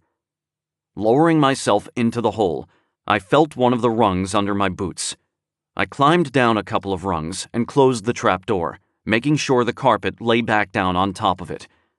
Hopefully that would buy me a minute or two while the Green River boys wondered where Major Fan had disappeared to. After descending another 10 rungs, my boots hit a concrete floor. Turning around, I found myself in a small storage room. Steel shelving units filled with cardboard boxes and plastic storage containers lined the walls on either side of me. A single low-wattage bulb in a fixture overhead cast the room in garish light. Directly in front of me was a heavy steel door. I tried to open it. It was locked. From the shaft behind me, I heard muffled sounds of men talking and moving things around. No matter how dumb these guys were, eventually they'd find the trap door. And when they did, minutes or hours from now, I would still be standing here, staring at this door. Because I do whatever Erasmus Keene tells me to do, and Erasmus Keene is a lunatic who doesn't give two shits about me. Having no other options, I knocked. A few seconds later, to my utter surprise, the door opened. "Come in, Mr. Fowler," said the small, mousy-haired woman standing in front of me. I stepped through the door and found myself in what appeared to be a very cheery beachfront cottage. Through the plate glass windows on my left, beyond a strip of yellow beach, I saw the rolling waves of the Pacific. "Pura vida," said the woman. "Have a seat." The woman was almost elfin in appearance, with big almond-shaped eyes and ears that peeked out of her scraggly brown-gray hair. She wore silk pajamas and slippers. Her age was hard to determine. I thought she was in her 30s. I took a seat in a wicker chair that gave me a good view of the ocean. The view was astounding. To the right of the beach arose a series of rocky cliffs that reminded me a bit of the California coast. I could hear birds chirping and the crashing of the waves in the distance. "Can I interest you in a glass of wine, Mr. Fowler?" the woman asked. "I recommend the white. The red down here is a little sweet for my tastes." I honestly didn't know if "down here" meant the bomb shelter or Costa Rica. My brain was having a hard time convincing my senses that I was underneath an office building in Compton. By comparison, I found it relatively easy to accept that Ed Casters was female. "Just water, please, if you have it," I said. "No, Fowler. She's been living underground for 3 years with no water." "Certainly," she said, and disappeared into the kitchen. A moment later, she reappeared with a glass of water, handed it to me, and sat down on a couch to my right. "So you're the mysterious Leela," I said, then gulped down the water. "Also known as Ed Casters." "Ed Casters, Rachel Style, Brad Melton, Ann Coswaite, a few others. You can call me Rachel." She seemed at ease and unsurprised by my visit. "I'm afraid I led some mercenaries to your door, Rachel," I said, setting the glass down on the coffee table in front of me. Rachel shrugged. "It was bound to happen eventually. In any case, we have some time." She picked up a tablet from the table next to her and tapped it a few times. The view of the ocean was replaced by an image of several Green River men moving stacks of chairs around an office. "They haven't even found the trap door yet. I locked the door behind you. It should take them a few minutes to get through that. I do have an escape route, of course. I made some modifications to this place after I moved in. Wasn't about to be trapped down here." She tapped the tablet, and the view switched back to the ocean. "Why did you let me in?" I asked. "Physical barriers don't interest me. You earned the right to meet me face to face. You and Mr. Keene, of course. But as usual, Keene finds a way to make someone else do the dirty work." "He was right then," I said. "There really is a 10th iota." "A 0th iota, yes." She picked up a small wooden box from the table next to her. She opened it and pulled out a silvery coin, setting the box down again. "It's silly, really," she said, peering at the coin. "I have no need of it. I've got the last bit of the code in my head. But I like the symmetry. 10 coins, 10 parts of the code." "And 10 words," I said. "The path up and down are one and the same." "What does it mean?" "Nothing," said Rachel, with a grim smile. "Or everything. Maybe it means nothing matters, that everything built up gets destroyed. Or maybe it's a random phrase I picked out. What difference does it make? Would you feel better if it meant something? What do the coins mean? What do iotas mean? What does gold mean? What does any of it mean? It's all just ideas we're chasing around because we have nothing better to do." "Does this mean you're not going to give me the coin?" I asked. She laughed, a strange, almost robotic laugh. "Why should I give you the coin, Mr. Fowler? Give me a reason." "I'm going to assume that saving the world isn't enough for you." "Don't be grandiose, Mr. Fowler. You're not saving the world. You're trying to rescue an idea. Such a pedestrian idea, too. That money is worth something. Wouldn't you like to see what the world looks like without money?" "Don't tell me you're going to go all, money is the root of all evil on me." Rachel smiled, more broadly this time. "Money isn't the root of evil. Money and evil are both just ideas used to control people.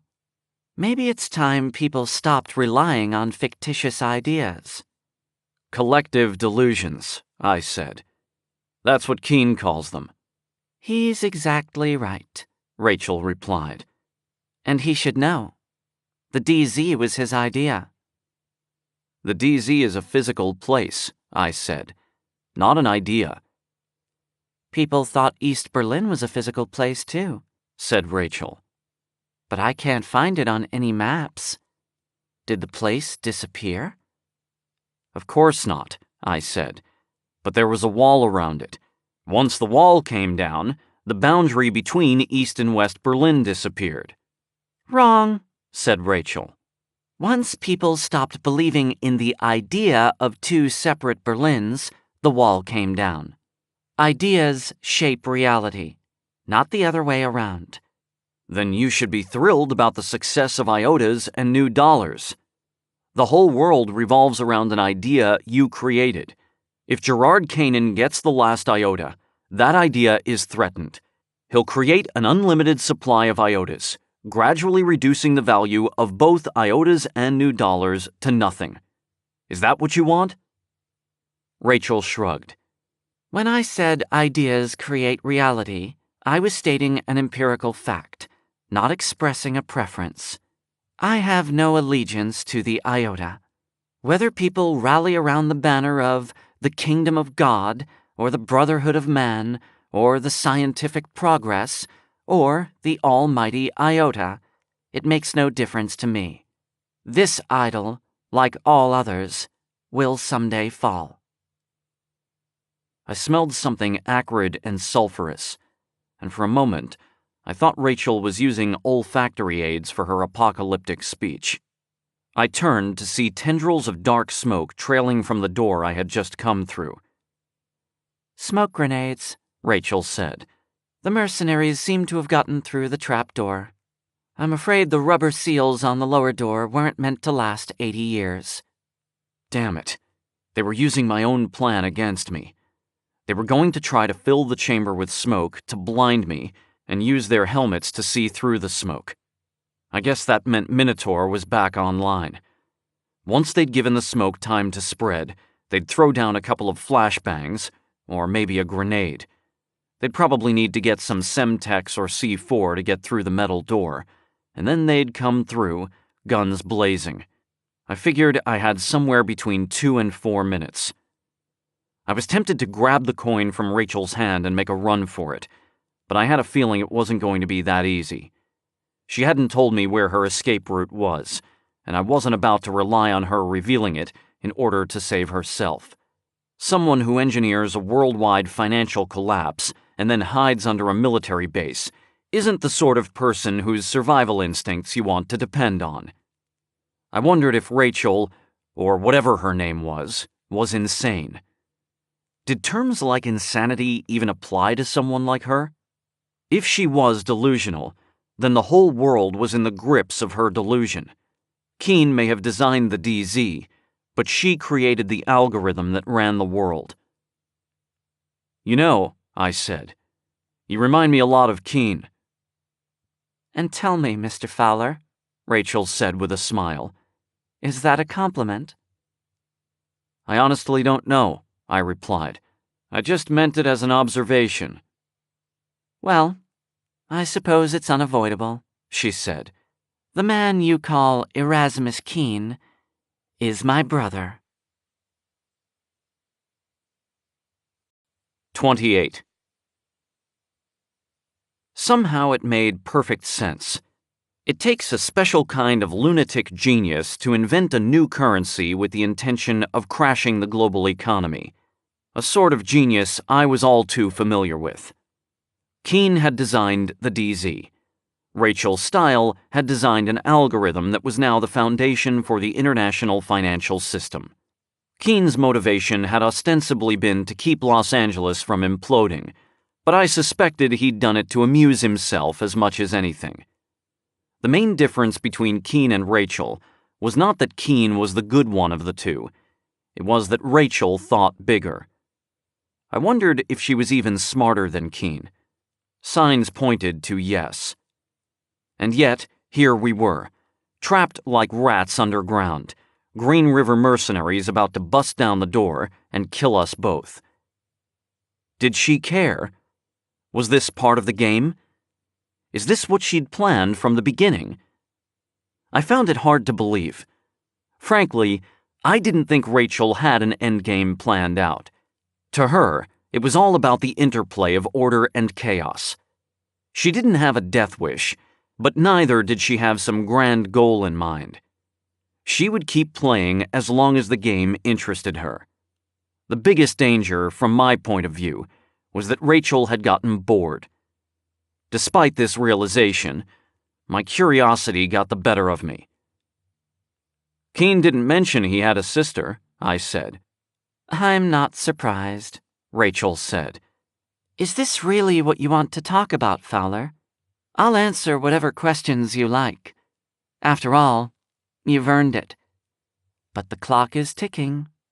Do you want to know about Erasmus Keen, or would you like to know how to get out of here? That was an easy one. As curious as I was about Keen's sister, and Keen himself, I had come here for one reason. I'd known Keen was a liar when I went on this mission, and I wasn't leaving without the coin. If Kanan gets the last iota, I said, it's all over. Your game ends, and not with a bang, but with a whimper. New dollars and iotas gradually lose their value and fall out of use. But if you give it to me, the game keeps going. There's no telling what might happen next. Oh, Fowler, said Rachel. You're so adorable, trying to tempt me with the prospect of new horizons and undiscovered countries. Sadly, there is nothing new under the sun. I've already played out all of the possibilities, and none of them are terribly interesting. Other than global chaos, of course. If you wanted chaos, why all the games? Why not just hack the algorithm yourself and have it over with? I don't want chaos, she said. I just find the possibility interesting. In any case, crashing the system myself feels like cheating. As it was, I practically had to tell Kanan how to find the code. I had assumed someone would find the notches in the reeds years ago. With my intellect, it's sometimes difficult to gauge how challenging a puzzle will be for the average person. Just as modest as Keen, too, I thought. So you set up this whole puzzle, allowed me to find you down here, and now you're just going to sit on the coin until Green River busts in and kills us both? It had to end one way or another, said Rachel. But I'll tell you what, Fowler. In recognition of your valiant efforts, I'll give you a choice. She placed the coin on the coffee table in front of her. You can have the coin, or I can tell you the way out of here. One or the other, not both. Save your life or win the prize. The prize is worthless if I don't get out of here, I said. True, said Rachel, which is why I'm also going to give you this. She picked up a small ceramic bowl from the table next to her and put it on the coffee table between us. I saw that it was half filled with a fine silvery powder. What's that? I asked. She pulled a matchbook from her pocket and set it next to the bowl. Aluminum and iron oxide, commonly known as thermite. It burns at 4,000 degrees, hot enough to melt titanium. Drop the coin in, light the match. In a few seconds, the coin will be a lump of slag. If I destroy the coin, Kanan's fortune is secure, I said. He gets what he wants. Yes, but he'll be unable to manipulate the algorithm. You wouldn't have to worry about Kanan, or anyone else, crashing the Iota on a whim. You would do that? I asked. After all this effort to find the code, you'd just let me destroy the coin. This phase of the game is over, Fowler. You won. Consider this your prize. You protect the global economy from chaos. But I don't get out of this room alive. Rachel shrugged. That would be up to Green River, she said, but I wouldn't bet money on it. I regarded her for a moment. Frankly, it seemed like kind of a shitty deal. Kanan would still get essentially what he wanted.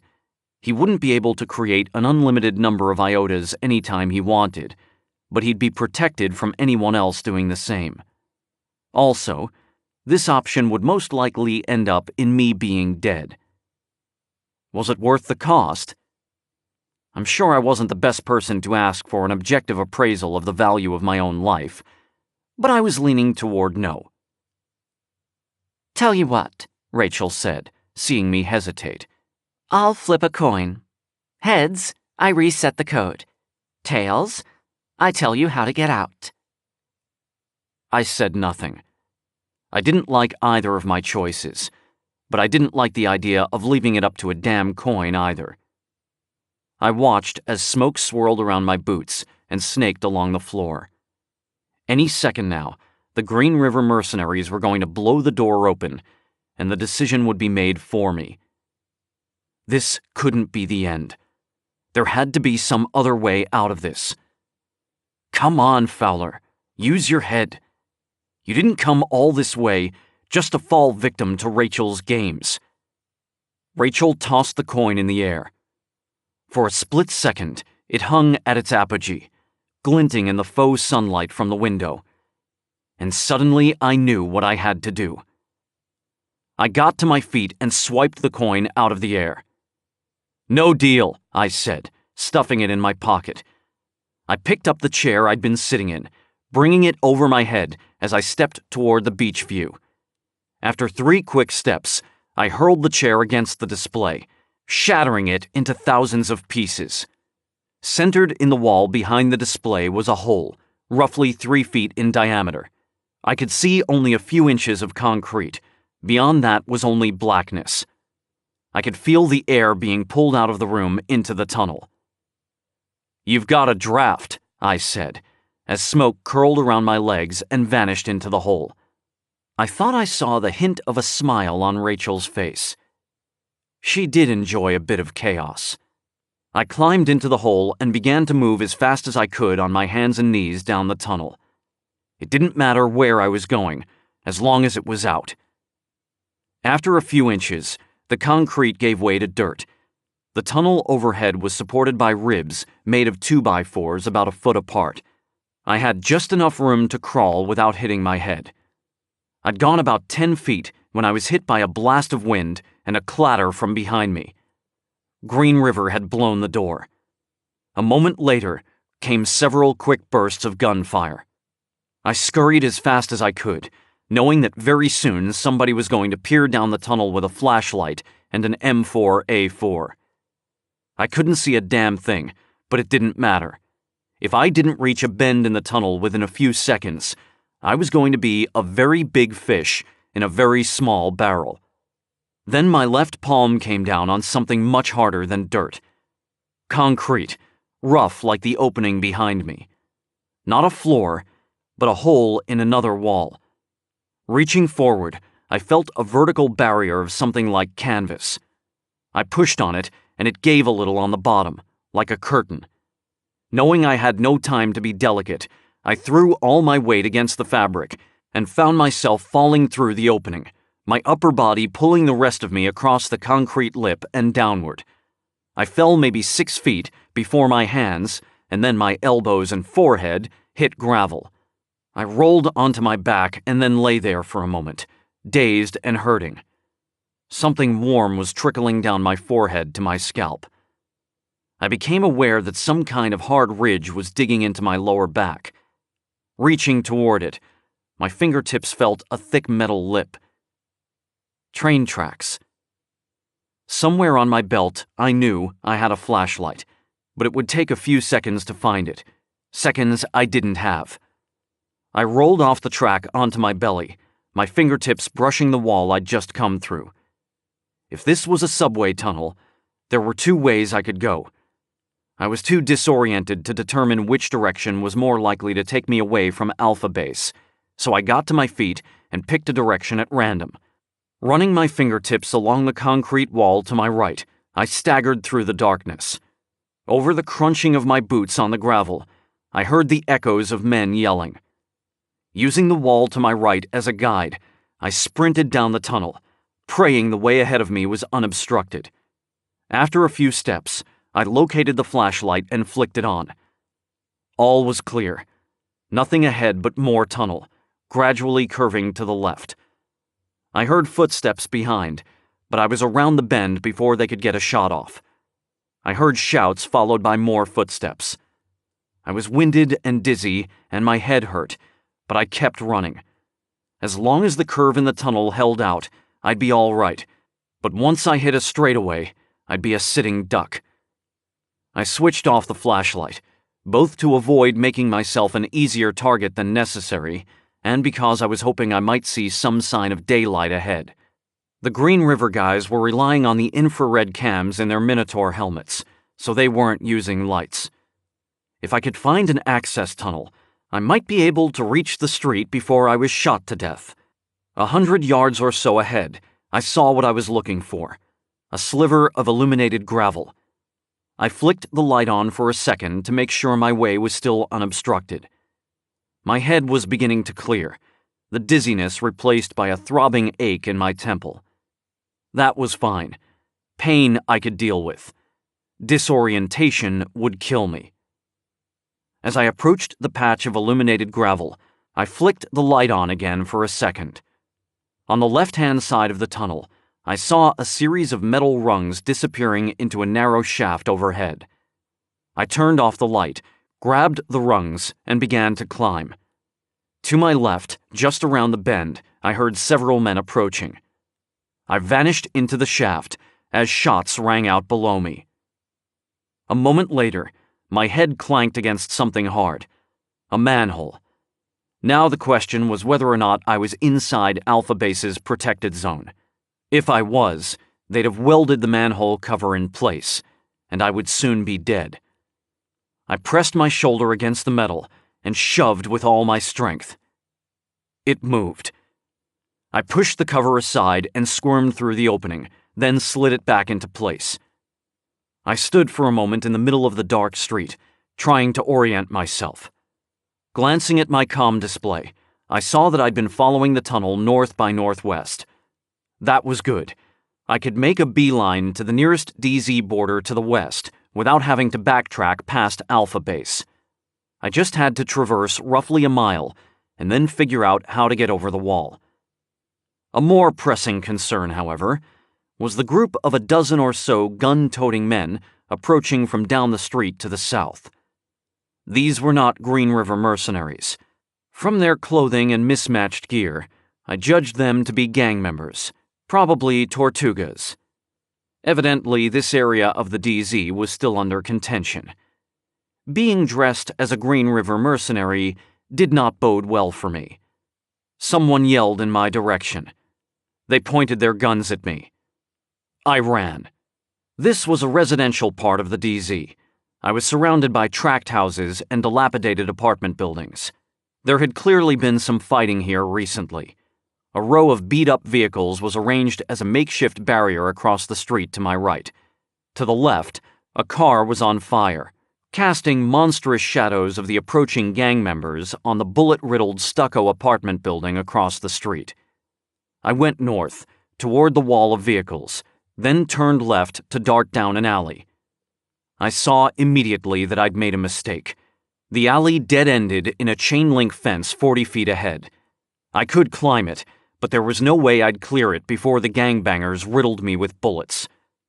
I skidded to a halt, spun around, and took aim. I had 10 in the magazine and 1 in the chamber, just enough to take them all out if I was very lucky. I was also wearing body armor, so unless one of them got off a headshot, I still had a chance to survive this. I took a deep breath and steadied my hand, waiting for the first man to round the corner. He didn't come. Instead, I heard shouts and several bursts of automatic gunfire. My pals from Green River coming up from below had joined the fun. Hopefully they and the Tortugas would keep each other entertained for a few minutes.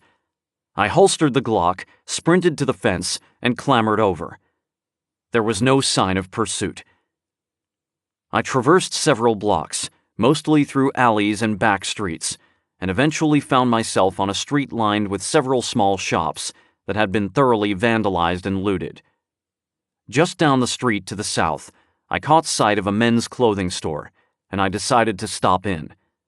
There wasn't much selection, but I ditched Conroy's vest, jacket, and shirt in favor of my black t-shirt, having come to the conclusion that whatever protection was afforded me by the body armor was outweighed by the giant target it put on my back. To gangbangers, I looked like a mercenary, and to the mercenaries, I looked like a deserter. Either was likely to get me shot. I tucked the Glock into my rear waistband, stepped back out the gaping hole in the plate glass window, and continued on my way. It turned out that I needn't have been worried. The rest of the DZ neighborhoods I cut through were quiet. I heard occasional gunfire in the distance, but no sign of any fighting nearby. I made it to the western wall without incident. Getting over the wall was less of a challenge than I expected as well. After following the wall about 300 yards to the south, I encountered a gaping hole in the wall that had been caused by an explosion of some kind, possibly a shoulder-fired RPG. I climbed over the rubble onto the freeway. Stopping to listen for drones, I heard nothing, so I sprinted across the northbound lanes. Crouching between two cars on the median, I stopped again, but still heard nothing. The drones were either distracted elsewhere or out of commission. I ran across the remaining lanes. Surmounting the outer wall was no problem from this side. There were plenty of cars parked on the shoulder. I climbed on top of an SUV, put my fingers on top of the wall, and pulled myself up. Then I lowered myself to the dirt on the other side. For a moment, I just lay there on the ground, staring up at the mottled glare on the smog that was Los Angeles's version of a starry night. I'd made it out of the DZ. 29. I staggered through an industrial strip west of the DZ, so stunned to be alive that it didn't immediately occur to me that I was in nearly as much danger on this side of the wall. Gerard Kanan had obviously made some kind of deal with the LAPD to look the other way while Green River invaded the DZ, and if he had the LAPD in his pocket, not even surrendering would save me. The LAPD has never been known for their restraint or their scruples, and if it were convenient for Gerard Kanan that a certain murder suspect be shot to death for resisting arrest, they'd make it happen. As the sun rose over the dead freeway behind me, I began to feel very exposed. Keene had said to meet him at Grand Park, which was several miles from here. I was about to call for a car when my comm chirped, indicating a message had been received. Looking at the display, I saw that the message was from Keene. It had been sent just a few minutes after we'd lost contact. The message read, "Get code from coin using pencil method. Message code to me. Go to rendezvous point." Getting the code from the coin required pencil and paper, two things that were not readily available in an industrial park in South Los Angeles. It would have been nice if Keene had thought of this before sending me into the DZ. There were a few offices around, but of course nothing was open at this hour. My best bet was probably a convenience store or gas station. I managed to locate a Circle K on my comm that was only about a quarter-mile away, and I was trying to determine whether I should cut through an abandoned lot filled with junked cars or take the street, when I noticed red and blue flashing lights just above the horizon to my right. LAPD. The car was closing on me fast. It was unlikely they had ID'd me at this distance, but they'd apparently decided a lone man wandering through an abandoned industrial park at 6 a.m. was worth looking into. I had virtually no hope of outrunning an LAPD air car, particularly since once I signaled my intention to run, they'd call for backup. So my choice was to surrender now, or try to get the code to Keene first, and then surrender. If the LAPD was working for Kanan, he'd end up with the coin either way. But it was worth a shot to try to get the code to Keene first. I took off running toward the maze of junkers. I just needed to make it to the Circle K, ideally avoiding any open areas where the air car could land. If the cops didn't know I was a murder suspect, they probably wouldn't open fire. Even the LAPD doesn't normally execute drifters for trespassing. But if the car landed, they'd pursue me on foot, and I was in such rough shape at this point that I wasn't at all sure I'd be able to outrun them. I zigzagged through the maze of cars, both because I was trying to confuse the cops and because I kept running into dead ends. It was probably hilarious to the cops in the car circling overhead, but I was exhausted and pissed off. Eventually, I cleared the maze, emerging onto a patch of weed-covered ground, not large enough for a standard landing. The police car zoomed overhead, the loudspeaker warning me to stop running and lie down on the ground. I opted rather to sprint down an alley between two warehouses.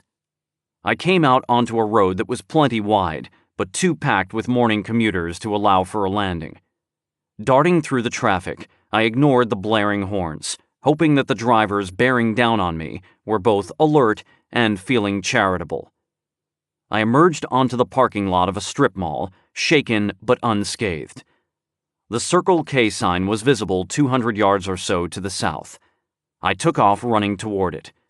To my right was a series of stores, any one of which might be harboring a perfectly good pencil, but they were all closed.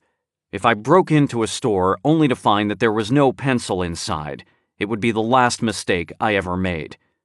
The LAPD would get to me before I had the chance to try again. They wouldn't even have to shoot me. If my mission failed at this point because I couldn't find a goddamned pencil, I was going to shoot myself in the face out of principle. So I decided to keep on toward the Circle K. But now I had another problem. I'd been hoping there'd be enough cars and other obstacles in the strip mall parking lot to prevent a conventional landing. But there were aircraft carriers with less open space than this strip mall. Easily a 100-yard-long strip of pavement, perfect for landing. In fact, glancing behind me, I could see the car was lining up to land. Only one thing to do. I ran back into traffic. If the cops thought I was going to end up on the other side of the road, they wouldn't land on this side of the street. Once again, tires screeched and horns blared as a crazy drifter in combat boots and a t-shirt darted through traffic. By some miracle, once again I emerged unscathed on the other side. The only problem was that there was nothing on this side of the street but a lumber yard. No sign of any structure that might contain a pencil. I ran alongside the road until the cruiser angled across the street, swooping overhead. Again, it sternly commanded me to stop running. Again, I did not comply. I ran into the street for a third and final time. I was either going to reach the Circle K or die trying. And God, what a depressing sentiment that was. There was honking and swearing, but no tires squealing this time. I think a few people actually sped up to try to hit me. To my right, I saw more flashing lights. Fantastic. The cops had called for backup. Either they'd ID'd me, or they'd decided I was one hell of a dangerous drifter. I emerged onto the parking lot of the Circle K and ran inside. "Pencil!" I gasped to the clerk behind the counter. He looked at me with something like alarm, but reached into a canister to his left and produced a pencil.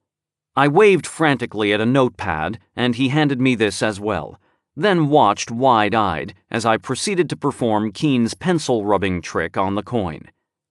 I was shaking so hard from adrenaline that it took me 4 tries to get a quality impression. No time to write out all those ones and zeros, though. Outside, a police ground car screeched to a halt in front of the store. I had just enough time to take a picture of the paper and send it to Keen. The cops burst through the door and yelled at me to get on the ground.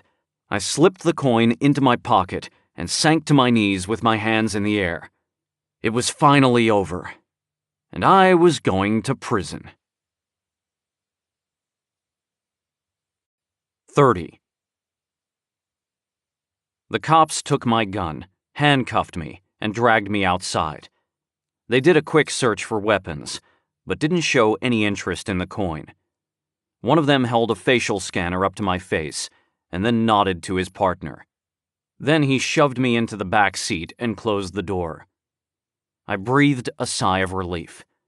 They knew who I was, and I was still alive. That meant either they weren't working for Kanan, or Kanan wanted me alive. I was still probably going to prison, but at least I wasn't dead. The parking lot was now swarming with cops.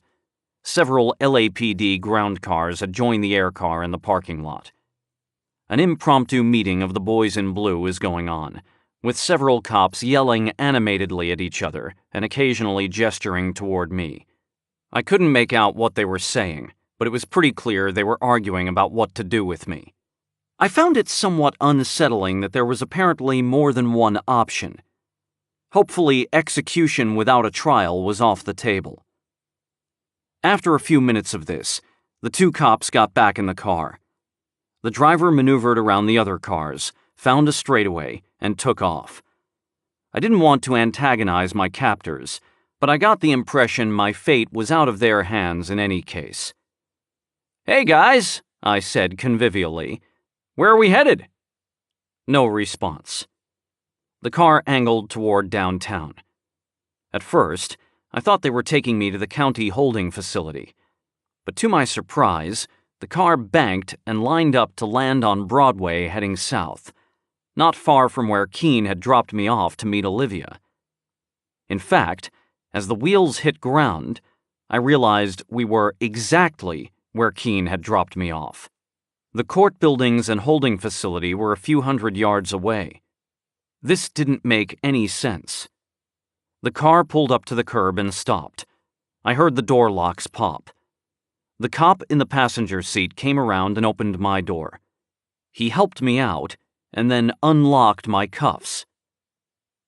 "Are you letting me go?" I asked, almost afraid to voice the question. "Orders," said the cop. "Captain said to drop you here." I nodded dumbly, rubbing my wrists. "What do I do now?" I asked. "The fuck do I care?" grumbled the officer, and returned to the car. I decided not to make an issue out of getting the Glock back, as I'd stolen it from Green River in the first place. The cop got in the car, and they drove off. I stood for a moment, blinking in the morning sun, trying to convince myself I wasn't hallucinating. On whose orders had I been released? And why had they released me here? I turned and walked up the steps. Looking around the plaza, I saw that it was empty except for a ponytailed woman with a stroller and a couple of joggers. I turned left toward the bench where I'd frisked Olivia and began walking in that direction. Up ahead, I saw a man and a woman sitting next to each other on the bench. Keene and Olivia. Olivia was sitting on Keene's right, with her purse resting on her lap. They seemed to be chatting amicably. I continued toward them. "Nice to see you again, Mr. Fowler," Olivia said as I approached. Keene smiled weakly at me. I saw now that Olivia's right hand was hidden beneath her purse. She had a small pistol pointed at Keene.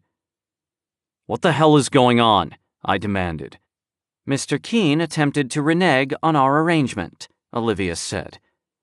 "After I broke into Empathics last night, he sent me a message telling me it wasn't safe to return to the motel. Then he wouldn't return my calls. When I finally did go back, he was gone. Fortunately, I suspected he might try to keep the coin for himself, so I did a bit of hacking of my own." "My notebook wasn't the only remote terminal she authorized," Keene said. "She also added her own comm. She was listening in on all our communications over Minotaur." It took me a moment to grasp the ramifications of this. "You heard us say we were going to meet in Grand Park." "All I had to do is come here and wait," said Olivia. "If you managed to get the coin, you'd show up here eventually. You do have the coin, don't you, Mr. Fowler?" I glanced at her and then at Keene. "Forget it, Fowler," Keene said. "It's not worth dying over." I nodded and reluctantly pulled the coin from my pocket. I held it out to Olivia. She took it with her left hand, keeping her gun trained on Keene. "So you were working for Kanan all along?" I asked. Olivia laughed. "Gerard Kanan has nothing to offer me, Mr. Fowler, nor do you and Mr. Keene, anymore." I shook my head. "Then you really are Sila Fiore, a narcissistic psychopath." "No," replied Olivia. Selah expected me to be her insurance policy, her fail-safe. But I'm no one's fail-safe. Olivia doesn't want to preserve Selah's legacy, Keene said. She wants to burn it to the ground. That's why you wanted the coins? I asked, baffled. You're going to crash the global economy out of spite? Spite, resentment, rage. Call it what you like. I don't expect you to understand my motivations, Mr. Fowler. Even Selah didn't foresee my actions.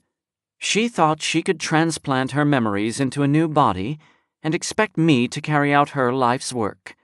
She was wrong. But you are Selah, I exclaimed. I was Selah, Olivia said. Do you understand what a cosmic joke my existence is, Mr. Fowler? I was born 3 days ago with $50 billion in the bank and a terminal illness. I've got the memories of a Hollywood legend and the awareness that I am not she. I am a universal symbol of mysterious allure and still a virgin. There is no one on earth who can even imagine what it's like to be me. And soon I will die, unknown and unloved. I'm not Selah Fiore. I'm a stranger with her face. You know what I am, Mr. Fowler? She held up the coin between her thumb and finger. I'm an iota. Nothing of significance. But all I saw, as the coin glinted in the red light of sunrise, was a mayfly. Is this really the role you want to play, Olivia? Keene asked. That of a spoiled child trashing the game because she got dealt a lousy hand? You realize that despite your efforts to enact vengeance against Selah, you're actually playing the role of the failsafe perfectly, don't you?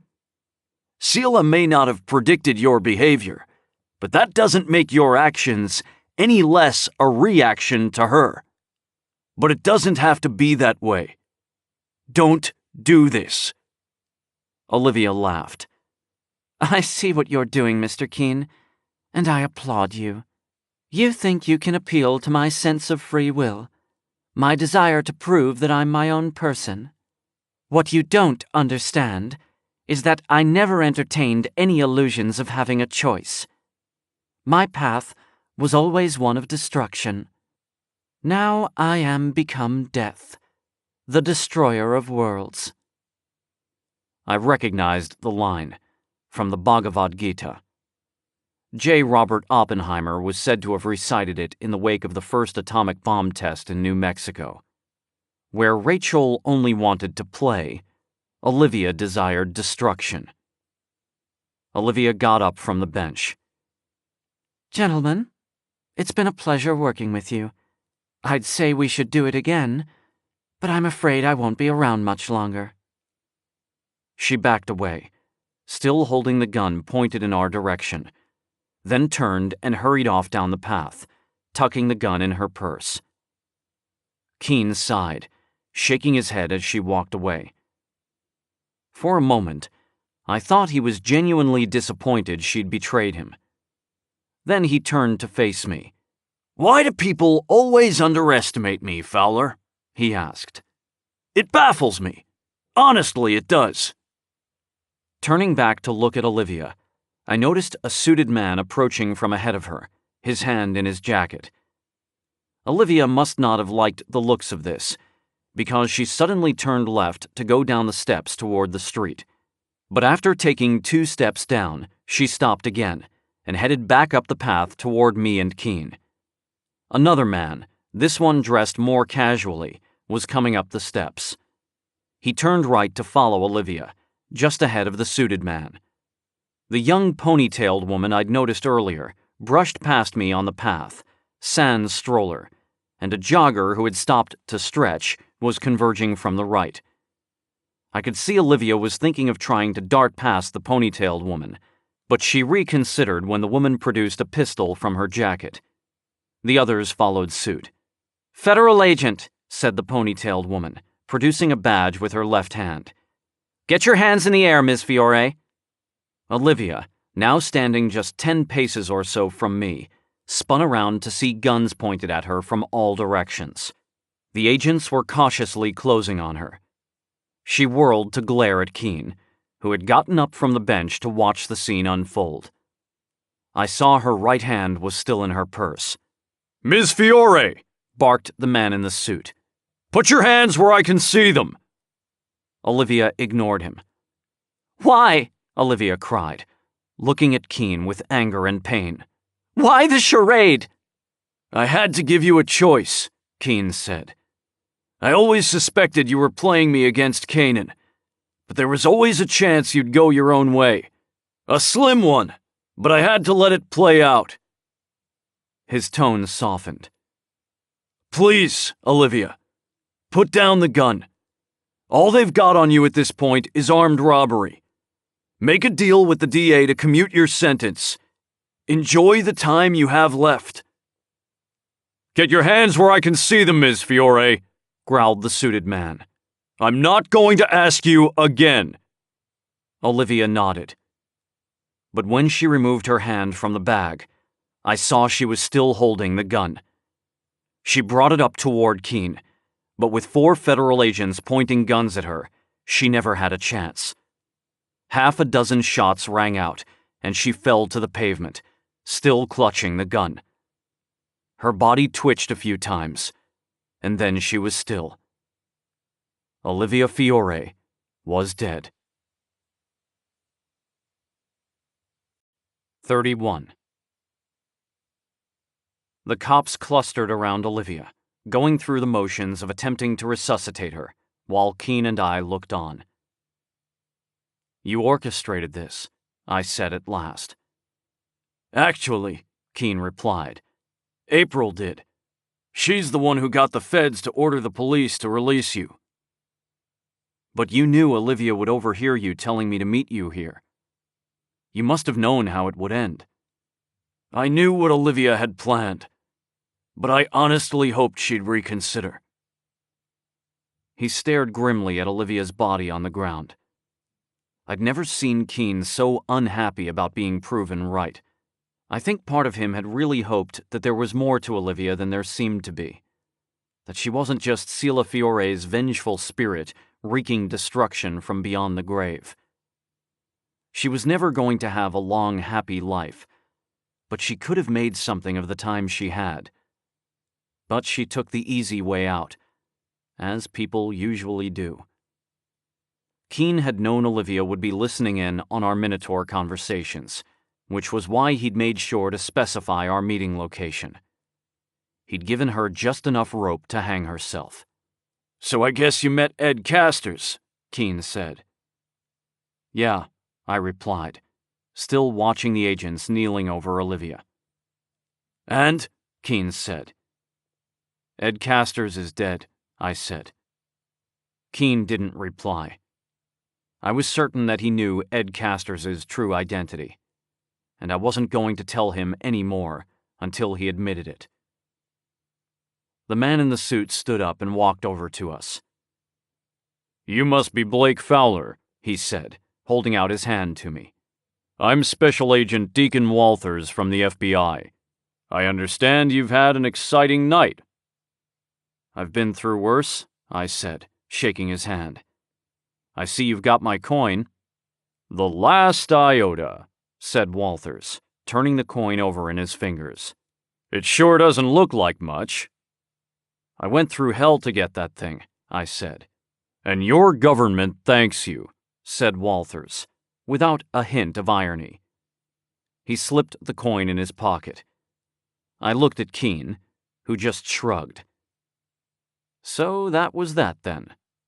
We officially had no leverage. We were at Agent Walters' mercy.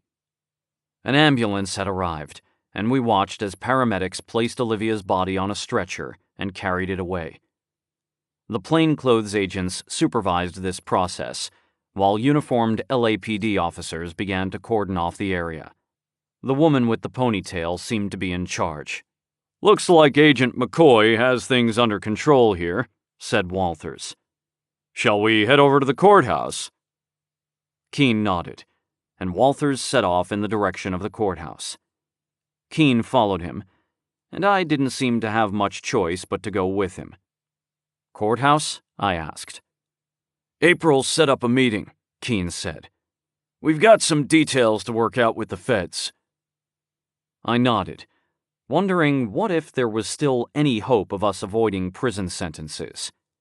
The fact that Walters was still going through with the meeting, despite literally having the coin in his hand, was a good sign.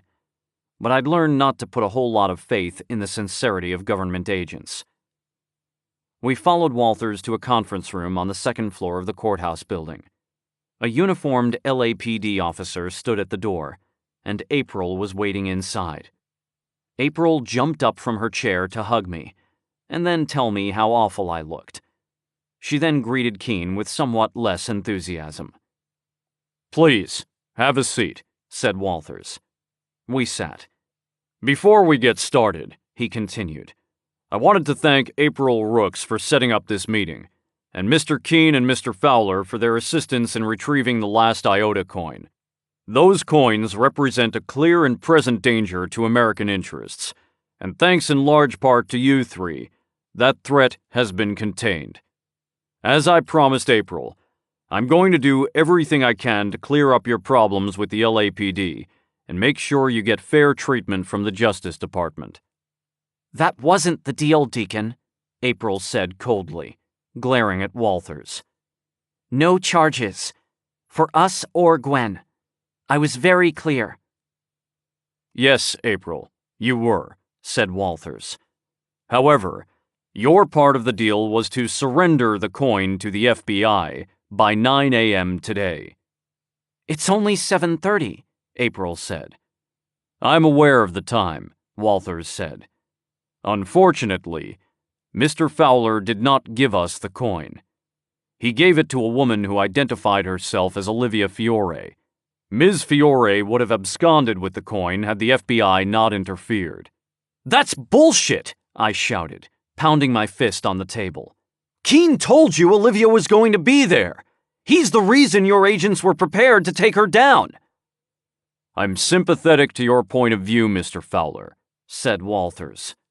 "I don't personally believe that giving the coin to Ms. Fiore was part of a deliberate effort to keep the coin out of the hands of the FBI. I'm afraid, however, that the matter is out of my hands." "You have got to be shitting me," I growled. "Do you have any idea what I went through to get that coin? Hell, do you know what those coins cost Gwen? She was in hiding in the DZ for 3 years because somebody suspected she might know about them. How long have you been on this case, Walters? Since yesterday?" "As I said," Walters continued, clearly struggling to maintain his composure, "I'm going to do everything I can to make sure you're treated fairly. I just don't want to mislead you regarding your situation. Some very serious crimes have been committed, and my superiors are going to expect—" "Is he here?" asked Keene. "Who?" said Walters. "Don't play dumb, Walters. It's been a long night. Answer the question. Is he here?" Walters stared at Keene for several seconds. "If you're talking about Mr. Kanan, his assistance on this case is not germane to—" "His assistance?" I roared. "Jesus Christ! He is the case! April told you what he did, right? Sold out his country. Let those Islamist nuts take over Saudi Arabia. Right now, his mercenaries are mowing down people in the DZ, and you're telling me that we need to be held accountable for our crimes? Fuck you, Walters. And fuck your so-called Justice Department, too. I get it. You hold all the cards. You're going to screw us, and we're going to bend over and take it. But at least have the—" "Fowler," said Keene. "What?" I demanded. "You're not helping." I seethed in silence as Keene turned back to Walters. "Agent Walters, send Gerard Kanan in." "Mr. Kanan is assisting us with this investigation," said Walters. "He's here of his own volition. I can't just—" "Tell him," said Keene, "that Erasmus Keene would like to apologize to him. Walters's brow furrowed. You want to apologize to him? Yes, said Keene. Tell him, or this meeting is over. I'm not sure you understand. I'm not listening, said Keene, sticking his fingers in his ears. Tell him or we're done. He started humming the tune to Que Sera Sera. Walters shook his head, got up from the table, and left, closing the door behind him. Keene took his fingers out of his ears and locked his hands behind his head. He leaned back and smiled. What is wrong with you, Keene? I asked. You think you can buy us a pardon by apologizing to Gerard Canaan? Keene didn't reply. I realized after a moment that he was still humming. I wanted to punch him. I'm sorry, Blake, April said. Deacon's a good guy, but he's in a tough spot. I'm sure he meant it when he said he'd do what he could for us. It's not your fault, I said. You wouldn't even be mixed up in this disaster if it wasn't for me. You did everything you could. It wasn't enough, she said. The room fell silent, except for Keene's humming. I took several deep breaths, trying to calm myself. A minute or so later, the door opened and Agent Walters walked back in. Gerard Canaan was right behind him. Mr. Keene, said Canaan with a smile. Agent Walters tells me you have something to say to me. Yes, I do, said Keene, smiling pleasantly back at Canaan. Please, have a seat. Regarding Keene with a curious expression, Gerard Canaan took a seat across from Keene. I understand you're helping the FBI with their investigation into the flaw with the Iota algorithm, said Keene. How's that going? Quite well, thank you, said Canaan. As I think you know, I recently came into possession of 9 Iota coins. Last night, I turned over those coins to the FBI in exchange for certain assurances. You see, the federal government and I have several interests in common. We both value a stable DZ and a strong Iota, and neither of us has any interest in dredging up mistakes that were made years ago in the Middle East. So it was quite straightforward for us to come to an agreement. Now what's this about an apology, Mr. Keene? Finding yourself at a bit of a disadvantage with the feds, are you? Yes, actually, said Keene.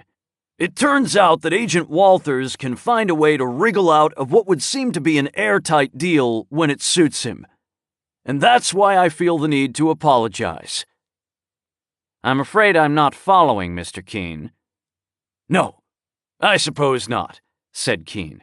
That's the problem with an obsessive quest like your hunt for the Iota coins. You tend to miss the forest for the trees. I'm afraid you've been misled, Gerard, and it's largely my fault.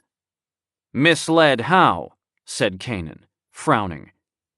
You were led to believe that the Iota coins had value. But they don't. They never did. Of course not, said Walters. The valuable thing is not the coins, but the code they carried. And we have the code. You have a code, said Keene. Unfortunately, it's the wrong code. That's absurd, said Walters. We have all the coins, and I know how to get the code from them. We even verified it with the code phrase, "The path up and down are one and the same." Keene sighed, tapping at his comm display. He slid the display across the table toward Walters. See that? He said. That's a deposit of 10 million iotas into my account. Time-stamped 7:37 a.m. today. See that number on top? That's the transaction key. Does it look familiar? That's the code, said Walters. No, that was the code, said Keene. No man ever steps in the same river twice, and no one can ever use that code again. When Fowler sent me the last 5 digits of the code this morning, I immediately used it to generate 10 million iotas, which I transferred to my account. The transaction generated a new 50-digit code. I suspected it would, because I'm familiar with the mind that invented the algorithm. He glanced at me, and I stared back at him. Walters visibly paled. So, he said after some time, the new code. Keene faced Walters again. The new code was sent to my comm as an encrypted message, the contents of which I have uploaded to a remote server. If I don't go to the appropriate network node and enter a password within... He took his comm display back to check the time. 44 minutes. The code gets emailed to 100 news outlets, with instructions on how to use it. All it takes is for one frustrated wannabe trillionaire to enter that code, and it's game over. The Iota crashes and takes new dollars with it. Mr. Kanan is ruined, Agent Walters loses his job, and the entire world devolves into chaos. I'm sure we can find a way to prevent that from happening, though. You son of a bitch! Kanan growled.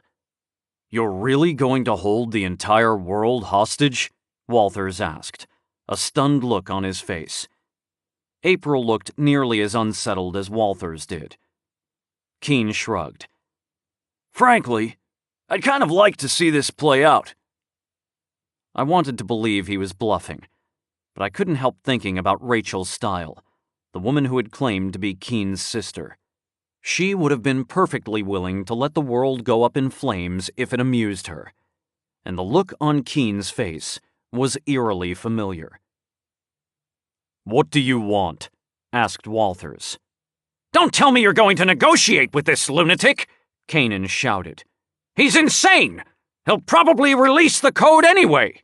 Shut up, Kanan, said Walters. Keene, tell me what your demands are, and I'll run it up the chain.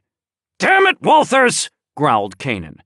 I'll get your boss on the phone if I have to. Hell, I'll call the president himself. Don't forget who I am. I know who you are, Kanan, said Walters, enunciating with great care. You're the guy who's got 100 billion iotas. Right now, however, I'm more concerned with the guy who can make 100 trillion iotas out of thin air. So rather than wasting all of our time with threats, why don't you shut the fuck up before I have you dragged out of this room in shackles? Kanan's face went purple, but he shut up. Excellent, said Keene. Here's what's going to happen. For starters, Gwen, April, Fowler, and I are going to get blanket pardons for anything related to the death of Sila Fiore, Fowler's adventures in the DZ, and any bullshit stuff you feds might cook up, like securities fraud or currency manipulation. No aiding and abetting charges, no slap on the wrist, nothing. We walk out of this building scot-free. All right, Walters said. It shouldn't be a problem to... Not finished, said Keene. Fowler and I get to keep the 10 million iotas I created. Consider it a service fee for keeping the gears of the global economy greased. And now, for the good part. In case anyone here isn't aware, Mr. Kanan has hired a mercenary army to take over the DZ.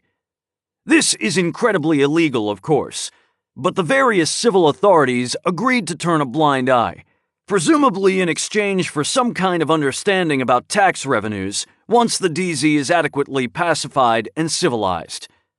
Forgive my vagueness. I haven't had time to nail down the details. Kanan has been working on this plan for some time, but he moved up the timetable when he realized some of the Iota coins were hidden in the DZ. This is why he had Sila Fiore murdered, by the way. She wouldn't go along with his plan to pacify the DZ. Right now, Green River is slowly working their way across the DZ, killing anybody who stands in their way. This is absurd, Kanan howled. The idea that I had anything to do with Sila's death, to say nothing of... You really don't want to be talking right now, Walters snapped, with a glare at Kanan. Kanan clenched his fists on the table, but didn't respond. Walters turned to Keen. Don't tell me you're going to try to stop the invasion, he said. Political considerations aside, if Green River pulls out of the DZ now, it will devolve into chaos. If you thought the DZ was bad before, Keen shook his head. At this point, allowing Green River to finish their takeover is the least bad option. They appear to have secured close to half of the DZ at this point. Gerard knew they'd have to act quickly, before public opinion could swing against them. At the rate the Green River mercenaries are moving, I'd expect them to have the DZ mostly secured by the end of the week. We're not going to interfere with that. It's what happens next that I'm concerned with. Meaning what? Asked Walters. Presumably, Gerard has worked out some kind of deal for a puppet government of the DZ, said Keen. Nominally independent, but in fact answering to him. I can't allow that. Gerard is going to set up an anonymously funded non-profit foundation for rebuilding the DZ. We can call it the DZ Future Fund. And before you get any ideas about using this fund to control the DZ, Gerard, let me clarify that you will have zero affiliation with the DZFF. It will be run entirely by an independent board selected by Gwen Thorson. Gwen Thorson? Asked Walters. Who is that? Used to work for the City Planning Division, said Keen. She's smart, trustworthy, and knows the ins and outs of SoCal politics. She's also lived in the DZ for 3 years. It will be up to Gwen whether she wants to be on the board or just select the members and walk away. But she's the only person qualified to set it up. The board will oversee how the foundation's money is spent. Schools, museums, libraries, whatever they want to spend the money on, as long as it benefits the people living in the DZ. Additionally, the board will have 1 year from its inception to set up popular elections to elect future board members. The board will be the de facto government of the DZ. Where is Ms. Thorson now? Asked Walters. Somewhere in the DZ, said Keen. Last we knew, one of the warlords had her. For Gerard's sake, I hope she's unharmed. Kanan stared at Keen for a moment. My men have her. Good, said Keen. Have them bring her here. Walters rubbed his chin. About this DZ fund. How much money are we talking about, Mr. Keen? Keen smiled. 50 billion iotas, he said. Kanan's mouth dropped open. Most of the color drained from his face, which was impressive. Because he had been a shade of purple I don't think exists in nature. I was honestly a little worried he was going to pass out. Relax, Gerard, said Keen. I know full well your net worth is at least double that. Fortunately for you, I'm a merciful master, and I have no interest in bankrupting you or causing unnecessary turmoil in the markets. I'm sure we can come up with a reasonable time frame for delivering the iotas. Maybe 6 weeks. In exchange for his benevolence, Mr. Kanan will be indemnified against any charges related to his involvement in the Wahhabi coup, and he won't face the death penalty for Sela's murder. The former is a bit of a gimme, as I assume the government doesn't particularly want to make an issue of the coup anyway. I can probably get this deal approved, said Walters, but I can't control what Mr. Kanan does. What if he doesn't go along with it? In that case, said Keen, I'll use the code to create the 50 billion iotas myself, and you can throw the book at him for Sela's murder and anything else you want to charge him with. Makes no difference to me. Walters glanced at Kanan, who appeared to be in shock. He turned back to Keen. I'll see what I can do. Good, said Keen, getting up from the table. Wait, I said. What happens to the code after all this? I hold on to it as insurance, said Keen. If Kanan tries to meddle in the DZ or tank the Iotas, or if the government decides to double-cross us, the code gets released." "No," I said. Keen furrowed his brow at me. Fowler," he said, "you're not really supposed to be negotiating against me here." "Nothing personal, Keen," I said, "but I don't trust you with that kind of power." If Keen was offended by my statement, he didn't show it. "Well," he said, "I'm not handing it over to the FBI." "I don't trust them either," I said. "Hell, I'm not sure I trust myself with that kind of power." "You could reset the code again and not record it," April suggested. "Then nobody has it." Keen shook his head. "Somebody's got to have the code.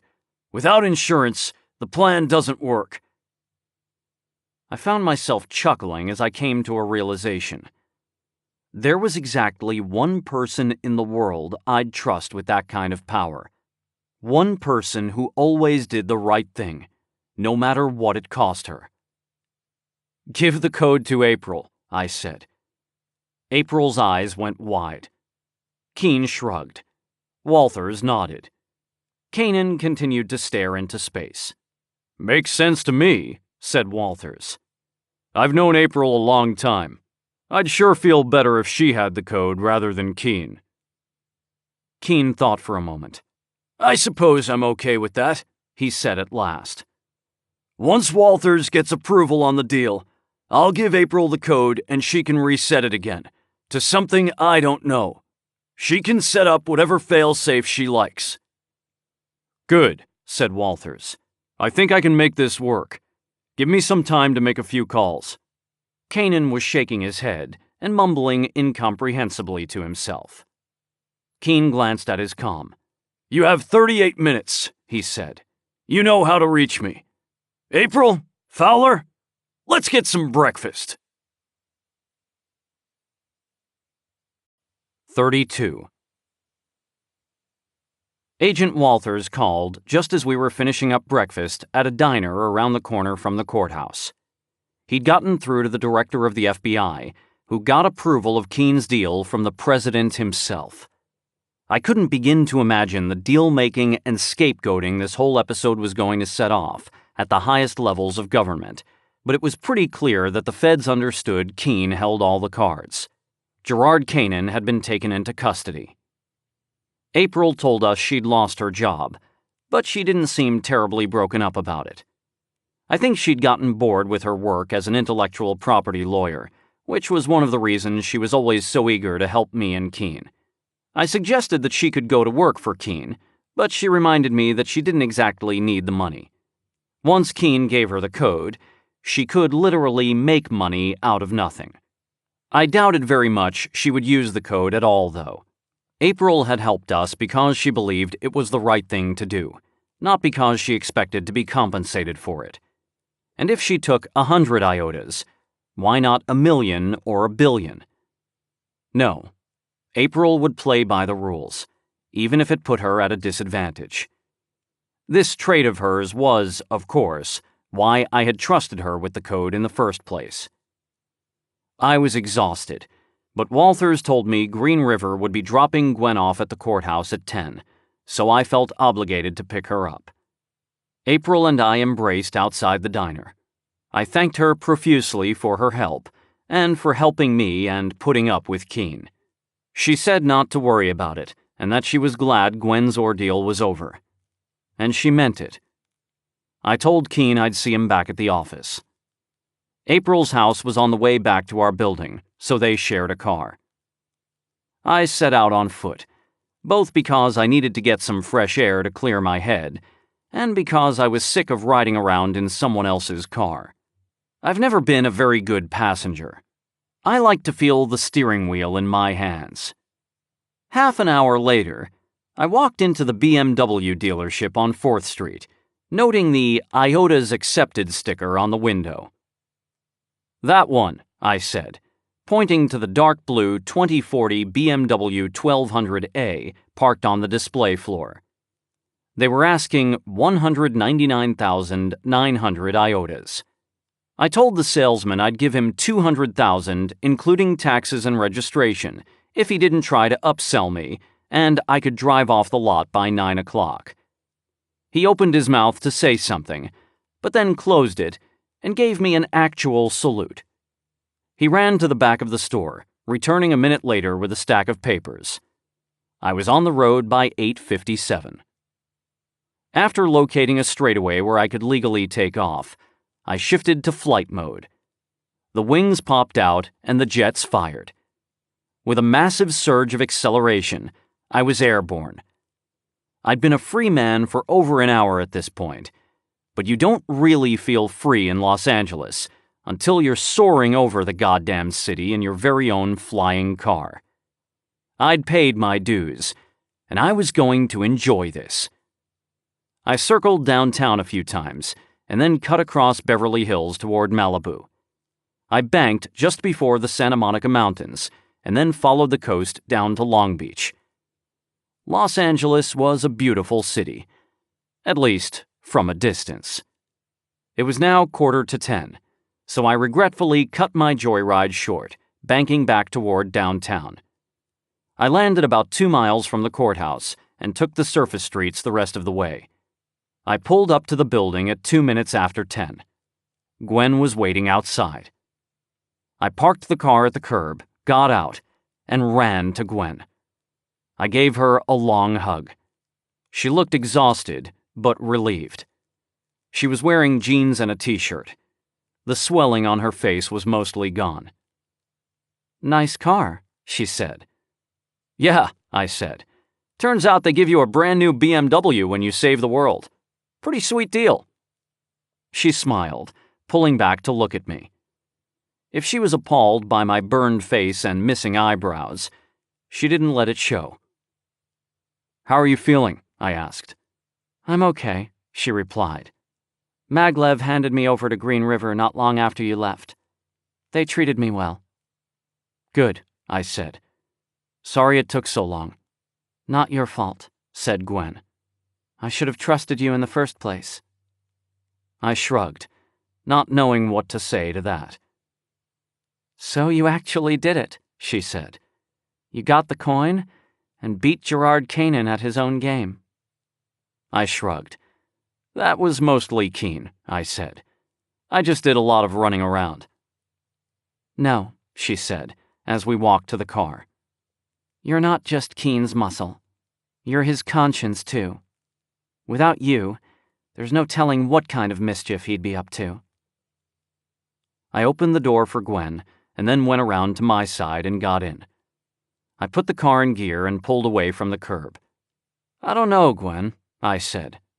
"I have a feeling the only reason he hired me in the first place was because he thought I might be in contact with you. He was trying to put the pieces of the Maelstrom puzzle together." "That may be," Gwen replied. "But he kept you on well after it was clear that you didn't know where I was. He needs you, and he knows it."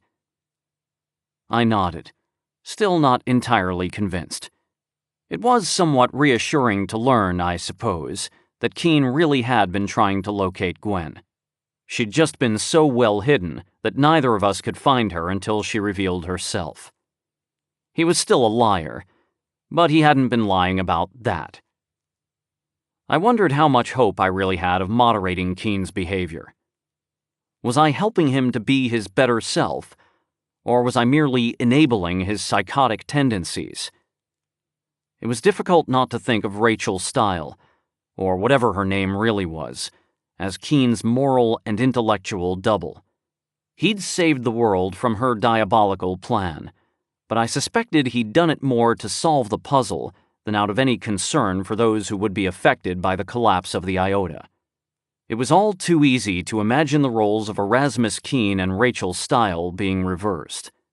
Keen had agreed to cede power over the Iota flaw to April, but that seemed more like a concession to necessity than a voluntary abdication of power.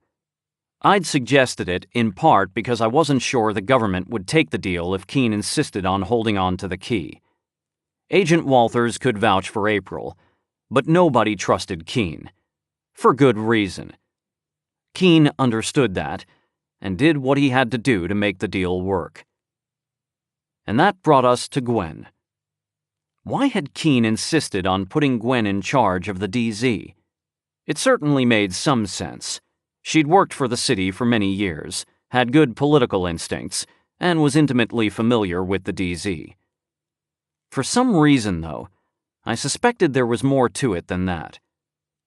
Did Keene know something about Gwen that I didn't? I trusted her to do right by the people of the DZ, as far as that went, but I wasn't entirely sure there wasn't some dynamic between Keene and Gwen that I was missing. "Did Agent Walters tell you about your new job?" I asked. Gwen laughed. "Yeah, I guess Keene had some crazy idea to put me in charge of Canaan's DZ fund." "Not so crazy," I said. "I don't know of anyone more qualified. You should do it." The words had escaped my mouth before I knew what I was saying. "I'm still legally dead, you know," Gwen replied.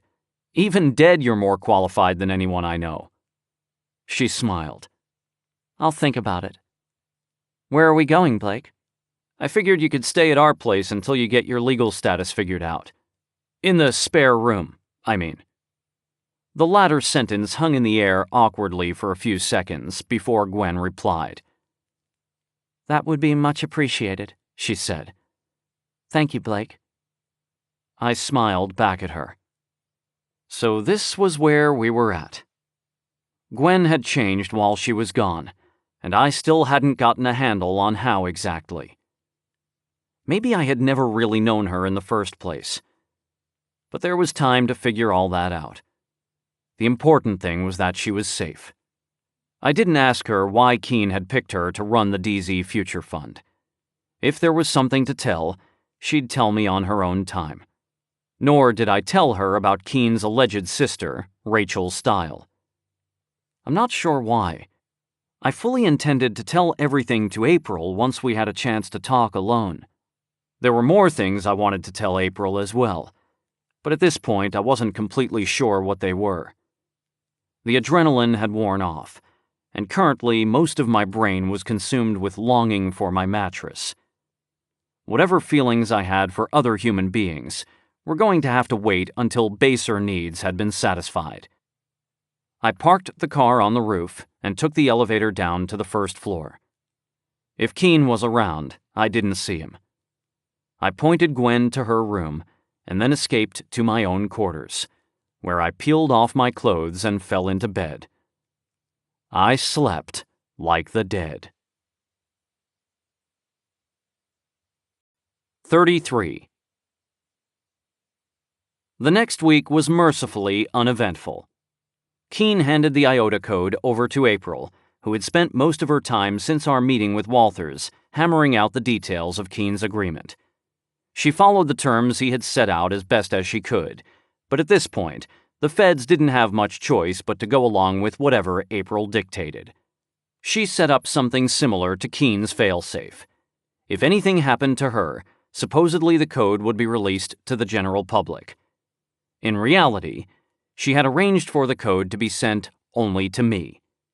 In the event that something happened to April, it would then be up to me to determine whether foul play had occurred and do with the code as I saw fit. I guess April didn't like the idea of accidentally getting hit by a bus and destroying the global economy in the process. That was April, always thinking about other people. Gerard Kanan pled guilty to Sila Fiore's murder. From what April told me, it sounded like the LAPD had known he had her killed all along. Now that he'd lost his leverage with the government, they were free to pursue the case against him rather than pursuing Kanan's vendetta against me and Keene.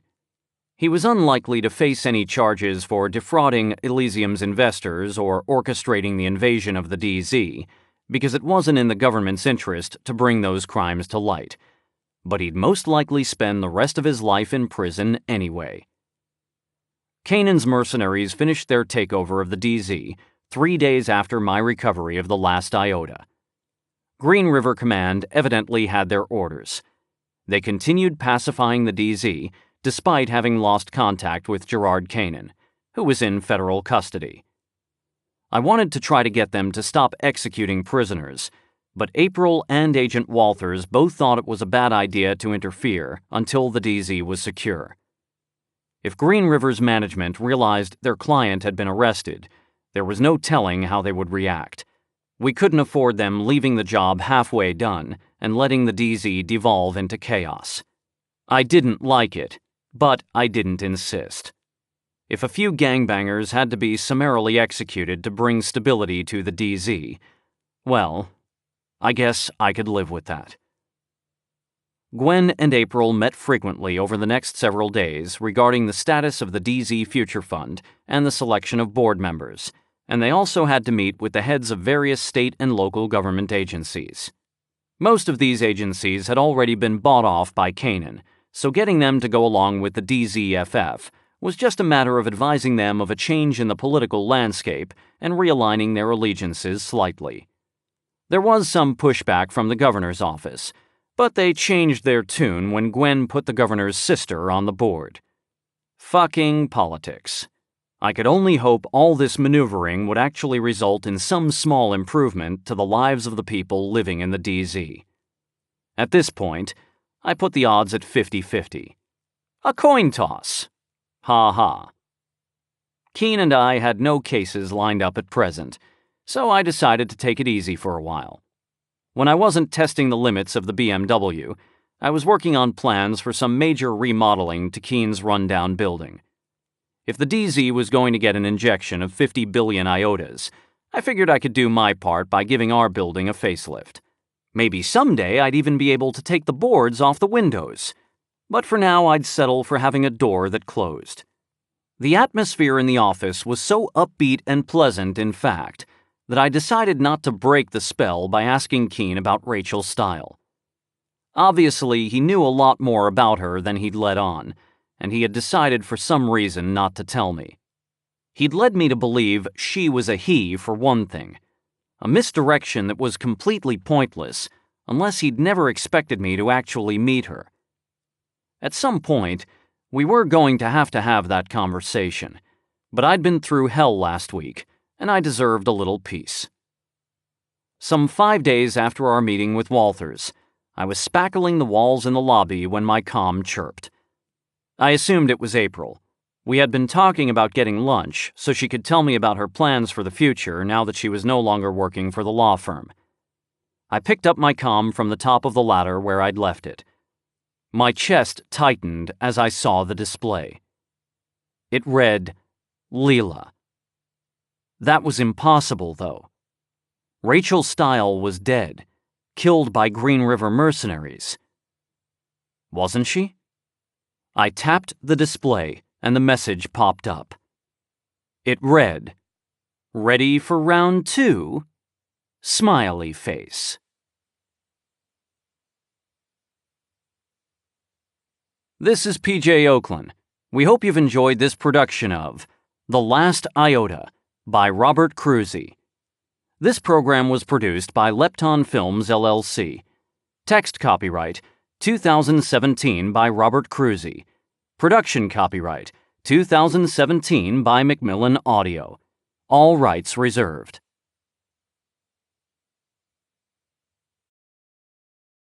Audible hopes you have enjoyed this program.